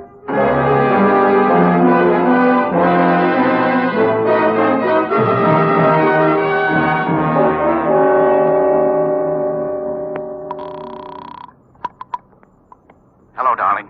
Darling. I've been waiting all night. I knew you'd telephone and give me your answer. I knew you'd marry me. Your name, Lenny Effich? Why, yes, but I was expecting... My name's Spade. I'm a private investigator. I'm calling from her apartment. Daphne's? Now, listen. There's been a couple of murders here. Murders? She's had quite a jolt. She's going to need you and all the help she can get to bring her out of it. I've called homicide, and it might be pretty rough for her. I'll be right over. Bring a doctor. Right. And a lawyer. I'm afraid she'll need one of those, too. I've got a good one.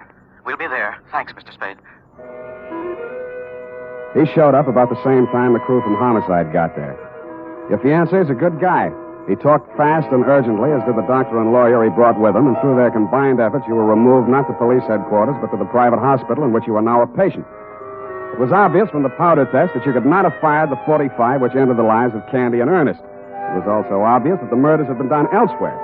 But who had done them remained to be seen.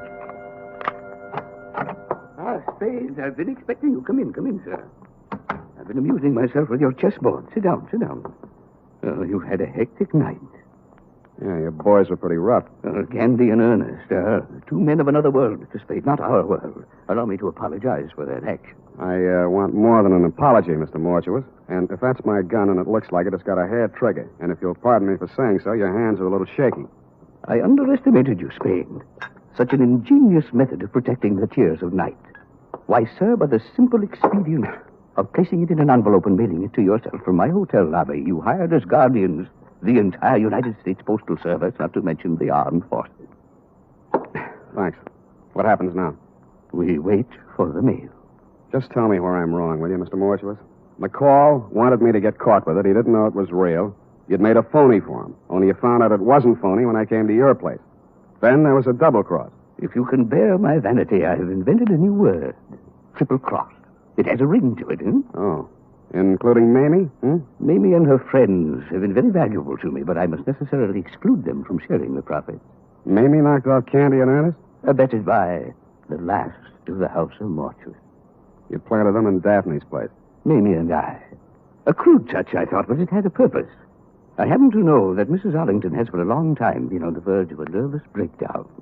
With two cadavers in her living room, she was very unlikely to discuss a bogus necklace with the police.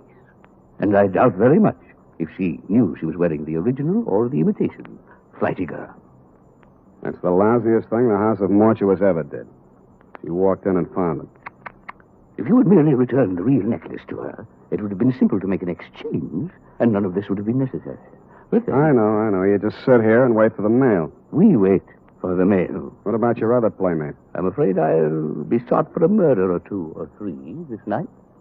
Mamie. She got it, too? Yes. Where are the police going to find her? Oh, in my hotel room, which I departed hastily once the room clerk had informed me of your ingenious method for protecting the necklace.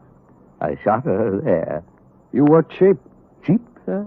I don't understand. A $10,000 necklace? It's not quite a king's ransom, you know. The tears of night are worth 5 times that. I'm afraid I misinformed you as to their value. I didn't want you to become suspicious. You are a really horrible, terrifying old man. I suppose you think you'll get away with it. I don't intend to get away with it. An old man, yes, but I intend to spend my remaining years... They'll pick you up before you get to the airport. I doubt that. I shall turn the tears of night into cash. And with a well-laden purse, I shall guarantee to elude the police over half the world. In 2 years, perhaps 3, they'll get me. But I'll have spent the money, and... We have a visitor. Caution, Spade. I do shoot well. Answer it, tell them to go away. I'll be right beside you. All right. Open it.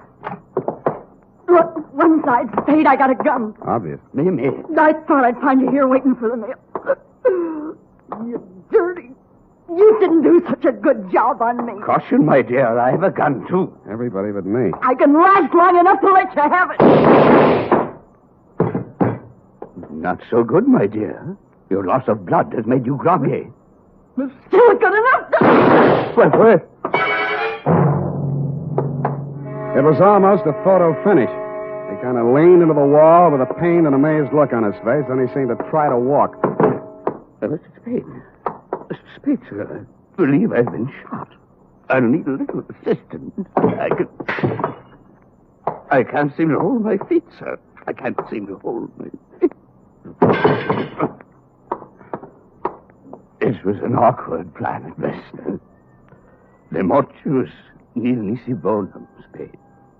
Or if your second-year Latin escapes your memory, speak well the day.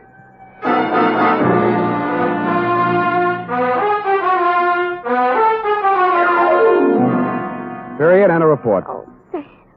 All those people. 4 in all. And that poor girl, Daphne. How she must have felt when she saw it. Oh, Sam. Yeah, that was pretty bad. You poor darling. Well, it's about time. And you go right home. In fact, I am going to take you home. Yeah? Then what? Well, You are a registered nurse, maybe? I... Go type that up. I am completely well, and when you return, we shall Indian wrestle. Certainly, sir. And now, listen to this. Shopping note. Tonight or tomorrow, get a family-sized bottle or handy tube of Wild Root Cream Oil, America's favorite hair tonic. Oh, good night, Sam. Good night, sweetheart.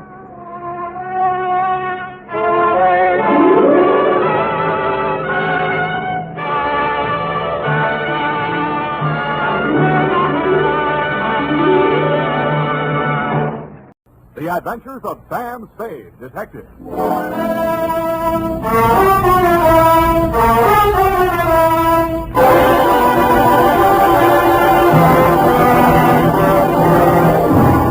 To Dr. Ludwig Zoya, 1241 Leavenworth, San Francisco, from Samuel Spade, license number 137596.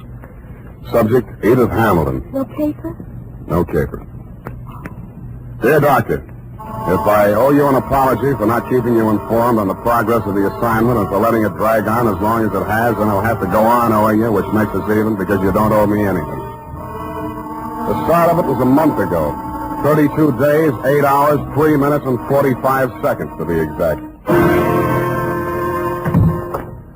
Ah, Mr. Spade. Dr. Zoya? Good to see you. Let me think. How long is it? 3 years since I visited your office. That was when you were my leading suspect in the Denov case. Ah, yes, poor Denov. It was he who pointed out that we psychoanalysts are not unlike you detectives. We probe, we question, we follow up clues in order to find out what is the dark secret which has nervously disturbed the human mind. But we are limited. We have only our patient's words and our interpretations. Sometimes that is not enough. And that is why I need your help in this particular case. What case is that, Dr. Stein? Please do not interrupt the free flow of my thoughts. Pardon me. Naturally, my ego feels a certain resentment against my id for asking you for your help. What makes me think I need a detective? Well, my id was just asking my ego the very same question. Oh, you too feel resentment. We must analyze that later. Bring me your grievances. will. Now to the case. Oh, yes, okay. This woman was referred to me by her physician. She has suffered a complete nervous collapse because she thought she recognized a certain person crossing the street. A person she had not seen for years. Who was that? My patient's son died under mysterious circumstances 3 years ago, and the woman she thought she saw was her daughter-in-law. Mm-hmm. It was widely reported in the newspapers at the time. Perhaps you remember it. Carter Hamilton? Carter Hamilton. Oh, Roanoke, Virginia, 1946. The mother accused her son's wife of murdering him. Daughter-in-law was hauled up before the grand jury, but not indicted. Dropped right out of sight afterwards. Good, you know that case. Well, actually, my patient is suffering from an agonizing sense of guilt. Unconsciously, she thinks that she herself murdered her son. Did she? Well, there may be something tangible at the bottom of so profound a feeling of guilt. You mean you want me to help you convince her that she really is guilty? No. That is for me. But first, we must find out.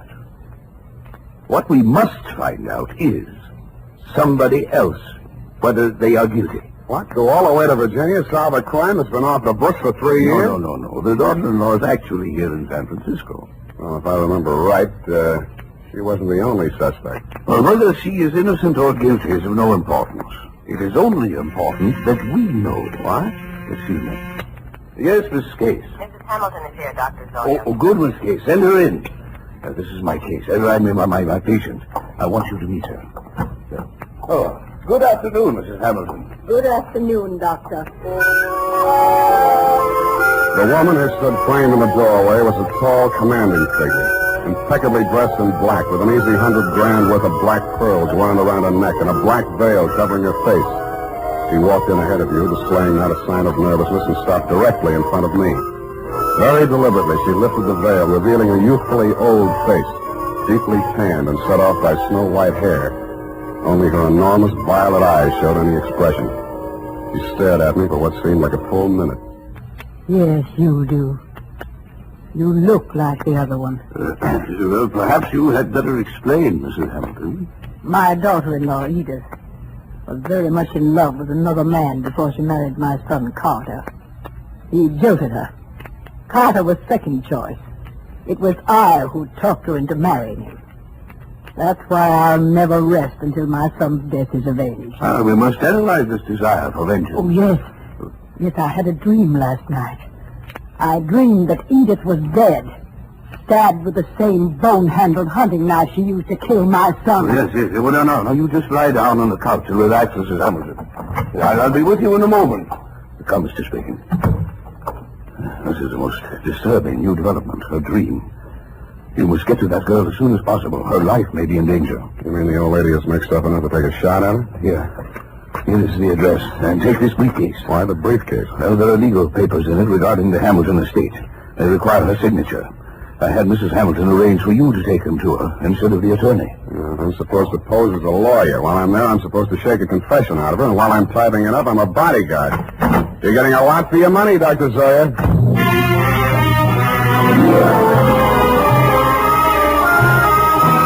I spent the next hour or so in a newspaper morgue briefing myself on the old Hamilton case.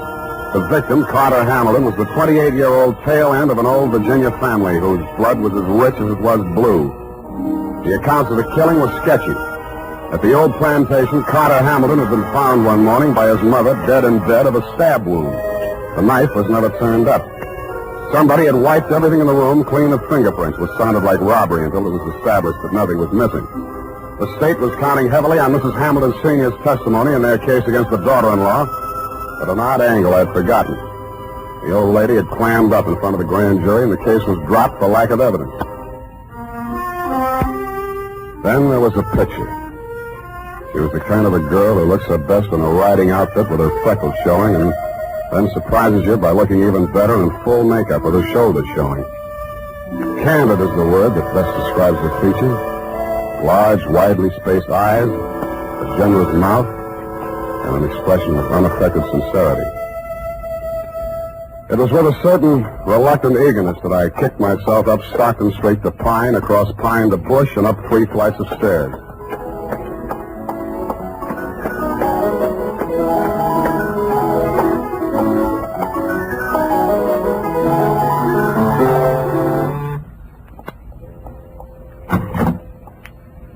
Yes? Mrs. Edith Hammett? Yes. You must be from the attorneys. They wired me you were coming. Come in. Thank you. Not that I'm in hiding, but I'm curious as to how they got my address. Would you like a drink? Oh, not right now. Can I fix you one? In about 20 minutes, maybe. I'm still wondering How they located you? I think the elder Mrs. Hamilton saw you on the streets. Oh, is she here in San Francisco? Yes. Is that so surprising? No, it's a large city. What is surprising is her staying on after learning that I was in town. And she's not very well. In fact, I think she's had some kind of a nervous breakdown. I'm sorry to hear that. I'm very fond of her, you know, in spite of everything. No, I didn't know. Maybe I should explain. I'm a private detective local. I was hired here in San Francisco to bring these papers to you. Oh, you found me. I seem to be a little slow introducing myself. I'm sorry. Sam Spade. Well, if it had to be a detective, I'm glad it's you. But I can't help wondering why they didn't send a lawyer. The lawyers cost $50 an hour. I only cost 10. Oh. In the private eye stories, it's always $25 a day and expenses. I wish those writers would get abreast of the times. I'm sure they'll catch up. But if you're being paid by the hour, perhaps I can keep you here a little longer. I'm glad you said that. You'll remind me of someone. Pleasantly, I hope. Yes. Oh, yes. And sadly, too. Your husband?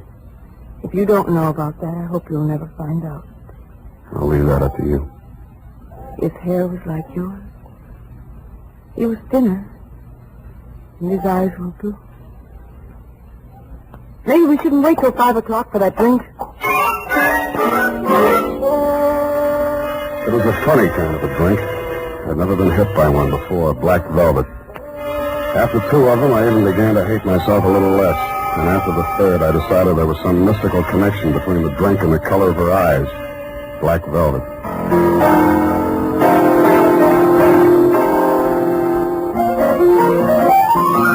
I don't know much about music, but the way she went at the piano, you knew she wasn't afraid of it, and probably wasn't afraid of anything. The pieces she played were like her, bold and at the same time delicate. Simple, but with a web of complexities in the background. Brilliant, but always colored with sadness.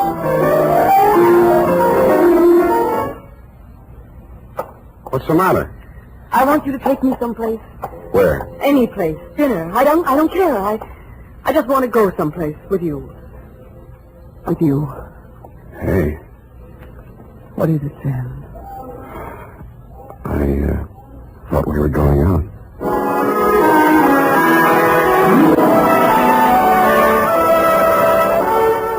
I never paid much attention to San Francisco before I met her.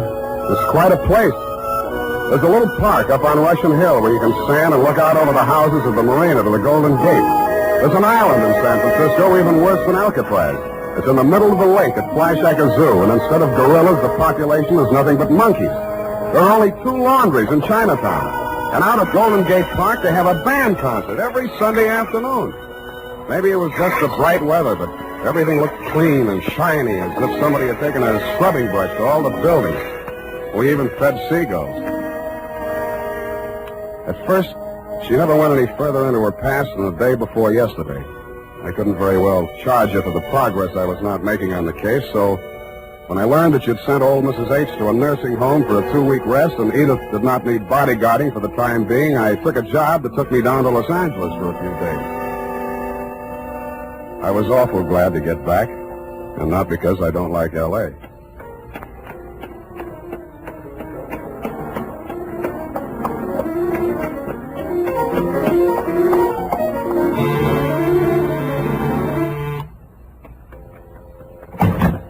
Oh, Sam. Oh, darling, you were gone so long. Hey, the posies. Oh, give them to me. Well, I like that. This is the last time I make a fool out of myself buying flowers. I'll love them later. Hey, you're trembling. What happened while I was gone? What happened to me happened before you went away. You know that. Sam, while you were gone, I had a lot of time and I did a lot of thinking. And I came to a very important decision. There was something I knew I had to tell you.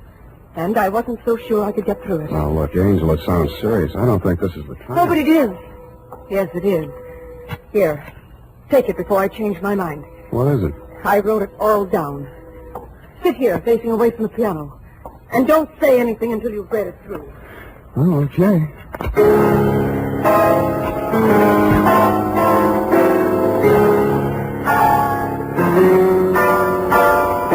The opening sentence hit me straight between the eyes. It said, I, Edith Hamilton, of my own free will, make the following confession. It was addressed to the District Attorney of Roanoke, Virginia.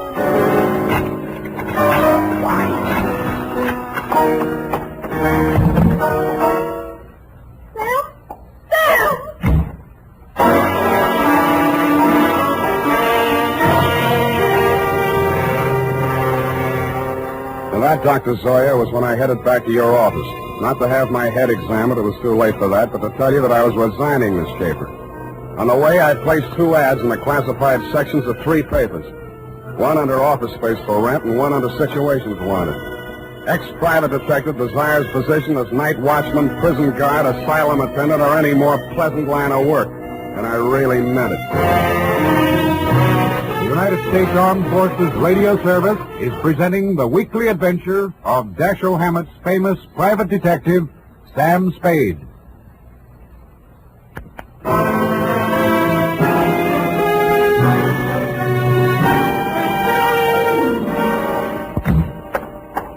Mr. Spade, what is it? You're disturbed. Disturbed is not the word, Mr. Zoya. Is it because you've been with her a week and a half and there's yet no progress? Let us analyze the situation. The whole setup has been rotten from the beginning. You send me to that girl under false pretenses. You tell me to worm my way into her confidence. One moment. Did I tell you this? How else did you expect me to get a confession out of her? Should have got the play when that old lady said I looked like a man Edith was once in love with. You thought she'd fall for me, didn't you? You thought I'd take advantage of it, didn't you? Well, you could hire somebody else to make love to her. I'm a detective, not a gigolo. So she did make a confession to you. Why do you say that? When a patient comes to a psychoanalyst for help, a situation develops which we call transference. Now, this means that the doctor represents to the patient someone in whom he can confide, to whom he can unburden himself, such as a parent or a loved one. Well, then let's go on with it. No. Well, at the moment that is, what you feel toward me at the moment is what we call a negative transference. You wish to continue to make love to her, but you feel guilty about it, so you blame me. Well, what then? What are you driving at? In this love affair of yours, we have a similar situation. But what she feels for you only resembles love. It is transference. You resemble a former lover. Yeah. And that is why it only took a week and a half for her to reveal everything. Oh, sometimes I think I am too ethical. Or too old. Come now, why don't you tell me? You feel better. There's nothing to tell. She had it written down. I didn't read past the word confession. Well, what did you do with it? I destroyed it. I see. Well, no. Miss Case, what is it? Mrs. Hamilton, she's...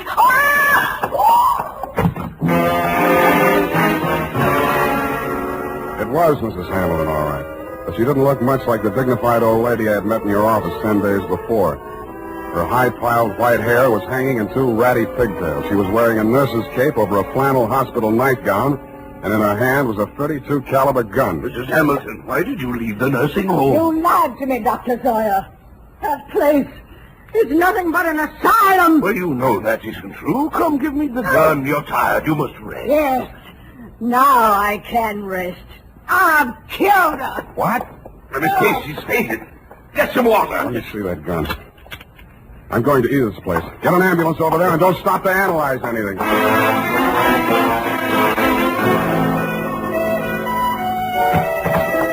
Edith was slumped forward over the piano keyboard. She was barely breathing. The old lady wasn't much of a hand with a gun. 4 of the slugs had punctured the big studio window. 1 had torn a flesh wound in her shoulder. The other had penetrated the right side, just below the rib cage, and there was not much bleeding at the wound of exit. Her face was pale and the skin cold to the touch. I gambled on a hunch she was suffering mainly from shock, moved her over to a couch, threw a blanket over her, and poured hot coffee into her. After a bit, her color started coming back. Then she opened her eyes. Oh, I thought you went away. I must have dreamed it. Lie still, Angel. Don't try to talk. Oh, please, don't let them know what happened. Take it easy. It's only the ambulance. I've got to save Mother Hamilton. You see, I've got to get rid of that knife and I can't let it stay.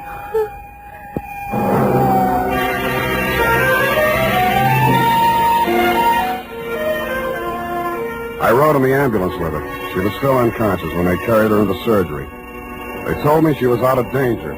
When they threw me out that night, I went back to her apartment. What she'd said about saving old Mrs. Hamilton and getting rid of the knife gave me a new slant on that confession I hadn't read. The pieces were still on the floor where I'd thrown them. It took me nearly an hour to put the jigsaw together, and when I did, it was still a puzzle. In her story of that morning 3 years ago, she confessed to finding the body before the official discovery, to hiding the knife and wiping the doorknobs and surfaces in the death room to get rid of fingerprints. She couldn't remember anything that had happened in the 8 hours between 1 a.m., when she had left her husband drinking in the library and gone upstairs to bed, and approximately 9 in the a.m., when she found herself standing over his body with a knife in her hand. I stretched out on the sofa to think it over, and then I drew a blank.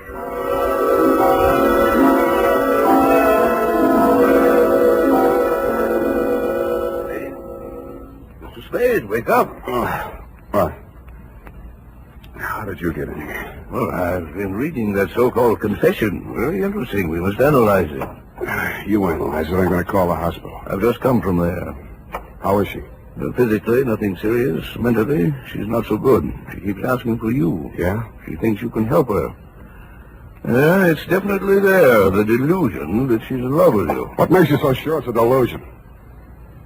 Don't answer that. When can I see her?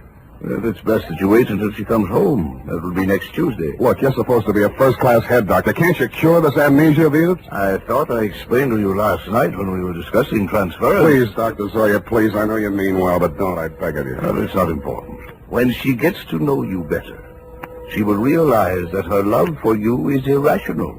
And then she will remember everything.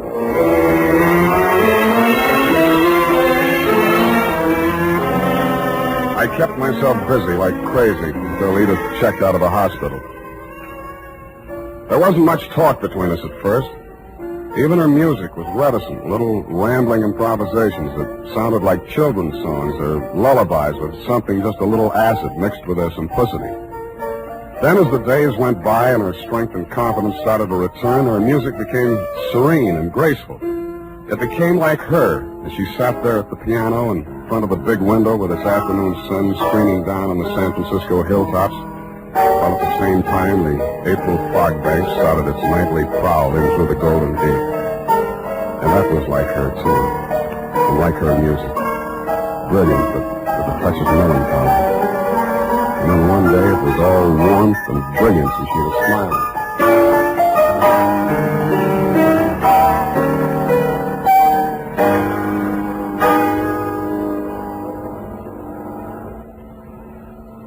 Sam? Yeah, Angel. I remember now. So that's it. I woke up this morning feeling so happy. And then I knew I was on the verge of it. Because I knew that however bad the truth might be, it was worth not remembering it. Even if I was a murderer, you'd rather know, wouldn't you? No, I wouldn't. Why? I thought I knew you so well. Darling, are you angry? Yeah. But at me? Yes, you. The first time I came here, I tried to give you fair warning. You should have figured the score when I told you I was a private detective. You'd even read the stories where in the end the detective doesn't have any choice but to turn in the beautiful dame, no matter what his personal feelings are. Maybe you didn't think they were true to life, or maybe you thought I was an exception to the rule because you are. Well, I'm not. Truth is, I was hired to get a confession out of you any way I could, and I think in the back of your mind you've known it all along. You want to have your confession, and eat it too. You probably learned as a child that it's smarter to tell all and be patted on the back than to be found out and get spanked. How can you be so smug and so self-satisfied and so... Whatever made me think I was in love with you? Just because you looked a little like someone who was... Zoya was right. Only you thought you were kidding yourself, too. Zoya called it transference. I call it baloney. Goodbye. You come back here. You can't just leave like...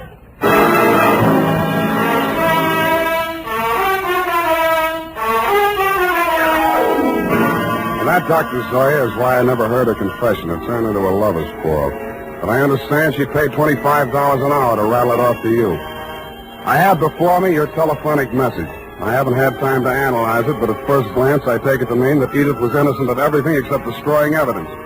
Motive to spare her mother-in-law the anguish of knowing that her son was a suicide.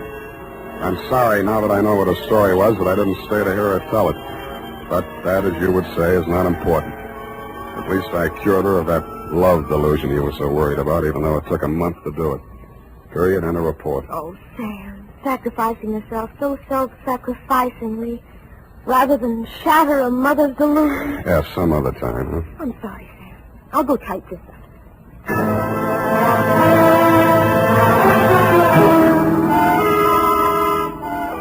Well, here it is, Sam. Sam, where did you go? Sam Spade Detective Agency. It's space, sweetheart. Sam, where did you go? I'm downstairs in the bar. Sam, there's so much noise on the line, I can't... I'm drowning my sorrows. Well, you don't need to shout. Oh, hold the line a minute. Yes? May I help you? Oh, no, I'm sorry. I was hoping I might find Mr. Spade in. Hello? Would you like to leave a message? Oh, tell him Edith Hamilton called. Oh. Ooh! F, are you still on the phone? Ooh. Oh, pardon me. Yes, dear? What happened? Are you taking it back? Nothing at all. One moment, please. Miss Hamilton, I have him on the line. He's downstairs in the bar. And if you'll hurry, you can just catch him, I'm sure. Oh, downstairs. Well, I will hurry. Thank you. You're welcome. Sam, are you still on the line? What's the matter with you? Nothing. Just go ahead and drown your sorrows. But don't get loaded. Good night, Sam. Well, good night, sweetheart. I'm going to take piano lessons.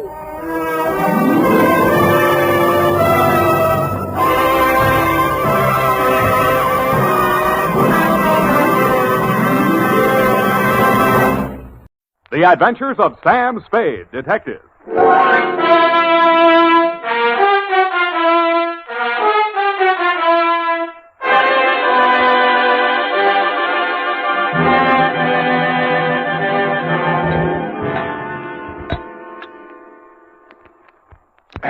To Thelma Darling. Last name, Sam. Roger. Thelma Roger. Darling! I only asked, Sam. Let's get on with it. Yes, Sam, I'm sorry. From Samuel Spade, license number 1375596. Subject? Subject, the Quarter Eagle caper. Dear Thelma Darling. Sam, Yes, F? isn't that redundant? Again? The salutation, Sam. Shouldn't it be Dear Thelma or Thelma Darling? But not both? Now, get this, F. It's real deep. Her name is Thelma Darling. I have that, dear. Thelma Roger. Darling, it's a name. Her father was a darling before her. Oh, really, Sam? Can't you take a joke? On the egg type, you should paste a label, grade AA, fresh. Dear Thelma Darling, I'm stubborn. Not all of this will be news to you. The part that is will be bad news. The start of it was not a quarter eagle, but a bald eagle. He swooped in through the door of my office, landed in front of my desk, perched on the edge of a chair, and said... My name is Eagle, Mr. Spade. Junius J. Eagle. My card. Uh-huh. Eagle Vending Machine Company. Huh? They call me the Gumball King. I'm proud of it. Care to join me in a ball, sir? Not while I'm on duty. Ah, that's very good. Our new avocado flavor. Yes, I've kept the Bay Area chewing for 20 years. And I will not be swerved from my purpose. Bully. I intend to fight them tooth and nail. Hammer and tongs. To the last ditch. Bravo. But I'll need help. That's why I've come to you. My competitors, Mr. Spade, are leaving no stone unturned in their contemptible campaign to drive me out of business. Uh-huh. Now they've resorted to outright sabotage. In short, they have hired hoodlums to destroy my gumball machines. They've already smashed 11, and they won't be content until they've demolished my entire equipment. Sounds like a police case to me, Mr. Eagle. Well, I've been to the police. No, they don't understand my problem. Gave me a lot of double talk about juvenile delinquents. Ha, my foot. Cutthroat competition. You're sure of that? Well, what would you think? If theft were their motive, they most certainly would steal the pennies from the machines, but what do they take? My gumballs. And why do they do that? I'll buy it. Oh, well, by all means. Oh, here, try this. It's our bestseller in Chinatown. We call it Subgum. Better not. I have to drive later. Now, I had the foresight to buy up a 3-year supply of chewing gum at non-inflation prices. So I see. Well, you can see with what thoroughness they encompass my ruination. They are not only smashing my machines, they're making off with my gum. And you want me to try and stop them? No, I do not. No. I want you to catch them in the act and find out who is paying them. Well, okay, Mr. Eagle. I'll see what I can do. Good. Now, in this envelope is a list of my machines and their exact locations, together with a check for your retainer. Thank you, Mr. Eagle. I'll keep in touch with you. Oh, Mr. Eagle, I meant to ask you, how many of these gum machines do you operate here in town? 300. Mm-hmm. And guard them well. 300? 300 nuts. 300 nuts, Sam? No, 300 gums. Gumball machines. Sam, Hmm? isn't it wonderful you took this job? I mean, because of my penny card. Hmm? I'm sorry if I wasn't listening. My penny card, Sam. My new one, that is. I've already completed my Lincoln series, and now I'm collecting Indian heads. Scalps? No, Sam, pennies. Mm. You see, this is the card, and these little slots you see right there, that's where you put the pennies. And they're classified according to the date and the mint where they're manufactured. Now, you see, Sam, see where the little S is on these? Now, that's for the San Francisco mint. And the D, that's for Denver. Figures. And the ones with nothing, that's for Washington, D.C. Yeah, well, it's a very nice hobby. Pardon me. 300 gumball machines. You see, that's what I had in mind, Sam. All those pennies. Indian head pennies are scarce, Sam. You have to go through a lot of pennies to find even one. Honestly, sometimes when I go past one of those penny machines, that's all I can do. Oh. F, this is all right between you and me, but don't ever mention your hobby to Mr. Eagle. No, I won't. Riddle me this, sweetheart. How does one detective guard 300 gumball machines scattered all over the city? Well, if they're going to smash all of them, you could just pick out one in the middle and somewhere and wait. No good. If it's an organized plan of sabotage, there might be some pattern. You seem to have given this some thought, though, Effie. How would you pick them? In the busy places where they'd have more pennies. But they're not after the pennies. They take the gum. Well, then maybe the quiet sections where they don't sell much gum. Well, they've knocked over 11 so far, here, there, and everywhere. Busy spots, dead spots. No pattern at all. You know, Effie, maybe I've bitten off more than I can chew.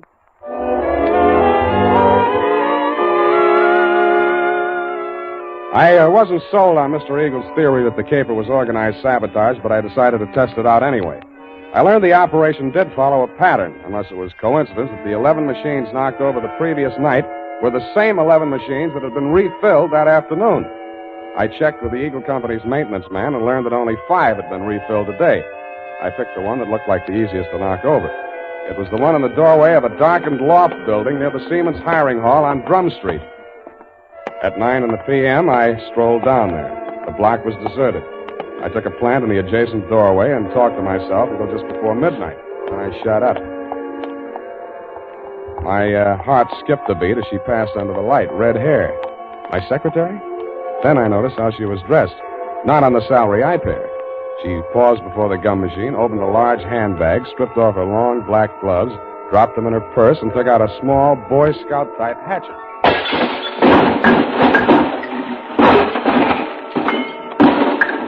She went at it with the enthusiasm of Carrie Nation busting up a saloon. I edged around the doorway as she bent over the mess of pennies and gumballs at her feet. When she reached out her hand, I took one more step, and that was all. She was up on her feet facing me, and I saw that hatchet sailing through the air straight at me. Hey!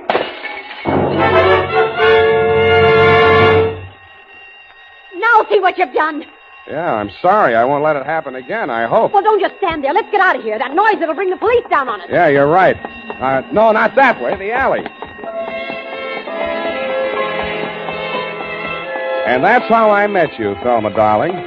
Pausing only to pick up an Indian head penny for luck, I escorted you through the alley to Washington, up Washington to Salon, jogged through Front Street, and followed that to Market, where we entered the Happy Hour Bar and Grill by way of the kitchen. You proceeded unfalteringly to the darkest booth. We sat down and caught our breath. You ordered a pirate's dream. By the way, I did get that recipe. Lime juice, grenadine, passion fruit, a sprig of mint, and 6 jiggers of rum.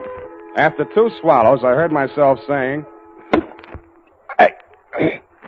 now aren't you ashamed of yourself? But, Sam, why should I be? After what I've been through, I think I deserve a drink. I didn't mean that. I meant throwing that hatchet at me. I thought you were Merle. Who's Merle? Why, he works for Mr. Chiselhurst. Yeah, that figures. Now tell me who Mr. Chiselhurst is. Not who he works for, just who he is. He was acting as my agent for the sale of the pearl. Well, Natch. Look, please, don't make me say what pearl. It's called the Black Pearl of Galila Bay. My brother brought it back from the South Pacific when he was in the war. Oh, yes. When he went to prison, he gave it to me to keep for him. Uh-huh. So you decided to sell it? I had no choice. I needed the money desperately to finance his appeal. It comes up next week. Mm-hmm. If I don't get that pearl back, I don't know what I'll do. You've got to help me. What makes you think it's in a gumball machine? Mr. Chiselhurst took the pearl to show to a man named Junius Eagle, and that's when it disappeared. Mr. Eagle decided not to buy. And when Mr. Chiselhurst returned to the hotel... Eagle had found the pearl and substituted a ball of blackjack gum. Then what? Mr. Chiselhurst had Merle follow him. Nothing happened the first 2 days. But day before yesterday, he followed him to his warehouse and saw him drop a single ball of gum into a barrel of them that was waiting to be loaded onto a truck. The pearl must have been hidden in it. Why else would he do a thing like that? Uh-huh. He would put a valuable pearl in a machine where anybody could buy it for a penny. I suppose it'd be safe for a few days. I don't know how these machines work. Well, now you know why I had to break those machines. Nuh-uh. You don't believe me? Mm-mm. Well, what are you going to do?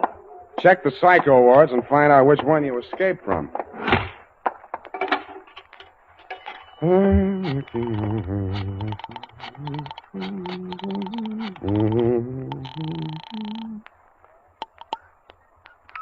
Hello? Mr. Eagle? Speaking. Spade. Oh, yeah, I just got in. I've been out making my monthly collection. Mm-hmm. Hey, I want to talk to you. You're falling down on my job. Another of my machines. Yeah, I know. Drum Street. I nailed the hoodlum. Ah. Who's he working for? Let me ask you one. Did a man named Chiselhurst ever try to sell you a black pearl? Hello, you still on the line? You stopped chewing. Yes. I think you better come over to my house. Right away. Hello. Nuts.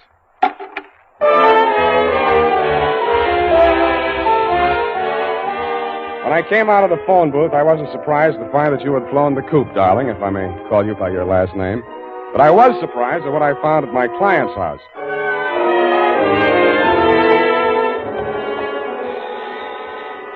I rang the front doorbell and waited. Nothing happened. Then, through the glass door, I saw a man rush out on the landing at the top of the stairs.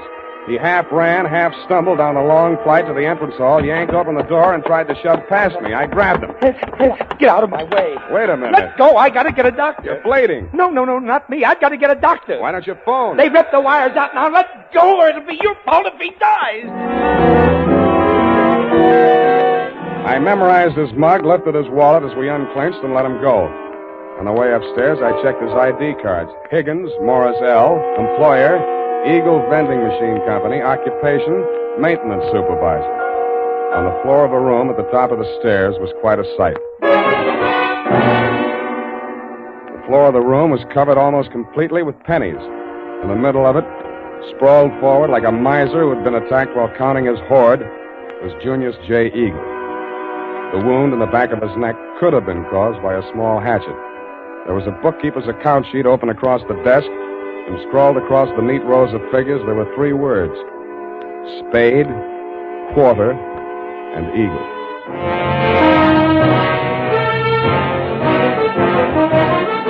The United States Armed Forces Radio Service is presenting the weekly adventure of Dashiell Hammett's famous private detective, Sam Spade.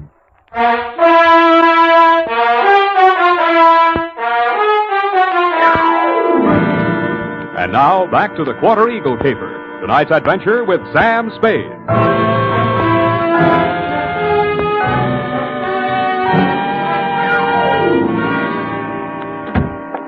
That you, Higgins? Yeah. Save yourself the trip upstairs. There's nothing you can do for him. Oh, dead, huh? Yeah. Well, I guess he won't need that doctor I called. We can use one anyway. Did you tell the Doc Eagle had been stabbed? Yeah, sure I did. Yeah, well, that means the law will come with him or ahead of him. But I don't get it.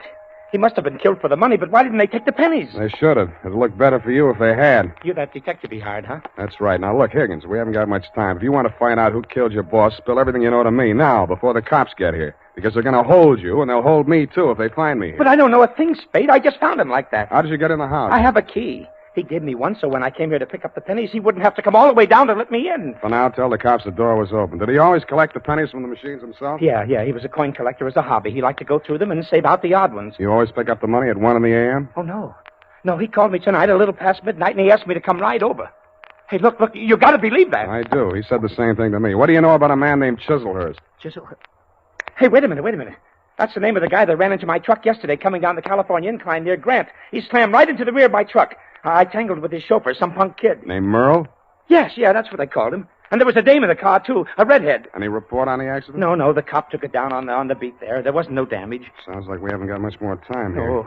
What exactly happened the night the first gun machine on your route was smashed up? Come on. Well, first off, I went to a bowling alley on Church Street and removed our machine there. It was discontinued. Wait a minute. Where did you take it? Back to the shop? Oh, wait a second. I got it here in my book. Come on. All right, I'm hurrying.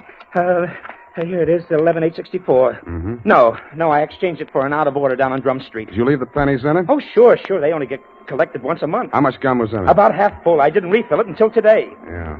What's your system on the refill operation? Well, I carry about 4 extra machines in the truck. When I go to fill a machine, I take one of the extras already filled out of the truck and trade for the empty. Yeah. Then I fill the empty one in the truck, and that saves me from carrying the bag around. Now, is there anything else I can tell you? Yeah. Huh? Does Quarter Eagle mean anything to you? No. Okay, now where's the back door?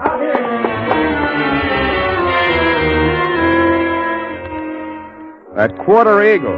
What was it? Was it a wrestling hole like the Half Nelson? I thought of asking Effie, but I was afraid she'd know. I was sure that if I could find Chiselhurst, I could get all the answers at once. That collision between his car and the rear end of Higgins' truck was a good lead in more ways than one. It meant that at least part of your story, darling, was true.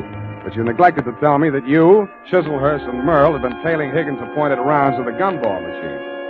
I checked the police report on the accident. The car was registered in Great Britain. The report said transient, no local address, and so to bed. I dreamed it was next Thanksgiving, and I was eating a roasted Quarter Eagle. Then it turned into crow.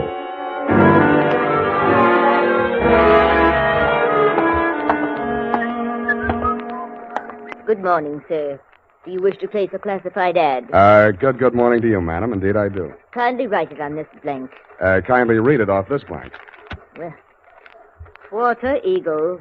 Interested parties apply Sam Spade. Sutter 37596. That's right. It's 9 words, sir. I'll have to charge you for 3 lines anyway. Is there anything you'd like to add? Yes, but it's not fit to print.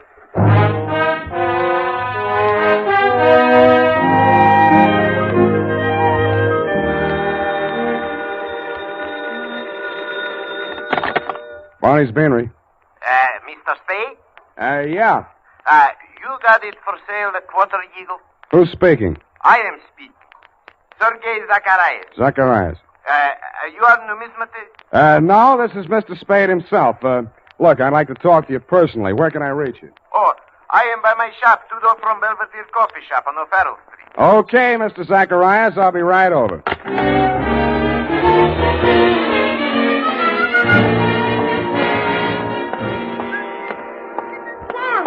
Sam, wait a moment. I got to talk to you. Why didn't you do more talking last night? My client might be alive if you had. Oh, it's terrible. But how could I have known? You knew about the Quarter Eagle. Why did you spin that yarn about the pearl? How did you find out about it? Dead men sometimes do tell tales. Surely you don't think that I had anything to do with that. He was only hacked to death with a hatchet like the one you threw at me. That makes you look fine. All right, I killed him, if that'll make you listen to me. Sam, don't go into that shop. Please, it's a a new trap. suit. You don't know that man Zacharias. He's the cause of all our troubles. You mean he sold you that hatchet? Sam, Sam, please. Quit clawing me. Let go. I won't allow you to go in there. I won't. Wait a minute. What's going on here? What's the occasion of the squabble? Oh, well, no, it's Mr. Spade. Yeah, Clancy, this dame here just tried to pick my pocket. Ah, pickpocket, is it? Glory be, and such a pretty one, too. Never mind that, Clancy. Just have it locked up. I'll be down later to prefer charges.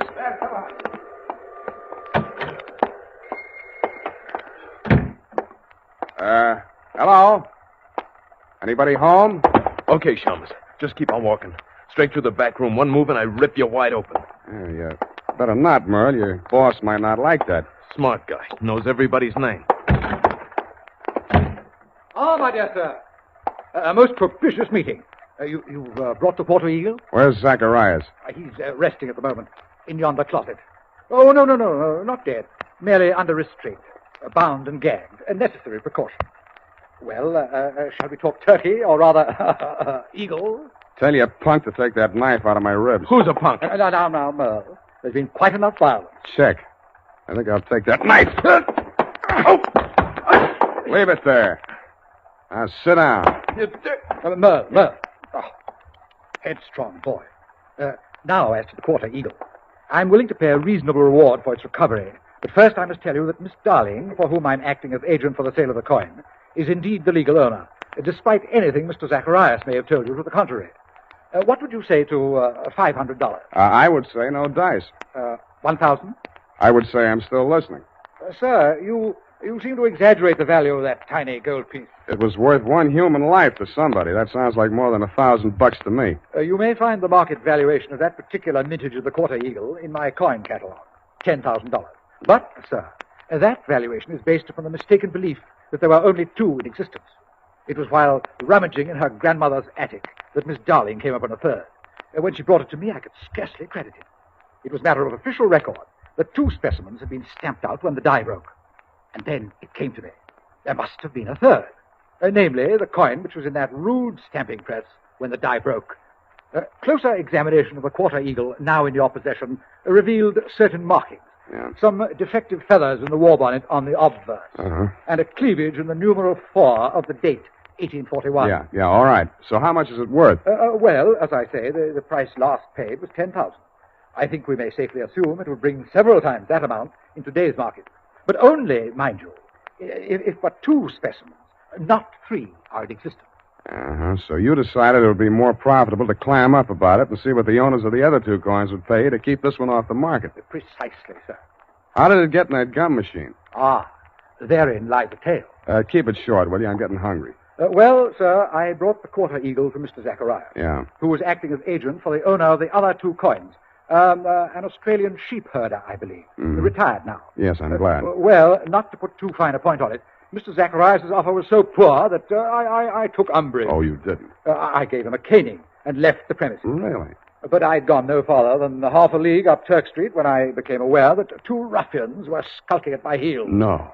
Sent, I had no doubt, by Mr. Zacharias to rob me of the Quarter Eagle. Egad, sir. Precisely. Knowing full well that they would not dare to strike in a populous, well-lighted resort, yes. I entered a bowling alley at the corner of Hyde Street. No pun intended. Thank you for that, sir.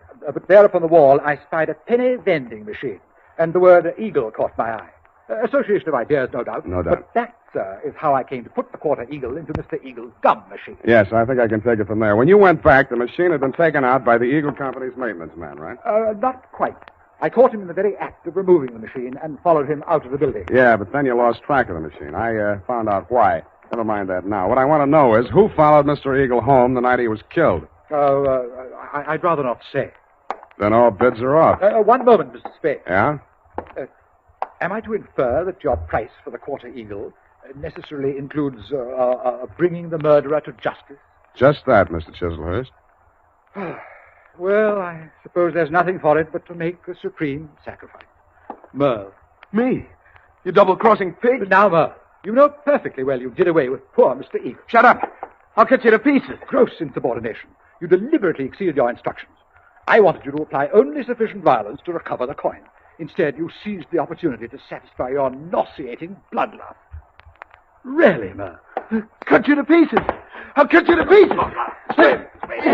All right, drop the shiv, Merle. Knife that, you punk. Egad, that was a near thing, sir. The base ingratitude of that boy. Oh, well, what's done is done. When may I expect delivery of the Quarter Eagle?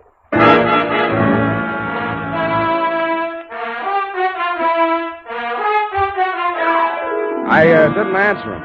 To cover my embarrassment, I gagged him, manacled him to Merle, and delivered the package marked one murderer, one accessory to the dumbfounded minions of the law. And that, Thelma, darling, I regret to inform you, is still the crop. After I'd sprung you from the pokey, I got hold of Higgins, and we went through every coin out of every Eagle gumball machine in the city of San Francisco. It couldn't happen, but it did. Your Quarter Eagle is, shall we say, no place. Period. End of report. Sam, I'm disappointed in you. Well, so am I, sweetheart. But I'll forgive you if you found even one Indian head penny from my penny card. Yeah, just one from that machine on Drum Street. Oh, Sam. There you are, sweetheart. Oh, thank you. And it's an old one. And no older than I feel. Go type that up. Sam,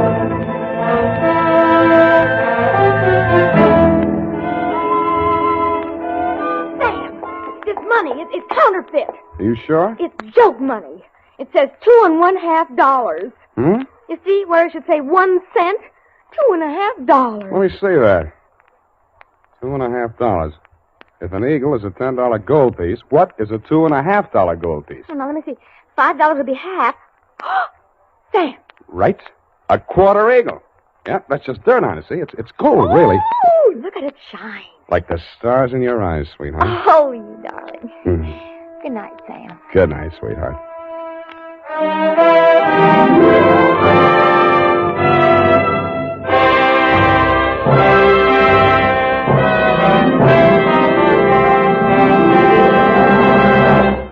The Adventures of Sam Spade, Detective.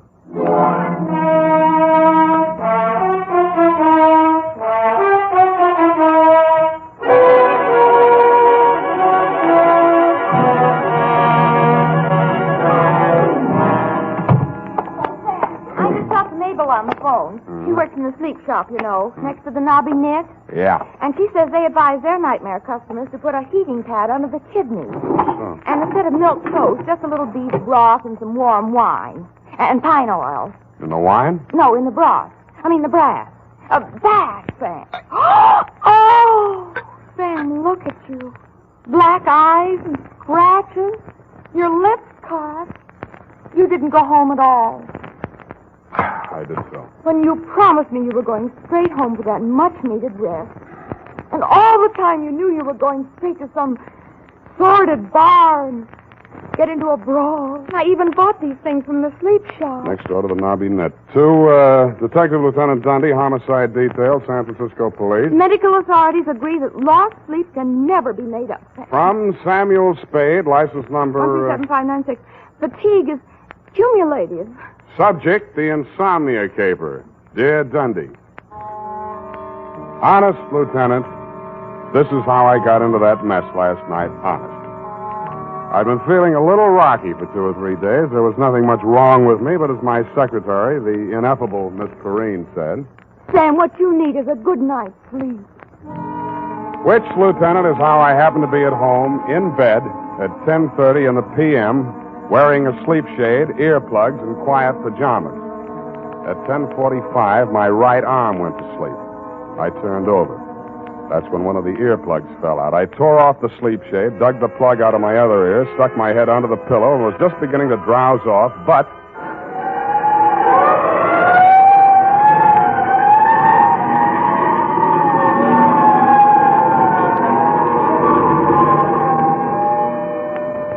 I sat up and lit a cigarette. The city plunged again into the silences of the night. The fog was creeping in on little cat's feet. Oh, put an end to your romance and your spiteful creatures. Hell, take me, you suckers, like you.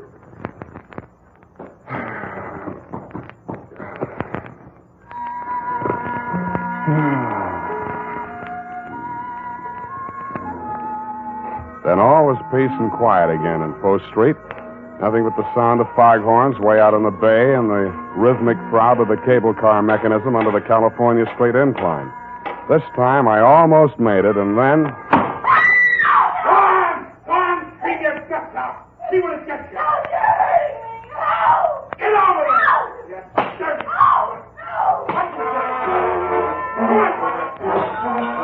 I went over to the window and peered out. The room was on a level with mine in a building just across the alley. I had had occasion to scrutinize said room and its occupant on happier occasions. She was young, red-haired, and also had a nice profile, which I had observed in silhouette against the window blind when she did her nightly setting up exercises. I now observed that she had a boyfriend, and he seemed to be angry. Not wishing to pry into her affairs, I closed my window. Drew the blind, went back to bed. It was stuffy with the window down, but quieter. I actually fell asleep. I dreamed I was home in bed and somebody was knocking on my door. How true.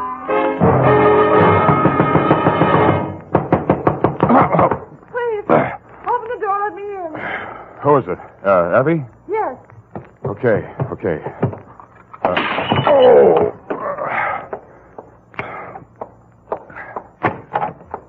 What? Please, don't be angry. May I come in for a minute? You're in. Oh, thank you. I know this seems peculiar, a perfect stranger. I saw you in the window. That makes us even. I have the apartment across the alley. Yeah, I know. And you saw him strike me. No. Well, you must have heard. I heard a lot of stuff breaking. Well, my ship models, he threw them all over the room, broke them to bits. They weren't especially valuable, and besides, they were presents from him, so... Now I get it. Now, you came here to tell me all about your collection of ship models. I think that's real neighborly of you, Miss... Doreen Dubar. Yeah, well, it was nice meeting you. Drop in again sometime, and I'll show you my collection of trout flies. Please, don't send me away. I'm deathly afraid of him.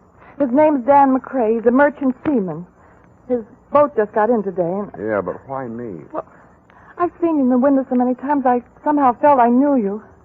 That's foolish, I suppose. I don't even know your name. Look, sweetheart, if you think you're going to rope me in as a witness to that lover's quarrel... Oh, please, no. It's more than that. Believe me. I can't tell you everything, but... Why tell me anything? Okay, I'm sorry. Pardon me for living. I know it's wrong of me to want to stay alive. I don't want to be hard-hearted about it, but if you're really afraid of the guy, you ought to go to the cops. But you don't understand it. Doreen, are you in there? Dan Badger, no doubt, from the game of the same name. Open the door! Look, chum, before you say anything, let me put you straight. You picked the wrong sucker. So you're the guy, huh? The old lady said you was good-looking in a cheap sort of way. Well, I think I'll fix that part of it right now. Hey, wait a minute. Oh, so you're going to make it easy for me, huh? Okay. No! What have you done to him? He'll be all right. Loosen his tie. I'll go get some water. All right.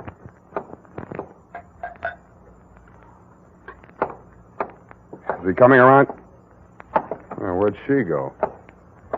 Hey, Dan, wake up. Come on.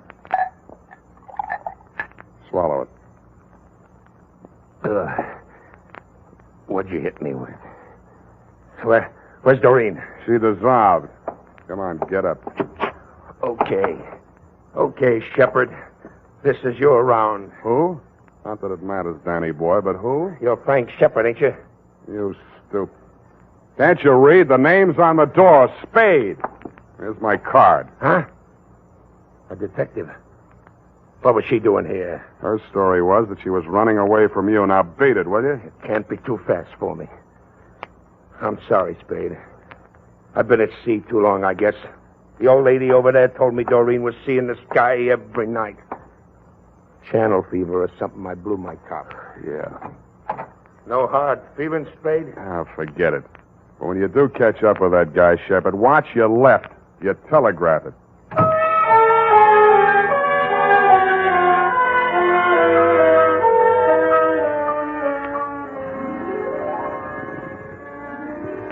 Homicide.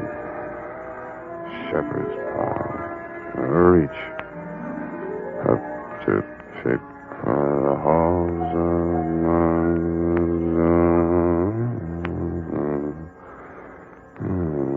Oh, boy, look at me. I'm dozing. Don't answer that, baby.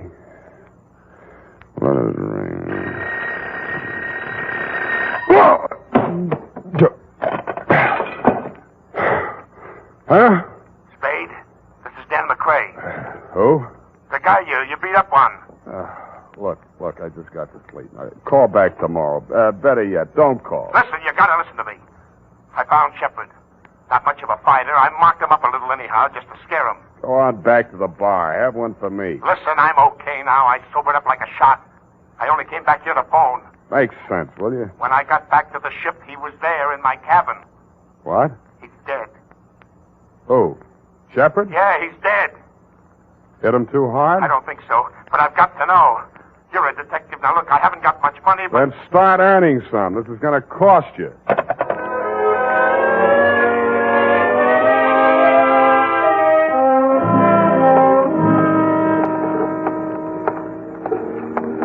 Hello, Dan. Well, you got here quick. I'm a real fast sleepwalker. This the ship? Yeah. Come on, I'll take you aboard. Give me the rundown. Shepard took your girl while you were away at sea. You slapped her around a little, broke her toy boats, and generally behaved like a bad boy. We'll skip that little exhibition match in my apartment. Then what? Come on, up this ladder.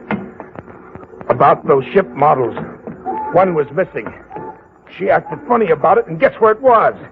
In Shepard's hotel room. Yeah? The Boston Hotel up on Broadway. Crumb dump.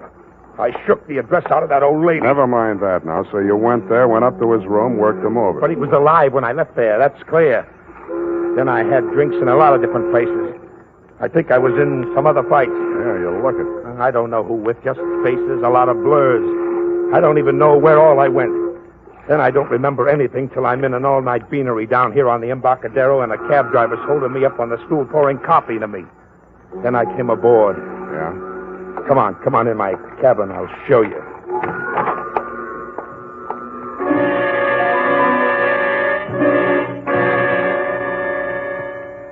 There were a few bruises and ring marks on the face, but they'd been cleaned up and smeared with methiolate. I know you're not supposed to touch anything until homicide gets there, Lieutenant, but this one had obviously already been tampered with, so I didn't think you'd mind if I rolled him over just enough to peek at the back of his head. There was a tiny cut on his scalp near the base of the skull, not more than 1/4 of an inch long. It had hardly bled. I frisked the pockets. In his wallet, $38, identification card, Frank R. Shepard, Boston Hotel, San Francisco, and a snapshot of Doreen sailing a model Chinese junk in a pond someplace. In his cigar case, cigars. Around his middle, a tooled leather belt with hammered silver buckle. It was a popular type Hickok belt, but something about the buckle didn't quite figure. The prong of the silver buckle wasn't silver. It was tempered steel. And instead of being pointed, the end was flattened out and ground to a sharp cutting edge. There were 2 notches on either side of it that didn't look like they'd been put there for decoration. I took the belt off, rolled it up, and put it in my coat pocket. Well, what do you make of it? You touch it? No. Why? A man falls forward, not back. The cops will say he was killed someplace else and brought here. Then I'm in the clear. Yeah, unless they form a theory that you brought the body down here to dispose of it. Then why didn't I? Maybe you lost your nerve. Maybe you sobered up. How? What killed him? I don't know. Maybe internal injuries, maybe a head injury, or both from that beating you gave him. Maybe he just dropped dead, heart attack. That's for the police medical examiner to find out. You mean you're going to call the police? I have to. But I called you to... I thought you could clear me before... Now, wait a minute. You told me yourself you drew a blank. You don't know where you were or what you were doing. What are you going to do? Call the police. No, wait. Yeah, I suppose you have to. I do. You first. Yeah. I must say you're taking it pretty well.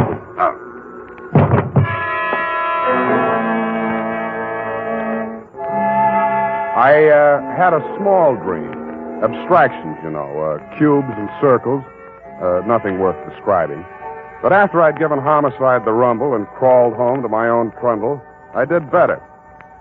I dreamed I was Wild Bill Hickok, the belt tycoon. I was working on a promotion scheme for a new combination belt buckle, toothpick, and murder weapon. Sam Spade, sleepyhead.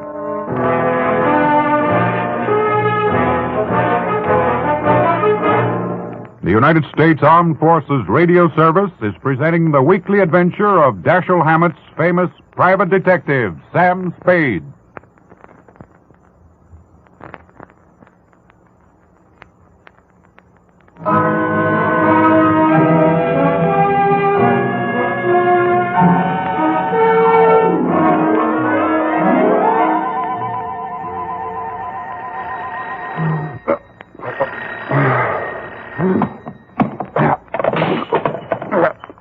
nuts. Sam? Unique Garage, Harry speaking. Yeah, this is Dundee, Sam. Okay, Lieutenant, you got me. What time is it? It's, wait a minute. 10 after 3. Any sign of dangerous Dan McCrae, that rat, my client? Another whiff. Hey, about that girl, Sam. Dubar, Doreen L., Balboa Apartment, Sutter Street. Can you Yeah. give me that description again? Go over and take a look at her. I'm in her apartment now. She says she never heard of you, and she doesn't know anybody named Dan McCrae. And she says she only went out once tonight to a drugstore to get some batteries for her hearing aid and some elastic stockings. All right, Dundee, if you want to swallow a pack of lies, all right. Check the drugstore, and she's wearing them now. I'd bring her over there, Sam, but she's a little feeble. Okay, Dundee, I'll be right over.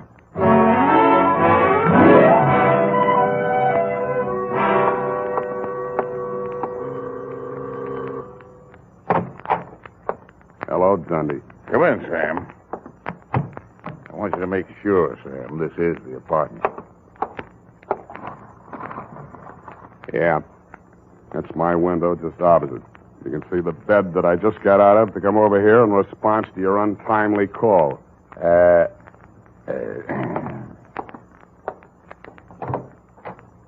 Will you come in here, Miss Dubar?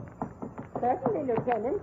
I'm very anxious to make that man's acquaintance. She was about 65 years old with a pleasant, motherly face, gold-rimmed bifocals, hearing aid, and snow-white hair. Over her shoulder, I could see into the kitchen. Sitting at a table facing away from me was an old man. In front of him on the bench were 3 ship models in various stages of disrepair. Broken masts, rudders, and with a mallet and a tiny chisel, he was shaping a piece of wood. I guessed that it was a broken spar from one of the hulls. Well, Sam, still say this is the same apartment? Yeah. Same apartment, different people. But you must be mistaken, young man. My brother and I have lived in this same apartment for nearly 20 years. She's lying, Dundee. Have you checked the janitor, the building manager, anybody? Janitor says she's been living here since he took the job in 41. We're trying to locate the building manager now. According to your story, Sam, the girl and McCrae had a big row in here, busted up a lot of furniture stuff. I don't see any sign of it. They could have cleaned it up. It doesn't make sense, Sam. Okay, I dreamed the whole thing, but those ship models, I didn't dream them. McCrae mentioned them, the girl mentioned them. Busted ship models. There they are on the table in the kitchen. Snake, good enough. What seems to be the trouble now, Dory? Just why is this young man so excited about my model? I declare, Sven, I can't make head or tail of it. Something about a girl with the same name as mine and a young man, I forget his name, who seems to have killed somebody named Shepard, I believe it was. Just what was it about the ship models, young man? Dory, could it be the girl who brought these over to me to repair? What was her name? It's just on the tip of my tongue. Who did she say sent her, Sven? Wasn't that Shepard? Well, no, With all due respect to your age, nuts. I'm getting out of here, Dundee, while I can still remember my own name. I gotta get some sleep.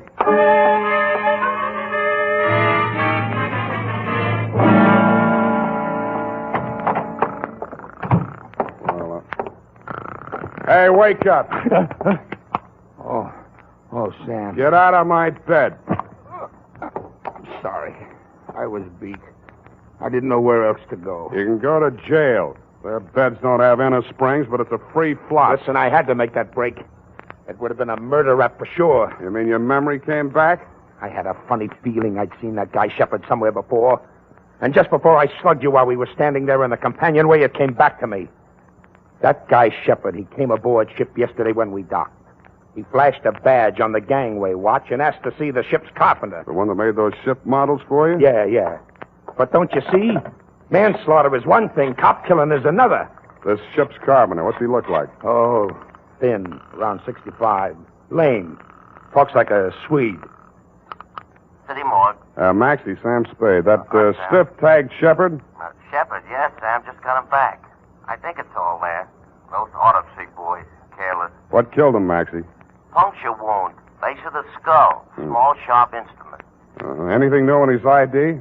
Well, Shepard seems to be a phony handle, Sam, but it'll have to do till Rita comes along. Sergeant Polehouse let it drop that the boys at his hotel thought he was a detective. Uh-huh. And funny thing about Sheppy boys, Sam. No belt, no suspenders, very loose trousers. How'd he keep them up? By the time I got to him, it didn't matter. I figured he wore a belt, and somebody swiped it off him. That's an interesting theory, Maxie. I'll see what I can do with it.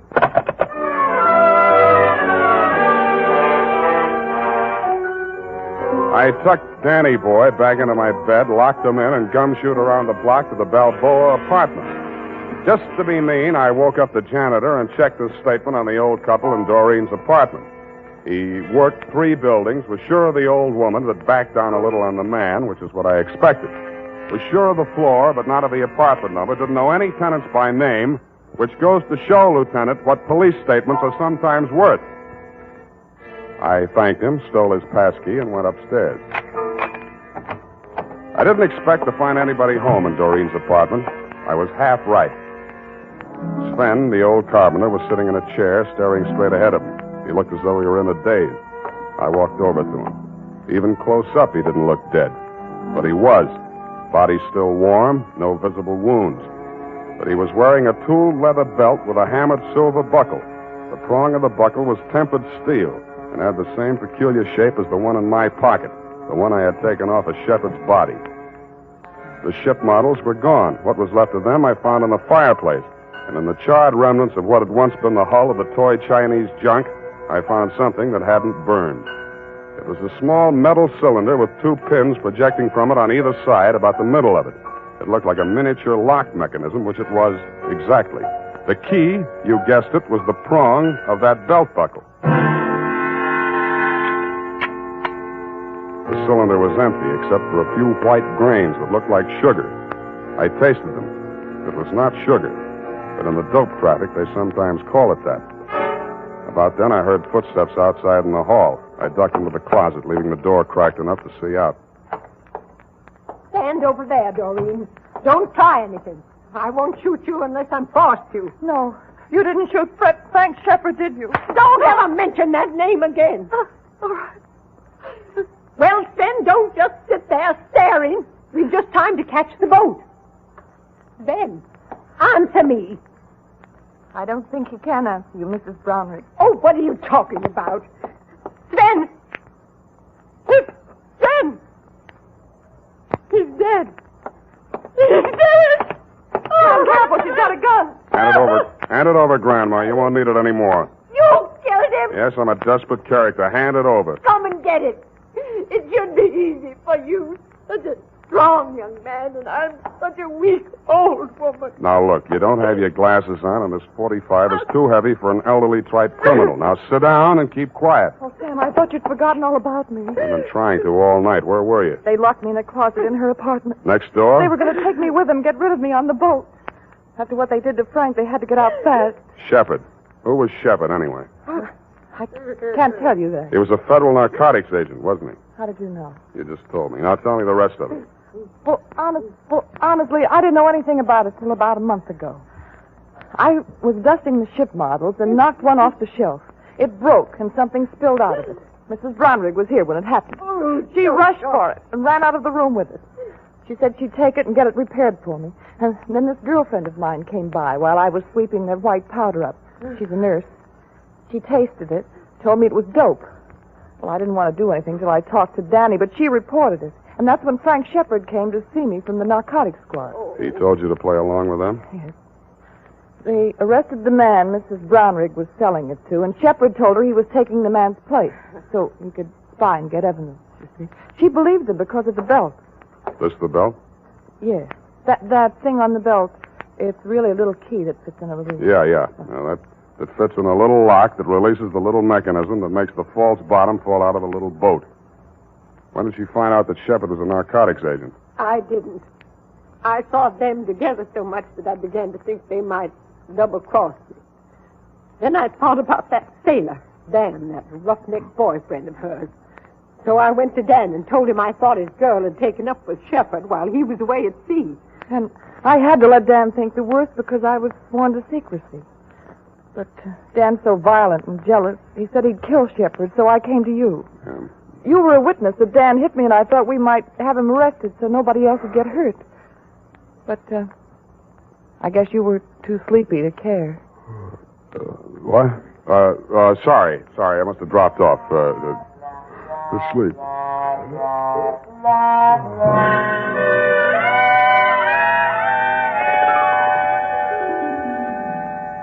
Period. End of report. But, Sam... Yes, Angel? Didn't you arrest that terrible old Mrs. Earwig? Brownwig, Effie? Wasn't it Brown Wig, Sam? One of her aliases, no doubt. In reply to your previous question, yes. Who killed Mr. Shepard, Sam? And how? Look, Eff, you'll recall that Sven was shaping a piece of wood with a small chisel and a mallet. The fatal wound, you recall. Oh, and who killed Sven? Sit down. I want to have a serious talk with you. Oh. No, over here. Yes, Sam. Stop twisting your handkerchief. Yes, Sam. Effie, sometimes I think you've been a detective secretary too long. Warps the outlook. Sam, are you trying to tell me that my services are no longer required? See, that's what I mean. You jump to conclusions. As in the instance of the death of Sven. I only asked who killed him, Sam. Exactly. Did it ever occur to you that some people, especially old, feeble people, just die? Yes. Quietly? Sitting in a chair sometimes? Yes. Sometimes in bed in their sleep? That'll never happen to you, Sam. Check. But it did happen to Sven. Perhaps the excitement of his criminous activities, fear of discovery, his impending flight were too much for his heart. On the other hand, it might have just been old age. Of course. The point is, Effie, it does happen. Never in detective stories, only in real life. Mm-hmm. Well, I guess that's all. Good night. Sam, you're not sleepy. Nevertheless, I'm going home to bed. Oh. Well, good night, Sam. Good night, sweetheart.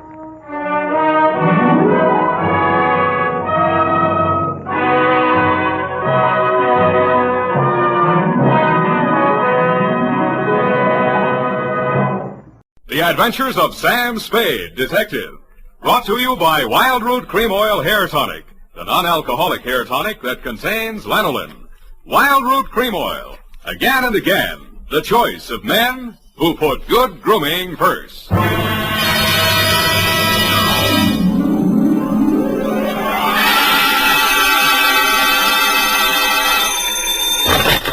Spade Detective Agency. They offered me a cool $1.5 million, but I couldn't be bought. Oh, Sam, all the time fooling. Straight goods, Effie. Oh, really, Sam? Why didn't you take it?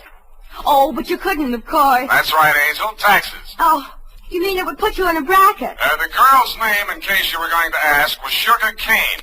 Was she sweet? Oh, Effie, you made a joke. Oh, not much of one, no. That is true, but even though you do seem to be, as you would say, in a jugular vein, I shall be right down, serious and frowning, to dictate a chronicle steeped in the bitter tea of general confusion, brewed in a witch's cauldron of murder, greed, and avarice. That's what gives it that nutty flavor. What, Sam? Silly girl, I refer to the Sugar Cane caper, on which I will forthwith my report be down to dictate on, goodbye.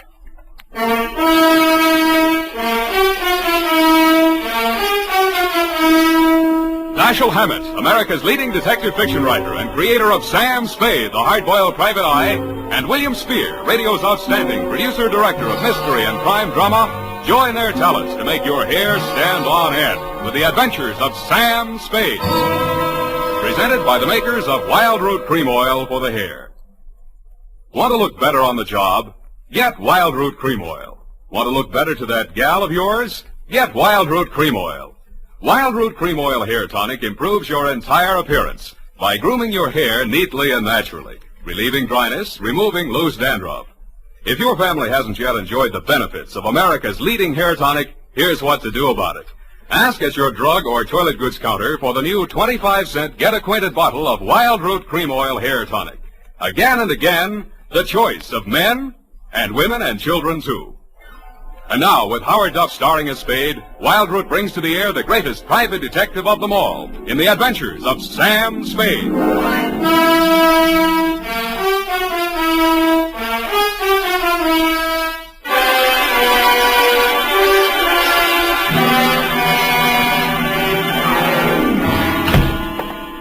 Hello, Sam. How are you, Sam? You were so lugubrious over the phone. Sometimes you're so bucolic, but tonight... What am I? When? Lugubrious tonight. Just bubbling over. Do you possibly mean I'm being lush with my verbiage? There, you see? Well, that's because I've been at work in the environs of Snob Hill, where they never use one word if 12 will do. Are you ready for the dictation, I guess it is? I plan to be most amusing tonight. Already I am yet. Look, I haven't even started. Oh. Really, I haven't. All right. Now, pencil. Date. Alan should have such an audience. Date. October 3rd, 1948, to Clifton Cavanaugh, Esquire. Down, Effie. From Samuel Spade, license number 137596. Subject, the Sugar Cane Caper. On Thursday last, at 11 a.m., as I waited for the traffic signal so that I might legally cross Powell Street in order to board a cable car, a cat rubbed up against my leg. I leaned over to stroke it and noticed that it had 6 toes. I wondered if that meant anything. It didn't. Most Snob Hill addresses don't mean much anymore, but yours still does. The house was big, hideous, and reassuring. Oh. Are you from Peppersnell? No, I'm in business for myself. Mr. Cavanaugh in? Oh. Well, come on in. I can't understand what happened to that boy from Peppersnell. Oh, pardon me if I seem a little hungover. Gladly, but can you ever forgive yourself? I like you. You got a sense of humor. You'll need it. You trying to tell me you don't approve of Mr. Cavanaugh? That perfume pothead. What did he do to you? He married my mother. Oh. Stepfather? Yeah. I'm Fred Blair. Spade's my name. Where do I find him? Detective? Check. I'll give you a clue. Look behind you. I did. I turned and found myself looking straight into your handsome face.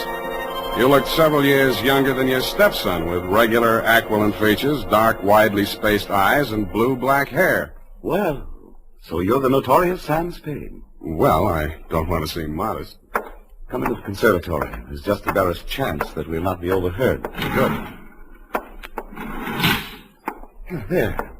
Sit down. What's your problem, Mr. Cavanaugh? Problem indeed. Problems, plural. Starting with that junior-grade lush that collared you at the door. He's very fond of you, too. Well, you can't imagine what a trial that boy's been to me. Both the children. For some reason, neither Fred nor his sister Eunice ever quite accepted me as their father. You don't say. I suppose my youth counted against me. I think they misinterpreted my motives. When any man marries a wealthy widow twice his age... Yeah, why did you send for me, Mr. Cavanaugh? Well, it all started several months back, before my wife, their mother, where was I? Oh, died. The scandal quite literally killed her. You're sure that's what did the trick? Fred, who, among other talents, was a positive genius for knowing the wrong sort of people, struck up an acquaintance with a hoodlum named Johnny Verona. Nice, clean-cut gangster type, runs a joint on Pacific Street. Precisely. With the positively hysterical name of the Subtropico. Mm-hmm. Well, there was a sordid brawl of some sort. A man shot. Obviously, this Johnny Verona shot him.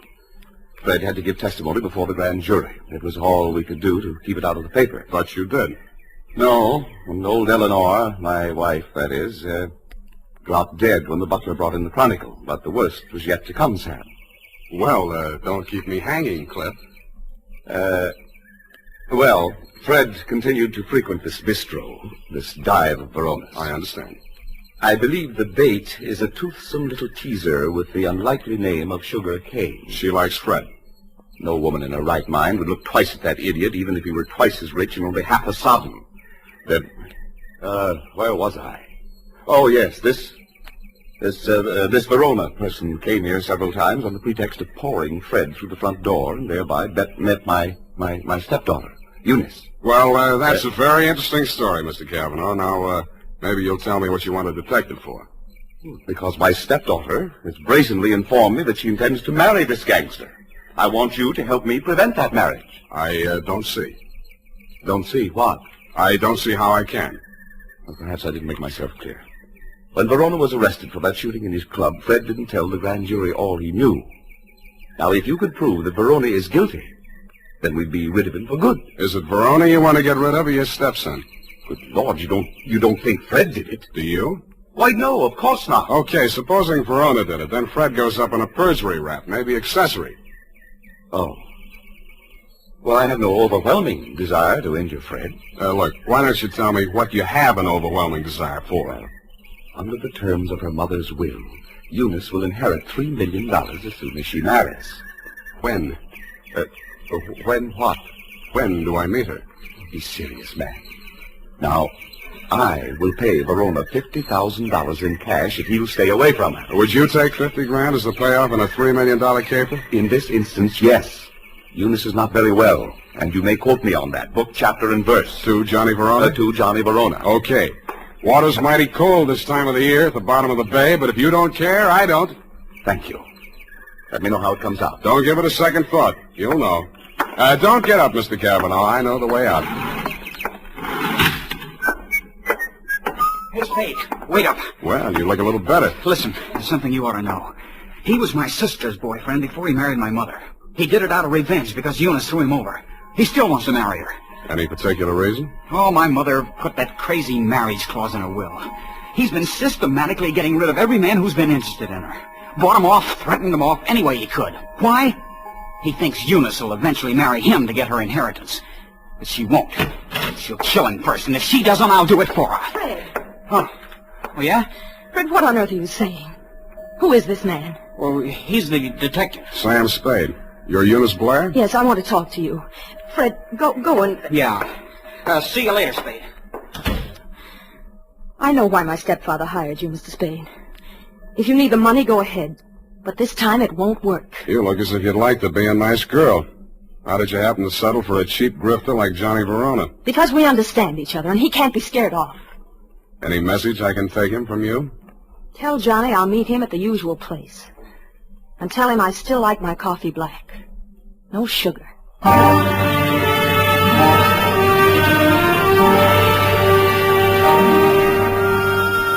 I didn't ask her what kind of sugar she didn't want any of. I thought I knew.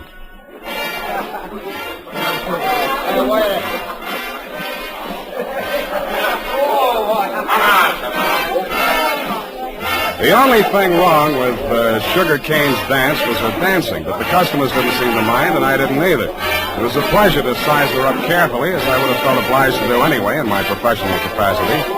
She was a black-haired number with aquiline features and widely spaced dark eyes. It was a beautiful combination, and I wondered where I'd seen it before quite recently. I decided to find out.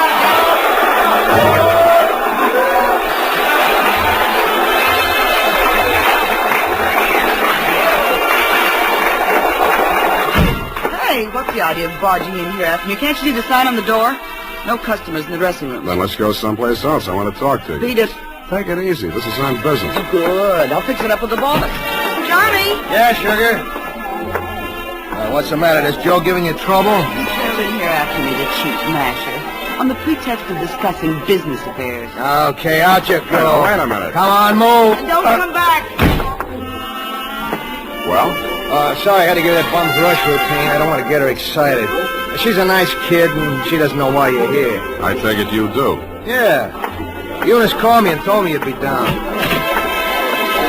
Okay, Johnny, I'll give it to you fast and get out. Clifton Cavanaugh will pay you $50,000 to leave Eunice alone. He also made a few idle or not-so-idle threats about what might happen to her if you don't take his money. For example? He said she hasn't been feeling well, might not live long enough to get married. I don't have to tell you what I think about that kind of talk, and I wouldn't be peddling it if my office rent wasn't due. That's why when you started giving me that bum's rush, I made only, shall we say, a token resistance? Yeah. Now, about me marrying Eunice, you can tell Clifton to stop worrying. Hmm? Yeah, Eunice and I got married 3 weeks ago. You what? Married. You want to see the papers? Why the secrecy? I don't want her to get hurt. You're scared of Clifton? Nah. Sugar. She's got a very low boiling point. She's pardon me. Yeah. Yeah, Nick. What is? Go ahead.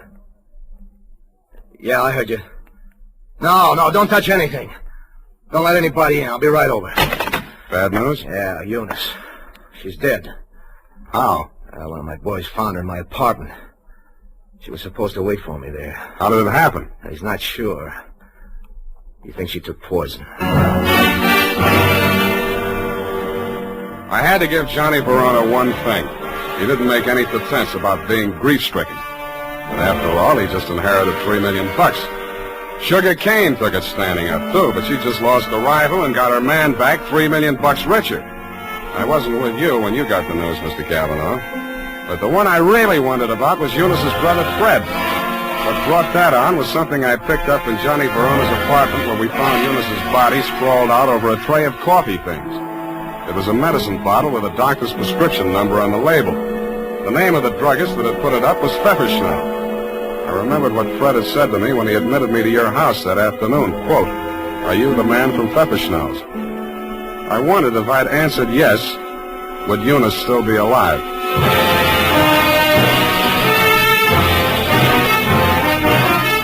The makers of Wild Root Cream Oil are presenting the weekly Sunday adventure of Dashiell Hammett's famous private detective, Sam Spade.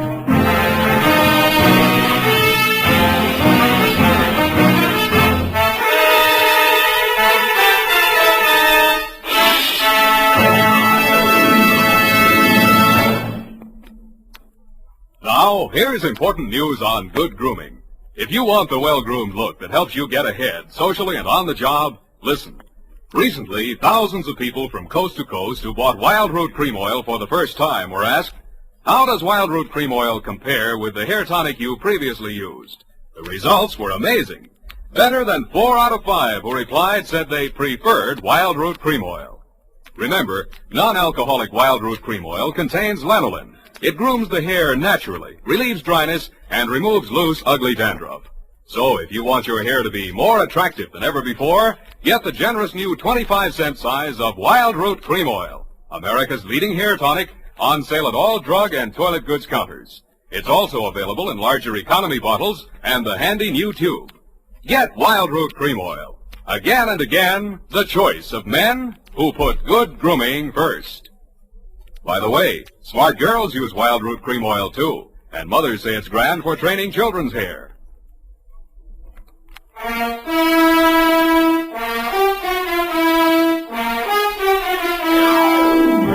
And now, back to the Sugar Cane Caper. Tonight's adventure with Sam Spade.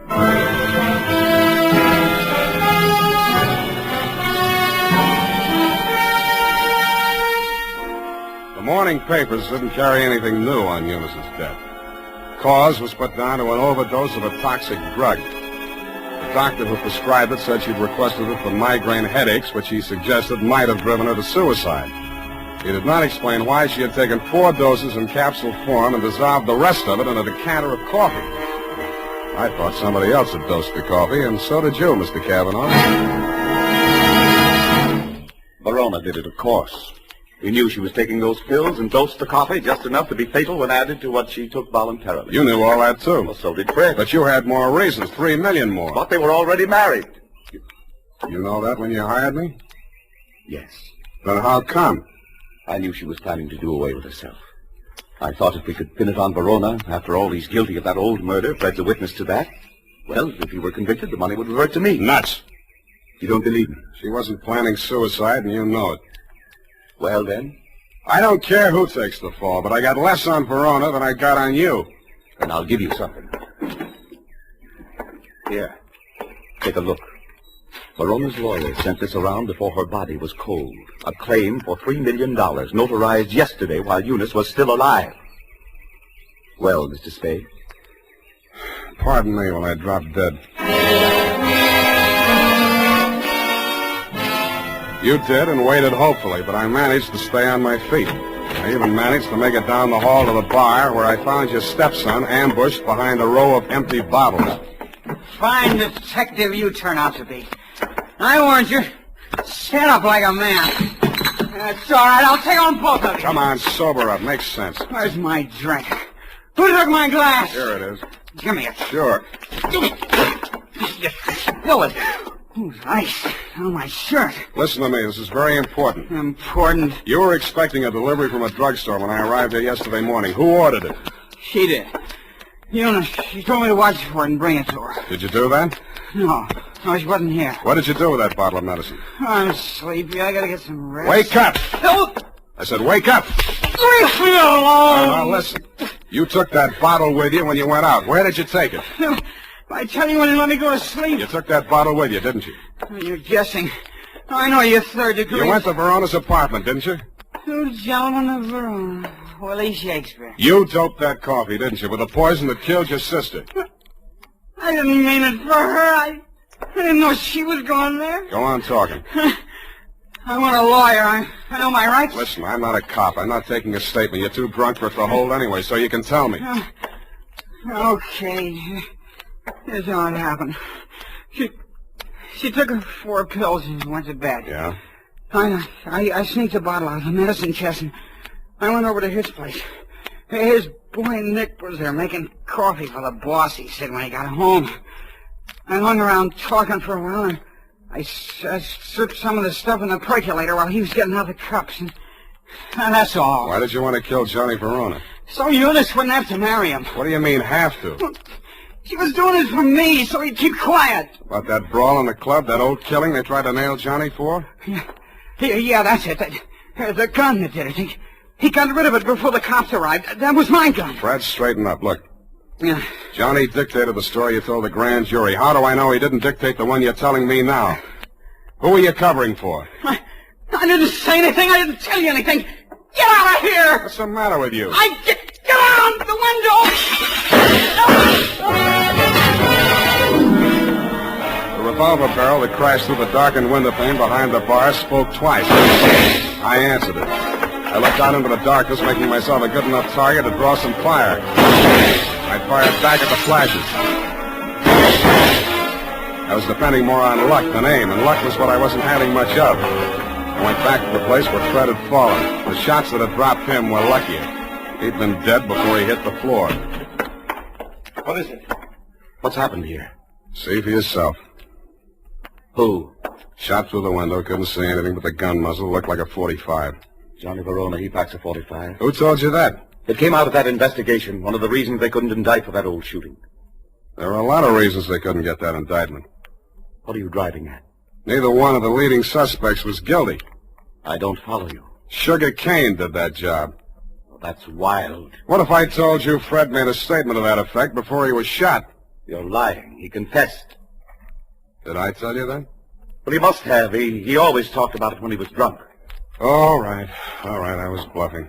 Why? Just a crazy hunch. I thought there might be something between you and Sugar. Now I'm sure there isn't. Of course not. Should have spotted it before. You're too much the same type. Even look alike. I can't make you out. Well, don't try. It's not worth it.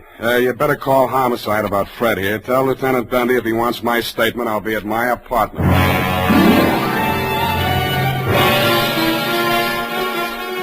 After I pretended to leave, I came back and did a little eavesdropping of my own. You didn't phone homicide, but you did spend an hour filing out the barrel of a .45 automatic. Then you went out. I tailed you to an address on Sloat Boulevard. A short time after you went in, Sugar Kane came out alone. I followed her to, you know the answer, my apartment. I went in the back way via the fire escape and arrived in time to answer her buzz.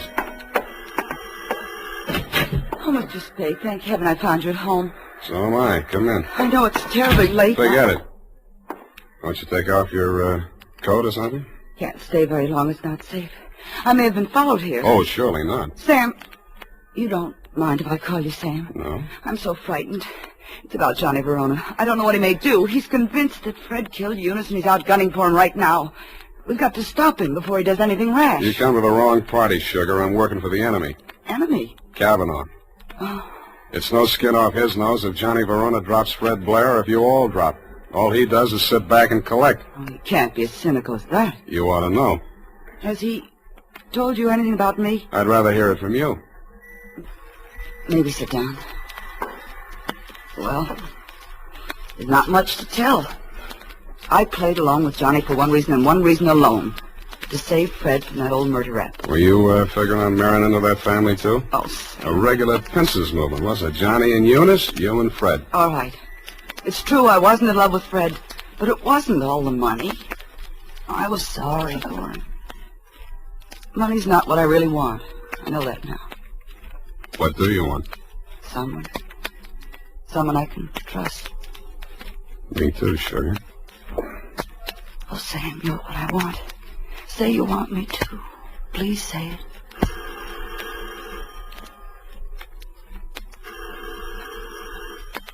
Don't answer it, Sam. Why not? Johnny may have followed me here. He's insanely just. Well, I gotta face it out with him sooner or later. Might as well be now. Sam, be careful. Stand out of the way, Sugar. No, Sam. No, please. Don't reach, Johnny. I'm not gunning for you, Spade. In that case, come on in. Well, Sugar, I didn't believe him that you were coming here. I had to, Johnny. He got some crazy confession out of Fred while he was drunk. I had to stall him till you and Cliff could talk to him. To save Fred, I mean. Oh, stop horsing around. We all know that we all know Fred is dead, and we all know that we all know who killed him. Well, then Cliff was leveling. You are trying to pin that on me. I don't need it, but if you want it, you can have it. There's $3 million in my part of it. I'll split down the middle with you. If you throw in with them, it's a three-way split. There's no split at all if you take the rap for Eunice's killing, and you will if you throw in with me. It's their word against mine. 2 witnesses against 1, and all I've got is a confession by a drunk who is now dead. Sam, I was sure for a moment you... Get away from me. Sam, Go on, go to work on him. I should have given you a little more time. That wasn't fair, was it, Sugar? I hate you. I hate you both. I never want to see you again. Get back in that room, Sugar. Cliff. What happened, Sugar? Why were you running away? Johnny double-crossed us. Now Sam knows everything. What does he know? The whole caper. Part of it I wasn't quite sure of until I saw you and Sugar standing side by side. That blue-black hair, the same eyes, plus the fact that the bell on Sugar's apartment on Sloat Boulevard reads Kane, parenthesis, Kavanaugh. You took a crazy chance when you knocked off Fred with me right there in the room. The kind of a crazy chance a brother would take to keep his sister clear. I could have told you that. It would have helped a lot, Johnny, but you didn't. When a man lets his sister go on dancing in a joint like yours after he's in the chips and she goes on liking it, you can be sure they're both playing for big stakes and for nobody but themselves. Where do you think you were supposed to wind up, Johnny? I'll tell you. Drinking that poison coffee that Eunice got hold of by mistake. That isn't true, Johnny. I never told Fred a thing. He thought you really loved Eunice. I don't know how he found out you were forcing her into that marriage. Did you also neglect to tell him that he was innocent? That you pulled the trigger in that old killing and shoved a gun into his hand when he was too drunk to know what he was doing? I've heard enough. Watch it, Johnny. No!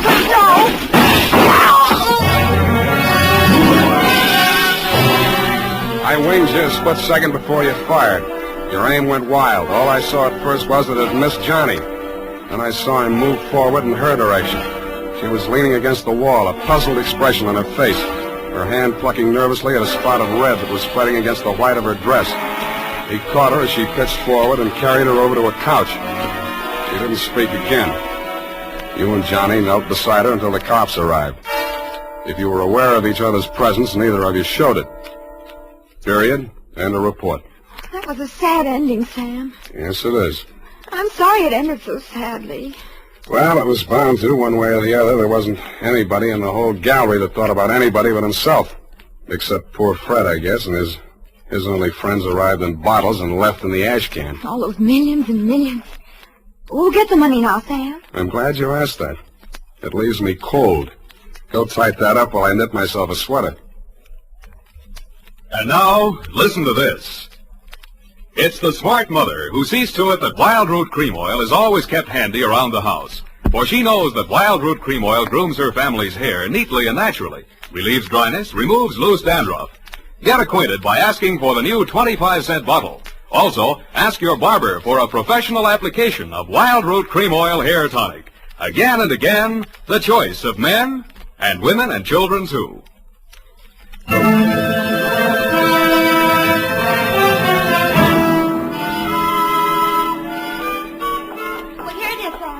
Goodness, what a terrible group of unfortunates. As you say, it just had to end badly. If you hope to get back in my good graces by quoting me, to trick me into agreeing with you, you have succeeded. There you go, Sam. So lugubrious. Effie, what is this? What means lugubrious? Oh, Sam, it's wonderful. It's my new habit. Oh? Every time I read a book now. You know, like you read a book and there's a word you don't know what it means or you're not sure. Yeah. Well, I make it a practice now to write down and learn 3 new words per day. And learn the definitions to use them in conversation. You know, like desultory. And lugubrious? Yes, that's one of my 3 for today. See? Lugubrious, right here it is. To talk a great deal. Bucolic, state of being sorrowful. And verbose, to be out in the country. I see. Very praiseworthy. Enlarging your vocabulary. Love it. But I don't expect to be really lugubrious for the knob. Look, Effie, why don't you go verbose for the weekend? It's the best cure for the bucolic. Oh, Sam, look what I've done. What have you done? I've clipped the wrong definitions to the right words. Well. For instance, lugubrious, well, it isn't that at all. Mm-hmm. And bucolic, oh, Sam, I've learned them wrong. I wasn't going to tell you, Effie. It's better to find out for yourself. It's more, efficacious. A new habit. Oh, good night, Sam. Good night, sweetheart.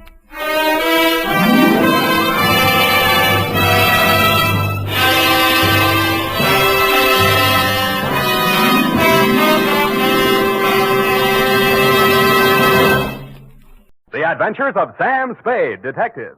Brought to you by Wild Root Cream Oil Hair Tonic, the non-alcoholic hair tonic that contains lanolin. Wild Root Cream Oil. Again and again, the choice of men who put good grooming first.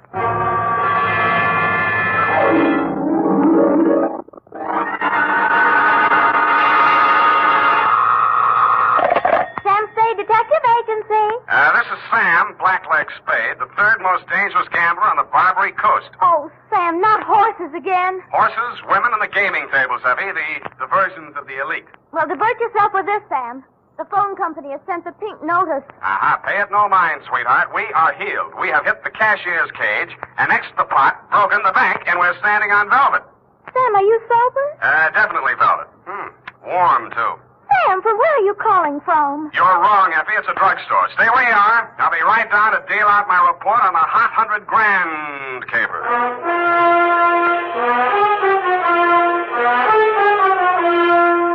Dashiell Hammett, America's leading detective fiction writer and creator of Sam Spade, the hard-boiled private eye, and William Spear, radio's outstanding producer-director of mystery and crime drama, join their talents to make your hair stand on end with the Adventures of Sam Spade. Presented by the makers of Wild Root Cream Oil for the hair. It's smart to buy things the whole family can use, isn't it? That's why I say it's smart to buy Wild Root Cream Oil Hair Tonic. To Mom, to Dad, to the children, Wild Root Cream Oil is really a friend indeed. Non-alcoholic Wild Root Cream Oil with lanolin grooms the hair neatly and naturally, relieves dryness, removes loose, ugly dandruff.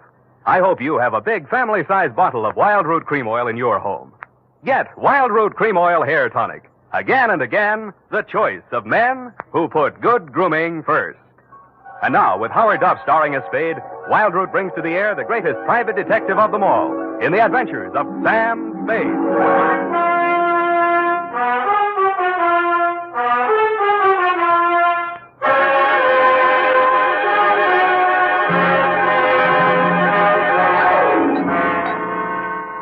Date, September 19, 1948, to robbery detail, San Francisco Police, attention Sergeant Walsh. From Samuel Spade, license number 137596, dear Joe. Here's the rundown on that hot 100 grand. It started pleasantly enough when my secretary, Miss Effie Perrine, cute little mouse, eased into my private office, closed the door behind her, and leaned back against it with that air of pained resignation, which generally means there's a customer outside that she doesn't approve of, but that I'll see her anyway. It's up to you, Sam.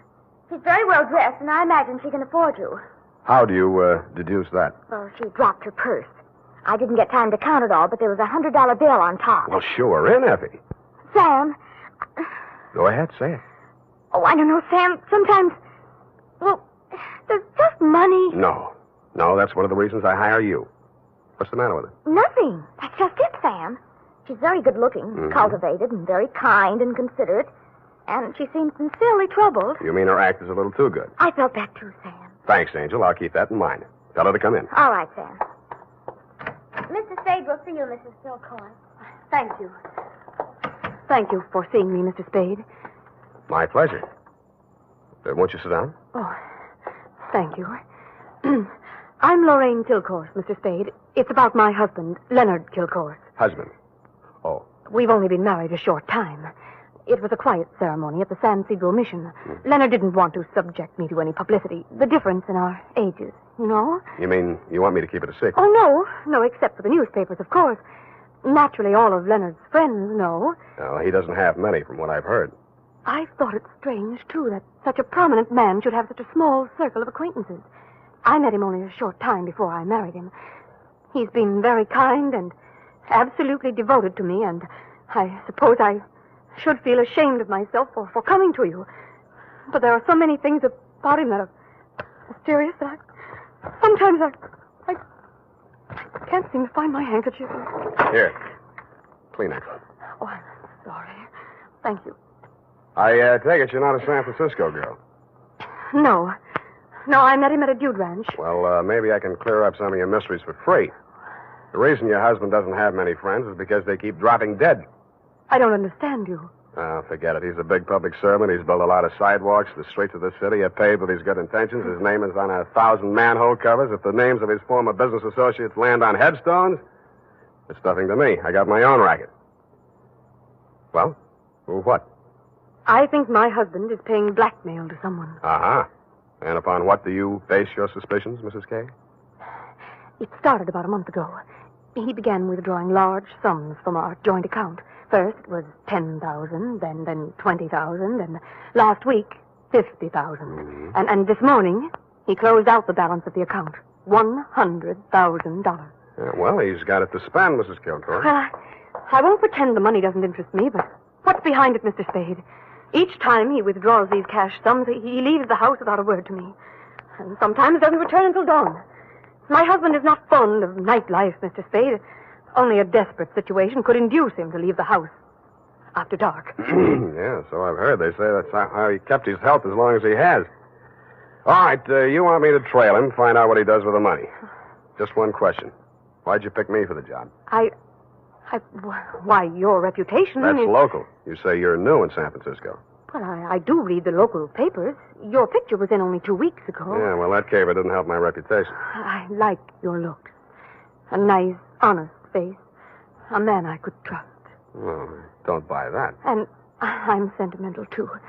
Your picture reminded me of someone who is very dear to me. My brother. Of course, you're nothing like him, really, but you do look alike. I suppose that sounds like a silly woman's reason. Yeah. What's your address? Well, I have a little place of my own out on Divisadero. The Balboa Apartments near Normandy Terrace. Mm-hmm. You'd better keep in touch with me there. I don't want Leonard to know. The Kilcourse mansion is at 1316 Clarendon. 1316. Mm-hmm. He returns from his office around 6 in the evening. Do you have a car? No. Do I need one? Well, I don't know where he may go. Here are the keys to my car. It's parked in front of the main entrance, a gray Plymouth. He won't recognize the car. It's my brother's. Now, about your fee. $100 now. If I need more, I'll leave you know.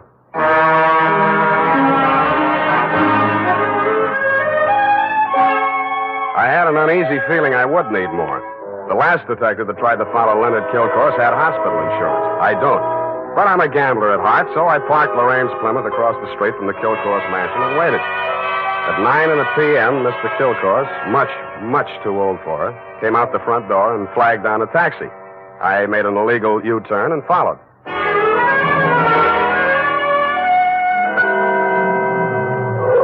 The trail ended across the Golden Gate Bridge in Marin County. It was a country club-type building on top of a hill overlooking the bay.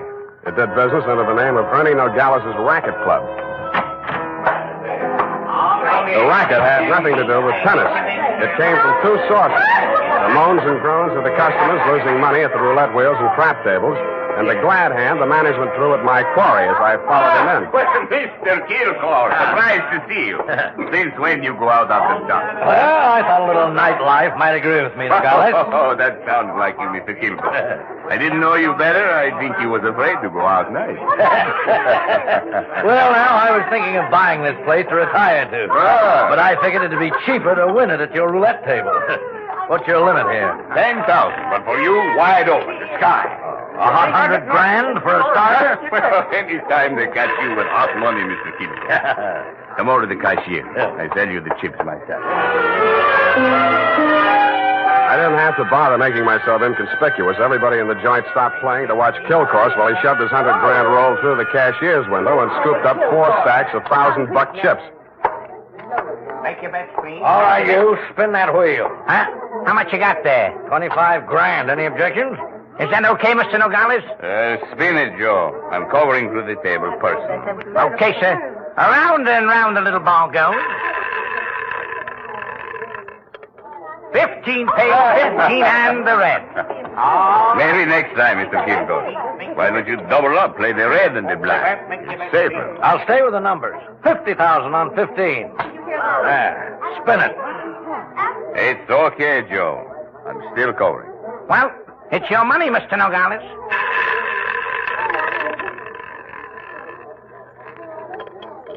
Number 4 paid. Number 4 and the red again. Well, 25 grand more on 15.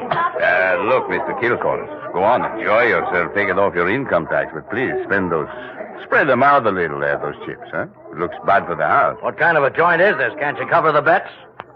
Okay, Joe. He asked for it. Okay, sir.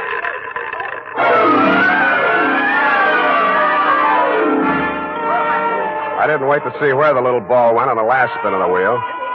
I would have made a side bet with any taker that Kilcourse wanted to lose that $100,000. I would also have made book he knew I was following him. As I left the table and walked out of the club, I braced myself for what usually comes next. There would either be a dead body in the car or somebody would crease my noggin with a sap. But nothing happened. I switched on the headlights and stood in the glare of them for fully a minute, but nobody even shot at me. I flushed the shrubbery, no gunman. Checked the ignition wires, no booby traps. Driving back to town, I racked my brain for some way to bring them out into the open. I felt like a man with his life savings all on one number, waiting for the wheel to stop spinning, which wasn't far from the truth.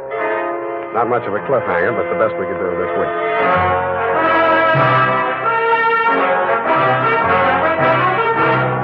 The makers of Wild Root Cream Oil are presenting the weekly Sunday adventure of Dashiell Hammett's famous private detective, Sam Spade.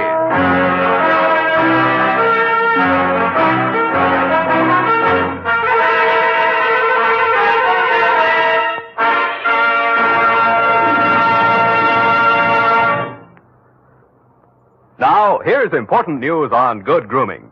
If you want the well-groomed look that helps you get ahead, socially and on the job, listen. Recently, thousands of people from coast to coast who bought Wild Root Cream Oil for the first time were asked, how does Wild Root Cream Oil compare with the hair tonic you previously used? The results were amazing. Better than 4 out of 5 who replied said they preferred Wild Root Cream Oil. Remember, non-alcoholic Wild Root Cream Oil contains lanolin. It grooms the hair naturally, relieves dryness, and removes loose, ugly dandruff. So if you want your hair to be more attractive than ever before, get the generous new 25-cent size of Wild Root Cream Oil, America's leading hair tonic, on sale at all drug and toilet goods counters. It's also available in larger economy bottles and the handy new tube. Get Wild Root Cream Oil, again and again, the choice of men who put good grooming first. By the way, smart girls use Wild Root Cream Oil, too. And mothers say it's grand for training children's hair.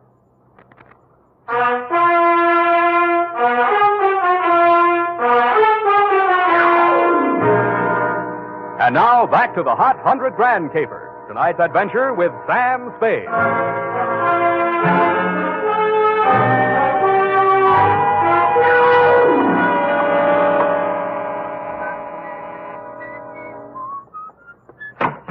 Yeah?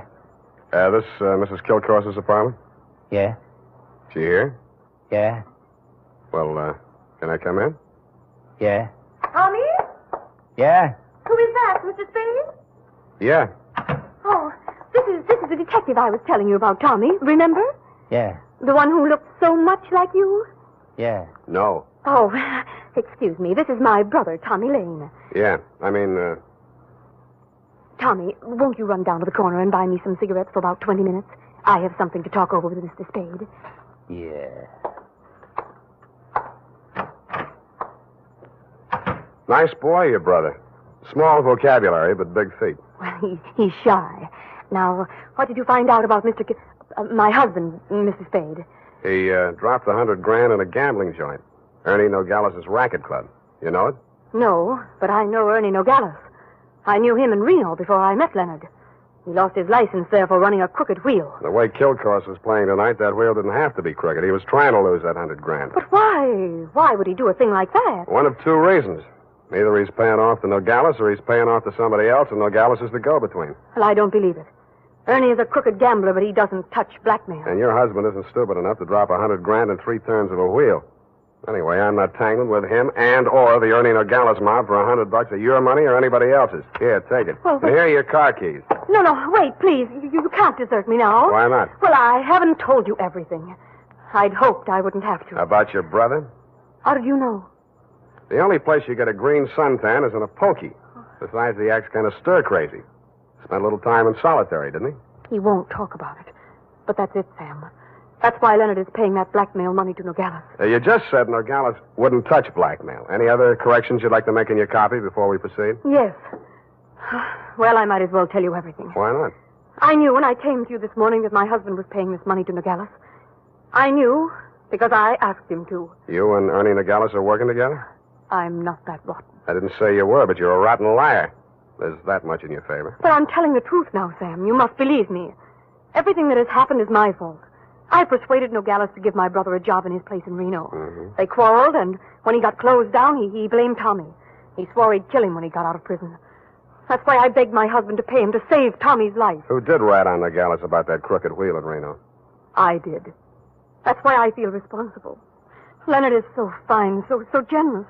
But I can't let him go on paying for my mistake. Yeah, like you said, he's going to run out of money.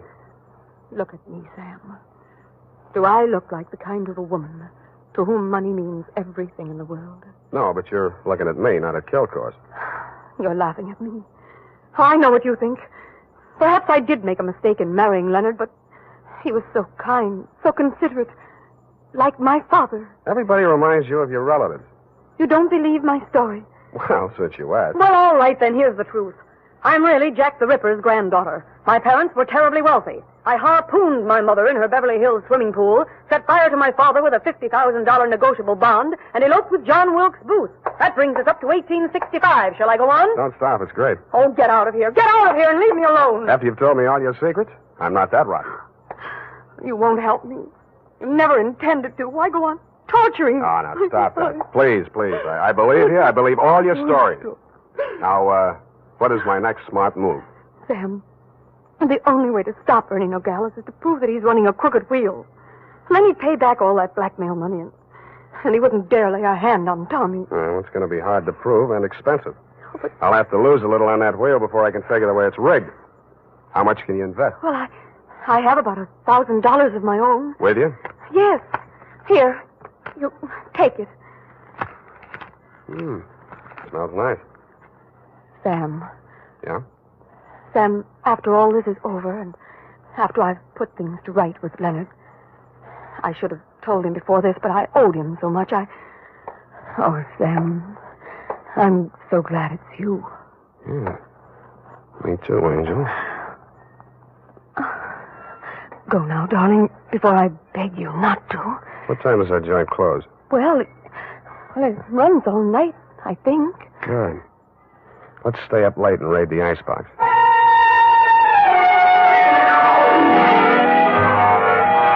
Around 2 a.m., when I low-geared the Plymouth up the long, steep driveway to Ernie Nogales' racket club, backed into the parking space nearest the road with a car headed downhill for a quick getaway, just in case, and I went in. The joint was still going full blast. I bought $500 worth of chips, swaggered over to the table where Kilcourse had dropped his $100 and nonchalantly flipped the blue chip onto the red. Appalachia, ladies and gentlemen, make your game. Okay, that's all. Around and round the little ball goes. I didn't look to see where the little ball went. Most of the money was on red, so it was bound to turn up black. A red, please. What? Number 15. Place your bets, please. Make your game, ladies and gentlemen. Around and round it goes. The chips were spread around more the next turn, so I stacked 100 at the bottom of the 1 to 34 column. With a crooked wheel, my 100 made it the best bet to lose. And 19, and the red wins again. Hey!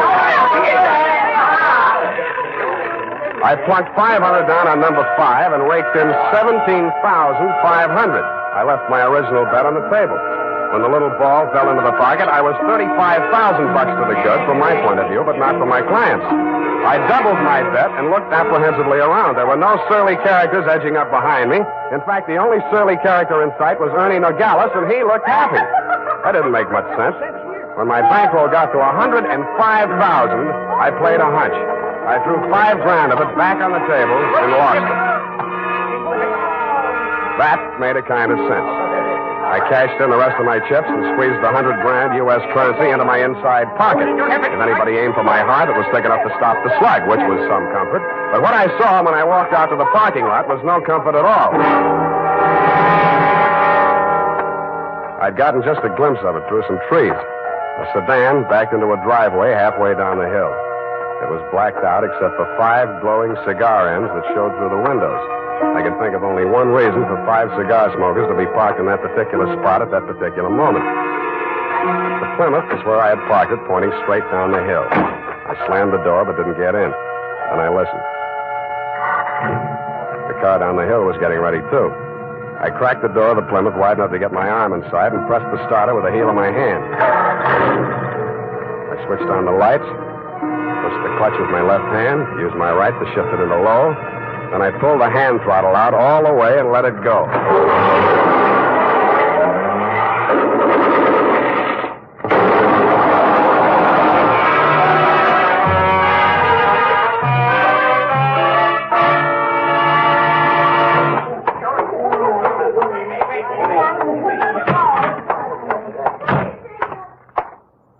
What's the big idea busting into my office? We're going to have a talk, Nogales. Please, don't wave that heater at me. It makes me nervous. I don't like guns. I don't either. That's why I'm here. Put your hands on top of the desk and keep them there. All right. Give me back that roll. I give you clean money for it. It was a gamble, so I lost. Can you blame me? Where'd you get this money? I buy it. 50 cents on the dollar. I don't ask where it came from, but I read the papers. I figured it was that shipyard payroll job a few days back. Like it just fell in my lap. I figured it'd make 50 grand instead of Kilcore's 5. I guess that was dirty trick you just out of stir, Tommy, huh? I got news for you, Nogales. I didn't know this money was hot, and I am not Tommy Lane. No? Then what? Private Dick. Tommy's sister hired me to take the fall for him. Look, I've got most of the caper. Kilcourse wanted to pay Tommy $100 grand. You rigged the wheel so Kilcourse would lose it one night and Tommy would win it back the next night. Now, what was Kilcourse paying him off for? No caper, legitimate. He was sent up for bribing a public official. You mean he was the payoff man for Kilcourse's contracting firm? Sure, legitimate business. The grand jury went out after Kilcourse. Tommy took the rap, that's all, for a price. Yeah, $100 grand. Thanks, Nogales. That's all I needed. I was afraid I might be too late. You are, Oh, I sweetheart. have so many things to explain. Where can you talk? Right in here. Who's this man? Why, that's your old sweetie from Reno, Ernie Nogales, remember? What's the matter with you two? You crazy? Oh, Sam, I should have told you the truth from the beginning. Check. The Nogales yarn, I can understand, but why did you tell me you were Kilcourse's wife? I was desperate. I had to say something. It was the only explanation I could think of for my interest in this case without telling the truth. That you were making a pigeon out of me. I don't know about such things, Sam. All I know is I'm here in time to warn you. You mustn't walk out of here with that money. Listen, They may kill you to get it back. They already did. They're combing the wreckage of that car right now looking for my body. Then Tommy was right. They did mean to kill him. How'd he get the rumble? While he was in prison, from another man that Kilcourse framed. He was in for life, so it was safe for him to talk. Hey, you two. Yeah, Nogales? That car that just drove up. I think that's Mr. Kilcourse. Oh, Hey, what's your hurry? Don't let me go! Come on, what's your hurry? Tommy's out there in that cab. I've got to warn him. Or tip off Kilcourse. Which is it? No, Sam, you've got to believe me. Sit down. Stop that. You two have fun. I'm getting out of here. Go ahead. Now, listen, sweet Lorraine, you may as well save your breath for those explanations. You're staying right here until the caper's all wrapped up. Here he comes. Have you got a gun, Sam? Yeah? Well, you'd better have it ready. Mm-mm. But Sam... Where's Nogales? I want to see him. He was called out of town, sir. I'm in charge. You Mr. Kilcourse? That's right. I want to know why you people have been interfering with my business. It might interest you to know that this building site's on an old Spanish land grant. Title's very shaky. I'll run an 8-lane highway straight through the middle of it and turn the rest of it into a game preserve. That's what I do to people who double-cross me. I tried to tell Mr. Nogales that, sir. He wouldn't listen to me. He tipped Tommy off for a split of $100 grand, but I knew sooner or later we'd have to answer to you, Mr. Kilcourse. Oh, well, what's that? Here's your $100 grand, sir. Count it. Well. What's your name, son? Sam Spade, sir. Well, I'm glad to meet an honest lad. Well, come along. You too, young lady. We'll all walk out together. Sam, what are you... What? Spade, huh? Yes, sir. I'm a private detective, but I'm ambitious. Politics? Yes, sir. Well, we'll run you for assembly. In the meantime, I believe there's an opening in one of the public services. Garbage disposal. Executive end, of course. Where the devil is that man with my car? Oh, there he is. You drop around to my office in the morning. Thank you, and good night, Mr. Kilcoy. Drive on, Horace. Back to the city. Oh, Sam. How could you? Hmm? All those lies and just handing over the money like that. It wasn't yours. It wasn't Tommy's either, sweetheart. Get in. Well, Tommy, are you all right? Yeah. Drive us across the bridge, Tommy, will you? Yeah. Tommy, Yeah. Tommy, I'm afraid we'll have to do without the money. Yeah. Sam gave it to Mr. Kilcourse. Yeah. Now, don't get excited, Tommy. I'm sure Sam had a reason. Didn't you, Sam? Yeah. I mean, that was marked money from a payroll job. Oh, then it won't do him any good. It'll send him up for a good long stretch if the eyewitness story that goes along with it is good enough. And you're just the girl to tell it, sweetheart. Am I right, Tommy? Yeah.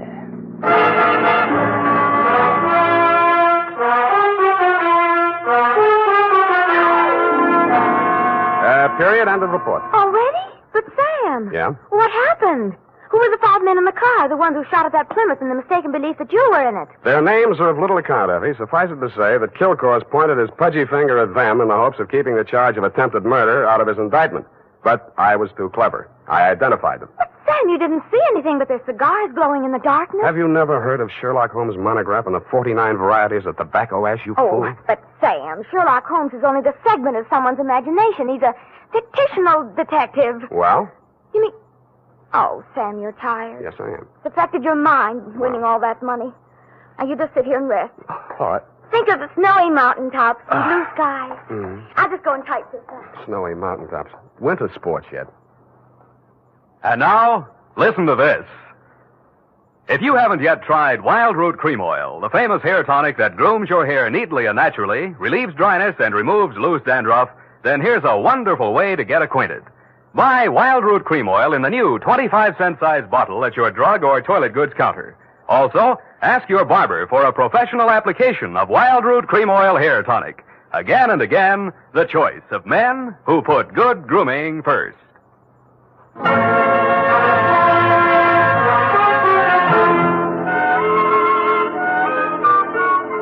Well, here it is, Sam. And not that it made any difference, but how did you guess that she wasn't Mrs. Kilcourse? Simple. Kilcourse didn't recognize it. But, Sam, that was after you denounced her. I did no such thing. From the report, Sam, in black and white. Quote, why did you tell me you were Kilcourse's wife? Unquote. At that point, you assumed that she was not Mrs. Leonard Kilcourse. I did not. I merely wondered why she had told me. Well, with all the lies she told, you might have assumed anything she said was totally devoid of truth. And I did, sweetheart. I did. Oh, well, that's a relief. I was afraid for a while she'd taken you in. What's that got to do with the truth? Good night, Sam. Good night, sweetheart.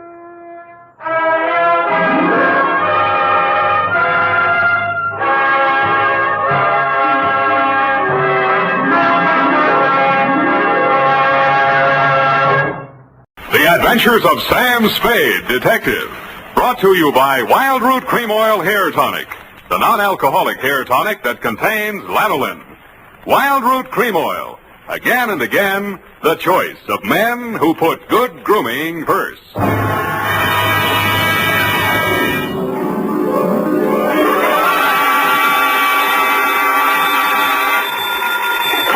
Sam Spade Detective Agency. Hey, it's me, Hayes, Sammy the Spade. Sam, it's not true, is it? Every word of it. What? That you've been consorting with unsavory characters? Well, she was a savory enough girl, Effie, although a crook. Well, according to the paper, she's practically a murderess. Not to mention that she's dancing the Roomba with you. That's a lie. There's a picture of you. Virginia Vale, gangland glamour girl, caught at the Club Iberia in barefoot Roomba with private eye. It was not a Roomba, it was a bambuco. Oh, Sam, not over the phone. I can't stop it. Stay where you are. I'll be right down to dictate my report on the Lawless capers.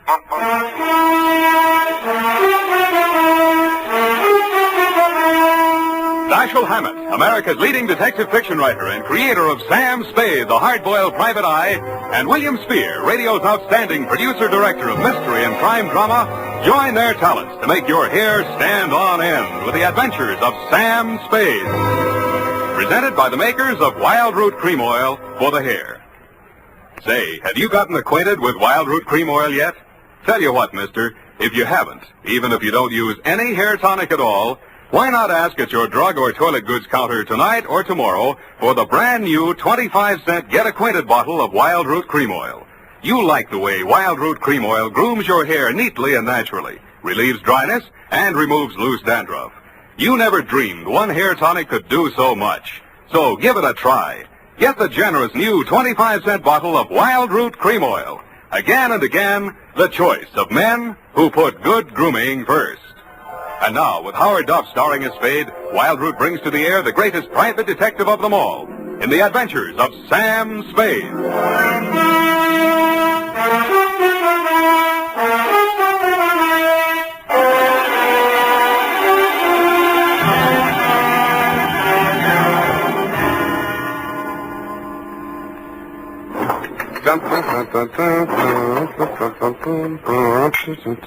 I think I'm getting it now. You even lost your shoes. Ready, sweetheart? Yes, Sam. No questions? No, Sam.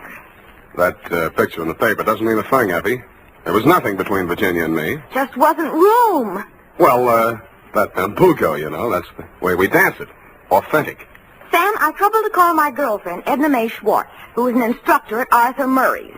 I quote, "The partners exchange graceful nods in the center of the dance floor and then separate. Well, as the senorita provocatively leads the pursuing caballero through a series of gay whirls, turns, and figures." There, you see, provocative. But he never catches her, Sam. Well, I had my shoes off. That gave me the advantage.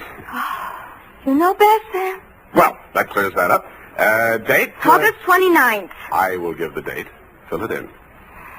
That still doesn't explain your operating on the wrong side of the law. Down, Effie. This goes to John M. Lawless. A known gangster. What else? From Samuel Spade, license number 137596. Dun, dun, dun, dun, dun. Boom. Well, thank you, Effie. Subject, Joe Morales. Dear Johnny. You hired me yesterday morning, but the real start of it was back in 45. Flashback. San Francisco was just recovering from VJ Day, and crime was practically at a standstill because your number one competitor in the West Coast mobs had just been rubbed out, and you were on trial for same. Nothing about the trial made any sense. The tea-time chatter in the better pool rooms was that you were taking the rap for your worst enemy, Joe Morales. What made even less sense, the lawyer defending you was Joe's brother. So I wasn't a bit surprised to receive your check for $25, together with an invitation to be in the third row of the courtroom when the jury returned the verdict. I was. The defendant will please rise. Step forward, please. Have you anything to say why judgment of this court should not be passed upon you? Yeah. It's a bad beef. The judgment of this court is that you, John Lawless, for the crime of manslaughter, having feloniously run down, run over, and killed with a certain automobile the deceased person named in the indictment, and having subsequently departed the scene in violation of the hit-and-run statute, are hereby sentenced to a term of 3 to 10 years in the state prison of the state of California. You didn't even look at the judge while he was dishing it out. Your eyes were on the man sitting directly in front of me. The man you were supposed to be taking the rap for. The man you had deliberately planted me behind, Joe Morales. I wondered what that meant. When the judge brought down his gavel, I found out. You came up the aisle with a deputy on one arm and your lawyer on the other. He seemed upset about something. I'm sorry, Johnny. I did the best I could. They've given me the judge I asked for. You passed on the jury, you cheap shyster. Okay, just wait till you get my bill. Shut up. Now, wait a minute, Sheriff. I want to speak to a friend. Hey, Johnny, hurry it. We got a train to catch. Hey, you, Joe. Yeah, Johnny? I got just this to say to you. I'm going up, but I'm not staying, see? If I'm not paroled out in 3, I'll break out. Either way, I'll get you, even if it means a murder rap. Oh, now listen, Johnny. You heard me, Spade? Yeah, Johnny, I wish I hadn't. Well, Johnny, we gotta go. Okay. Don't forget what I said, Joe. So long, Sam. Good luck, Johnny. Hey, Sally. Yeah, Joe? You hear what he said? I know. He's gonna knock me. This guy's a witness named Spade. Spade, my brother Sally. Salvador Morales. You may have heard of me. Yeah, if I'm ever up in a hit and run, remind me not to hire you. Come along, Spade, where we can talk quietly. Just over here. My conference room. Look, we got nothing to talk about. Oh, yes, we have. Watch it. I just got this suit pressed. Yeah, right in here. Sally, is it all over? How did it come out? Where were you? In here, I couldn't force myself to stay out there. What did he get? 3 to 10. 3 to 10, is that... Oh, I mean, how terrible. How terrible. Best I could do. This is Sam Spade, my dear. It's Virginia Vale, Johnny Lawless's fiancée. The San Quentin widow. Well, how's tricks, Virginia? Why did they bring you here? Maybe they know. He's a witness. Witness? To a threat Johnny made against my brother's life. My own client. What's funny? Ask your brother. That threat would even get you a writ against him to keep the peace. What do you mean, Sam? Sweetheart, threats don't mean anything in law unless they're backed up by some action. Even if he told you the when, the where, and the how, it wouldn't be worth anything until you're dead. But it would be worth something then? Sure, it shows premeditation. Then if he knew he was overheard, you'd be forced to testify if anything happened to Joe. Hey, beautiful. What are you trying to do to me? Well, I mean, he'd think twice before he tried anything. You'd be safe, Joe. Well, honey, I didn't know you cared. About you, I don't. I just wouldn't want Johnny to do anything foolish.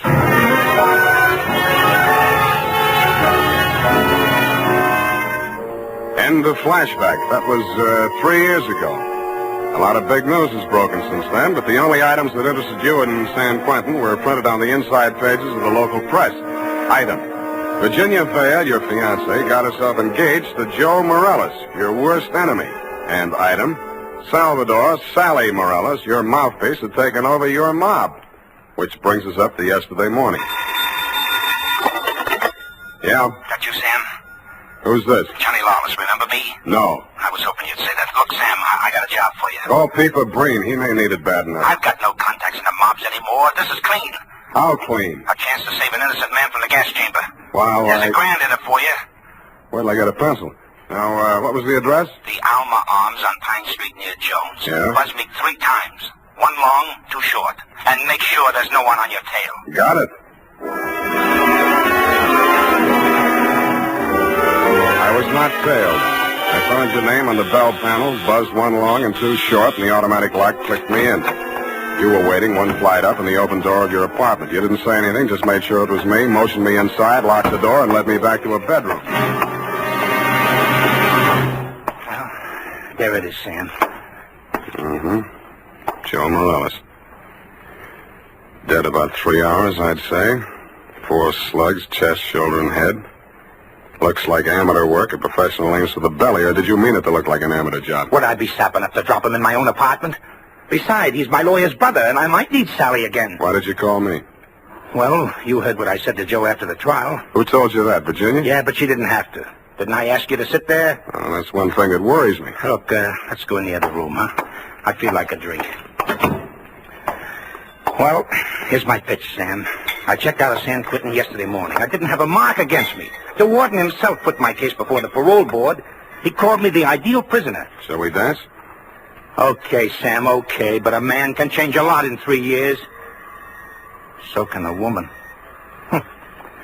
Virginia met me at the gate and we drove into the city. We didn't have a thing to say to each other. The way I felt by the time the ride was over, Joe could have her and welcome. I had other plans. Such as? Well, the parole board was getting me a job with a mining firm, a surveyor.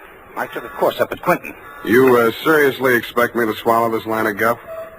Listen, you don't get fat making a living on the mace.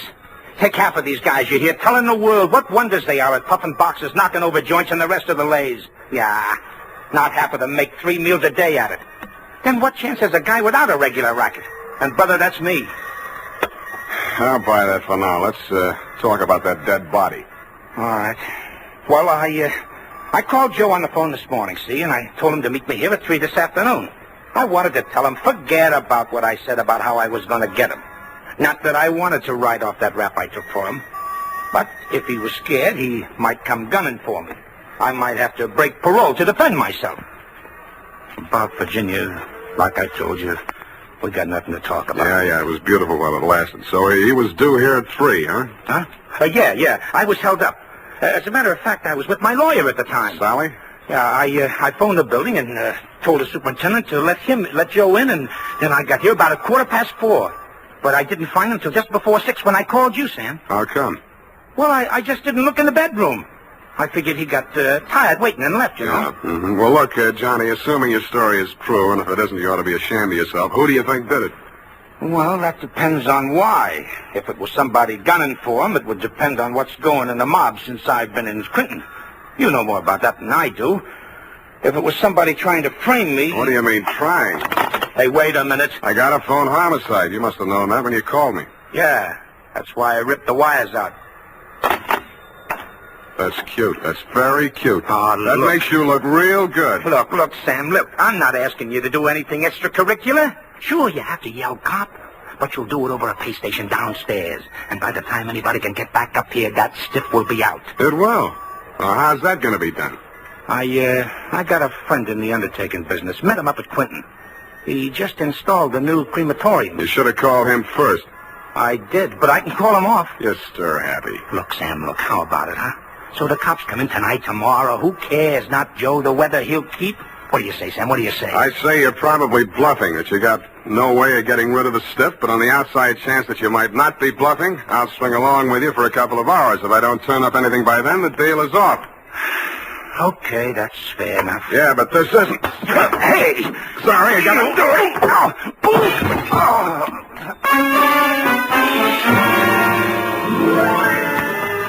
I hated to do it, Johnny. You were out of condition and you weren't expecting it. But I wanted you to look like a hospital case. After you went down and out, I transferred my fee from your wallet to mine, examined your wounds, and decided you were good for 2 hours at St. Agnes Hospital, where I know the head nurse. Incidentally, never mind. So without further delay, I toted you downstairs, threw you into a taxi, and delivered you to the ambulance entrance. That's when I remembered that I had forgotten one thing. I hadn't given you a chance to call off your alleged undertaker friend. I was sure that part of your story was bluff, but just to make sure, I rushed back to your apartment in less time than it takes the average undertaker to back his hearse out of the garage, I thought. When I got there, I wasn't so sure.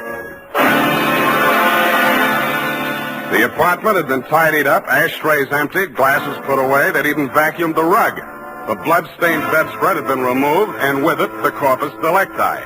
I found myself humming an old tune. I ain't got no body.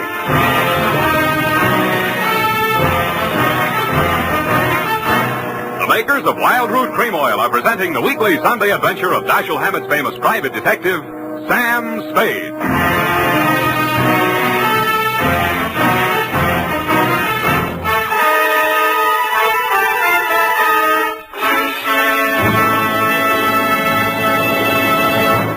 Now, here's important news on good grooming.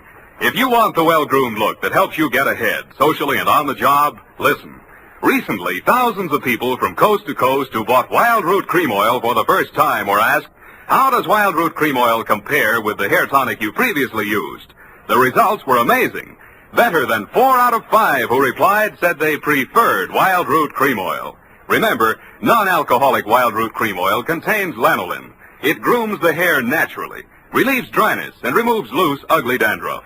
So if you want your hair to be more attractive than ever before, get the generous new 25-cent size of Wild Root Cream Oil, America's leading hair tonic, on sale at all drug and toilet goods counters.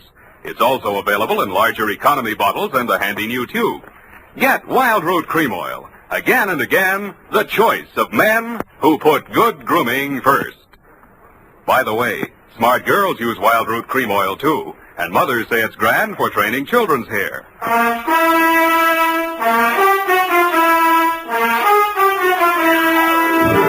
And now, back to the Lawless caper. Tonight's adventure with Sam Spade.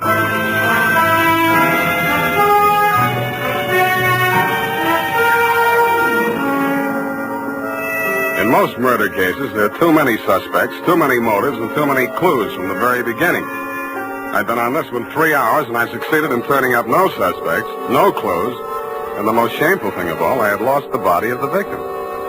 I consoled myself with the thought that he was in no condition to tell me anything anyway. But then neither were you, Johnny. You'd checked out of the hospital, no forwarding address. But in a gin mill down in the Mission, I found a character with the unlikely name of Porky Grout. Porky is theoretically alive and will tell all he knows about anybody, which is plenty, for 2 fingers of rye. I gave him a handful. Easy. The Joe Morales mob. Yeah. Well, they dusted this town. They moved to Las Vegas 5-6 months ago. How come Joe stayed in San Francisco? Oh, him and his brother had a beef with each other. That's Sally Morales, the lawyer? Yeah, the mouthpiece. Not too close. Yeah, what was it all about? Oh, that dame, Virginia Vale. Yeah, after she and Joe framed Johnny Lawless on that hit-and-run job, well, they disagreed on methods of administration. Not so close. No. So she and Sally team up. And Sally uses his business connections to pull off this big combine, you see? Yeah, I heard of it, Las Vegas. How do I get to Sally? Oh, my throat's dry. I can't hardly talk. Hey, Riley, put out the bottle. And bring an Airwick. Yeah. That's right. Oop, sloppy. Easy, I'll help you. Great, huh? Great stuff. Not too close. Now, when do you want to get to it? Tonight? Right now. Let me see now. The dame don't dance to nothing but rumba music, and she don't drink nothing but imported French champagne. Yeah. Furthermore, she don't go nowhere where she don't get her picture taken. And he don't dare take a drink in a place that pays him protection. Well, this being after hours, there's only approximately one place they could be at. That's the Iberia out on Van Ness. Yeah, thank you and good night, Porky Grout. If your friends won't tell you, I will. What? Please don't bother to answer.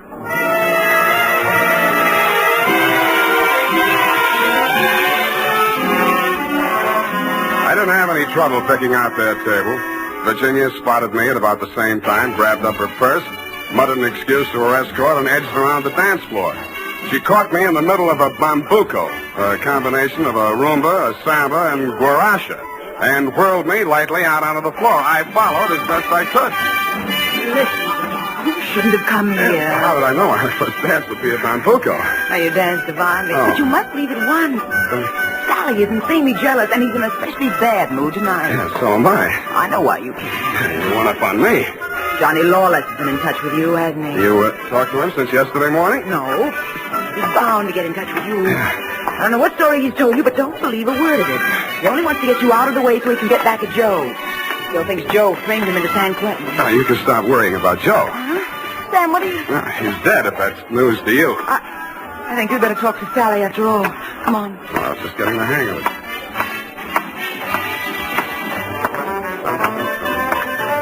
Well, my dear, so you've met another old friend. Hello, Sally. Hello. Sit down, Spade. Thanks. Sally. Huh? Sam says Joe is dead. Joe?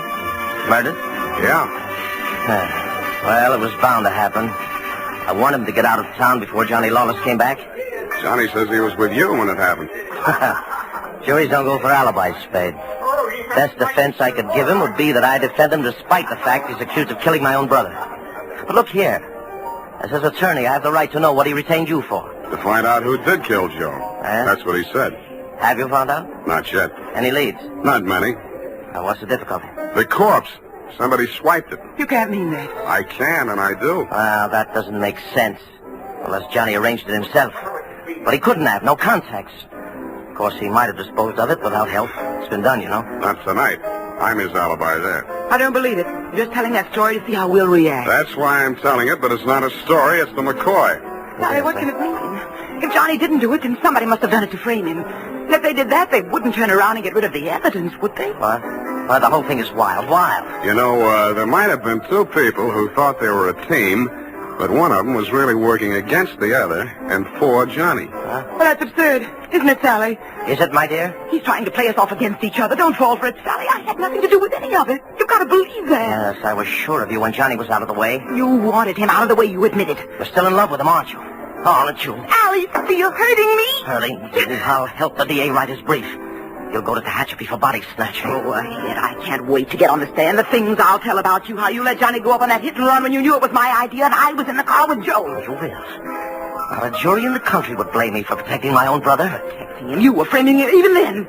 So you can have me for yourself. Oh, I'll have you in a gas chamber if you keep insisting. Your own brother. Squeeze out of that one if you can. I can. Love of woman surpasses brotherly love. I can see the jury now, eating it up. Victim of a designing woman caught in the toilet. Nuts. I don't care whether either of you is guilty or both or neither or whatever. If I get that body back tonight, I'll let the cops worry about it. If I don't, I'll confess to everything myself and name all three of you as accomplices. All right, Spade. You say your only concern is that body? Right. Here's $500. Another $500 when you find it, huh? Does that convince you? Well, it helps. Here, my diamonds. Take them all. No, keep the diamonds, Virginia. If Sally gets sent up first, you'll need them for your defense. Think it over, kids. I'm calling the cops right now. I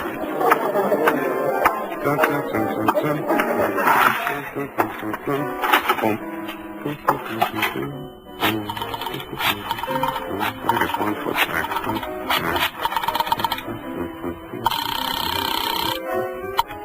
Homicide, Lieutenant Garrett.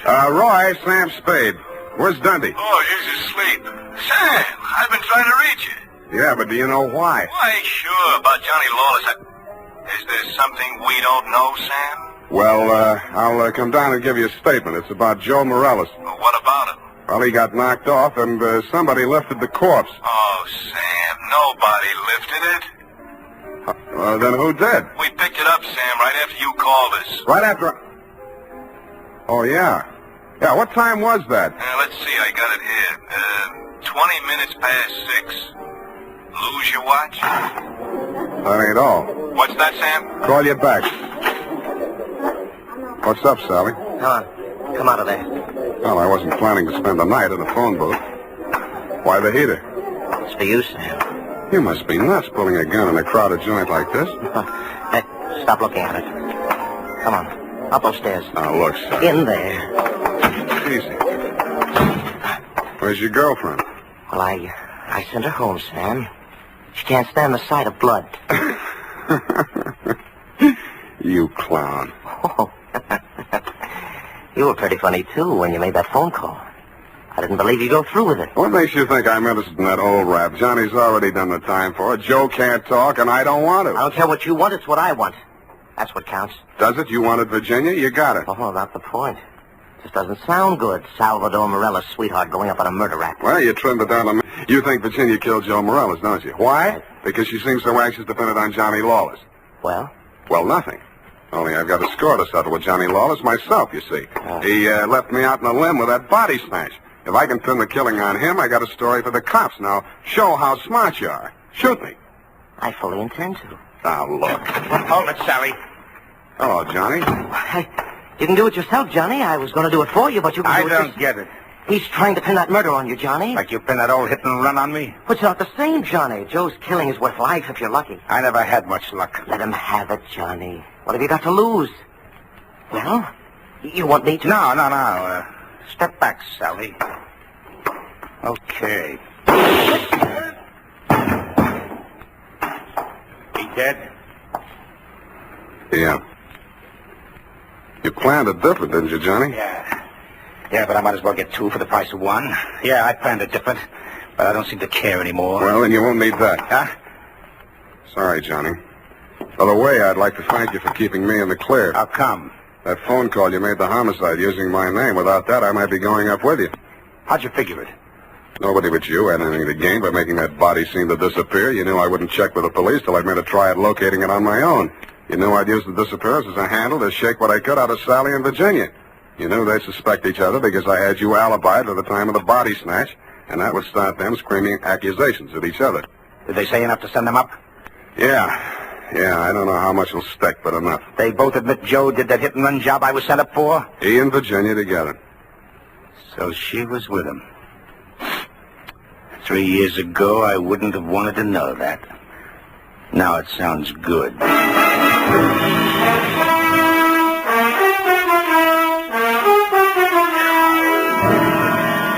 I didn't think it really sounded good to you. I was sorry to hear it myself, and after all, I'd only danced the bambuco with a mouse. I'm sorry things turned out the way they did. It's a little late to be making with the advice, but, well, you know, the best laid plans of mice and men gang after Glade. What? And as you say, what chance has a man got without a regular racket? Period. End of report. Well, heavens to Betsy. Oh. How can you be so sympathetic with a girl who did all those terrible things? Oh, I know, F, I know. It's a silly dance, but she looked cute when she was doing it. I don't mean the dance. You mean the best laid plans? What does that mean, Sam? That gang afterglow? I'll give you a hint, sweetheart. It's something you never need worry about. No.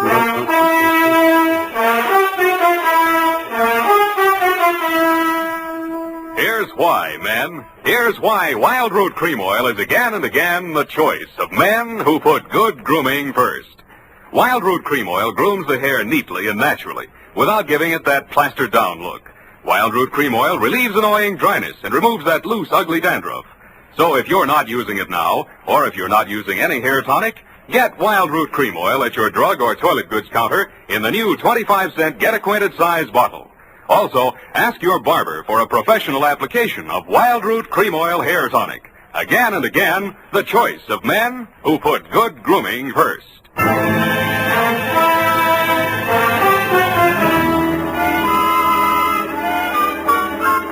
here it is, Sam. My, terribly confusing. I sensed that somehow. Who was that hit-and-run victim? Well, they named that dance after him, George L. Bambuco. I don't believe it. Sam, what does it mean? What does it mean, you know? Gang afterglay? Snafu. Oh, why didn't you say so? Darlings, yes. Good night, Sam. Good night, sweetheart.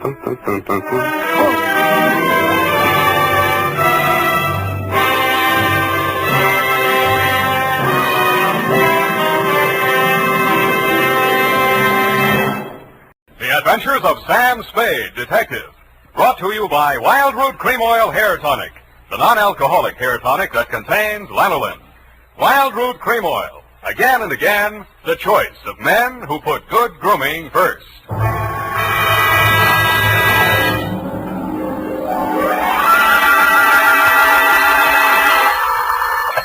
Sam Spade Detective Agency. This is Mad Scientific Detective number 137596. Sam, no matter what anyone says, I'll stand by you. You're nothing of the sort. Not scientific? Of course not. You're two-fisted. Well, thanks, Effie, and that ain't all, Effie. I was actually mistaken for a convolutional melancholiac.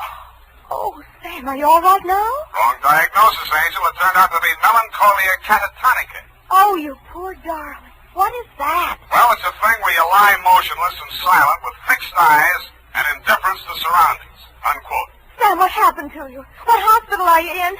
Can I bring you anything? No, Effie, I am now at large. Pull down the blinds, check the corridors for men in little white coats, and set a bottle in the window if the coast is clear. Oh. I'll be right down to dictate my report on the mad scientist caper.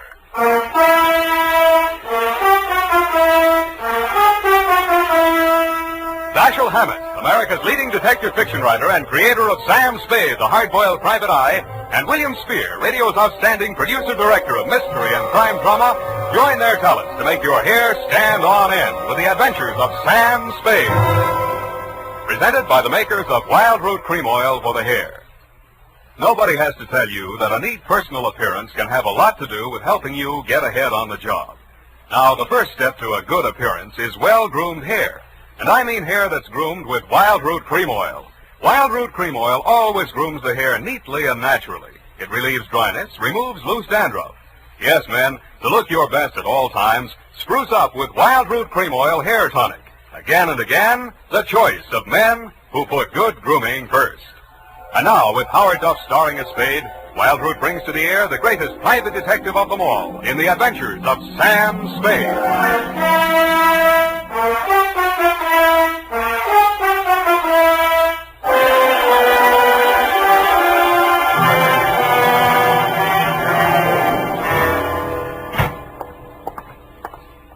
Effie! Come in, Sam. The coast is clear. Where are you? Why is it so dark in here? Well, I had to put the lights out. The blind stuck. I couldn't get it down. The heat's off, Effie. Let there be light. Oh, I'm so glad. Let me look at you. Don't look at me like that and stop whispering. Oh, Sam. Did you get me all upset like that just for a joke? It's no joke, sweetheart. You really sick? Yeah, just sick of some of the types I made in this business. Oh, Sam. Date, July 25, 1948, to Detective Lieutenant Dundee, Homicide Detail, San Francisco Police, from Samuel Spade, license number 137596. Subject, the Mad Scientist caper. I worry so. Dear Dundee, he looked like a mad scientist, and that's exactly what he was. His eyes had a wild gleam in them, his hair was a wild tangle, and he was wearing a wild assortment of clothing that looked as if they'd been slept in shifts. He leaned across the desk at me and said, They have stolen my secret formula. They had? Gee, that's too bad. Oh, you think I'm crazy? I don't know yet, I just met you. My name is Raymond Fox. Does that mean anything to you? Raymond Fox, yeah, I think it does, but I don't quite remember what. I invented the helioscope. Helioscope? No, that wasn't it. I also synthesized hydroxylamophotochronaton. That was it? Yes, but unfortunately, production costs were prohibitive. But you didn't let that discourage you. Oh, no, indeed. You see, after a brief illness, I was back in my laboratory, perfecting my greatest contribution to science. What may prove to be the greatest contribution of science to humanity. I call it penetron. Penetron? That is what they have stolen. The secret formula for penetron. Penetron, huh? Now, what exactly is penetron, Mr. Fox, and who are they? Well, penetron is a plastic with a molecular structure which repels atomic radiation more efficiently than lead, yet weighs less than aluminium. Oh, that. Do you realize the significance of this? Well, And imagine a motor no larger than a cigar box, with a power potential that even I don't believe, but they do. Who's they? Grierson Enterprises. Now, how do I know this? When I applied to the patent office to protect my discovery, I received this letter. Here, come on, read it for yourself. Commissioner of Patents, Washington, D.C. Dear Mr. Fox, your application for patent on formula designated under the trade name Penetron is hereby rejected. You see. Both formula and trade name, together with descriptive material identical to yours, have been registered by Mr. Albert Grierson, Grierson Enterprises, San Francisco. Very truly yours, George Sherman, Acting Deputy Assistant Commissioner. Yeah. You see? Yes. You don't need a detective, Mr. Fox. What you need is a good patent lawyer. Lawyer? I have one. A legal ball of fire named Roscoe Manning. You know this scoundrel? Yeah? He's got an okay reputation. And I am paying for it. $3,000 in retainers. And now he tells me he can do nothing. Insufficient evidence, he says. What is this outfit, Grierson Enterprises? Yeah, a snare in a delusion, with rented furniture, unscientific ventilation, and dirty work at the switchboard. Mm-hmm. How did they get hold of your formula? Well, it must have been while I was ill. They came and took it away. Out of your laboratory? Oh, well, what does it matter where? I've got to start someplace. Start with the man. I promise you he's a crook. If he steals from me, he's stolen from others. If we can prove that, then I have a case. Well, I can't promise you anything, Mr. Fox, but I'll see what I can do. Will $100 be enough for your retainer? Too much. 25 now, and the balance if I can do anything for you.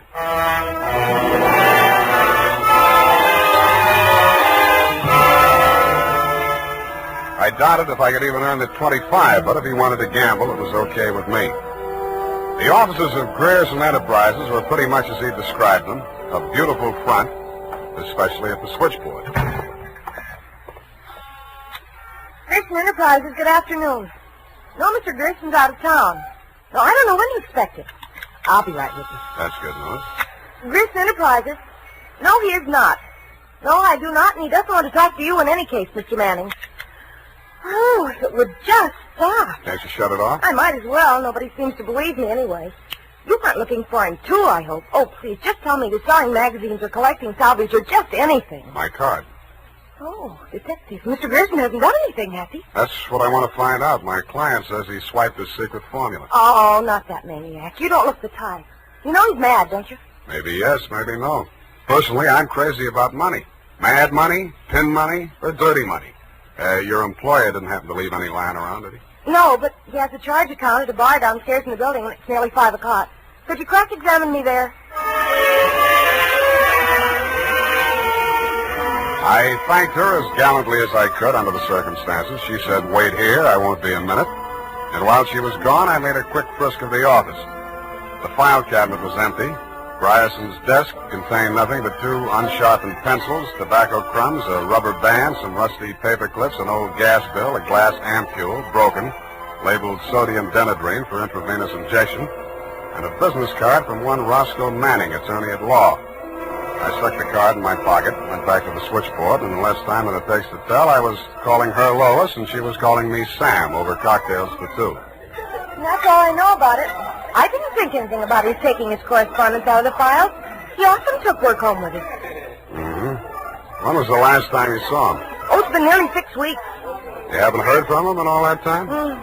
He was with Mr. Fox just before he left. They had a terrible quarrel, but then Mr. Grayson managed to get him calmed down, and they left the office together. And that's the last time you saw Grayson? Yes, and it's all very strange. What did that maniac tell you? That Grayson swiped his invention. Do you believe that? I didn't even believe in the invention. Now I'm beginning to think it was worth stealing. Oh, Mr. Grayson wouldn't. He's a brilliant man, you know. What else has he invented? Well, I don't know. He always had a lot of projects, but of course he never took me into his confidence. Just exactly what is your job? Oh, it's quite simple, really. I just tell people he's an imp. Yeah. Look, sweetheart, you really mean to tell me it never occurred to you that there might be something slightly fishy about Grayson Enterprises? I know. Why should it?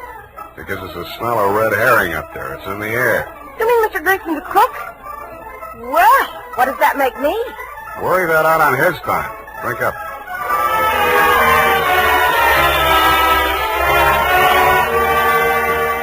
She looked as if she were telling the truth. Though with women, especially blue-eyed women, that doesn't always mean anything. If she had anything more to tell, she obviously wasn't ready yet to tell it. I asked her to come up and listen to my Herb Jeffries records. She said my apartment needed a woman's touch. I handed her a broom. She hit me on the head with it and left. And so to bed. Up the Times and phoned my client. He wasn't in. Then I phoned a guy I know who sometimes knows about things and asked him what sodium denadrine was. He said it was a sedative and/or truth serum, a mental-type drug. I wondered what Grierson had been using it for during office hours. I also wondered what else he'd been spending money for. I phoned another guy who knows about other things, and he called me back with the name of Grierson's Bank, Golden Gate Trust. An hour later, to my surprise, I actually had something to go on. Because in the past 6 weeks, checks totaling $50,000 had been deposited at Grierson's account, all drawn on the Citrus Exchange Bank of San Anselmo, and all bearing the signature of one Carl Birdwell, M.D. He wasn't hard to find. It was a big place in the outskirts, and the sign on the gate said Mary F. Hotchkiss Hospital for the Mentally Deranged. Dr. Birdwell's cottage was one of 5 without bars on the window.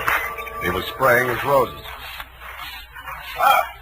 So that cystectomy of Dr. Kova's, how does convulsion? Coordination all right? Can't complain. Got the use of your fingers back? Good. Pick up those shears. I want all those ragged edges. Cut off the hedges. Well, why don't you hire a gardener, or did those checks to Grierson use up all your ready cash? Eh? Oh, I thought you were the cystectomy. Good Lord, you're that convolutional melancholiac. You're not allowed out on the grounds. Guard! Guard! Now, wait a minute, Doctor. This one acting up. Take him back. I sent for the cystectomy. This is the wrong man. You're crazy. Come on. Let go of me. I'm not a patient here. I'm a detective. Yeah, and I'm Sherlock Holmes. Come on, now, back to the violent war. Come on, lay off. I got an office in San Francisco. I can prove it. 137-596. Okay, Dr. Wharton, but come on, come on.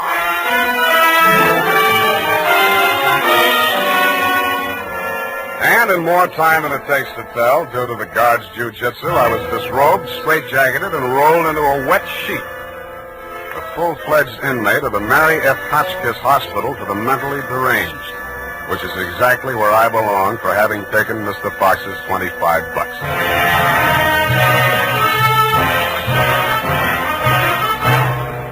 The makers of Wild Root Cream Oil are presenting the weekly Sunday adventure of Dashiell Hammett's famous private detective, Sam Spade.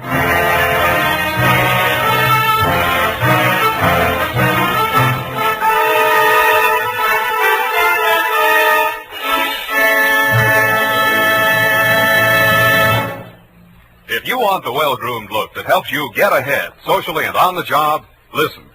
Recently, thousands of people from coast to coast who bought Wild Root Cream Oil for the first time were asked, how does Wild Root Cream Oil compare with the hair tonic you previously used?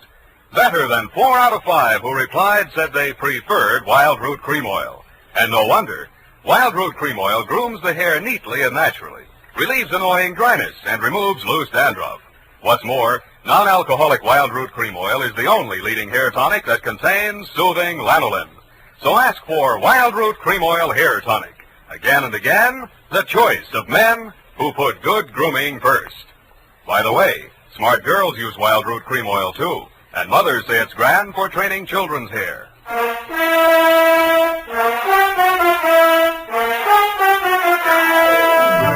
And now, back to the Mad Scientist Caper. Tonight's adventure with Sam Spade.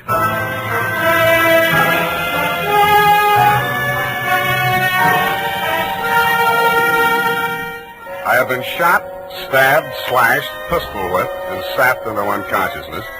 But until you have spent a night rolled up in a wet sheet, Dundee, you don't know what punishment is.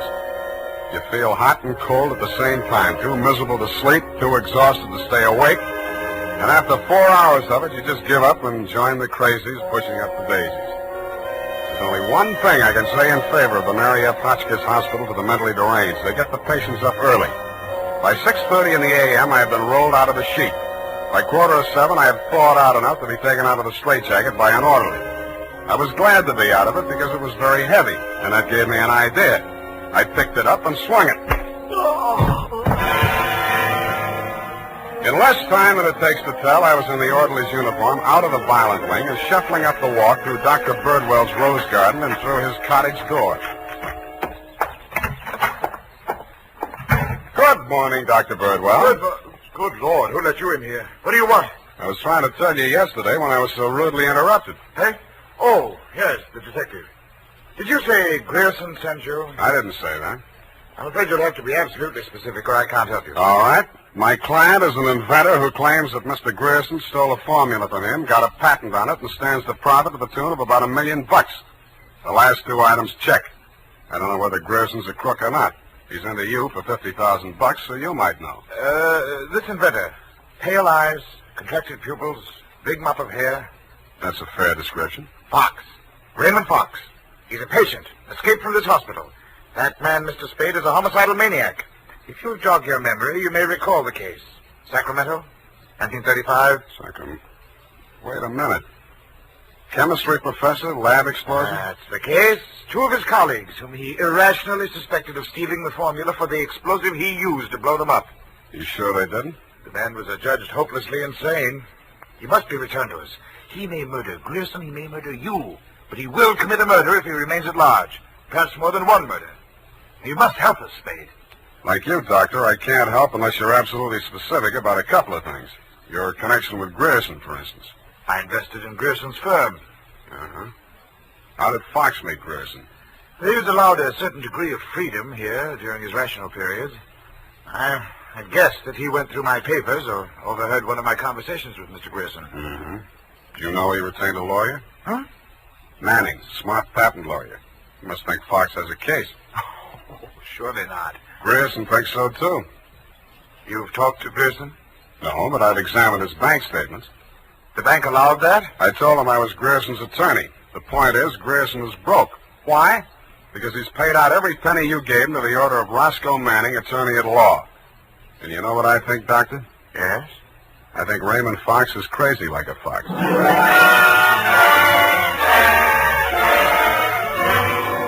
I had the same idea about Dr. Birdwell, but I didn't say so. I didn't feel up to spending another night in a wet sheet. I also didn't feel up to the interview that was awaiting me outside the gates. A limousine, only a little longer than a hearse, was standing at the curb. A round pink head with a gray Homburg on it bobbed out at me from the driver's seat and said, Mr. Spade? Yeah? Roscoe Manning. How'd you do? About $49,975 less than you've done in the caper so far. The law is a lucrative profession, my boy. Get in. I'll drive you back to town. No charge? I'll even give you some free advice, sans retainer. Well, sir, you are an elusive chap. I've had the devil's own time catching up with you. How did you? I won't ask why. And I am not without resources. Now, as to our mutual client, Mr. Fox, obviously you've learned a good deal about him. Dr. Birdwell says he's cuckoo, and it's only a toss-up which one of us is going to blow up first. Just about what you'd expect from a medical man. If you'd listened to as much conflicting medical testimony in court as I have, you'd take them all with a grain of salt. Or should I say soda mint? Or sodium denadrine? That's a mysterious remark. I was just trying it on for size. It didn't fit. Well, sir, here is my proposition. As to Fox's sanity, it's of no importance. He has money, and I think he has a case. We can always get a doctor to say he's back in his right mind. Where do I fit into your scheme? You just keep looking for Grierson. And watch that secretary of his. I don't trust her. Anything else? Oh, I almost forgot. Here's $500, and here's your ticket to Chicago.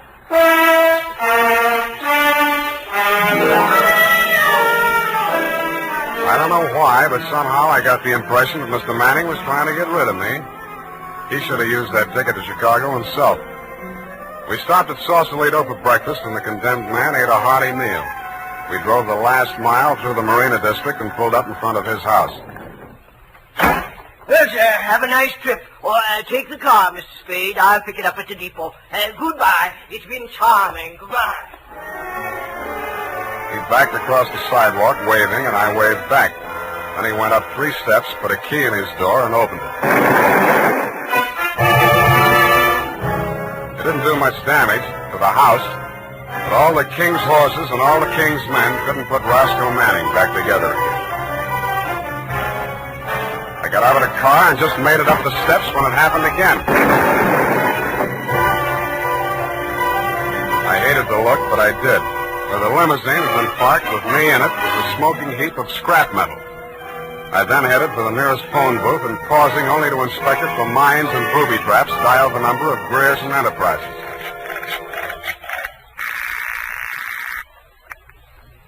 Grierson Enterprises? Lois, Sam Spade. Sam, darling, thank you for the present. What present? I haven't had a chance to open it yet, but I think I can guess what it is. A traveling clock. You mean a package arrived and it ticks? Oh, darling, don't be such a tease. Now, Lois, listen. Oh, all right, I'll open it now. Throw it out the window. No, don't do that. Pedestrians, innocent bystanders. Have you got a metal wastebasket there? I think so, yes. Well, fill it up with water and throw the package into it. And ruin my lovely clock? It is not a lovely clock. It's a lovely booby trap. Oh, go on. I'm serious. Manning just got one of them, and what's left of him is on the way to the morgue. Oh, I think I'm going to faint. Lois! Lois! Wake up! Pour some water on yourself. Hello, hello!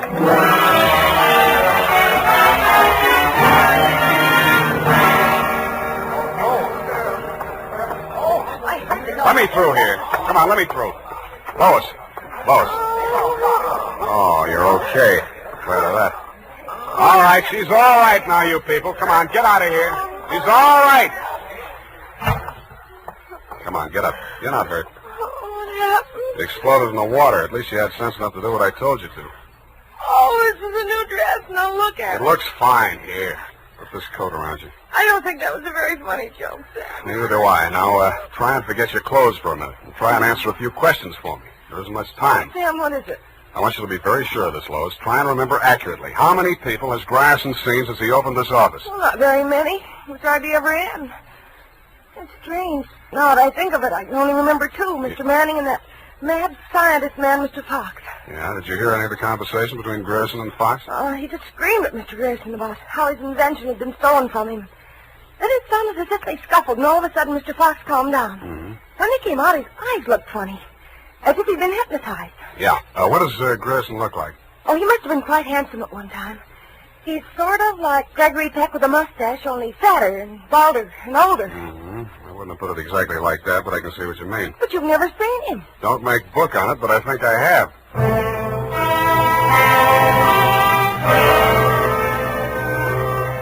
I made 3 phone calls.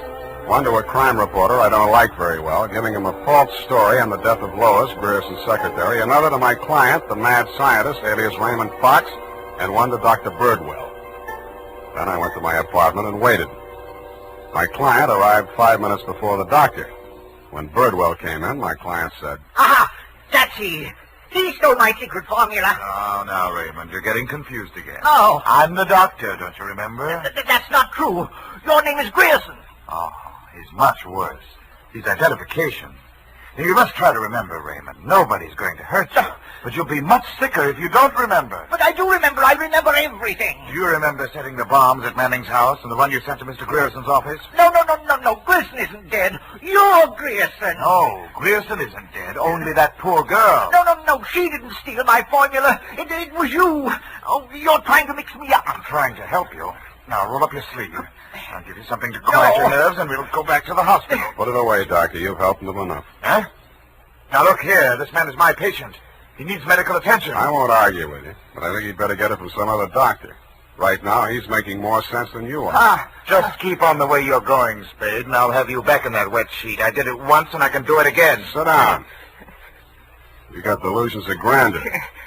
Stop shaking, Raymond. I said you're making more sense than he is, and I can prove it. You think you're very astute, don't you? No, I'm stupid, but I'm lucky. I should have tumbled to the whole caper when I found that you'd invested 50,000 smackers in Grierson Enterprises. When I found out that Raymond was an escaped patient, I should have tumbled to what that Denadrine file was doing in Grierson's desk. I should have known then that you and Grierson were one and the same person. I told you. When I discovered that you'd paid Manning all that shakedown money, I should have known you were planning to knock him off and everybody else who could identify you. But it didn't work out that way. I got out of the car before it blew up. Dumb luck. And you can identify me as Grierson? I don't have to. God. Surely you're not counting on Raymond's sanity to that extent. He can't even remember that I was his doctor. Can you, Raymond? You're trying to mix me up. You stole my formula. I didn't kill them, did I, Mr. Spade? Now lie down on the couch and relax, Raymond. Don't worry about a thing.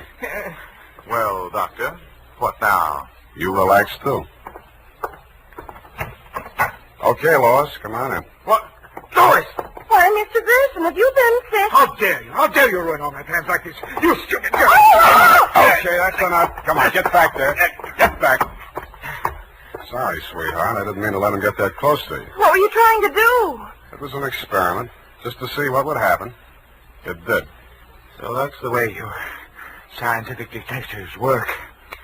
For a hard-boiled chap, you have the vaguest way of doing things I ever heard of.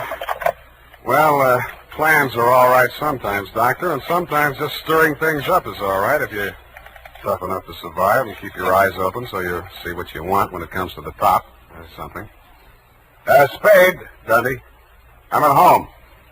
I've got two homicidal characters here, one sane and one insane. Now, if you can tell the difference, I'll let you give the story to the papers.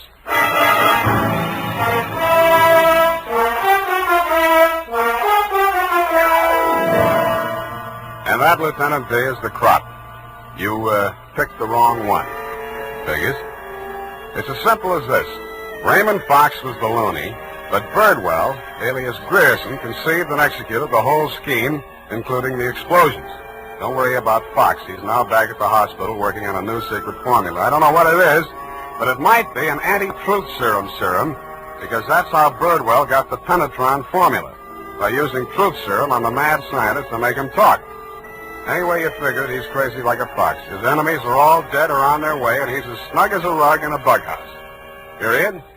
End of Looney Tunes. Well, of all... Well, just imagine.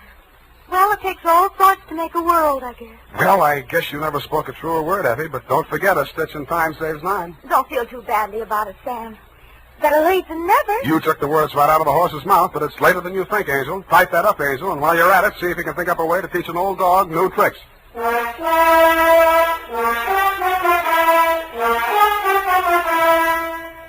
Say, mister, if you haven't tried Wild Root Cream Oil Hair Tonic, why not get it tonight or first thing tomorrow? You'll be glad you did, for Wild Root Cream Oil grooms your hair neatly and naturally without giving it that plastered-down look. Wild Root Cream Oil also relieves annoying dryness and removes loose, ugly dandruff. Simply step up to your drug or toilet goods counter and ask for Wild Root Cream Oil in the big economy bottle and the handy new tube that's easy to pack when you travel. Also, ask your barber for a professional application of Wild Root Cream Oil Hair Tonic. Again and again, the choice of men who put good grooming first. Well,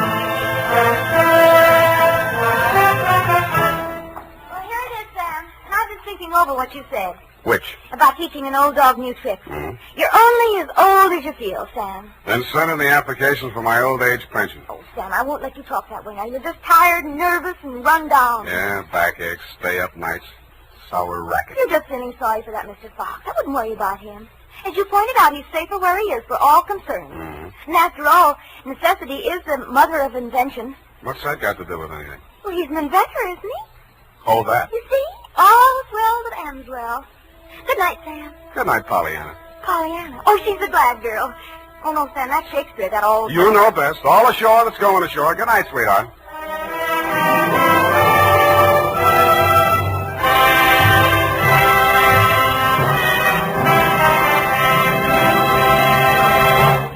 The Adventures of Sam Spade, Detective. Brought to you by Wild Root Cream Oil Hair Tonic, the non-alcoholic hair tonic that contains lanolin. Wild Root Cream Oil. Again and again, the choice of men who put good grooming first.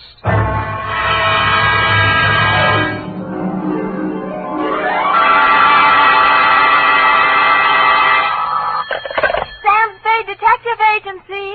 Bernadine, anything wrong? You sound almost human. It's not Bernadine, Sam. It's me, Effie. F. But I'll tell Bernadine about your compliment. How are things? Well, I've made out as best I could. I don't want you to think that I begrudged you a vacation. After all, you have worked hard. You did deserve it. Sam Spade, is that all you have to say to me? I'm not putting the blame on you. After all, it is a state law, so I can hardly accuse you of letting me down at a time when I needed you most. Well, you might at least ask me if I had a good time. I'm sorry if your conscience bothered you. Oh, well, it didn't. I had a divine time, and I met all sorts of interesting people. Mostly men. You don't say. What else? Well, it was this desert ranch, you know, with a lot of buttes around. You mentioned those. No, Sam, no. They're the result of erosion. Those outdoor types, they go to pieces. Sam, are you pulling my leg? Not over the phone, Effie, but stay where you are. I'll be right down to look at your snapshots. And when you have the time, I'll dictate my report on the missing Newshawk caper.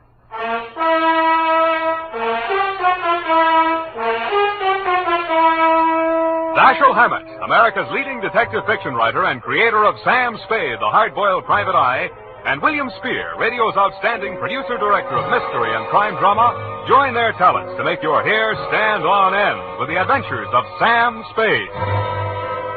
Presented by the makers of Wild Root Cream Oil for the hair.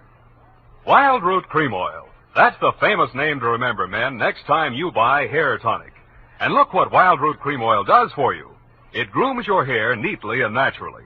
Wild Root Cream Oil also relieves dryness and removes loose, ugly dandruff. Yes, men, Wild Root Cream Oil is your shortcut to really handsome hair. So be smart. First chance you get Wild Root Cream Oil Hair Tonic. Again and again, the choice of men who put good grooming first. And now, with Howard Duff starring as Spade, Wild Root brings to the air the greatest private detective of them all, in the adventures of Sam Spade.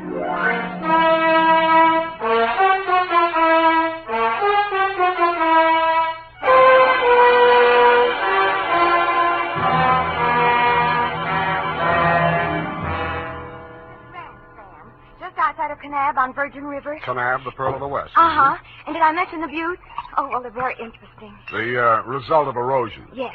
And it's authentic, too. J. Hamlin's ranch. You, mean a working ranch? Yes, you see, that way you get into the spirit. My job was to feed the chickens. And that's how I met him. One of the buttes? Oh, Sam, he's a very cultured gentleman. Culture smulcher. What's he do for a living? He cures stammering. You don't say. What's his name? Charlie Shank. Charlie Shank? He's the founder of the Shank Institute of Articulative Correction, which I should learn. Articulative Correction. Where is this institute? Oh, I have the address here. General Delivery, Butte, Montana. You're sure you didn't help him break parole, Effie? Oh, no. We just went on long walks together. Where to? Oh, different points of interest. Like Wolf Canyon. Figures. Uh-huh. He invited me on this camping ship, a trip. Honorable, of course. But I couldn't go on account of my sunburn. Oh, it was awful. I've still got it, you see. And then he went back to Butte. He had to leave in such a hurry he couldn't even say goodbye. Wow. It was a pity, too, because an old friend he hadn't seen in years came looking for him just a few minutes later. With a warrant? No, he was an attendant in a nearby hospital. Mental? Oh, yes. Very intelligent. He read me some of his poetry. Maybe you've heard it. A loaf of bread, a jug of wine, and thou. Hey, wait a minute. Isn't that the Rubaiyat of Omer Khayyam? That was written by a guy named Fitzgerald. Of course, that's his pen name. Quite a penman. Yes, but he's paid his debt to society.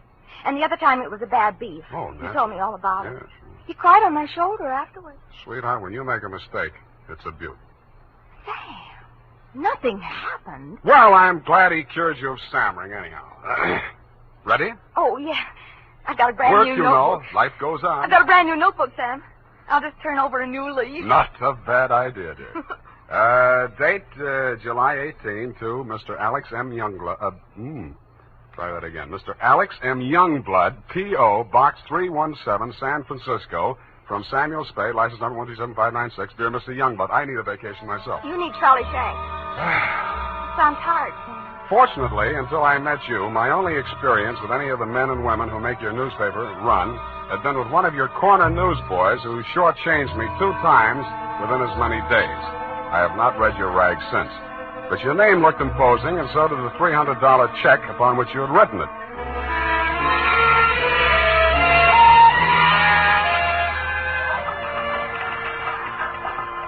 Per your instructions, promptly at 4 p.m. on the 15th inst., I mushed through the litter of your city room toward a door marked A.M. Youngblood, publisher, managing editor, and city editor. I wondered if you were ambitious, frugal, or 3 men. I did not know that you had good taste until I saw the trim, 20-ish, and toothsome secretary in your outer office. Hello. You're new here, aren't you? Well, I'm not exactly here. I'm just here to see Mr. Youngblood. Oh. The name is Spade. Samuel Spade?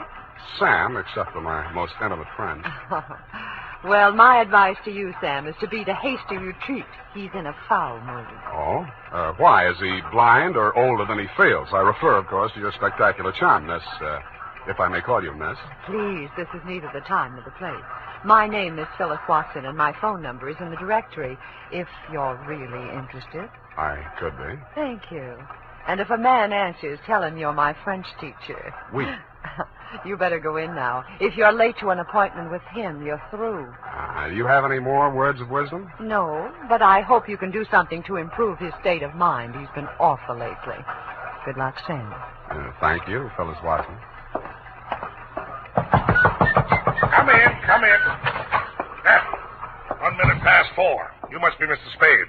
That's right. You're almost late. Sit down, Spade. Cigar? No, thanks. Well, don't expect me to offer a drink. You aren't a drinker, I hope.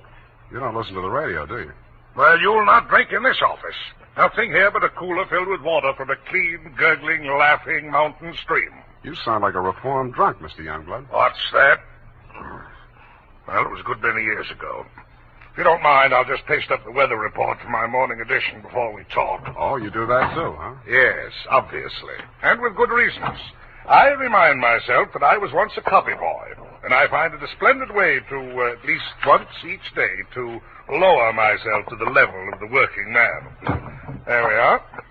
Very hot in Phoenix, I see. Mm-hmm. Just what do you want a detective for, Mr. Youngblood? I was coming to that, Mr. Spade. Sorry. Now, well, first let me warn you that your assignment is a highly confidential one. They all are. In this case, a man's life may be at stake. Mm-hmm. The situation... My newspaper, at my order and under my guidance, has launched a campaign against crime.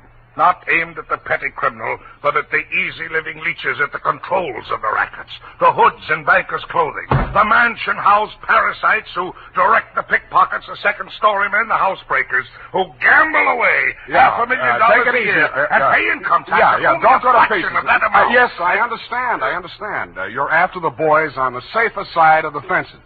Oh. Nicely put, Spade, yes. Thank you. Well, the long and short of it is this. The author of the expose series, Ray McCully, my top crime reporter, has been missing for 2 days. I want you to find him.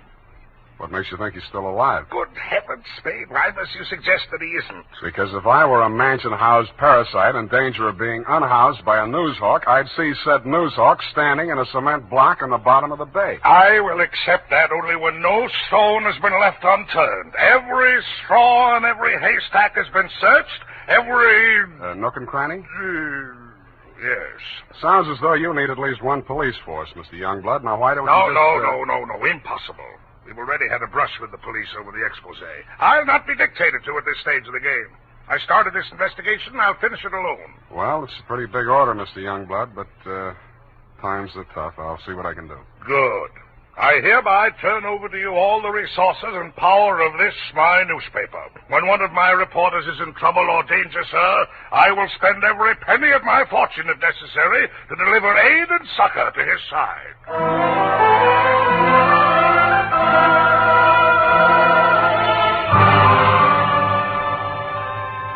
You then gave me Ray McCully's expose stories to date. I saw why you, his family and friends, and his creditors could have been worried about him. They were hot. One followed a stolen car from the time of the heist through the alteration of the body color, tire brands, license number, motor serial number to the time it was shoved onto a used car lot. They named names all the way through. And another did the same to the firm of Otter, Badger, and Mole, furriers, and alleged manufacturers of coats from clouted pelts. Ray McCully had dropped out of sight right after that story had been published. So I left your office hoping that I'd reach the address of Otter, Badger, and Mole before closing time. I did. The plushy showroom was occupied by a dozen attractive fur-bearing models, female, but wax. The live models, male, were wearing padded shoulders, pointed shoes, and coats tailored for underarm artillery. They would have looked more natural at Madame Tussaud's waxworks, Bertram the burglar section. Hey, what'll it be? Something for the little woman? Where do I find Mr. Otter? You the law? Leo sent me. He's in his office. Come on. Oh, wait a minute. Don't crowd me. You say you want to see the boss? On business. Stop nudging me with a rod. In there, hey, move. Okay. Hey, boss. Yes, Woody? Here's Joe here to see you. Leo sent him. Well, nudge him in, Woody. No nudging, Woody. Well. So Leo's sending a man to see me. I wonder why. If you'll comb this character here out of my hair, I'll try and tell you. Sit down, Woody. Thanks. You're new in town. Yeah, that's why Leo sent me. A local muckraker named Ray McCully interviewed you. He also interviewed Leo, but it didn't get printed yet. Leo wants to find him. So do I. How can I help? Well, he walked out of here, went to his hotel, wrote the story, and mailed it in. That's the last anybody's seen of him. Leo was just sort of hoping that you'd already taken care of him. Not yet. That's all I wanted to know. Thanks. Just a moment. Yeah? Leo sending you out alone? Why not? That's a tough boy, that McCully. He's got plenty of protection. That's what you need. What kind of protection? Go along with him, Woody. Who, me? You're Woody, aren't you? Now, look, Mr. Otter, I don't want to look a gift horse in the mouth, but the way I see it, this is a lone wolf type caper. Hey, what's the matter, hey? You think I'm too good for you? Well, Woody, I wouldn't say that. Good, it's settled then. Take care of him, Woody, and don't mix it up with any of Leo's boys. If he's out to get that rat McCully, he's our friend.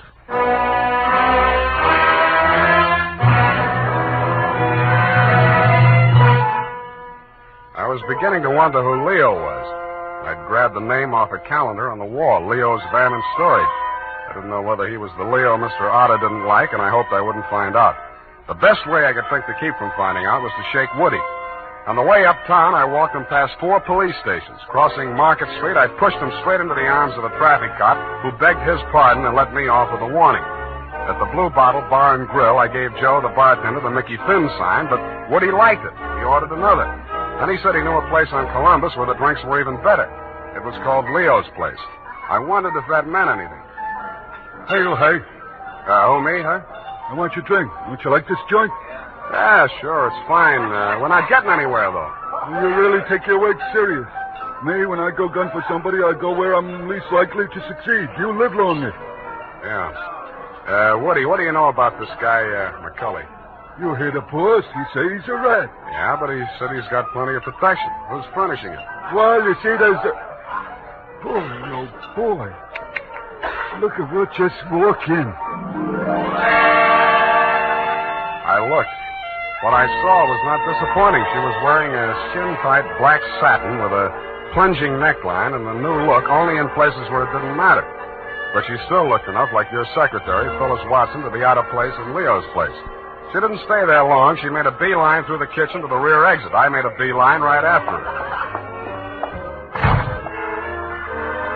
Woody was breathing down my neck as I started up the rickety outside stairway at the back of the building. I stopped the landing and turned around to face him. See you later, Woody. I didn't wait to see if he made it all the way to the bottom of the stairs. I was more interested in what was going on at the top.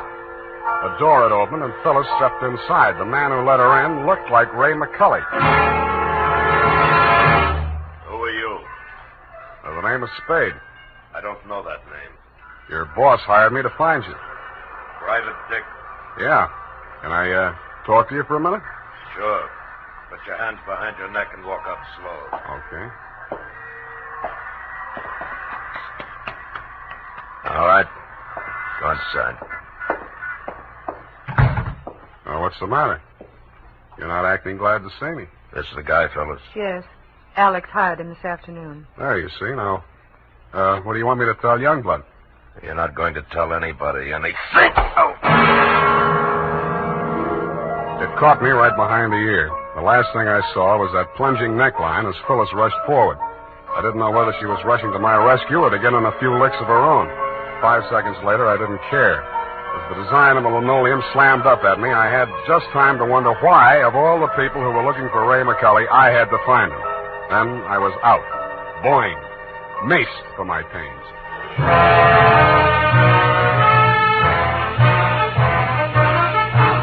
The makers of Wild Root Cream Oil are presenting the weekly Sunday adventure of Dashiell Hammett's famous private detective, Sam Spade.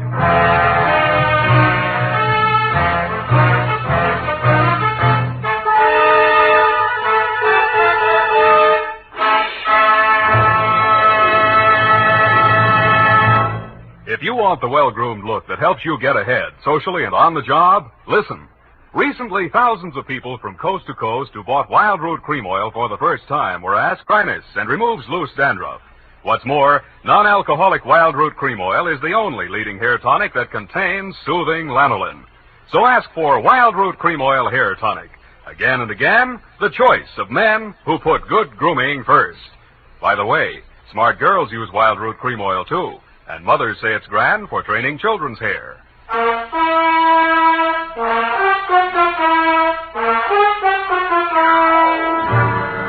And now, back to the missing Newshawk caper. Tonight's adventure with Sam Spade.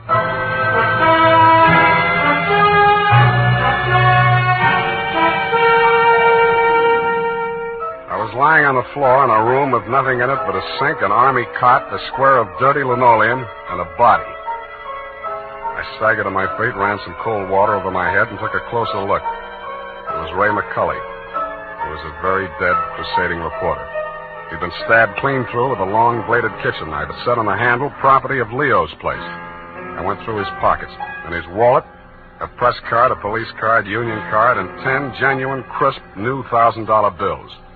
That gave me a line on the killer. He was crazy. So was I. I left it on him, too. Folded up in his vest pocket, I found 2 newspaper clippings, one from the Chronicle and one from your paper, both weather reports for the same date. It was very hot in Phoenix, according to both papers.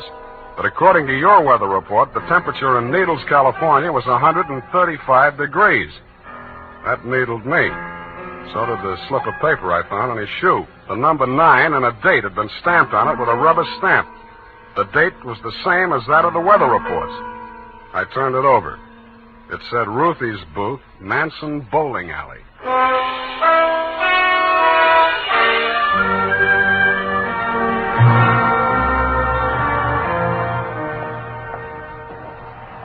Don't tell me yes. You're the cigar type. Coronas or Panicellas? Thanks. I'm just shopping.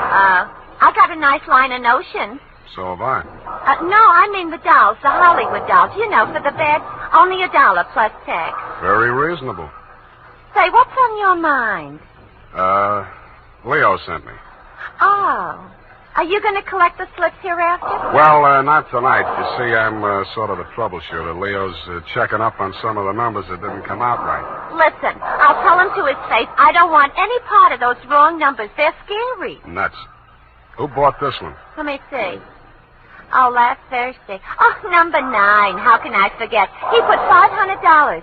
And honest, if he's been around once, he's been around 100 times to see if it paid off. Did it? What's his name? Mr. Spinelli. He buys a slip every day. And if you ask me, he's learned a system. Because he's been winning, you know. Dimes and then $1 and then $5. And then when he come in with 500 on number 9 until he dropped dead, did it win? Where does he live? It did. Wait, I'll look on the sheet. Hey, somebody else was in just this afternoon. Give me that address. Hurry up, will you? It's right around the corner on Manson, 810. Say, maybe that's his system, 8 and 1. Don't that add up to 9? Hey, what's the matter? Where are you going in such a rush?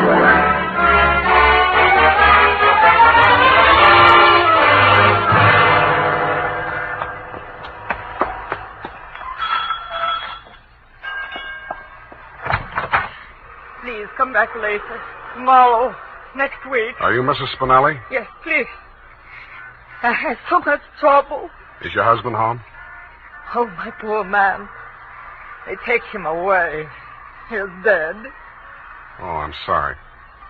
How did it happen? Who are you? I'm a detective. Maybe I can help you. May I come in? All right. Come on.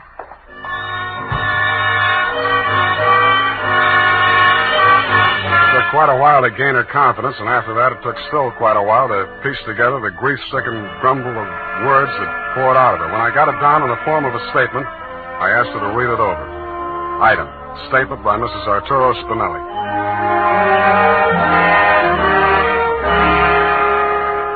All the time he played those numbers, I told him they're just a bunch of gangsters. They don't let you win. Then he met this man McCully, a writer for the newspaper. My husband says this man shows him how to win. He wins and wins. Then he goes to bank and takes out all our savings. I begged for him not to do it. But no, he was greedy. And this McCully poisoned his mind. Sure, he won. He brought the money home in his hand. $10,000. I don't want it. I'm scared. I took it while he was sleeping with wine and gave it to the men. I tell him all I want is the 500. He tried to tell me we do good. We help catch the big gangsters. I say we don't want to do so good we get murdered in our beds. So he says, okay. But if I change mine, here is address. I don't change my mind. Because already my husband, he is dead. At home. Stand. No, I don't change my mind.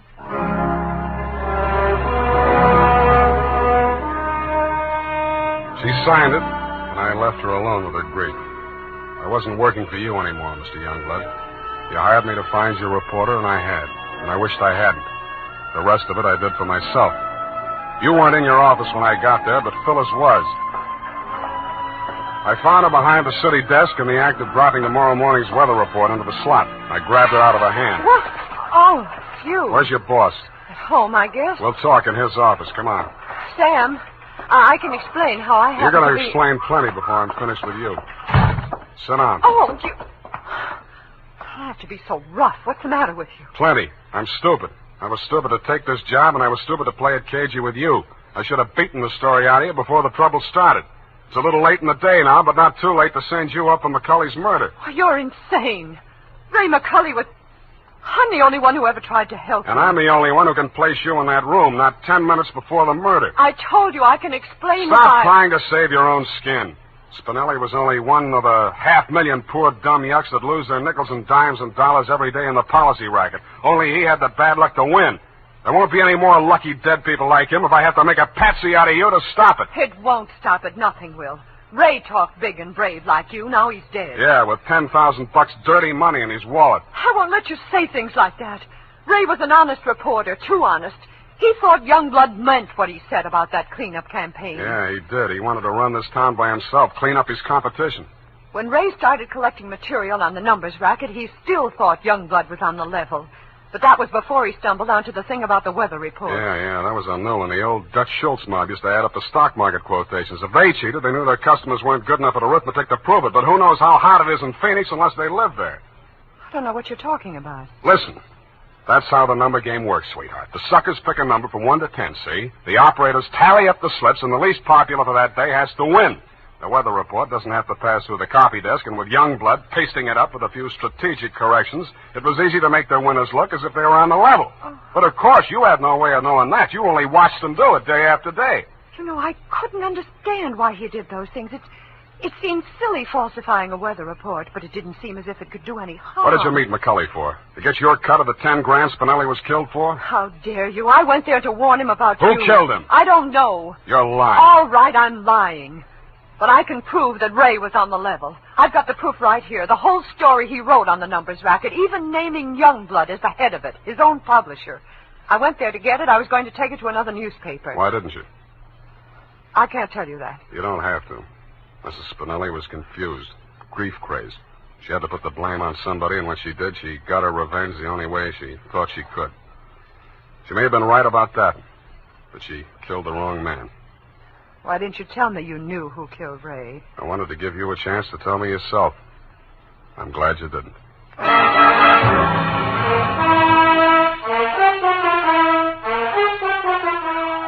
And that, Mr. Youngblood, is the crop. I'm sure you appreciate the fact that I gave the double scoop to your paper. Like Mrs. Spinelli, I have my own ideas of vengeance. Besides, it may up your circulation a little, and you can certainly use a little extra money for your defense. By the way, who's Leo? Period, end of report. But, Sam. Yes, Evie. I thought Mrs. Spinelli killed Ray McCulley. The vacation helped. You were absolutely correct. Mrs. Spinelli killed Mr. McCulley, if you'll pardon the expression. But why did she kill her husband? I was wrong. The vacation didn't help. You mean she didn't? She killed McCulley to avenge the murder of her husband. You mean Mr. McCulley killed Mr. Spinelli? Effie, stop. I'll go mad. Oh, you need a vacation, Sam. Look, type that up. The clatter of the keys may stimulate you to further cerebral activity. I beg your pardon, Sam? Brain work. Now, shoot. Oh, brain work. Oh, well, you know best. Tonight, men, or first thing tomorrow, get Wild Root Cream Oil and see what wonders it does for your hair. Notice how easy it is to apply. Notice what a neat, natural job it does of grooming your hair. Notice, too, how effectively Wild Root Cream Oil relieves annoying dryness and removes loose, ugly dandruff. No getting around it. Once you try it, you'll never be without it. So tonight, or first thing tomorrow, call at your drug or toilet goods counter for Wild Root Cream Oil. Get the big economy bottle and the handy new tube that's easy to pack when you travel. Also, ask your barber for a professional application of Wild Root Cream Oil Hair Tonic. Again and again, the choice of men who put good grooming first. Well, here it is, Sam. And you were absolutely right. The typing cleared my mind.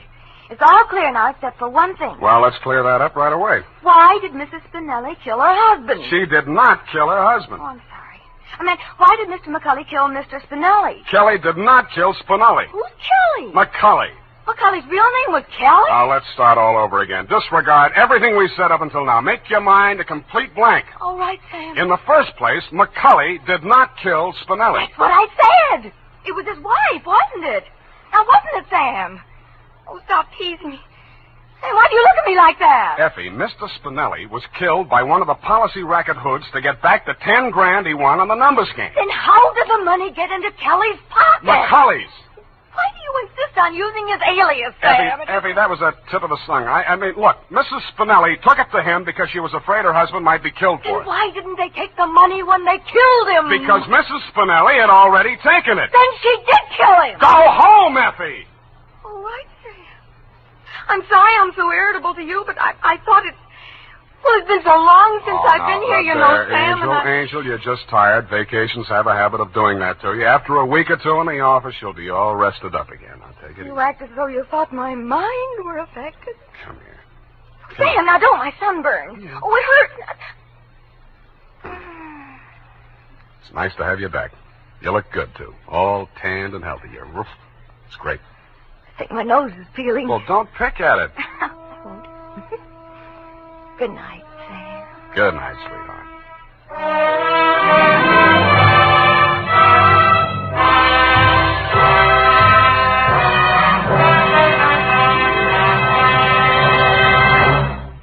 The Adventures of Sam Spade, Detective. Brought to you by Wild Root Cream Oil Hair Tonic, the non-alcoholic hair tonic that contains lanolin. Wild Root Cream Oil. Again and again, the choice of men who put good grooming first.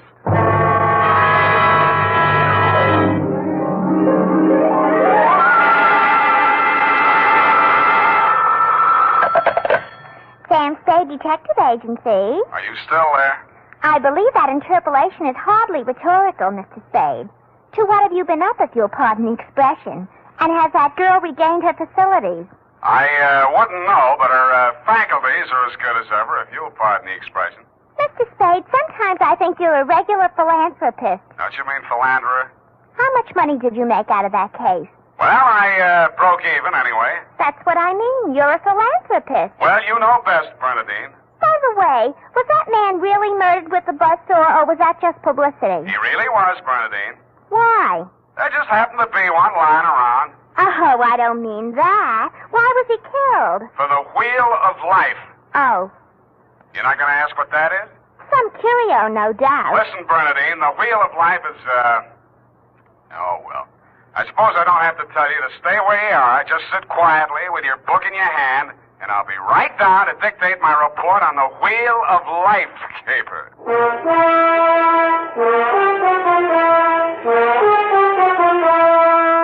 Dashiell Hammett, America's leading detective fiction writer and creator of Sam Spade, the hard-boiled private eye, and William Spear, radio's outstanding producer-director of mystery and crime drama, join their talents to make your hair stand on end with the Adventures of Sam Spade. Presented by the makers of Wild Root Cream Oil for the hair. Come on, mister, give the gals a break. Treat them to a look-see at a really handsome head of hair, neat, well-groomed hair, the way yours is going to look when you spruce up with Wild Root Cream Oil Hair Tonic. Famous Wild Root Cream Oil grooms your hair neatly and naturally, relieves annoying dryness, removes loose, ugly dandruff. So, how about it, men? Why hold off any longer when now's the time to get Wild Root Cream Oil Hair Tonic? Again and again, the choice of men who put good grooming first. And now, with Howard Duff starring as Spade, Wild Root brings to the air the greatest private detective of them all in the Adventures of Sam Spade.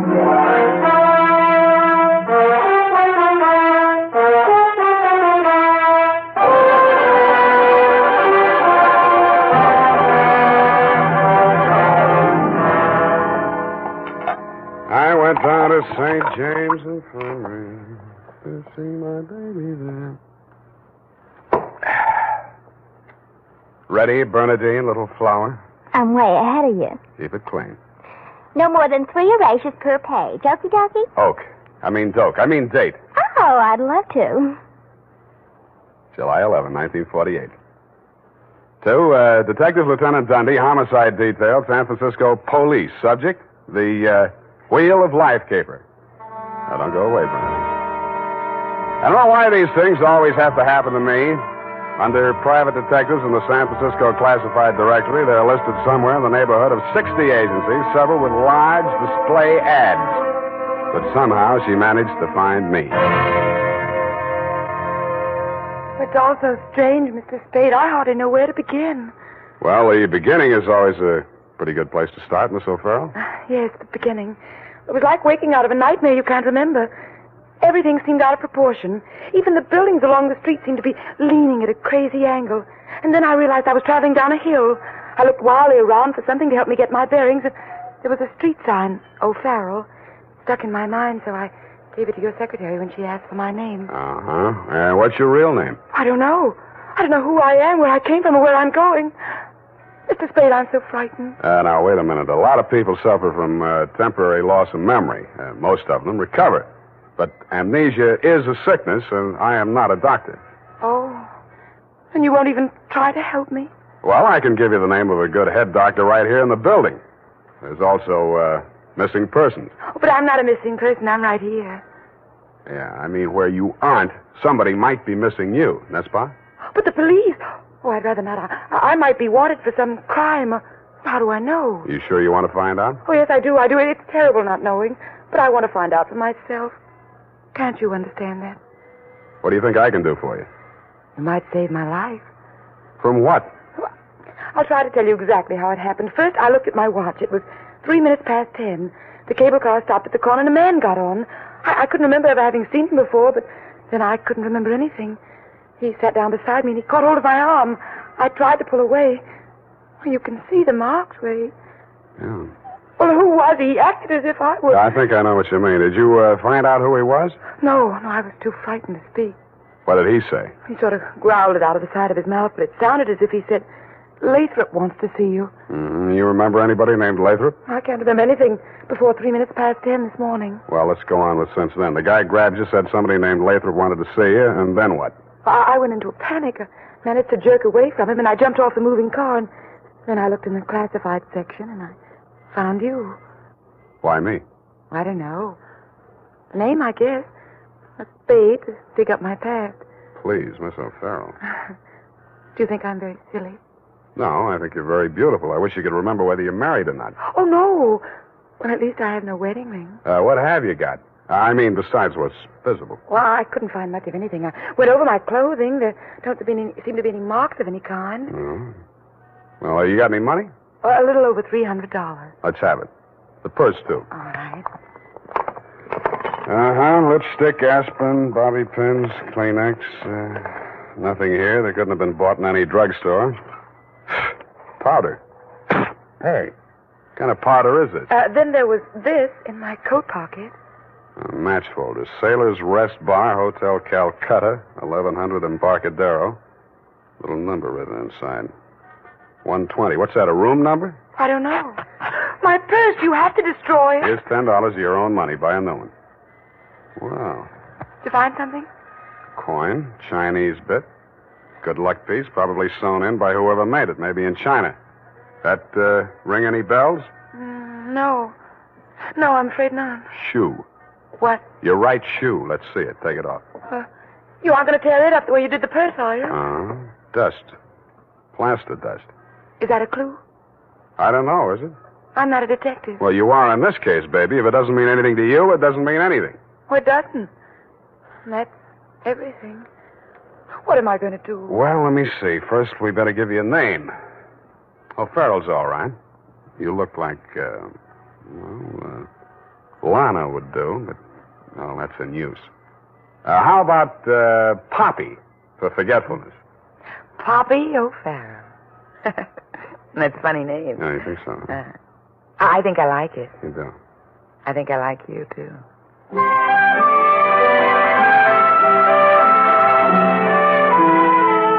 I liked her, too. There may have been blanks in her brain, but the rest of it figured. In the elevator, I started adding it up, and by the time we reached the street floor, it came to quite a tidy sum. Where are we going, Sam? Far, I hope. But first, we're going to find you a place to stay. Oh, yes, we must be practical. No use overdoing it, huh? Oh, no, Sam, I didn't mean... Wait, What's the matter? You remember something? that man, the one who followed me this morning, he's standing right out there waiting. The one in the straw hat leaning against the newsstand? Yes. Where are you going, Sam? You stay here. I just remembered something I hoped I could forget. Hello, Shuggy. What brings you back to town? Do I know you? That doesn't matter. I know you. The name you were using when you blew this town was Shuggy Bellows. You wouldn't take the risk of showing your face here again unless the caper was worth it. You got a big nose. Keep it clean. You've been tailing that girl all day. Why? Dame? What dame? Who's Lathrop? I don't remember. Okay, I'll give you a chance to think it over. Hey, officer! You dirty shamus yelling. No, you don't. Here, what's going on here? Break it up. Oh, Mr. Spade. Is this fella giving you trouble now? Yeah, what kind of a beat are you piling here, Clancy? Letting a cheap drifter like this walk around with an armpit full of gun? Or are they handing out permits to characters like these days? No, how about that, son? Have you a permit now? And a gope copper. Oh, so one of them clever lads he is. Well, come along, me bucko, before I lose my temper and give you your lumps now. Okay, I'm coming. That's better now. Much obliged, Mr. Spade. I'll pay you for this, Shamus. And a goop to you, too.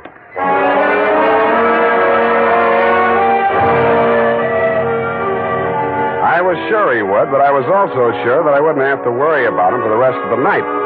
I checked Poppy O'Farrell in at the Belvedere, locked her in her room, and told Tiny Stover, the house dick, to keep an eye on her. When I left him, he was, and he seemed to be enjoying his work. Then I headed for the Embarcadero.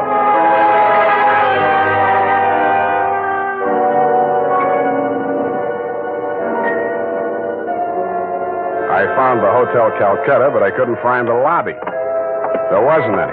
It had been squeezed out by the Sailor's Rest Bar. So I tried the bosun-type bartender. Howdy, mate.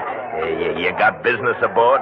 Yeah, where do I find the purser? Hey, went ashore. All the officers went ashore except the janitor. He's passed out in his bunk. Oh? How about the passengers? You're in the thick of them right now. They spend most of their time and their money right here. Which one belongs to 120? You a dick? Yeah, but I got $10. Well, what I can tell you ain't worth it, but thanks anyway. He stayed in his cabin. I only saw him at once. That's when he went ashore. I says to the deck steward, that's room clerk to you. It was a general. He says, name of Korolenko. I noticed him because he was a real creep, see? 6'4", a solid brass. His head stuck up in the air, and he didn't move nothing from his stern to his shoulders. A real Frankenstein. Do I keep it then? Yeah. Do I get a look at his room? Yeah, sure. Go ahead. Who's stopping you?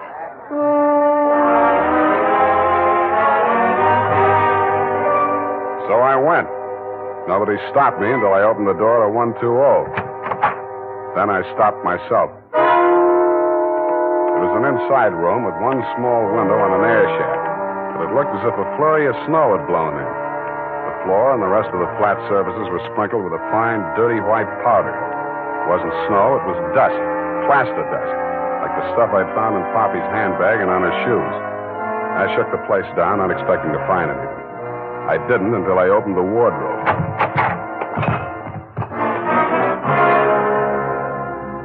It was the body of a well-dressed ship surgeon, but his uniform was rumpled, torn, and bloodstained.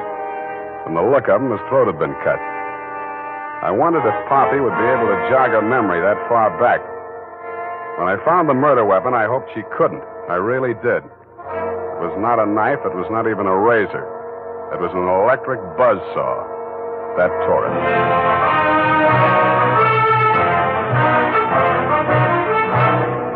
The makers of Wild Root Cream Oil are presenting the weekly Sunday adventure of Dashiell Hammett's famous private detective, Sam Spade.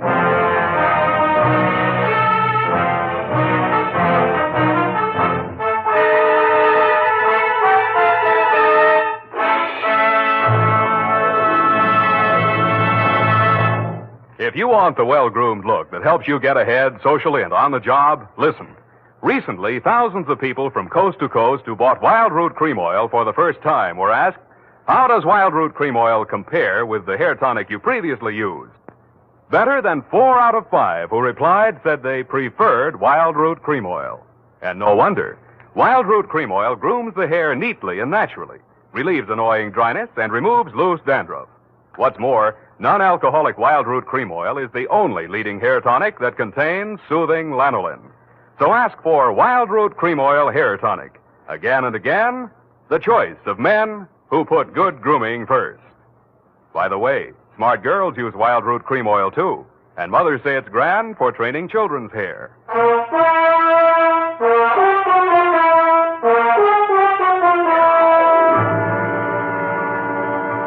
And now, back to the Wheel of Life caper.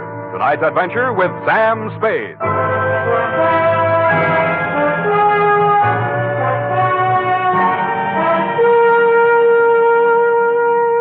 Times being what they are, I could use a little publicity. And so could you, Lieutenant Dundee, what with the elections coming up and you with no promotion all these years. This one time, I got it instead of you and wished I hadn't. The morning papers called it the Buzzsaw murder and went on shamelessly from there. Horror killing related by Private Eye. Stan Slade, ex-Pinkerton man, mum on mystery woman. Elderly sleuth, dodges photographers, denies hotel visit, was in bed with Apple and good book, says Peeper. There wasn't a word of truth in it, mainly because nobody could get at the facts. I wasted most of the day down at headquarters trying to find out what name Shuggy Bellows had been booked under. Then I dropped in at the Belvedere. Poppy had checked out. I decided to get back to my office and drink poison. I hardly got the desk drawer open when a sobering influence walked in. It was a Mr. 6'4" of solid brass. The Frankenstein who had been described to me by the bartender as the occupant of room 120. Excuse me. I am Korolenko. Please, I shall sit down. I am so heavy. Make yourself at home. Mr. Spade. Slade. Excuse me. I am so heavy. I am Korlenko. So you told me. I'm really Spade myself. So, why are she hiding from me? Who? That girl, Miss Paget. Her, I am paying 1 month in advance, $300 American. Me, she have dessert. I am not rich, only moderately wealthy. But you understand, it's not question for money alone. That ship's doctor, he was most kind to me. He cared to me even after I arrived. Now he are dead for his pains, his dirty tricks. Yeah, I know how you feel. Now, if you'll take it a little easy, I think we'll get farther. You say this girl's name is Paget, and she traveled with you. From McCloud, where she is the Florence Nightingale for Portuguese hospitals, forcing me to employ her, all others being Chinese nuns. That figures. You sick? No, only I am so heavy. They are breaking my back in traffic accident, rickshaw collusion. You're wearing a plastic cast? Yes, like a turtle. I am closed with my neck sticking out. Look, see?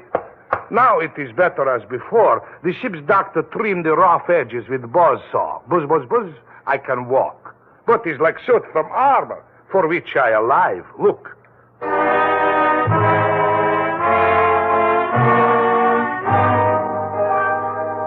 I looked again where he opened his shirt front, exposing the gray-white shell of plaster that surrounded his trunk from collarbone to hips. In a 6-inch circle over the left side of his chest, I counted 4 bullet gouges.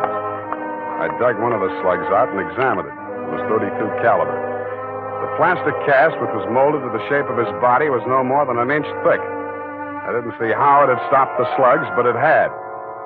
About then, the parts of Korolenko that were not held rigid in the cast began to tremble violently. Why are they doing this? Why? To a virtually helpless man. Why, Mr. Spade? Why? Where did you have that cast put on? Don't I said Macau?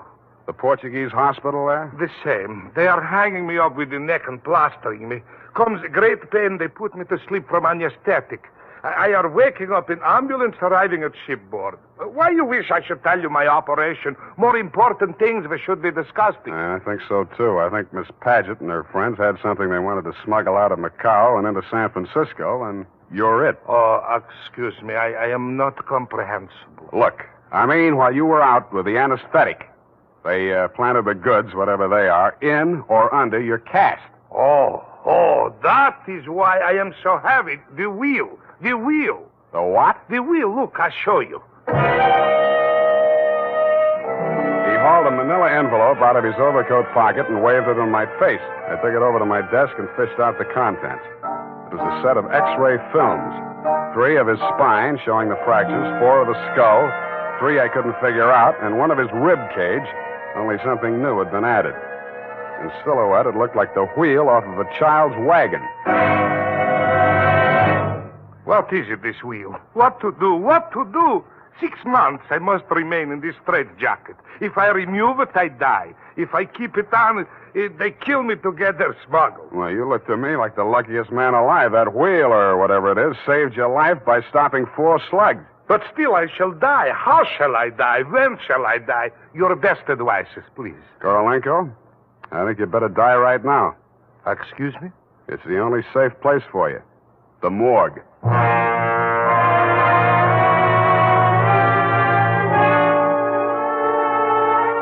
I called my friend Maxie the morgue man, gave him pitch number 137596. He agreed to play along. An hour later, I stood on the curb, head bowed, hat in hand, as the morgue wagon drove away into the gathering mist. Stay facing the way, What do you want, Shuggy? I want to blast this gun straight through you, and I will if you give me any excuse at all. You sound like you mean that, Shuggy. You're getting smart, Shamus. I get going. Where to? Mr. Lathrop wants to see you.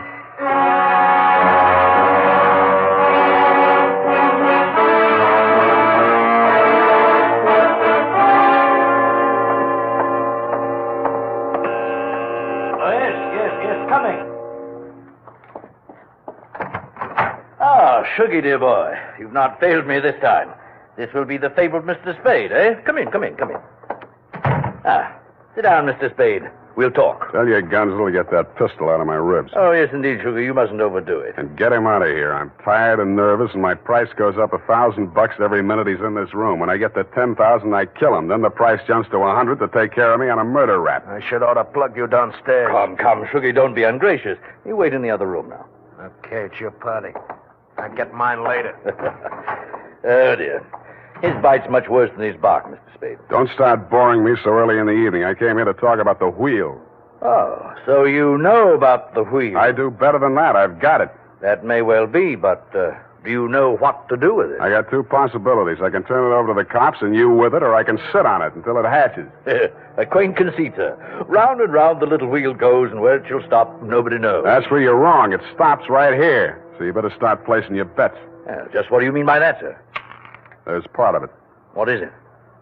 It's one of the slugs your Gunzel threw at Korolenko. I got 3 more just like it that I dug out of him before he was carried to the morgue. Well, an advantage, I'll admit, but hardly worth your while to take advantage of. Don't be too sure of that. Just how much do you know about the wheel? So far, it's been worth 2 human lives to you at the risk of your own. That tells me all I need to know. Oh, no, not quite.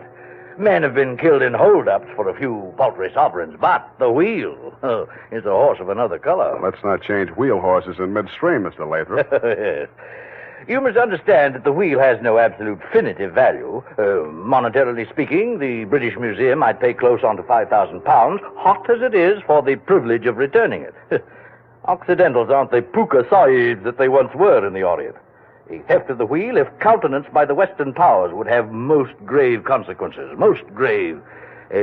Are you attending, sir? Wake me up when you get to the point. The point, sir, is this. That little wheel of gold, is the wheel of life, which the Buddha himself is said to have received into his hands from paradise. Now, given such a relic, a few old Buddhist monks can set up a shrine which, even in the most miserable surroundings, can attract enough pilgrims to outgross Radio City, Madison Square Garden, and Miami Beach in season. To say nothing of Hialeah. Yes, quite. In short, we propose to act as booking agents for the wheel on a royalty basis with a percentage of the house. Mm-hmm. Why did you bring it to San Francisco? But, oh, gad, sir. Were we to bargain in the Orient, we should be hacked to pieces in our beds. I'll settle for a lump sum and let you do the bargaining. And your price, sir? We can talk money later. First, I got to give the cops somebody for the doctor's murder and for Korolenko. Uh-huh.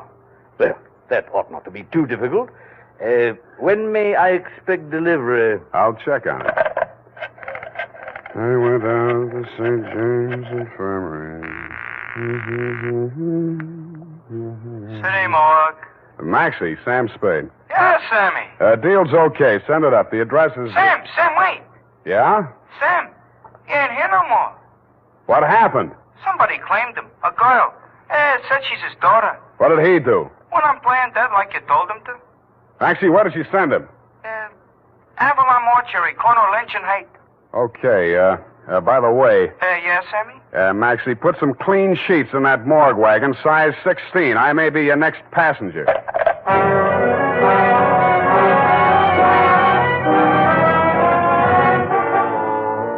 At the Avalon Mortuary, the night watchman let me in. He said Mr. Korolenko's daughter had brought an overnight bag and was keeping a vigil by his bier in slumber room number 7. I approached on tiptoe. Just as I reached the door, I heard the most terrible sound I've ever heard. It was a buzzsaw biting into plaster. How deep, I didn't like to think. I did the first thing that popped into my head. I grabbed up a lamp from a console, smashed the bulb, and plunged it into a vase of flowers. As luck would have it, slumber room number 7 was on the same fuse box. As luck would not have it, I was facing a desperate woman in the dark. I hugged the carpet while she emptied her gun. I hoped she didn't have a spare. I forgot about the buzzsaw. The room lighted up momentarily from the lights inside my head, and I staggered back against the wall. I waited for her to get her bearings again. There was no hope of me getting mine. Then I heard a big, hollow thud. The whole room shook, and the lights went on.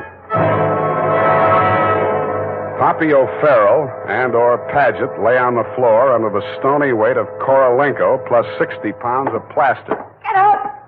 Get up! You're crushing me! I can't. I am so heavy. You comfortable there, Korolenko? Comfortable in such situation? Do you ask the turtle, are he comfortable? Is Faker on bed of nails? He's equally here as elsewhere. Yeah, okay. Just hold her there until I get a statement. And he did. Item, statement by the aforesaid. It was like waking out of a nightmare you can't remember.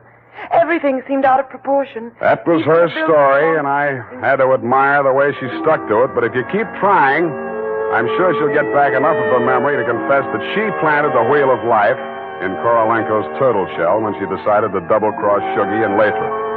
They never tumbled to her hiding place. They were gunning for Korolenko because they thought Poppy was working with him, which was true in a way, but not the way that they thought. That's why they tortured the doctor in an effort to learn Kay's whereabouts.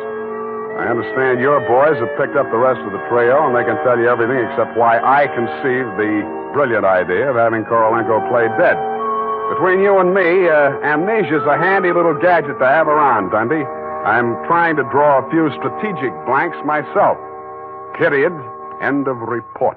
Pardon me, Mr. Spade. Yes. There are just a few little coincidentals that I do not find entirely reprehensible. Such as? Well, I don't want to appear lucid or anything of that type. Believe me, you doesn't. I mean, don't it? Oh, you say the sweetest thing. But it's about the wheel. Oh, yes, the wheel. Well, I'll tell you what you do. You type that up. I've got to call in about that now.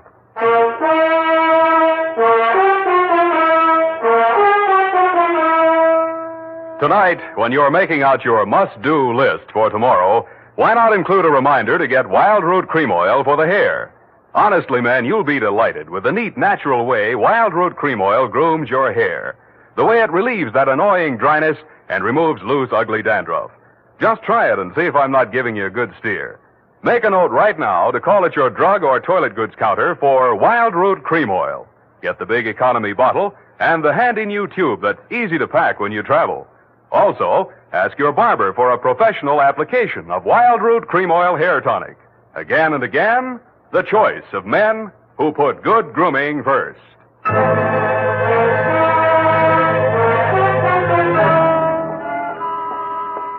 you ascertain the lowdown on the wheel of life? I certainly didn't. No, we won't know about that for 6 months. Because definitively, I mean definitely, that plastic cast has to stay on him. Doctor's orders, you know. Oh, but I won't be here 6 months from now. You can say that again. But I won't be here 6 months from now. Stop repeating yourself. But you just said you can say that again. Yeah, Just as distinctly as if I was sitting here. That's what I like about you, Bernadine. A woman of distinction, that's what you are. Well, if you want to take me dancing, why don't you just say so? Bernadine. It's leap year, and I always say discrimination is the better part of value. You are absolutely corrupt. Well, I'm glad I'm right about something. Good night, Mr. Spade. Good night. Now say if it kills me, sweetheart.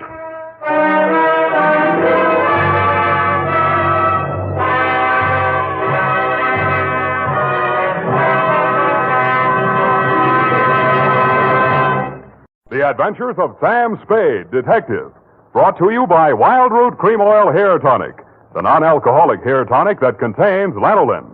Wild Root Cream Oil. Again and again, the choice of men who put good grooming first.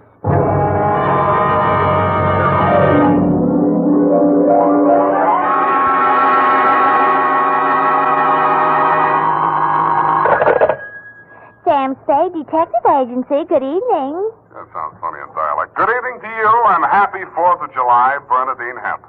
Oh, Mr. Spade. What was the capper? Don't you mean caper? No, the capper. The high point of the caper. The climax, the crescendo, the pinafore. Now, that's better. For a minute, I was afraid you were learning English. Oh, no. I'm studying Spanish. Soy infeliz que inicia... Yeah. Mucho interesting. Gracias. Shall I go home now? No, mal suerte. There's a little matter of murder in 2 languages, neither of which is Spanish, so stay where you are. I'll be right down to dictate my report on the Rushlight diamond caper.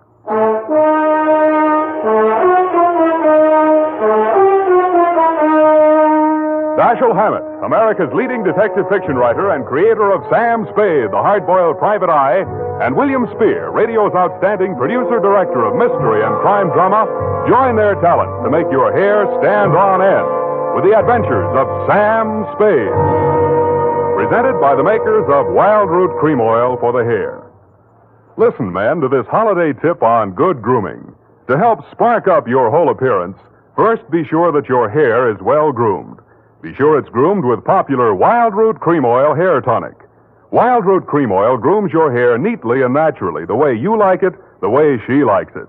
Wild Root Cream Oil also relieves annoying dryness, removes loose, ugly dandruff. So look your best all the time by sprucing up right with Wild Root Cream Oil Hair Tonic. Again and again, the choice of men who put good grooming first. And now, with Howard Duff starring as Spade, Wild Root brings to the air the greatest private detective of them all in the Adventures of Sam Spade.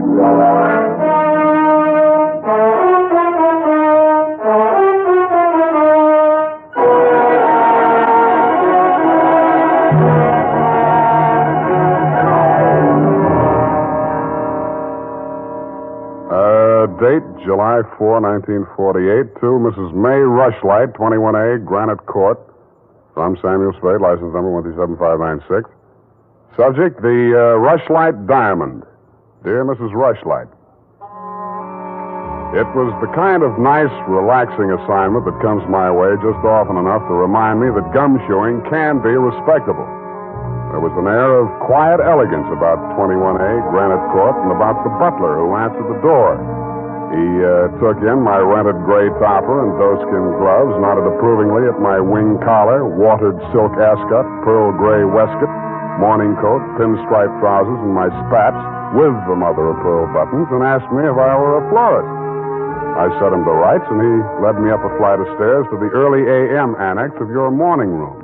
Mr. Samuel Spade. You're just on time, Mr. Spade. Mrs. Rushlight will be pleased. I'm Nancy Ward, Mrs. Rushlight's social secretary, and if you don't think that's tough to say, try it. Mrs. Rushlight's social... what's tough about that? You'll do. Definitely you'll do. Shall we dance? I will dance at her wedding. But don't get me wrong, I'm not secretly in love with Ralph Rushlight, and the bride is lovely. Just hate to see all that money going down the drain. Is there anything else you think I should know? You know what your job is. You're supposed to guard the wedding presents. That's simple because it's nothing but a lot of cheap silver. And stay away from the champagne. It's non-vintage. The food will be foul. The guests are the most dismal aggregation ever assembled. Sounds like a lovely party. I arranged the whole thing. I told you she's a lovely bride. What'd she ever do to you? I'd rather not say. I don't want to sound bitter. This way, Mr. Spade. The old hat. Mrs. Rushlight will see you now. Thank you, Florence Nightingale. Nancy? Oh. This is it, darling. Mr. Spade. Come over here, young man, so I can get a better look at you. How's this? It's good. Turn around. Yes, you'll do. That'll be all, Nancy. Couldn't I be finishing up these place cards while you talk? Take them with you. Do them outside. Very well. Nosy girl. But nice. Nice nose. Oh, you too, eh? Well, I agree. That's why I'm marrying off my nephew to that wretched girl, Lotta Van Eyck. Have you ever seen Bugs Bunny, Mr. Spade? You don't mean the... They protrude. The ears? No, the teeth. Oh. As my late husband used to say of her mother, she could eat a tomato through a tennis racket. Oh. There's only one thing that'll prevent this wedding from being an utter disaster. She doesn't understand much English. Well, what's the matter with your nephew? A great deal, but it doesn't show. Suffice it to say, he has criminal tendencies and the mentality of a snail. Mrs. Rushlight, I don't like to seem forward, but why are you telling me all this? Oh, you're supposed to mingle with the guests. You'll need some conversation. Now, as to your assignment. The bride, being what she is, the wedding presents are hardly worth guarding, except for one. Ironically enough, it's from me. What is it, a machine gun? Oh, that's good. Oh, excuse me, I must write that down. And then tear it up immediately. Oh, dear. No, Mr. Spade. But it's bad luck, the Rushlight Diamond. You've heard of it? Something about it in the American Weekly a while back, wasn't there? Yes. It's not as large as the Hope Diamond, but there's not a flaw in it. My late husband, Roy Rushlight, bought it for his first wife. She sank with the SS General Slocum in Hellgate, the East River, 1904, over 1,000 lives lost. Luckily, she was wearing a paste copy at the time. I was only a young girl when I married Mr. Rushlight, and fool that I was, I signed anything his lawyers asked me to sign. After his death, I discovered that the diamond was to be mine only until the marriage of my husband's male heir, at which time it must go to his bride. Well, that's too bad. You say, though, that the Rushlight diamond is bad luck. Oh, there's that, of course. I wonder if it's too much to hope. Well, I must go and help dress the bride. Go along downstairs, Miss Spade. Take this jewel case with you. Put it on the table with the other presents, and guard it well.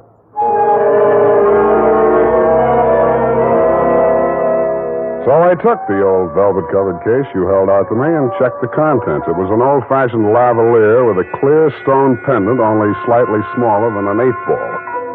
Didn't look like a diamond, but smooth-cut diamonds hardly ever do. It didn't look like bad luck either, but a mirror broke in the hall as I passed it, then I fell all the way down the stairs, and as I entered the ballroom, I knocked over a punch bowl. Nothing really terrible happened until just before dark when the guests began to arrive. In theory, a detective guarding wedding presents is supposed to make himself indistinguishable from the other guests. In practice, it never works out that way. He has to spend most of his time within sight of the booty, so he is very easily spotted. I don't believe it. He's too good looking. Oh, but he must be. He's not anybody we know. Well, ask him. It's leap year. Oh, here comes Colonel Bixby. He'll know. Wow. Beauty gathered round the booty, eh? And much more beauty than booty, though. Say, when are they going to hang the diamond on that drip? No, there's no way to talk about the blushing bride. Is that it in the crummy old case there? That case is heirloom, young lady. The stone that reposes in it is worth a king's ransom. Now take your grubby hands elsewhere. Oh. Get on with you. Go on. Well, just because he's going to give the bride away, thinks he can order everyone around. Mr. Spade, allow me to congratulate you, sir. These affairs, one all too often sees the detective on guard duty at the punch bowl. I was forewarned. Oh, yes, very bad champagne. Flat. I'll be glad when these ill-starred nuptials are consummated. And by the way, Bixby's my name, Colonel Lysander Bixby. Colonel? It is my melancholy and thankless duty to give the bride away to the hapless groom, Ralph Rushlight. However, it's much better to give than to receive. You tell that to May Rushlight, eh? You're quite a trinket. Mustn't touch grubby hands, remember? Oh, sense of humor as well as sense of duty, eh? Candidly, if I knew a place to fence it, I'd be the... Colonel Bixby. Oh, Miss Ward. How lovely you look. Poor Ralph. Mrs. Rushlight asked me to warn you to get ready. The bride will be down any moment. Good grief. Well, I suppose I must steel myself. Where did I leave my glass?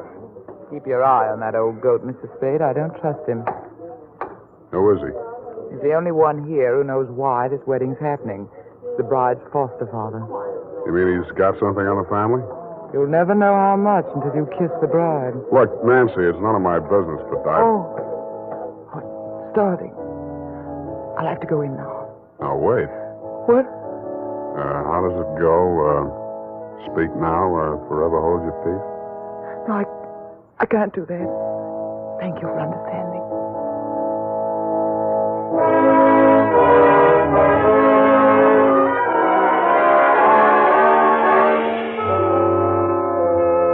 I didn't witness the ceremony, but judging from the mood of those who had, it was just as well I didn't. They shuffled back into the ballroom looking as if they'd witnessed an execution, and nobody seemed to be in a hurry to join the receiving line. After a few half-hearted handshakes, the groom left the bride standing alone, looking kind of bewildered, and came over to take inventory of the presents. Look at that junk. I'm Ralph Rushlight. Who are you? Spade. I was hired to guard this junk, as you call it. Sorry I'm wasting my time. The Rushlight diamond. It's bad luck. Look at what it did to me. Look at it. Did you ever see anything? Keep it to yourself. Why should I? Because I'm liable to slap you clear across this room. Haven't I been punished enough? Go on, scram. Keep your hooks off that necklace. That's mine. I heard it's your wife's. Come along, you heard wrong. Come along over here. Oh, Mr. Spade, you haven't met the bride yet, have you? No. Thank you. I wish you a lot of luck, Mrs. Rushlight. You're going to need it. Thank you. Well, I I suppose now as well as any time, Colonel. Oh, very well, my dear. Quiet, please. Quiet, everyone. Mrs. Rushlight, the elder Mrs. Rushlight, that is, has something to say to you. Mr. Spade, Yes? the necklace, will you please hand it to me? With pleasure. I'm tired of looking at it. Oh, you're not done yet. Stay close by my side. Dear friends, at this solemn moment, I want, first of all, to welcome this dear little girl into the Rushlight family. Thank you. Yes. And now, dear Lotta, I will place around your neck the gem which was my heritage when I became a Rushlight and which is now yours. Thank you. Oh, what's wrong? Lotta, come back here. Lotta! I'll go out to the carport and hit her off. You leave her alone. I'll take care of her. Whose wife is she, anyhow? Lotta, come back here. Lotta, bring it back!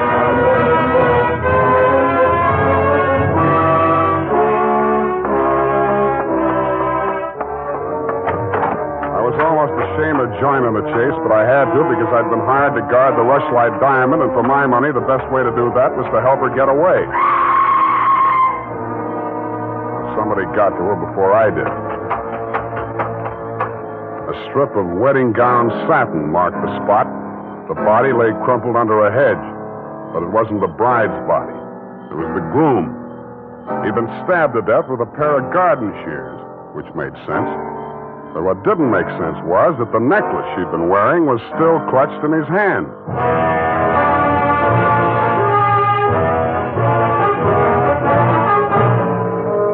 The makers of Wild Root Cream Oil are presenting the weekly Sunday adventure of Dashiell Hammett's famous private detective, Sam Spade.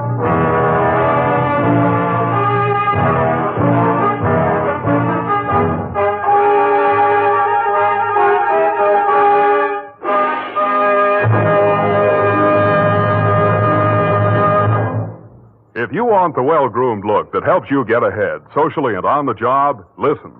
Recently, thousands of people from coast to coast who bought Wild Root Cream Oil for the first time were asked, how does Wild Root Cream Oil compare with the hair tonic you previously used? Better than 4 out of 5 who replied said they preferred Wild Root Cream Oil. And no wonder. Wild Root Cream Oil grooms the hair neatly and naturally, relieves annoying dryness, and removes loose dandruff. What's more, non-alcoholic Wild Root Cream Oil is the only leading hair tonic that contains soothing lanolin. So ask for Wild Root Cream Oil Hair Tonic. Again and again, the choice of men who put good grooming first. By the way, smart girls use Wild Root Cream Oil too, and mothers say it's grand for training children's hair.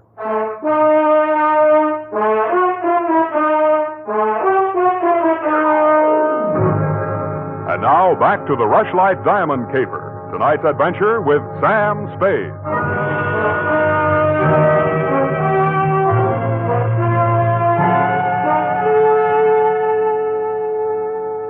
Number 21A Granite Court was teeming with motives and suspects.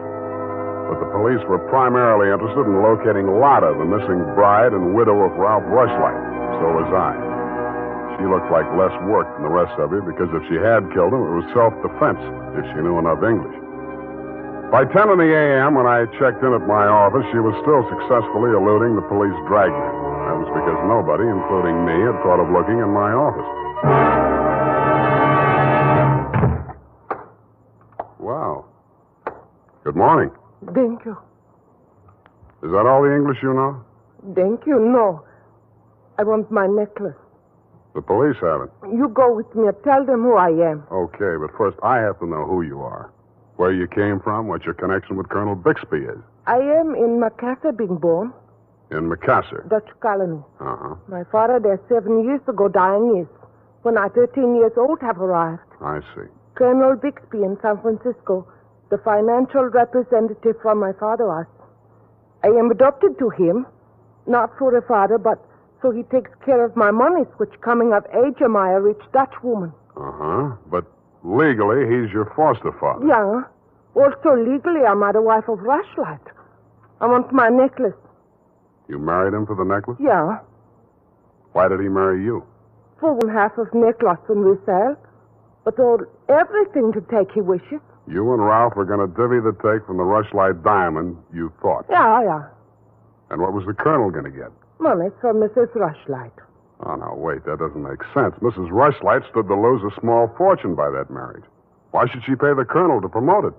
You the detective are? You said that. Where my necklace are. Yes, I say. Yeah, well, look, I'm not as sure as I was. Wait just a minute. I'll check on it. Homicide, Lieutenant Dundee. Spade, Dundee. Oh, yes, Sam. What's new on the Rushlight caper? Oh, you know I can't talk about the case, Sam. Oh? I got a line on that girl. Oh? Where is she? You know I can't talk about that, Dundee. Oh, you can't you? Well, let's see if this doesn't change your mind. The necklace we found on Rushlight's body was a phony, a paste copy. Uh-huh. Does that make her guiltier than she was before? Well, now she's got a motive. Throws all our previous theories into a cocked hat. Now, where's the girl? She's in my office, Lieutenant dear. Come and get her. Thank you.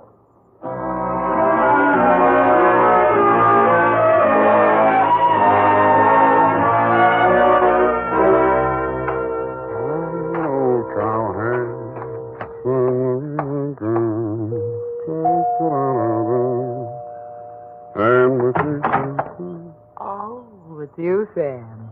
Back again? Yeah, do you mind? Well, that depends on who you came to see. You, sweetheart. Oh. But first, I'd like to talk to Mrs. Rushlight. Well, she can't see anyone. She's in a state of nervous collapse over Ralph's death. Oh, that's too bad. You seem to be holding up pretty well. Oh, I'm relieved. He's better off dead than married to that. Yeah. Rushlight Diamond's still unlucky, you know. What do you mean by that? I was just trying it on for size. Uh-huh. How does it fit? Yeah, but you and Mrs. Rushlight are about the same size. Her nerves getting any better? You're the doctor. You want to see her? Go ahead. She's up there. Thank you.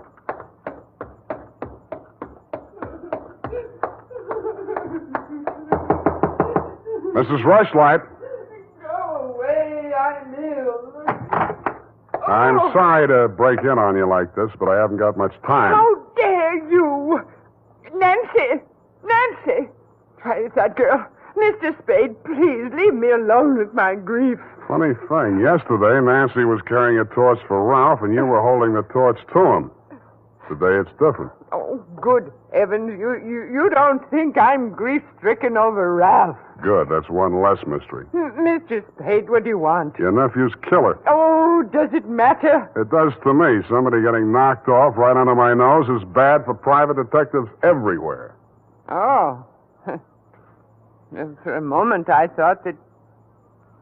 Say, wouldn't you rather make some more money? I refuse to marry Lotta. Oh, no, nothing like that. It's the necklace, Mr. Spade, the genuine. What is? I don't know. All I know is the other one isn't. Who told you that? Well, the police know. It's in the papers, isn't it? Not yet. Well, how else would I learn? The murderer's the only one who could have told you, unless you're the murderer. I see. Very well, Mr. Spade. I'll tell you what I know. I'm not as wealthy as you might think. In fact, I have for 4 years lived from pillar to post, from hand to mouth, ragtag and bobtail, struggling to make ends meet. What you mean is you're eking out a meager existence, keeping your head above water, one jump ahead of the sheriff, stalked by the grim specter of poverty. Is that right? Oh, how well you put it. In fact, Mr. Spade, I'm something of a crook. I've borrowed large sums of money from Colonel Bixby, putting up as collateral something that was not mine to forfeit. Don't tell me. Let me guess. It was the Rushlight diamond? Well, you seem to know everything. All but one thing. Why did you think you could palm off a paste copy on an operator like Bixby? He sent you here. I won't tell you another single thing. Well, then I'll tell you a few things. The only way the Rushlight diamond could be transferred legally into the hands of Colonel Bixby was by tricking Ralph into marriage with Lotta, since Ralph's wife automatically became the legal owner. With Ralph dead, Bixby would be in line to inherit the diamond from her. Inherit? California state law. Foster parent may inherit from a foster child in absence of any direct heir. Well, why, then he planned. He He'd kill her, too. Mr. Spade, we must stop him. She's safe for the time being. I had her thrown into the pokey. They can hold her 48 hours for questioning, but they can hold you longer. They can even hold you as an accessory before the fact. Why, I didn't know he was going to kill anyone. Lotta was just going to hand over $1 million diamond to Bixby out of the kindness of her heart? Oh, no. Lotta wanted to become an American citizen. Marriage is the quickest way. For her, Ralph was the only way. Okay, I'll buy that. Now, tell me honestly, Mrs. Rushlight, what happened to the genuine stone? I honestly didn't know. I wasn't sure. But now there can be only one answer. Nancy with the laughing face? She went with me when I went to the bank vault to get the Rushlight diamond to present to Lotta after the ceremony. Uh-huh. She looked after all my jewels, including the paste copy that I habitually wore. Homicide, Lieutenant Dundee. Spade again, Dundee. I think I got the Rushlight caper all wrapped up. I'm heading for your office now, so wait for me. And whatever you do, don't let that Lotta dame out of your sight. Thank you. Goodbye. Wait a minute, Sam. Wait a minute. Yeah? The Lotta dame. She's already gone. Escape? Bailed out. Custody of her foster father. Wait a minute. I got the name here, son. Bixby. He's a colonel, and no wonder you're only a lieutenant. Mr. Spade, can't you stay for tea? Not thirsty. Nancy? Nancy, where are you? Oh, here I am, Sam. I was waiting for you. You got the keys to that car out in front? Why, yes. Do you want to borrow it? Yes, with you in it. Why, Sam, wait till I put my face on. Let it go. It's as good as lost anyway.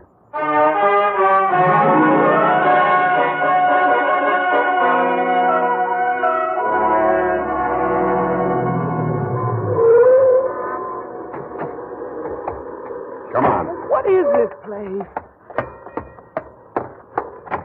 Where are you taking me? Never mind. Just hang on. I'll fly you up to the second floor.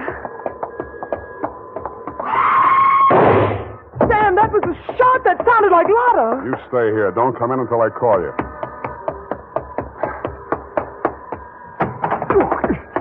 Spade, what are you doing? Get back in there. Drop it. No. Drop it or I'll crack your elbow. That's better. Now sit down. I want to look this over. Looks real cute. Powder burns, gun beside the chair, and what's this? Well, a note in Dutch. It's a suicide note. She killed herself. I can almost believe that. You've handled this very well, considering the bad breaks you've had. Only one thing wrong. Do I scent a bargain? I don't have to bargain. I've got the diamond. All you've got is 2 murders rapping on your thick noggin. Don't be absurd. I know who has the real necklace. Then you better talk to her directly. You can come in now. Sam, was that...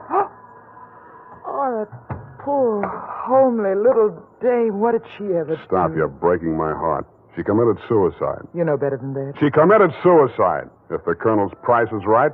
Oh, I see. I'll put it to you directly. It's not easy to fence. It'll have to be cut. That'll decrease the value considerably. Say, $10,000, no questions asked. Pardon me, that suicide shot, it's ringing in my ears. I can't hear you. 20,000. 50. All right, 100,000. Sam, don't be a fool. Take it. I'll give you a real break, Colonel. That's the cops coming after you. Anything, Spade. What do you want me to do? I want you to try and get out of here. What are you going to do? There's the door. Go ahead. All right. Thank you, Colonel.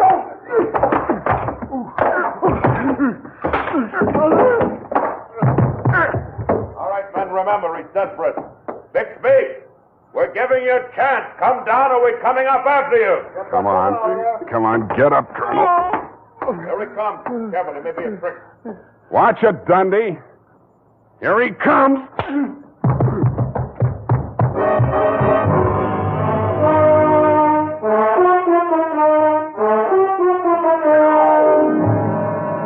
And that, Mrs. Rushlight, is the crop. For a man that went down fighting, Colonel Bixby didn't need much persuading once they got him under the lights down at headquarters.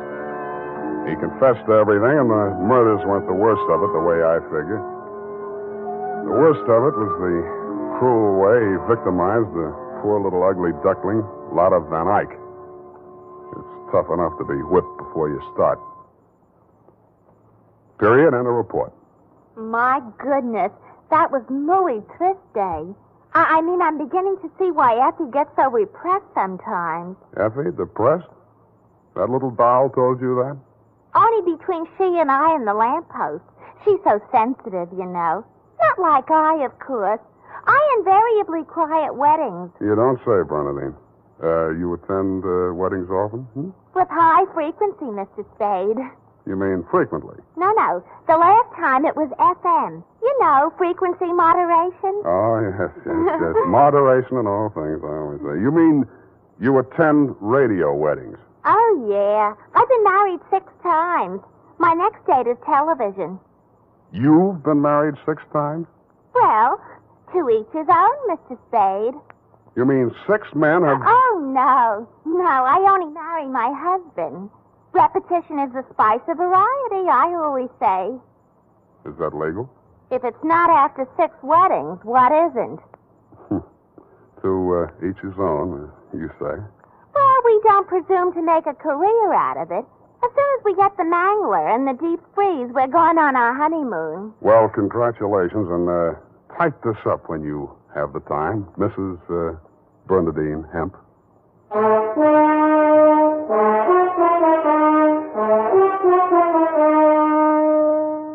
Every day, more and more men are turning to Wild Root Cream Oil for truly handsome hair. And that's not surprising, for what other leading hair tonic gives you these big advantages? It grooms the hair neatly and naturally, relieves dryness, removes loose dandruff. What's more, Wild Root Cream Oil is non-alcoholic and contains soothing lanolin.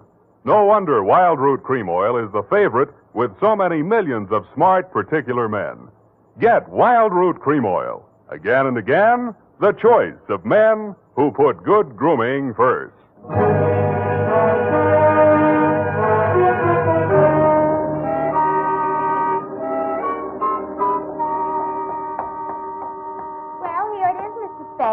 I'm sorry it took so long, but I kept relaxing into Spanish. Yes, I know how. And Effie's typewriter doesn't have any upside-down question marks.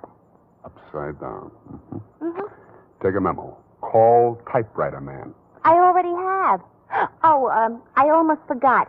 You received a telegramic commutation. A telegramic what? A wire. Oh, a wire. Well, open it and read it. In English, por favor. It says, Dear Sam. Figures. In the haste of my departure, I neglected to warn you about Well, when I do that one another favor, she'll have silver threads. Who? That ball of fire whom I'm taking the place of in order to be double-crossed of by. Effie? Is she still in far-off Canab? And good rubbish, if you'll pardon the expression. Now, Bernadine, let me see that. I neglected to warn you about Bernadine. I'm sending details, airmail special, but in the meantime, whatever you do, don't go to any radio broadcasts with her, and if she comes to work in a wedding gown, take the day off. Love, Effie. And I had 2 tickets for honeymoon payoff, and now she went and spoiled everything. Oh, now there, Bernadine, you just have to marry your husband again, that's all. I wouldn't have had the time anyway. I know. It's just the principle. Good night, Mr. Spade. Good night. Buenas noches. Hasta la vista. Effie, why did you ever leave me?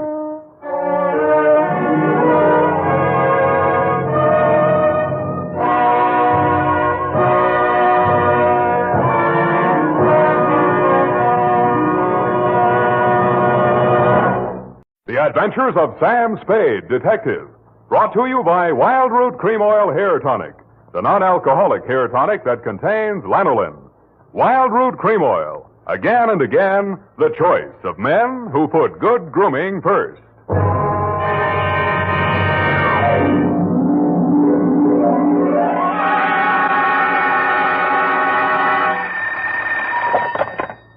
Office of Samuel Spade, Private Investigations. Good morning. Evening.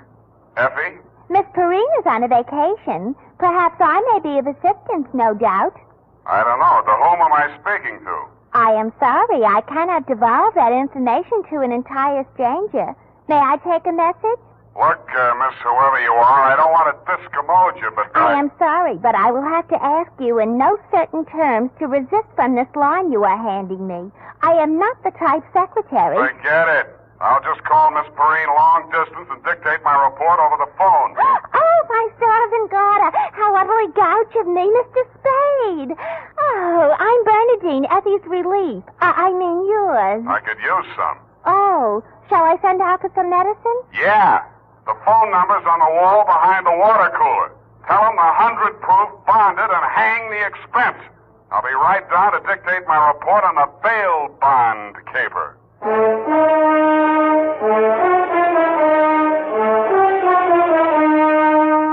Dashiell Hammett, America's leading detective fiction writer and creator of Sam Spade, the hard-boiled private eye, and William Spear, radio's outstanding producer-director of mystery and crime drama, join their talents to make your hair stand on end with the Adventures of Sam Spade. Presented by the makers of Wild Root Cream Oil for the hair. Only 3 days left, gals, and June, the month of weddings, will be over. But don't worry, there are still 187 days left in leap year.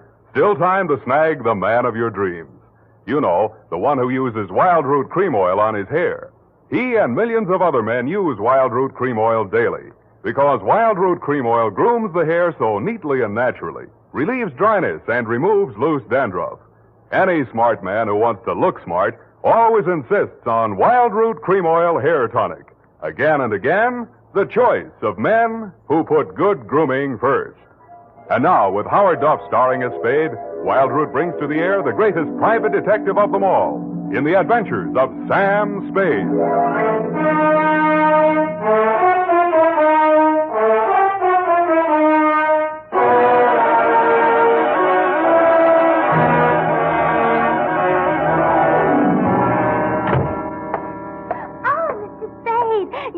Mr. Spade, you just gotta be. Yes, but why? It was fate. I knew it was going to be like this. I had my qualms, too, Bernadine. Oh, that's good. I sent the other back. The other what? I called that number, but it was euphonious. They said whiskey. Is something the matter? No, nothing at all. I'm perfectly calm. Well, I'm glad. My previous employer was very nervous, which is why I just happened to be tentatively at large when Effie reproached me about being a relief to her. Figures. Bernadine, now I'm not being fresh. Honestly, I'm not, but do you take shorthand? Yeah, but I don't speak it. What is that you speak? Don't answer. Ready? Rodney. I mean Roger. Date. I'll have to ask my mother. Down, Bernadine. Date, June 27, 1948, to Miss Effie Perrine, care of Perry's Lodge, Kanab, the Pearl of the West, Utah. What? Oh, wrong letter. I'll get to that later. Date, June 27, 1948, to Leo M. Scarlett, care of Leaf Branch, Root, Knox and Wood, attorneys at law, 333 Pine Street, San Francisco, from Samuel Spade, license number 137596. Subject, the bail bond caper. Dear Leo, I'm sorry things turned out the way they did, Leo, and I'd like you to know how I got into it. It wasn't for the reward. I don't take rewards. I'm not in love with your wife, no matter what she says, and I wasn't sore at you about anything. I was just sitting in my office, minding my own business, when the door opened, and Vivian walked in. She looked every bit as beautiful as she did when she lived under me in Ma Tuttle's boarding house in 41. In fact, I didn't recognize her until she slithered out of her mink. Hello, Sam. Surprised to see me? Yeah, but I'm trying not to show it. What's on your mind? Is that all you've got to say to me, Sam? Well, you're here on business, aren't you? All right, I don't blame you. It all happened pretty sudden, Leo and me. I should have written or phoned you, I suppose, but somehow... Forget it, Vivian. Now, what do you need a detective for? You, thinking of divorce already? Oh, please don't, Sam. If it was a mistake, I'm the one who has to live with it, and I made up my mind when I married Leo. This time it's for keeps.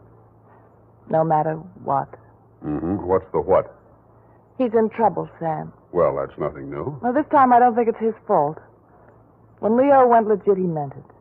What's he say he's doing now? He's a bail bond broker.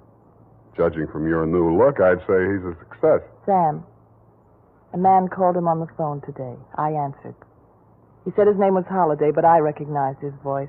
It was an old friend of Leo's, Charlie Rosenfoy. Charlie, huh? When did he get out? A couple weeks back. He was paroled. I don't know what he said over the phone, but Leo looked scared and sick. I don't wonder. The word around town was that Charlie took the rap for Leo. And I don't know anything about that. All I know is Leo's on the level now, and Charlie never will be. He did plenty on his own during that time he served. Well, I won't argue that, but from where I sit, it looks like Leo better start wearing a gun again. He has. That's what I'm so frantic about, Sam. You hear any of the conversation from Leo's end? He didn't say much. But I did hear him say, "All right, 10 tonight. I'll meet you there." That wasn't very smart of him. I know, but that's the way he is. It might be only for a payoff. I thought of that, too. But Leo hasn't got that kind of money. He's been dropping a lot at the racetracks lately. And even if he had it, he's not the type to pay blackmail. I don't like it. Why should I stick my neck out? Why did you have to come to me anyway? 'Cause I trust you, Sam. I know you were jealous of Leo. I was? Sam, if we ever meant anything... If you meant half the things you said to me when we... Stop it. That's blackmail. Oh, I feel so lost and alone. I don't know where to turn. Okay. I'll see what I can do. Oh, Sam. I'll make it up to you somehow. You see if I don't. Sure you will. And tell Leo to stop dropping his money at Tan Ferran. This is going to cost them plenty.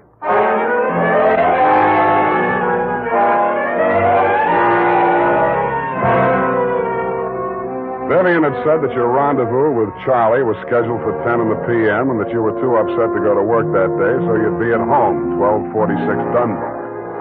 I took a plant in your apartment building from a sleepy lagoon-type cocktail bar across the street called, you guessed it, the Sweet Leilani. Your wife joined me, and after a while, we got around to talking. At least she did. I bet you can't guess what I'm thinking about. Huh? Listen, Sam. You remember that night we drove to Half Moon? Bay. Oh, you do remember. Oh, we used to do the craziest things. I should have married you, Sam. Please, not while I'm drinking. You know what? The trouble with crooks, they have to work day and night. Yeah. Hey, you're not listening. No, but everybody else in the place is. Let's talk about you, Sam. Did I ever tell you how I met Leo? No, and please don't. And then he opened a bucket shop. You know what a bucket shop is? Yeah. It's stockbrokerage. Brokerage. Yeah, that's right. Only it's crooked. That was the first business Leo started when he went legit. Mm-hmm. He had to shut it down on account of those securities. Somebody was always stealing out of the safe. Were they insured? Yeah, but they wouldn't renew his policy. So after the second nightclub burned down and he couldn't get any insurance at all, even on his own life. That's why I'm so frantic, Sam. Hey, give me a nickel. I want to play Sweet Leilani.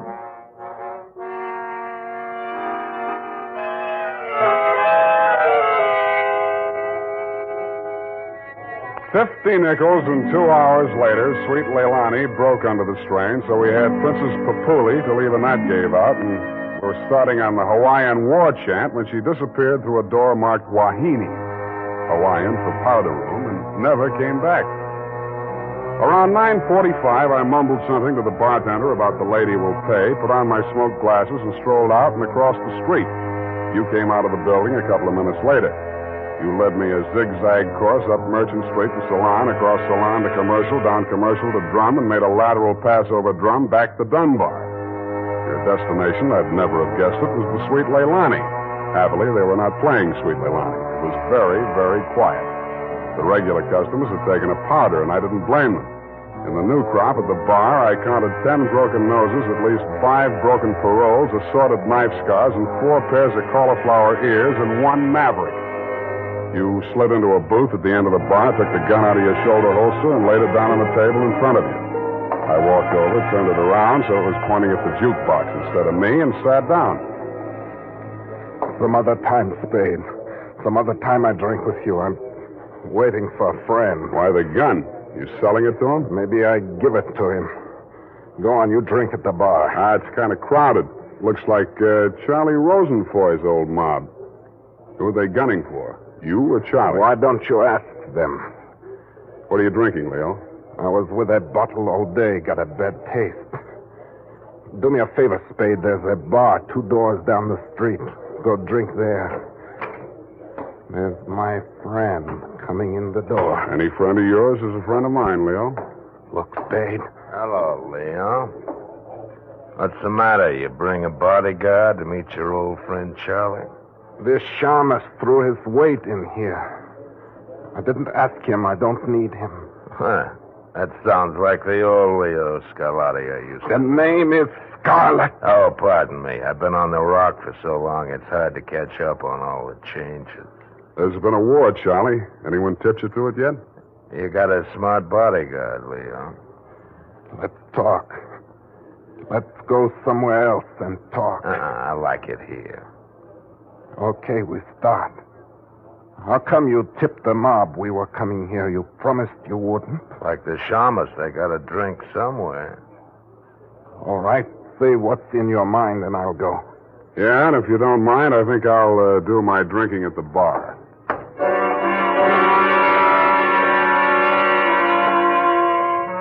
Both of your guns were on the table. It didn't look as though you were going to use them on one another, and I figured that neither of you was going to do much talking in front of me anyway, so I strolled back to the end of the bar to look at the television. The 10 o'clock news roundup was on, and the ticker tape that was moving across the screen said ... in Atlantic City today, period. I ordered a highball, and then the ticker tape started again. This time it said San Francisco, $1 million bail bond robbery. $1 million in negotiable bonds is tonight in the hands of a group of daring hold-up men who commandeered an armored truck at the very portals of the police department in the Hall of Justice. And it said, this concludes the 10 o'clock edition of the television news roundup.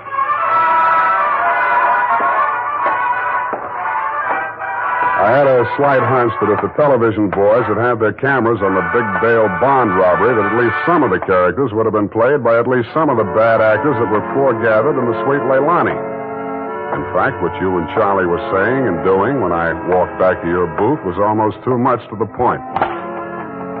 You let me see the bulky portfolio Charlie shoved across the table at you. It looked like a carrying case for bonds, bank messenger type. But it was sealed with wax blobs bearing the imprint of the Great Seal of the state of California. I was impressed. Where'd you get this? You can read about it in the papers, and if I was you, I'd get this out of sight before them papers hit the street. One thing more. Don't try to clip none of them coupons. And one thing more in addition. Don't open it at all. Sure. Spade? Yeah, Leon? I think I hire you after all.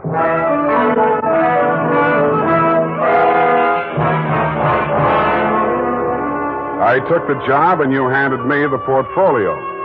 Outside, we flagged the taxi, and you gave the driver an address on Portsmouth Square. Your office, I hate to remind you, was behind one of a bunch of neon-lighted storefronts across from the Hall of Justice. The sign on the door said, press the button and let freedom ring any hour, day or night. The only bell in sight was a stop-press-type burglar alarm. You unlocked the door and we went in. You paused in front of a big green safe with a combination lock and started twirling the knob. The tumblers clicked into place. I picked up an inkwell and waited for the safe to open. All right, Spade, give me it. I did, with both hands. With my left, I handed you the portfolio, and with my right, I pitched the inkwell at a well-wired slab of plate glass window. When the burglar alarm went into action, so did you. You dropped everything and were out of the door and out of sight before you could say, let freedom ring. While I was waiting for the cops to arrive, I helped myself to a $500 bearer bond I found lying loose in your safe. I had a feeling I might be needing some bail myself.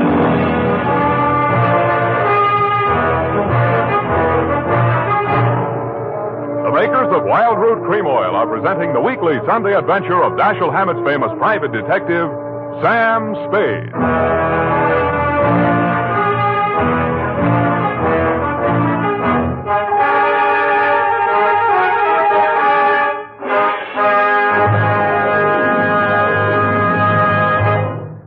Now, here's important news on good grooming. If you want the well-groomed look that helps you get ahead, socially and on the job, listen. Recently, thousands of people from coast to coast who bought Wild Root Cream Oil for the first time were asked, how does Wild Root Cream Oil compare with the hair tonic you previously used? The results were amazing. Better than 4 out of 5 who replied said they preferred Wild Root Cream Oil. And no wonder. It gives you the advantages that men consider most important. Wild Root Cream Oil grooms your hair neatly and naturally, relieves annoying dryness, and removes loose dandruff. What's more, non-alcoholic Wild Root Cream Oil is the only leading hair tonic that contains soothing lanolin, that's like the oil of your skin. So ask for Wild Root Cream Oil Hair Tonic. Again and again, the choice of men who put good grooming first. By the way, smart girls use Wild Root Cream Oil, too, and mothers say it's grand for training children's hair.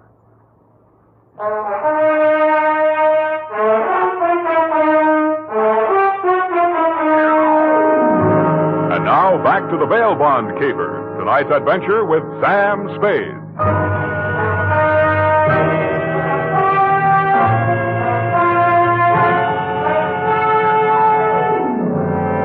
I had hoped, Leo, when I made my spectacular move in your bail bond office and set the bells to ringing, that I'd get the caper off my neck and onto the capable shoulders of the police, where it now belonged. Then I told myself I could go home and get some sleep. I had never been that fond of Vivian anyway. I was holding the $1 million portfolio, complete with its big official seal still unbroken, ready to hand it over with a flourish to the first boy in blue that rushed in. But then I saw something that dashed my hopes. There was a strip of Scotch tape across the bottom of it. It wasn't up to me to tamper with important evidence, but I didn't have to. It was only a question of what magazine had been cut up to replace the $1 million in bearer bonds. That question was answered at headquarters 20 minutes later. It turned out to be the last 52 issues of Radio Life, which even Captain Walsh of the robbery detail admitted was no help. Neither was Captain Walsh. Now, Spade, in your statement here, you state, so-and-so, Sweet Leilani, and that Rosenfoy did hand portfolio exhibit in question to Leo M. Scarlett, alias Scarlatti, at approximately 10:20 p.m. this date. That's it, Captain. Now, you sure you want to stick with this? You don't want to change any part of the statement? No, I just want to go home and go to bed. I'm afraid you're going to stay with us for a while. Who, me? Statement of Jordan Joyce, M.D. Statements of Hilda Sackwriter, R.N. and Mildred DeVille, R.N. Day and night nurses, respectfully. Who's sick? Rosenfoy. He's been quarantined in his home in Daly City since his release from Alcatraz 4 days ago. Chicken pox. Sorry, Sam, I'll have to book you. You sure you don't want to add anything to that statement? Only this. Kelsey Walsh, if you continue to do such brilliant police work, you will be waving a stop sign at a school crossing in time for the fall semester. You are a hangnail on the finger of justice.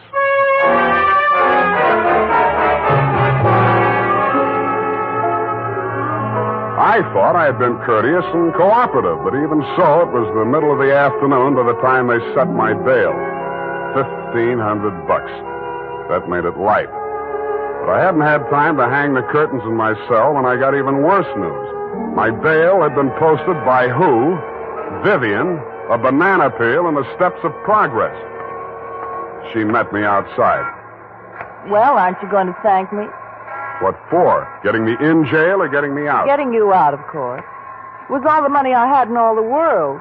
Leo's money was impounded, you know. But, Sam, when I thought of what you and I once meant to each other, and maybe we still... Yeah. Well, you'll get your money back. I'm not really guilty. Oh, I know that. What else do you know? I guess it's safe to talk. Leo phoned me today. Where is he? He wouldn't say. Some pay station. He kept putting in nickels.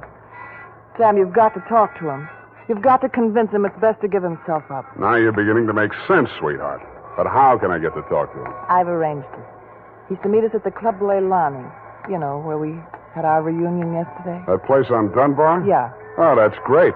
A crowded saloon less than a block from the police department. Besides, the place has lousy memories for me. By the way, did you ever get out of the ladies' room? If you don't mind, I'd rather talk about something else. Okay, let's talk about how do we bring this big secret meeting off in a crowded cafe. Is Leo coming in a false beard? You really think I'm stupid, don't you? I didn't say so. Well, it so happens that the place is closed on Tuesday. See that sign in the window? Closed Tuesday? Mm-hmm. Now, how do we break in? I was counting on you. You're a detective. Can't you use a glass key or something? Did you say that bail bond you bought for me was all the money you had in the world? That's the truth. Then get ready to forfeit it.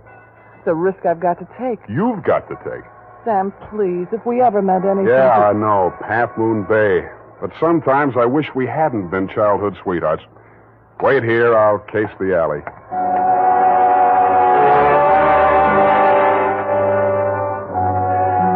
The alley wasn't much better. There were 2 windows, washroom type, all glass brick except the 2 small ventilators big enough to put your hand through. The only hope was the kitchen skylight. I didn't have any trouble getting up to it, but once I was there, things didn't look so good. The view from the roof was a garage door with 2 green lights flanking it. Then it struck me where I was and why I was there. The Club Leilani backed directly on the Hall of Justice where the big bail bond robbery had taken place at 5 p.m. the night before. Without further ado, I put my foot through a pane of the skylight, reached in, unlatched it, and dropped. Hurry up, let me in, Sam. Up at the front of the building, I could hear Vivian clamoring for admittance.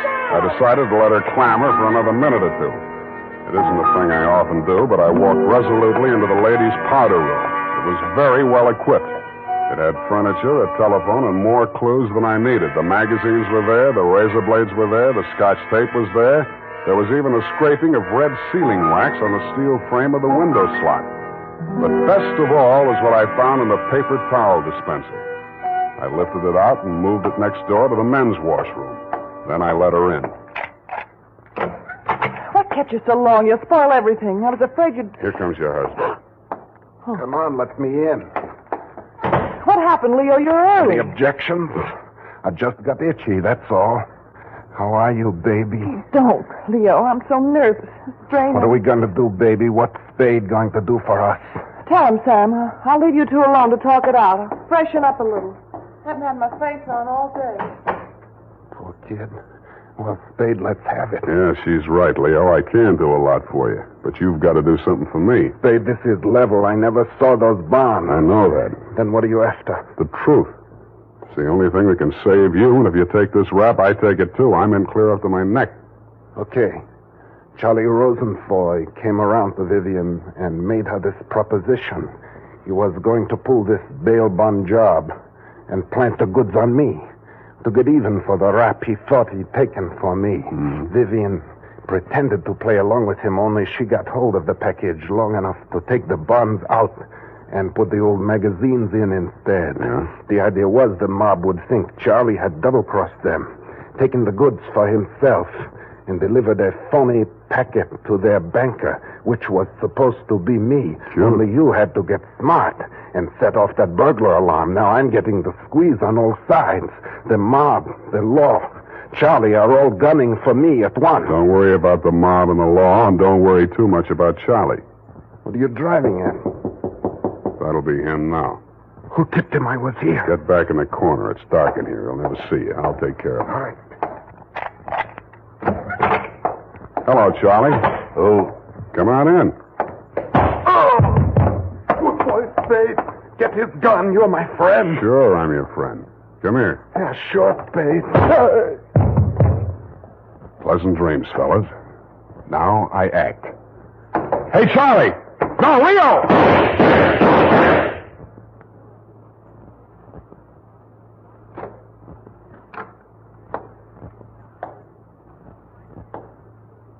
Vivian?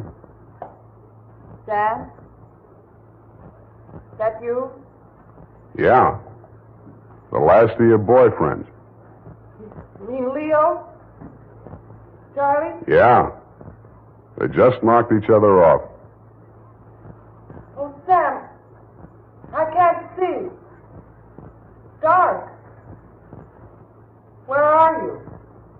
Right here in front of the jukebox. You sure? Hope to die.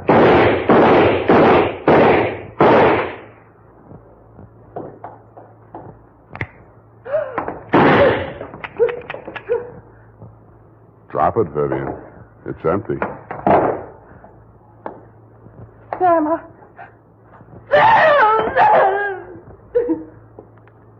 Vivian, how could you? After Half Moon Bay.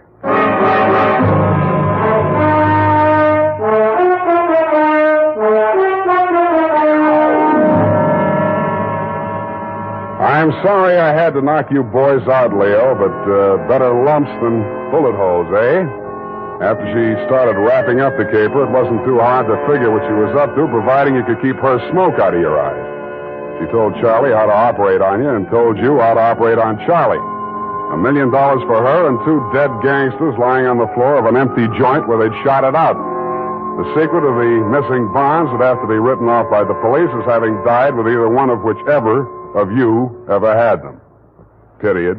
End of something. Pardon me, Mr. Spade. I know you're tired, and if you toothbrush, please feel free to allude the whole matter. But Yes, okay, let's do that. thank you.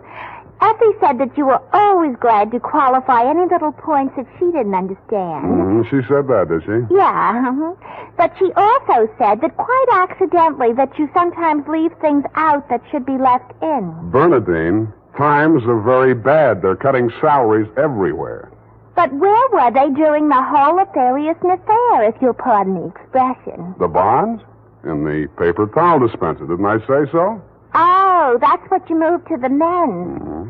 But how did they get there? In the Walreenies, if you'll pardon the expression. Simple. When the thieves whizzed through the alley after the heist, Vivian had her well-manicured little lunch hook thrust through the window slot to receive them. Oh, that's how the red sailing wax got there. Bernadine, you're spectacular. Now go and type this up. You're making me nervous.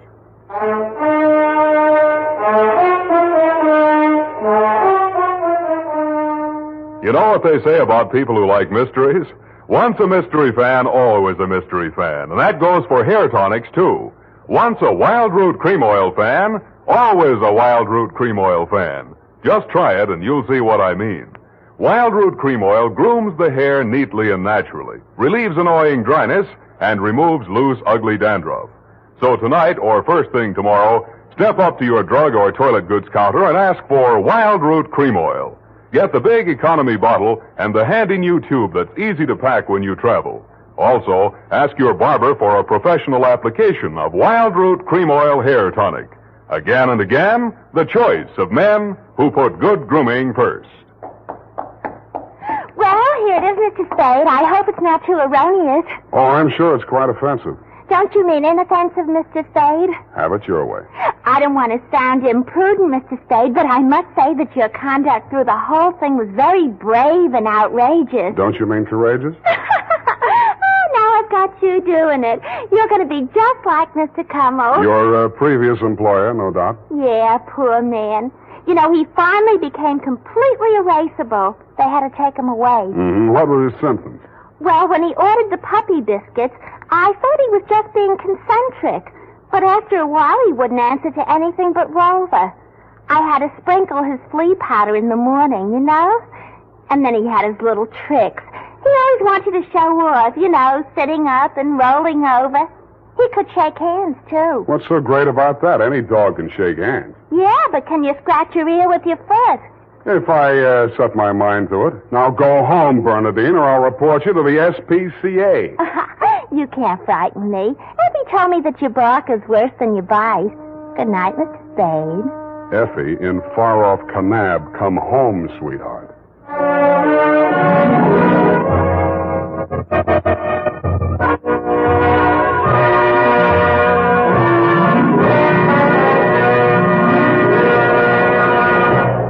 Listen now to The Adventures of Sam Spade, starring Howard Duff in The Convertible Caper.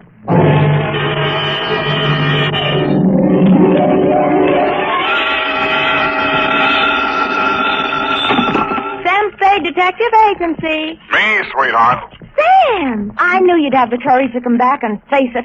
Well, I'm back, Effie. What shall I face first? You didn't do something else, did you, Sam? Besides what? Besides running away with that woman in a stolen car. You're a little mixed up, Effie. The car was stolen from her. You mean it was her own car? Well, not exactly, Effie. You see, she stole it from somebody else, and then somebody stole it from her, and then I got it back for her. Well, it must have been quite a car to be worth all that trouble. It wasn't so much the car, Effie, as... Party? Sam, I don't understand. Think it over, sweetheart. I'll be right down to dictate my report.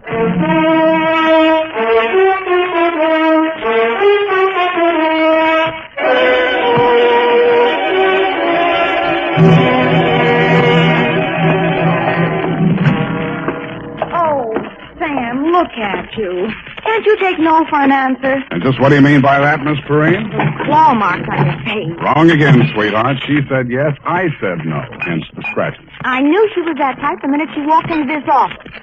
That ankle bracelet and green nail polish. Green nail polish. Well, puce colored. This one goes to homicide, Effie. Oh, not another murder, Sam. What else? To Detective Lieutenant Dundee from Samuel Spade with license number 137-596. Subject, the convertible caper. Dear Dundee, it had been a dull morning, but just before lunchtime, things began to brighten up. Her clothes looked like money, unless they were wrapped around, looked even better. She eased herself into the chair I pushed up for her, rattled about $1,000 worth of charm bracelet at me, and after she'd arranged her legs, mouth, and eyes to our mutual satisfaction, she allowed me to hear the sound of her beautiful voice. I do not know whether you will be interested in my case or not, Mr. Spade. Put your mind at rest, Miss Estrada. Estrada. Who knows? Perhaps I am merely a waste of time. My time is your time as we stay in the States, Mrs. Estrada. Oh, you are very simpatico, very kind. Yeah. Entonces, my automobile has been stolen. When and from where? Last night, after midnight, while I was checking in at the Hotel San Rafael, where I am staying, I foolishly left it parked outside with the keys in it. Have you reported this to the police? No. I suggest you do. No. No? No. Well, why not? Because I stole it from another. Oh, I see. No, but you do not yet know all. If the police find the card and notify the one from whom I stole it, then that one will know that I am in San Francisco. And that's bad. You don't think that. If he finds out I am in San Francisco, then he will come here and kill me. That is why I must recover the car rapidly and without the police. You will be glad to help me. Be very pleasant, Mrs. Estrada, but hot cars are not exactly in my line. You wish that I don't think anybody would murder you just for stealing his car. Oh, not for the car, no. Already he tried to kill me once, twice, 3 times. So I take the car and drive away rapidly. Away from where? Mexico State of Chihuahua, where this pig resides who wishes to murder me. Why? Oh, he drinks. He becomes a beast. He accuses me of... Look here on my shoulder, the scar. Well, already he cuts me with a knife. Uh-huh. Now you have seen something that changes your mind about me, huh? You see that I am sincere. Why, Mrs. Estrada, I never had any doubts. Oh, please. I am without friends. You will call me Nietzsche, yes? Yes, indeed, Nietzsche. Bueno, now we are friends. In the car is sitting the pig. Hey, what's this pig's name? Pig is the only name I will honor him with. Pig. What make of car is this? Leandra. You know this kind of car? Yeah, it's a foreign car. I've seen a few around. This must have set the pig back several $1,000. Huh, he steals everything. Listen, my darling, please notice. Around here is pink with blue fenders. Not anymore. That's the first thing a car thief changes, the paint job. Any other distinguishing marks? Distinguishing marks? Yes. I think. It has a radio. You don't say. And it has 2 windshield wipers. Well, I'll buzz around, meet you. If I find anything, I'll let you know. My fee is... Yes. Yes, that is something else. I have no money. Oh, that's great. That's just great. But I am sincere. You said so. Look, my darling, take this. It is worth very much. See? This little charm alone. Platinum set with diamonds. Worth very much. You will keep it until I pay you, eh? Adios, guapa. Hasta la vista. She thrust the charm bracelet into my hand, bit me on the ear, and departed. I put a Band-Aid on it, ran some cold water over my head, poured myself a spit slug of bourbon, and examined the bracelet. The dangle she pointed out was a white metal disc with a monogram in diamonds, two vertical bars with a horizontal one on top. It was the Greek letter pi or the initials TT, depending on who had stolen it from whom. I knew it was at least worth my fee. I dropped it into my pocket and went out. My first stop was over on Mission. The sign on the building says, Masterpiece Auto Painting, Joe Rembrandt, proprietor. Sam, long time no see. Hello, Joe. Got something you want painted? No, but I think you may have painted something I want. Sam, you know me. They drive them in the front. We spray the paint on them and push them out the back. No questions asked. That's quite a turnover, Joe. Yeah, we're going big time. Got the exclusive now for the syndicate work in the hill. Is that right? Yeah. What are you looking for, Sam? A murder car? Could be. It's a custom job, foreign car, Deonza. Hey, here's what it looks like. Yeah, convertible. Sure, come in this morning. Two-color job. Which two colors? Canary yellow body, baby blue fenders. Yeah, quite a car, Sam. Quite a snazzy heap. Heap, huh? Yeah. Is that what you want to know? It was. Happy Herman Heap was one of the biggest used car thieves in the city. As I got off the streetcar in front of Happy Herman's lot, a flash of canary yellow paint caught my eye. I strolled down between the rows of cars and found it. Yes, sir, Heap's the name. Happy Herman Heap. Every car on this lot is in perfect mechanical condition. Take your choice. Kind of hard to choose, Herman. There's so many here. Yes, sir. It takes a heap of heaps to make a heap a heap. Yeah. That yellow job with the blue fenders there? Oh, yes, sir, but the motor in that car, it does need some work. Now, over here... Does it run? Oh, yes, it'll run, but over here... This is more what I want. Let me try it. Sounds all right to me. Oh, idling, yes, but needs some work in the transmission of the differential. Mind if I drive it around the block? Well, the mechanics are just about to work on it. Besides, I'm afraid this car is more than you care to invest. Well, let me try it out anyway. Here, I'll leave a deposit. I reached in my pocket for Meech's charm bracelet. He took one look at it, and his expression changed. Well, why didn't you say so? No deposit is necessary. The car's yours. Drive it as far as you like. Thank you, Herman Heap.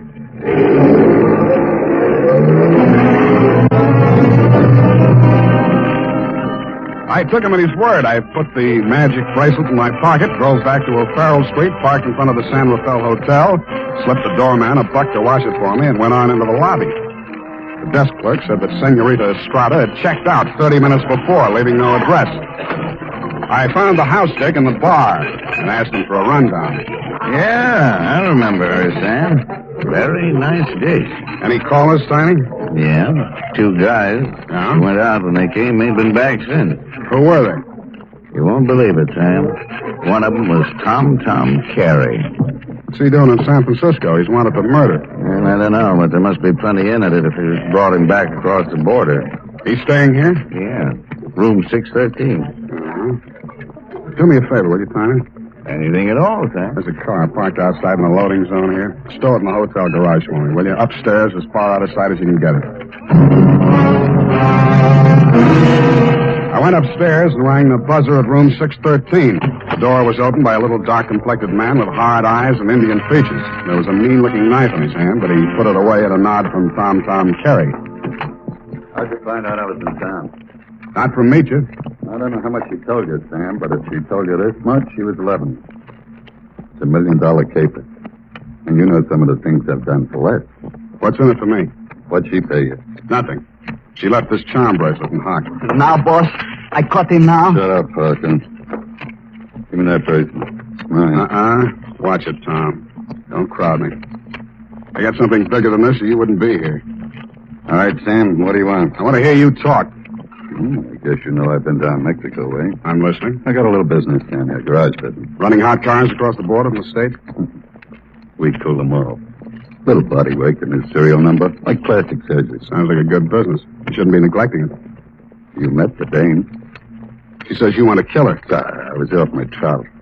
I scared her. I didn't mean anything. I thought I could scare her into sticking around. I'll let Paco nick her shoulder a little bit. Oh, just a little bit. Yeah. I figured her wrong. I know that now. If I could see her for 5 minutes just to talk to her, I know it'd be okay. I can't help you, Tom. I want to talk to her myself. Well, since she hasn't got a penny, only that car. She figures I'm peddling that. Not anymore. She already stole it? Some car thieves took it. She hired me to trace it. Listen, Sam. Maybe broke in a strange country. I'd look good to her again. Look. Here's $1,000, Sam. Oh, this is so sudden, Tom. Nothing. When you see her again, give her that bracelet back, huh? It was a present from me. And whatever you do, don't find that car. Okay, Tom, it's a promise. Thanks, man. Only one thing I don't understand. You said it was $1 million caper. I meant that. She's worth $1 million to me, Sam. The girl, Tom? Or the car? Oh, I wish I hadn't asked that question, Sam. I really do.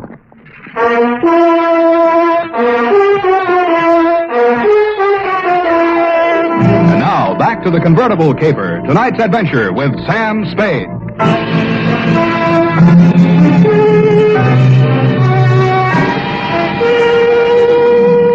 When Tom Carey said $1 million caper, he meant just that. He never risked a rap for less than $100,000, and no dame that ever lived was worth more to him than a hot mink coat. If Meacher wasn't the $1 million package, the car was. I didn't know what was in it. With Tom, it might be diamonds, dope, smuggled Chinese, or just plain money. So I went back to the hotel garage.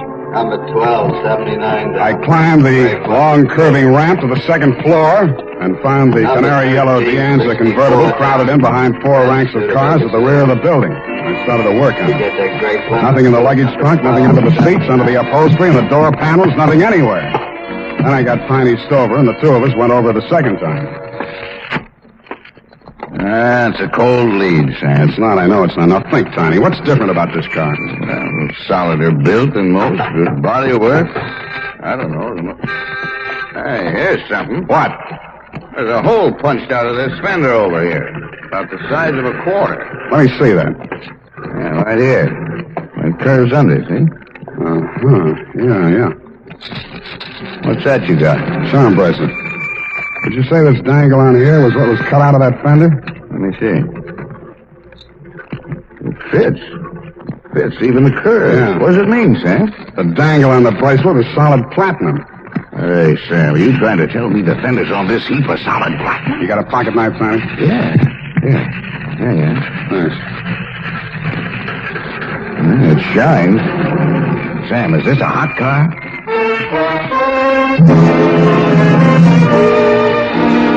I didn't answer him. I didn't have to. He looked from the gray-white gleam of the bracelet chime to the square of paint I'd scraped off the fender and answered the question himself.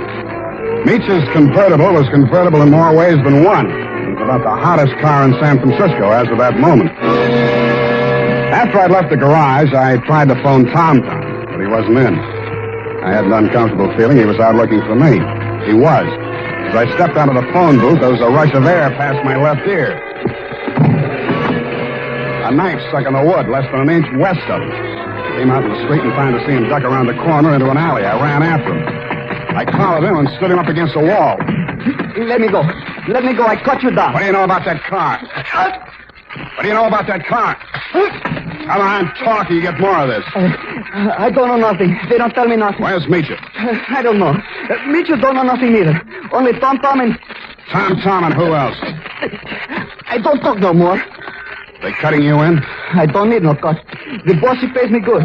40 pesos. Sometimes more. Work for me and I'll cut you in. I cut you to pieces. The boss treats me good. Sure, you do all the dirty work. There's any trouble, you'll take the rap. What means rap? They put you in a little room and squirt gas in you. You fall dead. Gas? Tom do this? He does indeed. Venga. Come, I take you to see the man. Su nombre es Félix. I think he will be very happy to see you.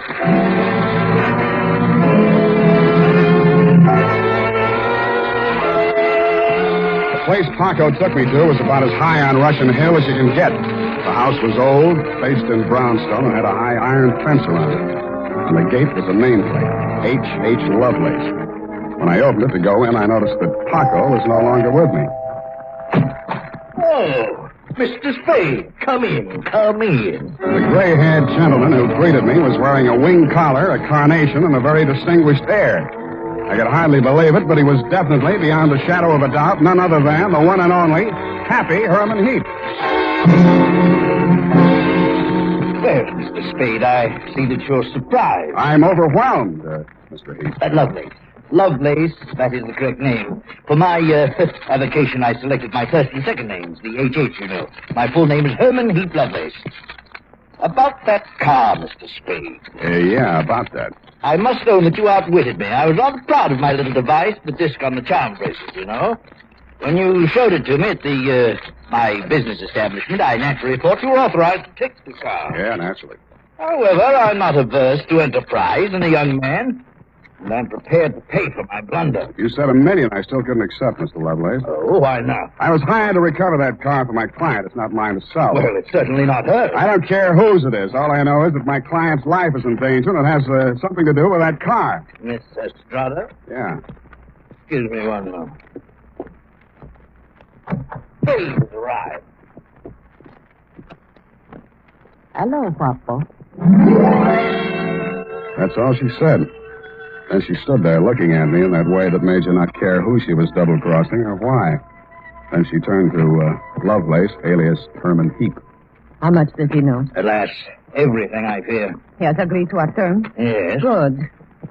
I must have my bracelet back now, Sam. Sure, it's right here in my... I reached in my coat pocket for the charm bracelet she'd given me to keep for her. It wasn't there. It wasn't in any of my pockets. I guessed that it was in one of Paco's pockets. Mitya watched me fumbling, her eyes blazing with anger. Fool, you have lost it. We are helpless without that. I thought it was the car you wanted. Please, one thing at a time. I suggest that we first gain possession of the car. Yes, Lovelace, you are right. First, the car.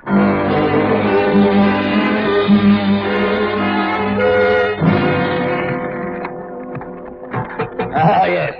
This is the car at last. A princess in vulgar raiment, but still a princess. No royal coach carrying a king to a coronation ever held such riches. I just talk too much. Oh, I do. Well, take your place at the wheel, Mitya. We shall drive out of here into a splendid future. After you, Mr. Spade. No, Mr. Heath. After you. Ironic, isn't it, that with all my varied interests, I've never learned to drive a car. Será tu poco, viejo. You seem kind of shaky, Mitya. You sure you can handle the car down the ramp? I'm very good driver, Guapo. Mitya, stop! Put on your brakes. There's a man coming up the ramp.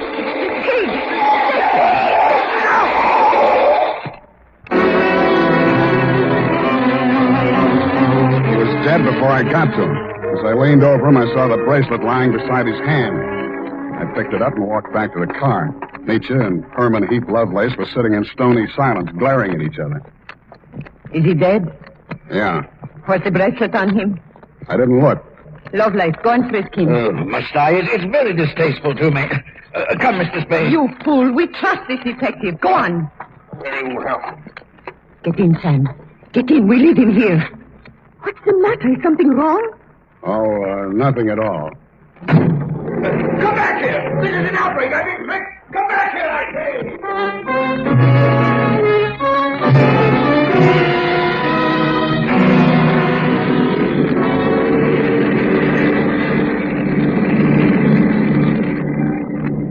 Please, Guapo. A cigarette. Sure. Here you are. Gracias. De nada. I saw you pick up the bracelet. I meant that you should share with me. That is why I gave you the bracelet in the first place. I liked you. Couldn't have been because you were safe as long as Tom didn't know where the bracelet was, and if you had to kill somebody for it, it would be me. Please, querida, what does it matter now? We are together, we have the car, we have the bracelet, and the pig is dead. That's what worries me. Oh, surely you do not think I meant to kill him. Of course not. Your foot just slipped. You stepped on the gas by accident. Yes, that was it. It won't stick, sweetheart. Not with me. But with the police? My story won't help you. I don't know enough. Oh?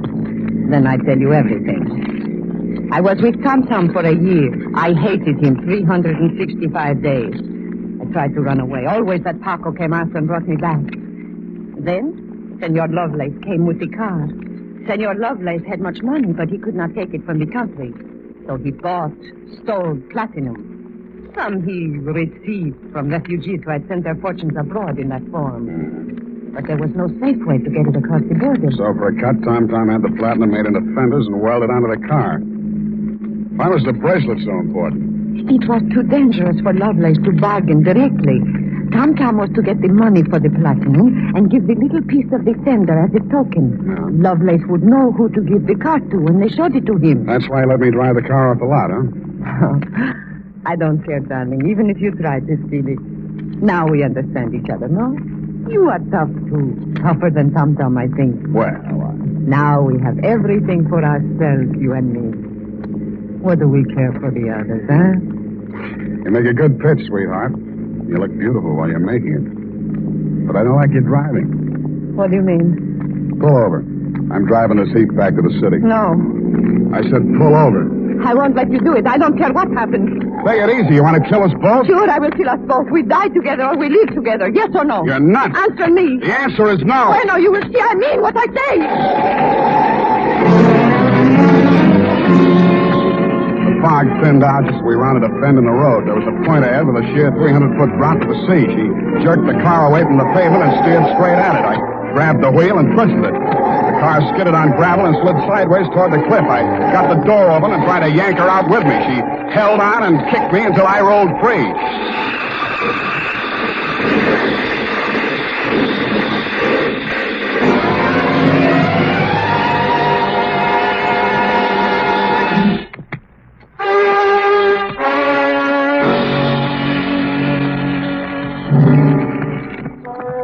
She didn't look very beautiful when I saw her for the last time.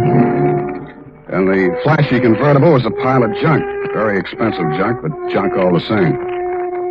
I understand the federal men have confiscated the platinum and are holding Lovelace for questioning. I doubt if he'll crack. Nobody can embarrass a used car salesman. Period. End of report. Sam, do you really like this racket we're in? I hate it. So do I. But don't let's ever go into any other racket. It's a promise, sweetheart. Why, I'll never know. Good night, Sam. Good night, sweetheart.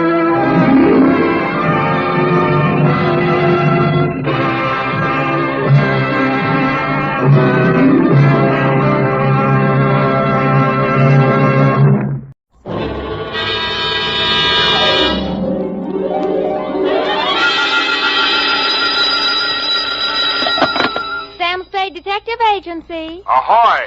It's me. Just came ashore. From what? A boat? A ship, Effie, a ship. Anything over 400 gross tons is a ship. Anybody knows that. May I inquire what was your port of call? Calcutta. My, that was a quick trip. Well, Effie, I'll tell you, I got so homesick for you I couldn't stand it, so I assembled my gear and jumped ship. Why, Sam, how sweet. A faster, gal. I'll be right down to dictate my report.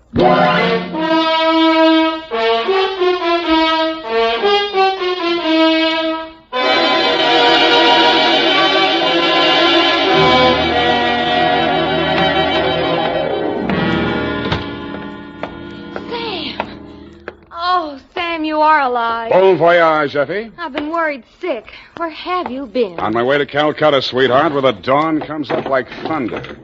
Sam, what are you talking about? Calcutta? And the flying fishes play. Ready, Effie? Sam, why did you want to go to Calcutta, of all places? I didn't, Effie. I hate Calcutta. I was Shanghai. To, Mr. Philip J. Fogg, purser, SS Lurene. How do you spell that, Sam? Lurene. Oh, that's pretty. Sam, how could you be shanghaied in this day and age? I mean, isn't it against the law? Stow it, Effie. You're pumping bilge water. Sam, I am not. From Samuel Spade, license number get 137596, when you have the time, regarding the Calcutta trunk caper. Dear Mr. Fogg, the following report will explain the enclosed voucher, which is a claim against your company for the amount of $500 and no cents. It will also answer any questions you might be asked concerning the recent unpleasantness on board your ship. It all started yesterday morning in San Francisco when my secretary announced briefly and caustically that there was a lady outside who wanted to talk to me. I judged that she was worth talking to. She was. Your secretary let me in. Well, I'm glad she did. What can I do for you? I'm Marcia Hopkins. I see. Mrs. Marcia Hopkins. I see. However, my husband is dead. I see. It's about my sister that I've come to you, Mr. Spade. I'm dreadfully worried about her. Who's your sister? Miss Constance Pendleton. And she's become involved with a ne'er-do-well, a completely worthless scoundrel, and a real foreign bluebeard. All three? It's one man, Mr. Spade. A Bulgarian, Major Andrea Rodnik. They're going to be married this afternoon, and I'm positive that his only interest is in her money. I'm convinced that he's going to kill her soon after the ceremony. He's done it to other wives in Europe. I've warned Constance and pleaded with her, done everything I could to stop it. But she's completely infatuated with him and refuses to listen to me. Mm-hmm. What do you want me to do? Prevent the marriage if you can. Get the truth about Rodnik's background and face Constance with it. Oh, Mr. Spade, in some way you've got to make her realize the seriousness of the situation. He's a ruthless character. Well, do what I can, Mrs. Hopkins. Oh, thank you, Mr. Spade. Oh, I've felt so alone and helpless until now. Oh, really? But you will do everything you can, won't you? We've got to save her life.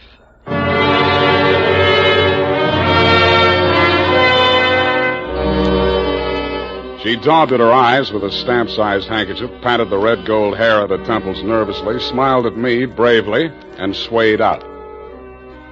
By telephone, I learned that the Vrodnik-Pendleton marriage license had been issued 4 days before, and that on the same day, Constance Pendleton had withdrawn a savings account to the tune of $45,000.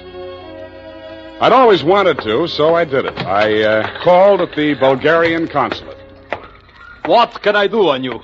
What do you know about Major Andrea Vrodnik? Ha! Andrea Vrodnik! On him we have hate, great sadness, with shame for the ground that walked under him. Oh? Ha! Andrea Vrodnik!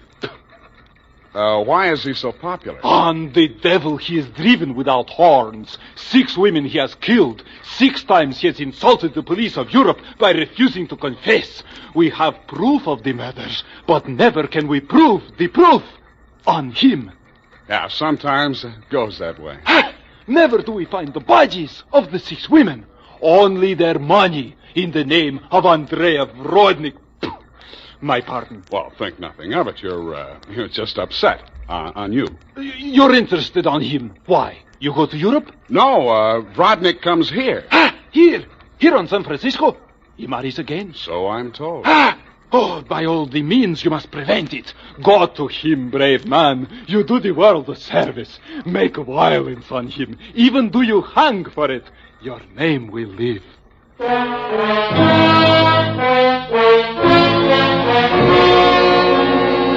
With those valiant words goading me on, I left. The farther I got into the caper, the more it looked as if Marcia's fears for Constance Pendleton were very real and very well-founded. When Constance opened the door of her hotel suite, I could see 3 trunks and a number of smaller pieces of luggage, all locked and ready to be taken out. Yes? You're Constance Pendleton? Yes? I'm a detective. My name is Spade. Detective? What do you want? I want to talk to you about that Bluebeard you're going to marry. Get out of here. You listen, I'll talk, and then I'll get out of here. I just left the Bulgarian consulate. Vrodnik has been accused of the murders of 6 women in Europe. Each of them were wealthy. Each of them married him, and each time Vrodnik came into all their money. Are you trying to blackmail me because of the lies about my fiancé's past? If you are, you're wasting your time. Well, no matter what I'm doing, I'm wasting my time. But to put you straight, your sister hired me, and I am now resigning. She's worried about you, not me. Then you should spend more time investigating your clients, Mr. Spade. You could have saved both of us some time. I have no sister. This is my wedding day. Goodbye, Mr. Spade.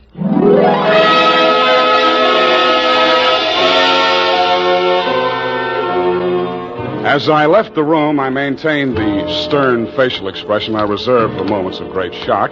But once outside the door, I allowed myself to be carried on the wave of rage and embarrassment for just a minute, and I kicked over 2 potted palms. As I limped down the corridor, I was overtaken by none other than Marcia Hopkins. Did you see her? Let's talk about you first. Did you stop the marriage? Why did you really want that marriage stopped? But I told you. You told me you were her sister. Oh. She said she didn't have any sister. All right, Sam, I did lie to you about that. but I'll tell you who I really am. I don't want to know who you are. I don't ever want to know. All I want from you is my honestly earned fee and a brief but permanent goodbye. Oh, no, Sam, please listen to me. We've got to save that girl. I have $500. That's all I have. Would it be enough? What's your real name? Marshal Rodnick. Yes, he's my husband.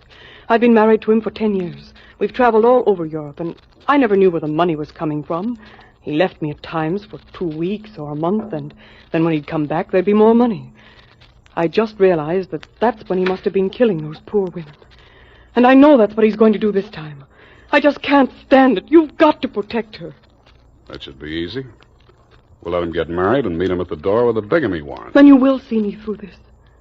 I might. Oh. In my bag, there's $500. Take it. If we can't stop the marriage, then don't let him out of your sight. Not even for a minute. He's a beast, Sam. A beast.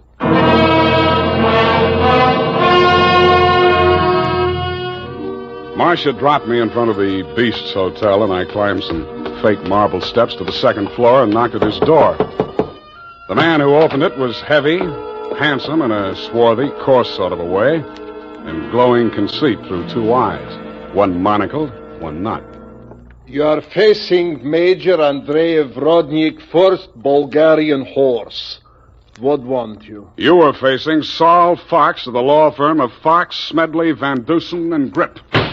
You overwhelm yourself. I came here to warn you. If you go through with the marriage to Constance Pendleton, you're going to find yourself tangled with civil law. Warned. Andreev Rodnik, who has personally led more saber charges than you have teeth in your skull. Yes. Who has personally split, slashed, and impaled on his own blade more men than you have fingers and toes. You warn me? What is this talk? You're going to have a bigamy charge slapped on you 5 minutes after you slip her the ring. The warrant signed by Mrs. Marcia Rodnik. Bigamy? Ha! I laugh. This is not bigamy. Marcia's your wife, isn't she? That bigamy was committed when I married her. I had another wife then. You call yourself a lawyer, then you know that only the second marriage is bigamy. The ones following that are nothing but interludes. Okay, Major, go ahead and have your interlude. I'm just warning you. Oh, speaks. We are being married on Redwood City from a justice of the peace 1 hour previous. Then we are sailing through the SS Lurin at midnight with our honeymoon. Already a droshky waits for the baggage and luggage. Go now before I'm losing my temper. If you're ever in Calcutta, look me up. Da!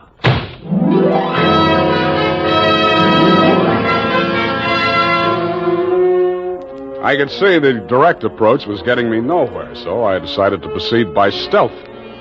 I waited outside the building, and when he left, I tailed him. He made 4 stops. At a second-hand store, a hardware store, a surgical supply house, and an undertaker supply house. At these places, he purchased the following items: an oversized steamer trunk, black with brass fittings, a large ball of rope twine, 2 large lead sash weights, a set of surgical instruments, and at the 4th and final stop, the undertaking supply, he bought 2 items: a 20-foot length of rubber tubing and a pump. He returned to the second-hand store with his other purchases, put them inside the trunk, and ordered it sent up to Constance's hotel immediately, and thereupon it took himself to the same place. Marcia was waiting in the empty lobby when he went in. I crouched behind a pillar, turned up my hearing aid, and listened. Did you get the thing? Yeah. Now listen, my darling. We must work fast. As soon as the trunk arrives, before she has a chance to get to the telephone... Yes, Andre, but please, no cutting in the apartment. As you wish, my darling. Now, you know what you have to do. While I'm getting her into the trunk, you'll change her clothes, put on her traveling dress, the hat with the wet... What is it? What's the matter? Nothing. Come, we must make haste.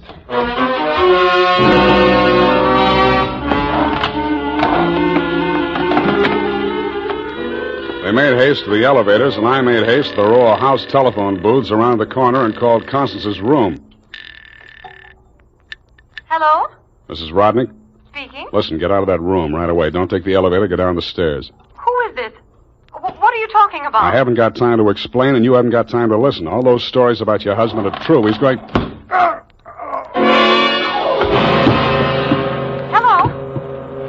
Hello? Are you still on the line? My hand clawed out to the door handle, but I couldn't reach it. I felt as if the walls were closing in around me, and just before it got dark, I had the crazy notion that I was inside Brodnick's big black trunk with the brass fittings. I could still hear Constance's voice way off in the distance, somewhere in the direction of Calcutta. I tried to shout to her, to warn her, and then the lid closed over me.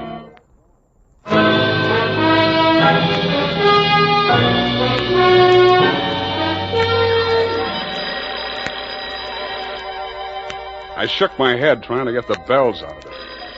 Then I remembered where I was and what had happened. I was still wedged into the bottom of a phone booth where I'd slumped when Brodnick sapped me. I got out of there somehow and grabbed a taxi for the Embarcadero. The time was 11:55. The SS Lorraine was scheduled to sail at midnight.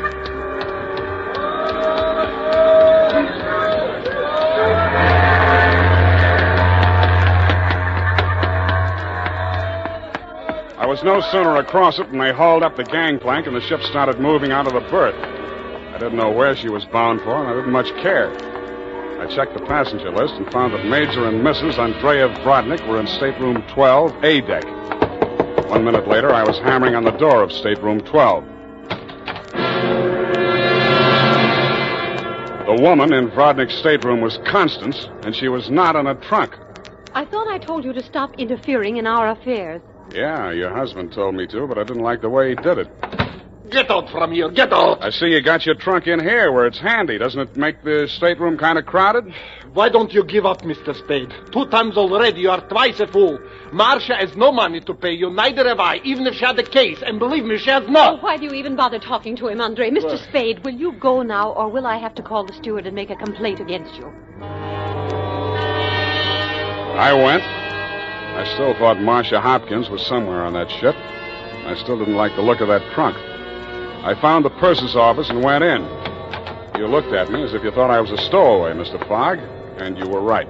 I'll have to make arrangements for you to ride back with a pilot, Mr. Spade. You realize, of course, that you're subject to a fine. Look, I don't want to do anything illegal. You know, it was just an impulsive thing. Couldn't I book a passage? Oh, there's the matter of your passport. You could arrange a visa and so on in San Pedro. We'll put in there in the morning. Well, that's good enough. How much is the fare?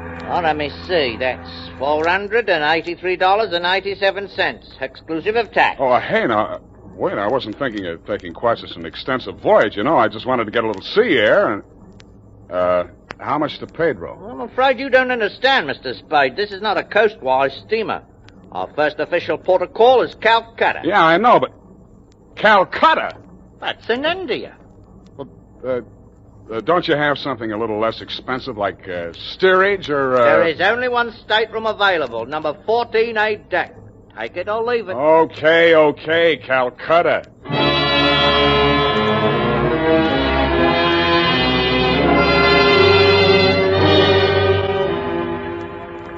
After buying my passage to Calcutta, I had exactly 12 cents left. This I gave to the steward who showed me to my stateroom. He thanked me, kicked me in the shins, and left. Out on deck, a tall, red-nosed old gentleman in knickerbockers and a yachting cap was taking a turn around the deck. With him was a face I'd seen in the morning lineup down at the Hall of Justice a dozen times. He was a hotel thief by profession, name of Norman Gorman. He knew me, too, but he didn't give me a tumble. I fell into step with him. Sea air. Nothing like it, am I right? Yeah, I guess it's okay, but there's so much of it. Bracing, salt spray. Nothing like it. Hey, Norman, my lad. I hate it. I hate boats. Suppose there was a fire on board. Fire? Oh, ridiculous. This your first voyage to the Orient? Yeah. The inscrutable East. You've made this trip before? Oh, yes, indeed. I've worked this line. Yes, indeed. I make this voyage very often. Business interest out in India. Tea, you know. Runs in my family. Sturgis's Golden Orient in the little yellow package. Ever tried it? No, I never indulged. Huh? Don't drink tea. That's ridiculous. Commodore, I need a drink. I ain't happy. Suppose there was a fire on board here. Well, let's all have a drink. Yeah, suppose there was Shall a we? fire. Come on, I'll shot you to a drink, sir. Not me, Commodore. I just remember this is Fire Prevention Week.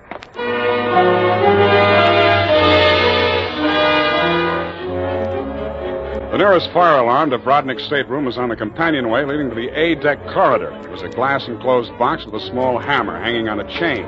I broke the glass and turned the key. In 3 seconds flat, the entire population of A-deck were shoving each other up the companionway, grabbing for life preservers as they went.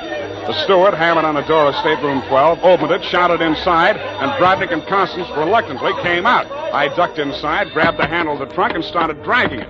When I got it into my stateroom, I broke the lock and lifted the lid. It was Marcia, all right. There was just time to see that before the stateroom door flew open and the ship's officer stuck his head in. I didn't move at you. Didn't you hear the alarm? Why, no, I didn't. What's wrong? Never mind. Dad, here, take this life preserver. Get going now. Okay, don't touch me. It makes me nervous.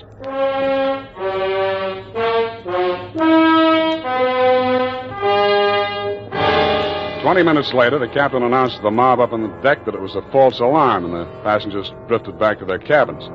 I tried to look casual as I unlocked my stateroom door and walked in.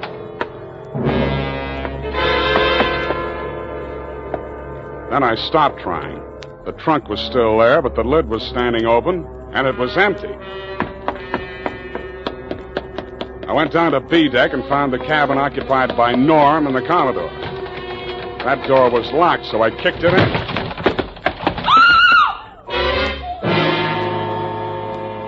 You could still see the marks on her wrists and ankles where the cord had been. It was the girl I had seen in the trunk.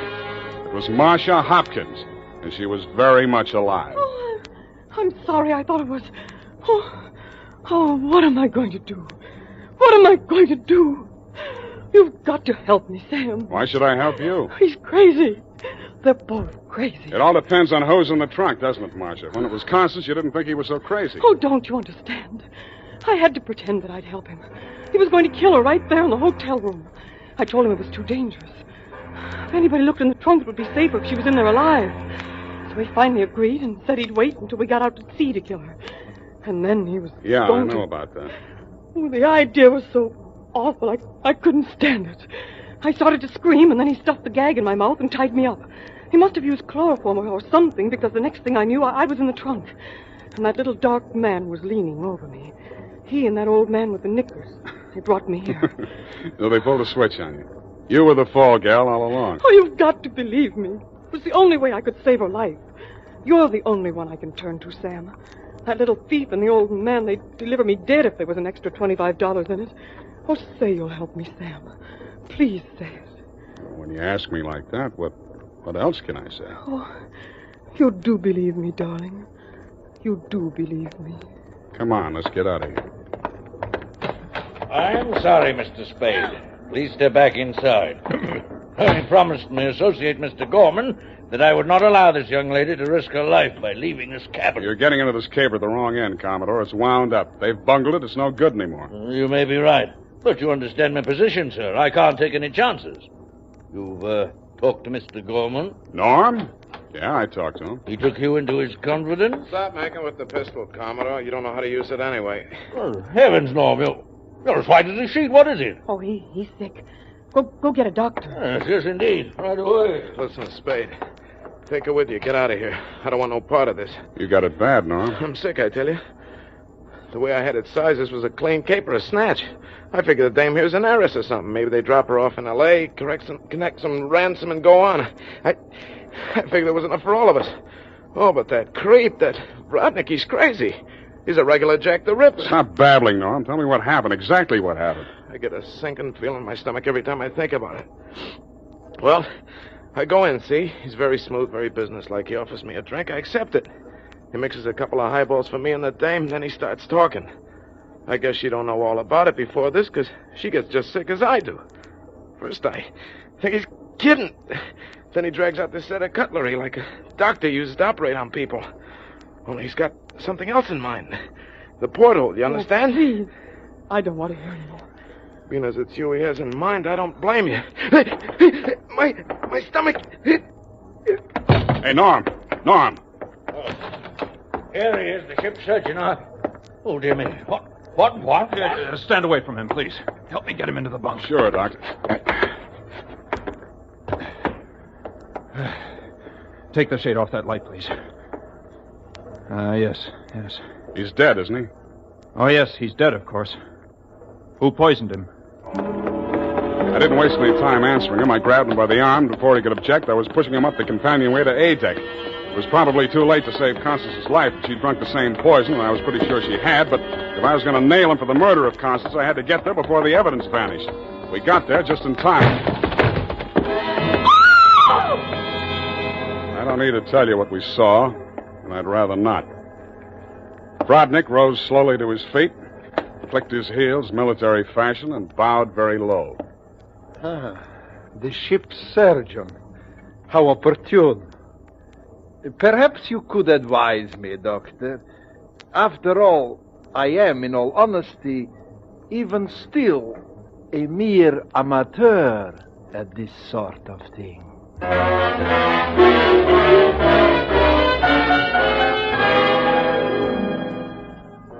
After Brodnick had been taken into custody, we took another turn around the deck.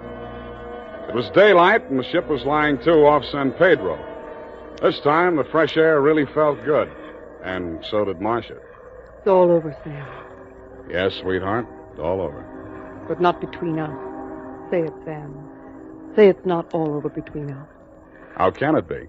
I knew it. I knew you felt the same way. All my life before, it's been like a terrible nightmare. It never really happened. But it did happen, sweetheart. Oh, but you can forget it, darling, can't you? Please forget it. I'd like to, Marcia. I really would. Hold me close, Sam. Never let me go. You're beautiful. Is that all, Sam? Nothing else? Yeah, lots else. That's why I think we better say goodbye right now. Because when I feel like this, I get foolish. And if I get foolish with you, I'm likely to wake up in a trunk someplace.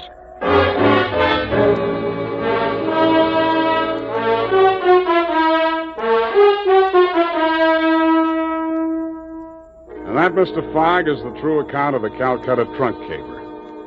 As my voyage was interrupted through no fault of my own, I trust you will advise your company to refund my passage minus the one-way trip to San Pedro.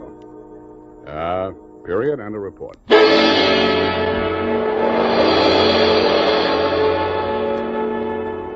hair-raising adventures of Sam Spade, Detective. Brought to you by the makers of Wild Root Cream Oil for the hair.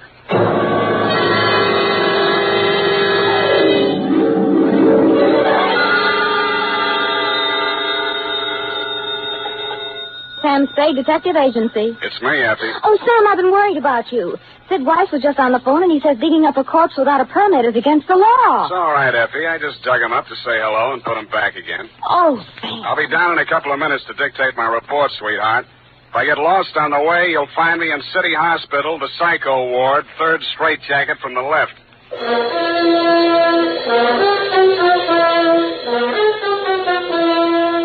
Dashiell Hammett, America's leading detective fiction writer and creator of Sam Spade, the hard-boiled private eye, and William Spear, radio's outstanding producer-director of mystery and crime drama, join their talents to make your hair stand on end with the Adventures of Sam Spade.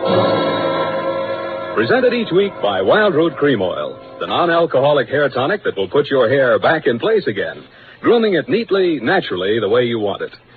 Fellows, if a girl can spend half an hour under a hot dryer in a beauty parlor to look her best for you, certainly you can spend half a minute sprucing up with Wild Root Cream Oil hair tonic to look your best for her. That's all it takes, and Wild Root Cream Oil grooms your hair neatly and naturally, the way girls like to see it.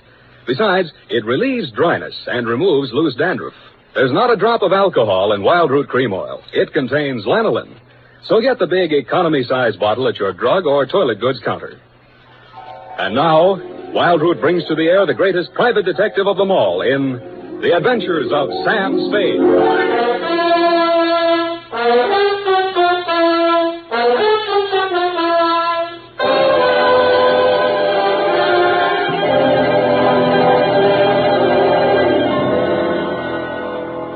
Date, August 2nd, 1946.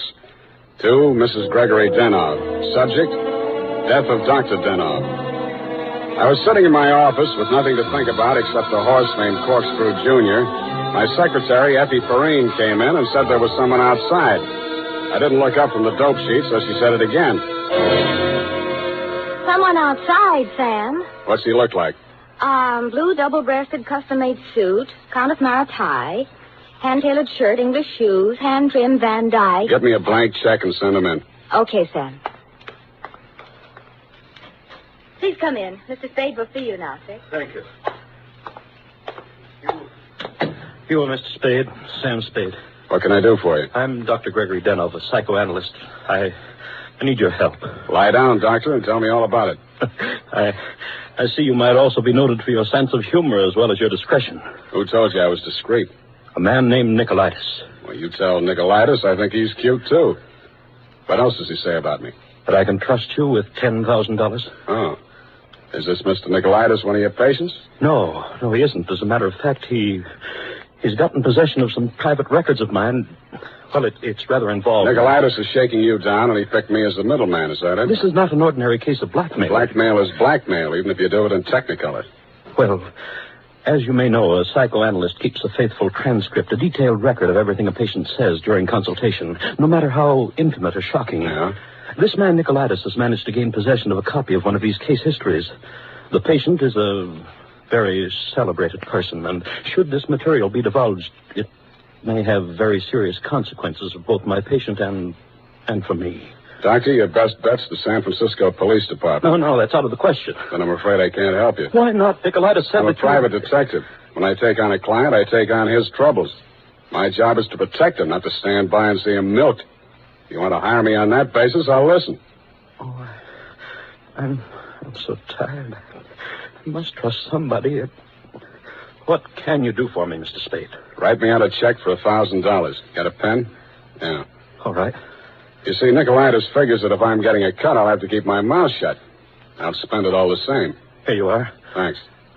Now, what was the last thing Nicolaitis told you? That he would pick up the $10,000 here and deliver to you this file in question. Can you reach him? Yes. Call him. Tell him you've seen me. Tell him I won't do that kind of business in my office. Tell him to come to your house. I'll be there. What if he refuses? He won't. Tell him I have the whole $10,000. What time? How about in an hour? No, I'm sorry. We'll have to make it around 3 or... Oh, goodness, I'm late now. I really... That's a beautiful watch, Mr. Denov. Yes. Foreign? Yes. May I see it? My watch? Why, really, Mr. Spade, I'm very late. I have so many things to do, and I have to be at the Majestic Theater well before the matinee starts at 2:30. How are you going to see me at 3 o'clock if you're going to the theater? Oh, I'm not going to stay for the performance. Well, Mr. Spade, till 3 o'clock then. Oh, my office is in my apartment. The address is here on my card. It's the penthouse. Penthouse, huh? Okay, doctor, I'll come formal. I'll wear the top to my bathing suit.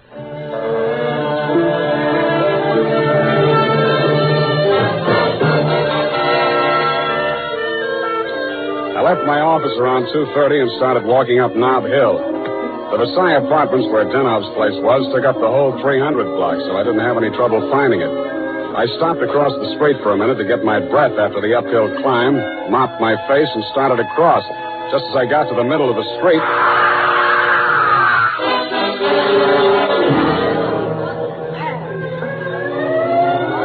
The crowd was packed in so close around I couldn't see who'd done the Brody, but I had a pretty good idea. The cops had the sidewalk roped off and guards posted at the building entrance. It took me maybe 20 minutes to elbow my way through and show my credentials. Sergeant Levine had the front door, so they let me in.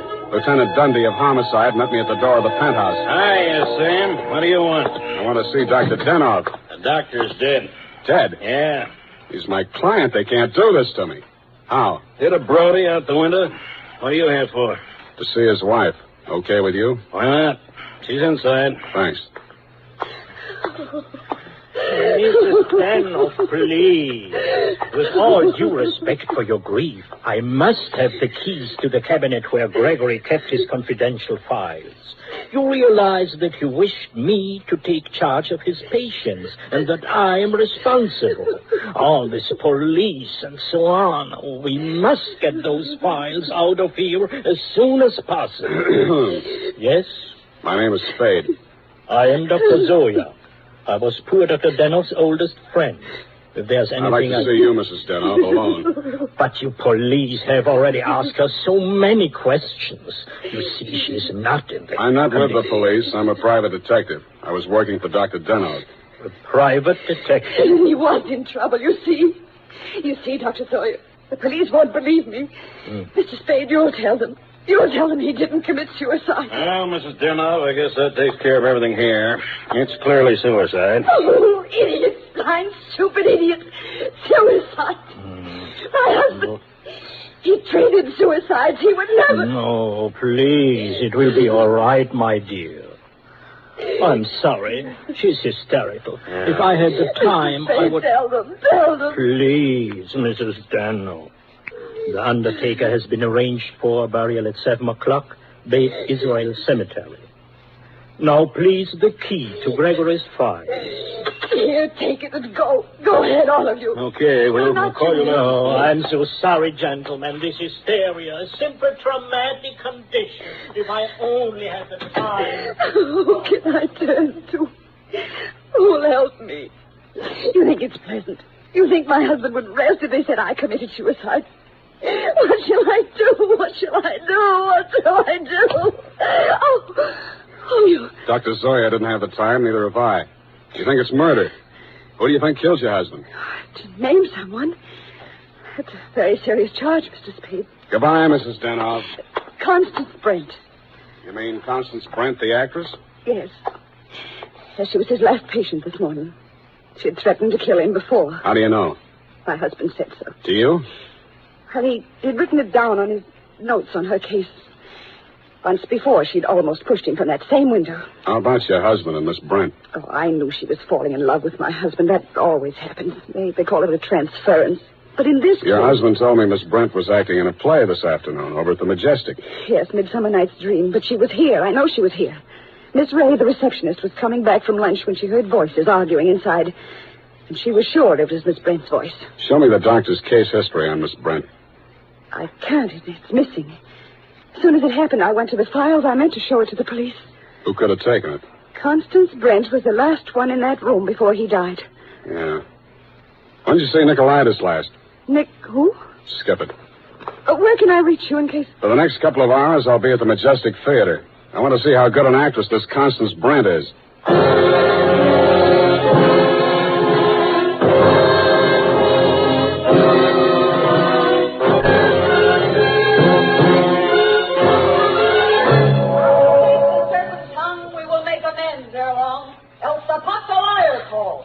So, good night unto you all.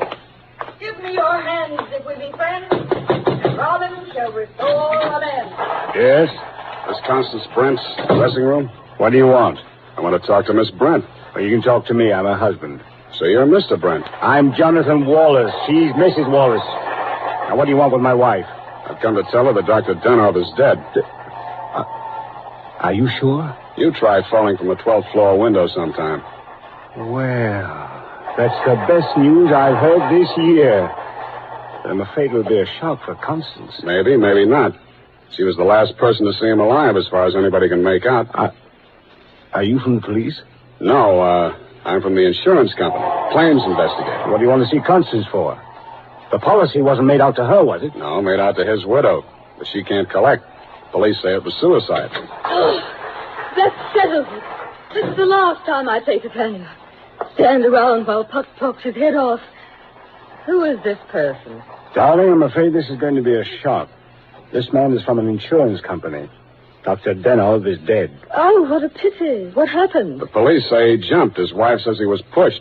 She also says that you, Miss Brent, might have been the pusher. Oh, now really, it's too absurd. How like a wife. What time did your play start this afternoon, Miss Brent? Matinee at 2:30, always.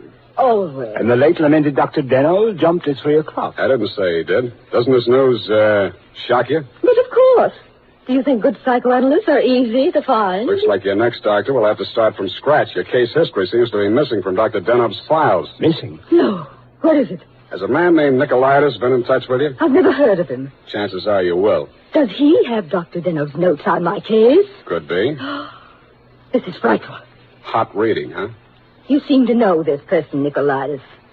Get that file for me, and I'll pay you well for it. Just a minute, my lovely Titania. We don't know who this man really is. He might even be Nicolaitis himself. Let me see your company credentials. Now, what do you know? Somebody picked my pocket. My wallet's gone. I thought so.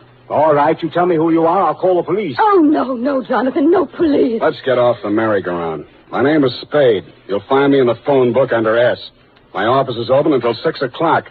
And if a man answers, don't hang up. It'll be me.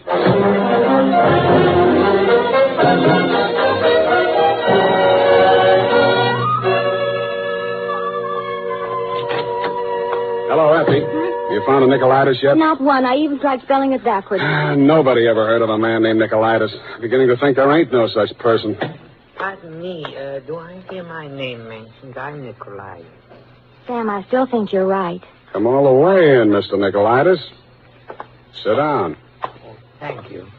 If you need me, Sam, just scream. What can I do for you? Oh, I've come for my money. What money? For the $10,000. You remember the $10,000?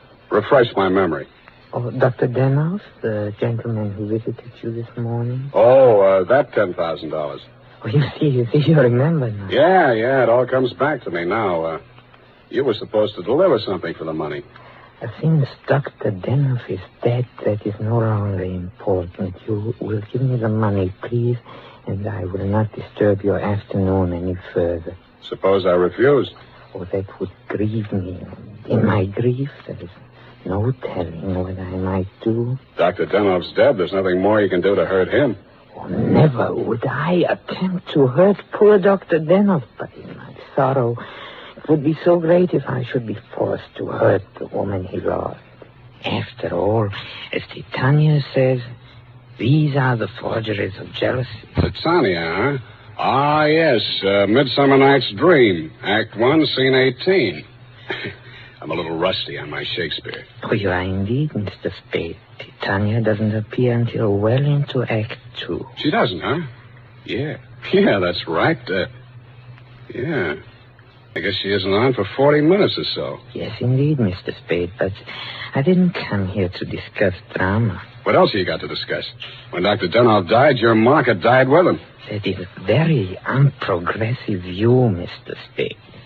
There's always a gentleman named Jonathan Wallace. Why, you fiend. You don't mean you sell to both of us. Mr. Spade, how can you have such a low opinion of me? I will prove my integrity. I will give you the material. You give me the money. Hand it over. In the Levant, Mr. Spade, we have a saying. He who goes too close to the bear soon loses his beard. I have left my beard at home. Okay, I'll meet you anywhere you say, anytime you say. Excellent. At 7 in your apartment? Won't that be walking into the bear's cave? In the Levant, Mr. Spade, we have a saying. Private dicks do not kill people in their own apartments.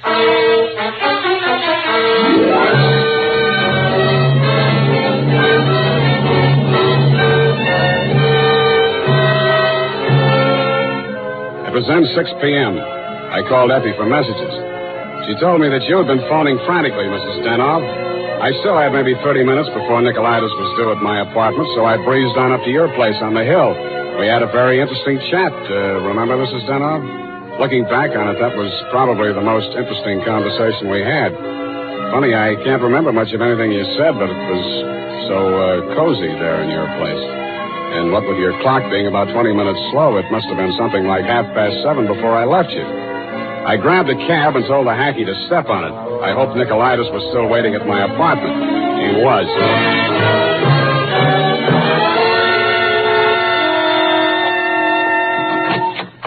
Mr. Nicolaitis, I'm sorry to be late.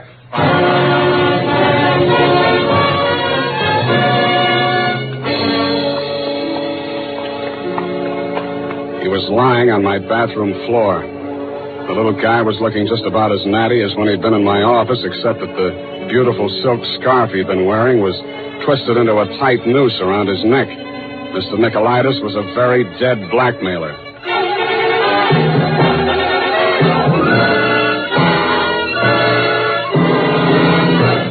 The makers of Wild Root Cream Oil are presenting the fourth in a new series of programs bringing to the air for the first time the adventures of Dashiell Hammett's famous private detective, Sam Spade.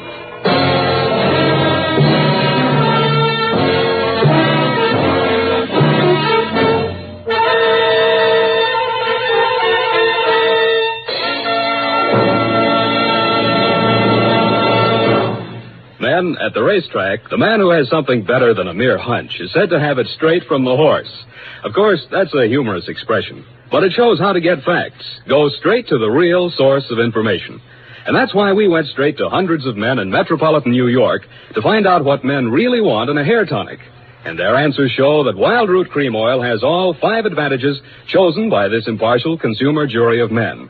1, Wild Root Cream Oil grooms your hair neatly and naturally, never leaves it sticky or greasy. 2, Wild Root Cream Oil relieves annoying dryness. 3, it removes loose dandruff. 4, it's non-alcoholic. And 5, it contains soothing lanolin. Remember, no other leading hair tonic gives you all 5 of these important advantages. Is it any wonder that 4 out of 5 users in a nationwide test preferred Wild Root Cream Oil to all other hair tonics they'd tried? So next time you visit your barber, ask for Wild Root Cream Oil and get the big economy-size bottle of Wild Root Cream Oil at your drug or toilet goods counter. And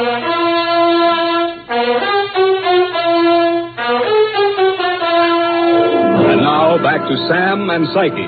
Tonight's adventure with Sam Spade.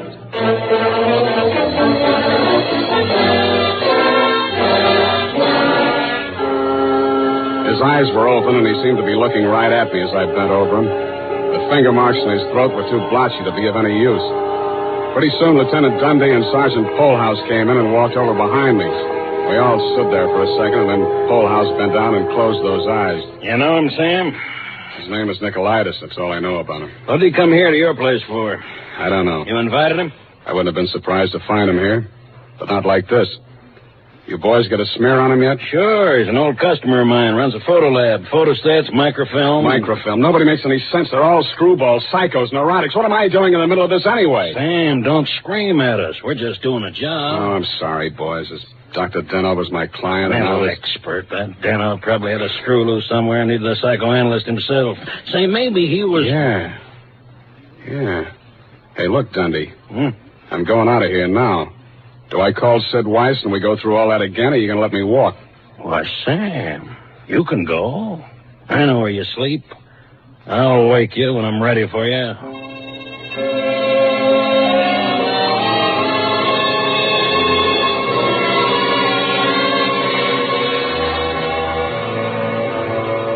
Well, Mr. Spade?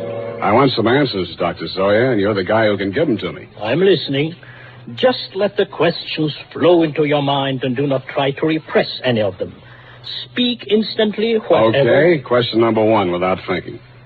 Do you think Dr. Denoff was a suicide? Well, I had not seen Dr. Denoff for many years. He had been my student in Vienna. I was his analyst, in fact. That's all very interesting, Doctor, but my question... Yes. Did poor Dr. Denoff commit suicide?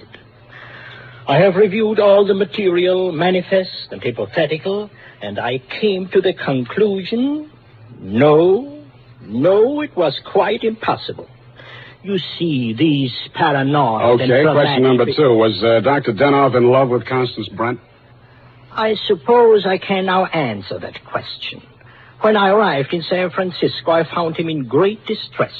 He told me he feared he was losing his objectivity towards this patient. In other words, he was in love with her? Yes. You think she might have murdered him? All psychoanalytical subjects develop aggressive feelings toward the doctor. Nearly all of my patients have threatened me at one time or another. You don't say. Tell me, Dr. Zoya, you know anything about Jonathan Wallace, Miss Brent's husband? A violent type, almost psychotic. Yeah? How about you, Dr. Zoya? Could you have done it? That is a most interesting question, Mr. Spade. When I arrived here from Vienna without funds, dependent on the kindness of my former students, I must confess that I felt a certain antagonism. It disturbed me to realize that a man of my standing in the profession should be dependent on the goodwill of a younger and, I sincerely believe, less gifted man. However, I overcame this, and I didn't kill him. Yeah. Well, Doctor, thanks a lot. Oh, people. Truly a life study. There is no accounting. For instance, Dr. Danoff. He came to me only this afternoon with the strangest request. Yeah? He gave me the gold watch which I had presented to him many years ago upon his graduation in Vienna. He had a patient waiting, and so had not much time to explain. Where is this watch? Please, I'm coming to that. He asked me to promise that I would have the watch buried with him if something should happen. That has been done. But Dr. Danoff just died at 3 o'clock. It is a Mosaic law that the deceased be buried before sundown. Thanks, Doctor. Thanks a lot. I hope I've been of some help. Doctor, you'll never know how much you've helped me.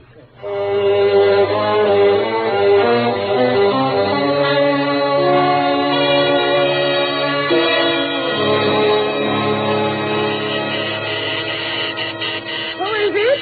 Spade. Oh, what's happened? I think I got the answers, Mrs. Danoff. That file on Constance Brent. Your husband knew that you'd been going through it. Mr. Spade. Shut up and listen to me. He took it out of the files, had it microfilmed for his own private records, and destroyed the original. Really? The man who did the microfilming was Nicolaitis. He delivered one print to your husband and kept another for himself. He was murdered in my apartment for the copy he used to shake down your husband. The killer now has that copy, if it hasn't already been destroyed. But we can still put our hands on the first strip of microfilm which you delivered to your husband. This is astonishing. How? It's in the gold watch which was buried with him. Oh, the watch that Dr. Zoe... That's right. Danoff made up his mind that whatever he knew about Constance Brent was going to go to the grave with him. What are you doing tonight? Nothing. And we got a date, sweetheart, you and I. I'll be back toward the wee hours. All paths lead to the grave. Ophelia, Act 6. Gregory's grave? But shouldn't we get a court order and have it done properly? The courts don't open until 10 in the morning, sweetheart, and Lieutenant Dundee's going to start asking me some questions about that stiff in my apartment before then. You see, baby, I can't wait.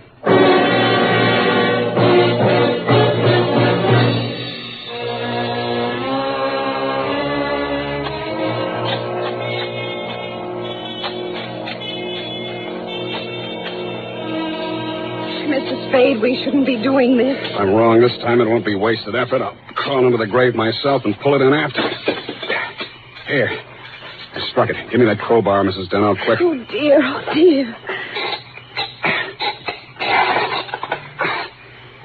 Put that flashlight in here, sweetheart. You look the other way.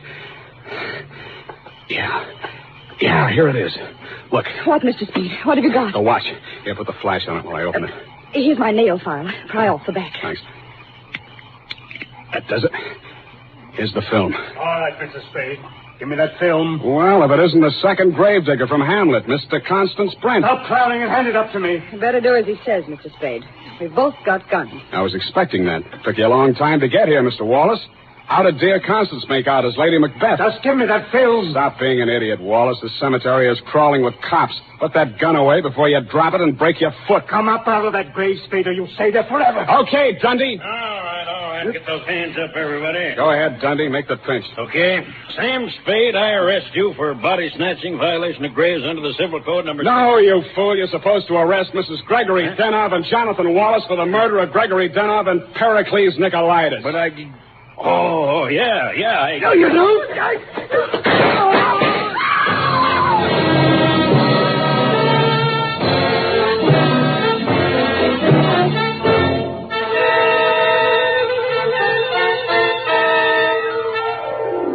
It was smart of you, Mrs. Danoff, to make me late for my appointment with Nicolaitis. You did that so that Wallace could nail him in my apartment for the microfilm. You thought you could use that film to pin Danoff's murder on Constance Brent. But after your late husband caught you tampering with his files, he added a few well-chosen words to it so that the film put the finger on you and your boyfriend, Mr. Wallace, in case anything happened to the doctor. So Wallace had to kill Nicolaitis. You weren't smart to push your husband out the window. That looked like suicide. You might have gotten away with it, Mrs. Danoff, if you'd bashed your husband's head in with a bottle. That reminds me, Effie, pour me a drink. That all? Sign it, put a special delivery on it, and send it care of the matron to Hatchapee Prison. Go on, have one yourself. Oh, thank you. Here's how. You'll get used to it. Good night, Sam. Good night, sweetheart.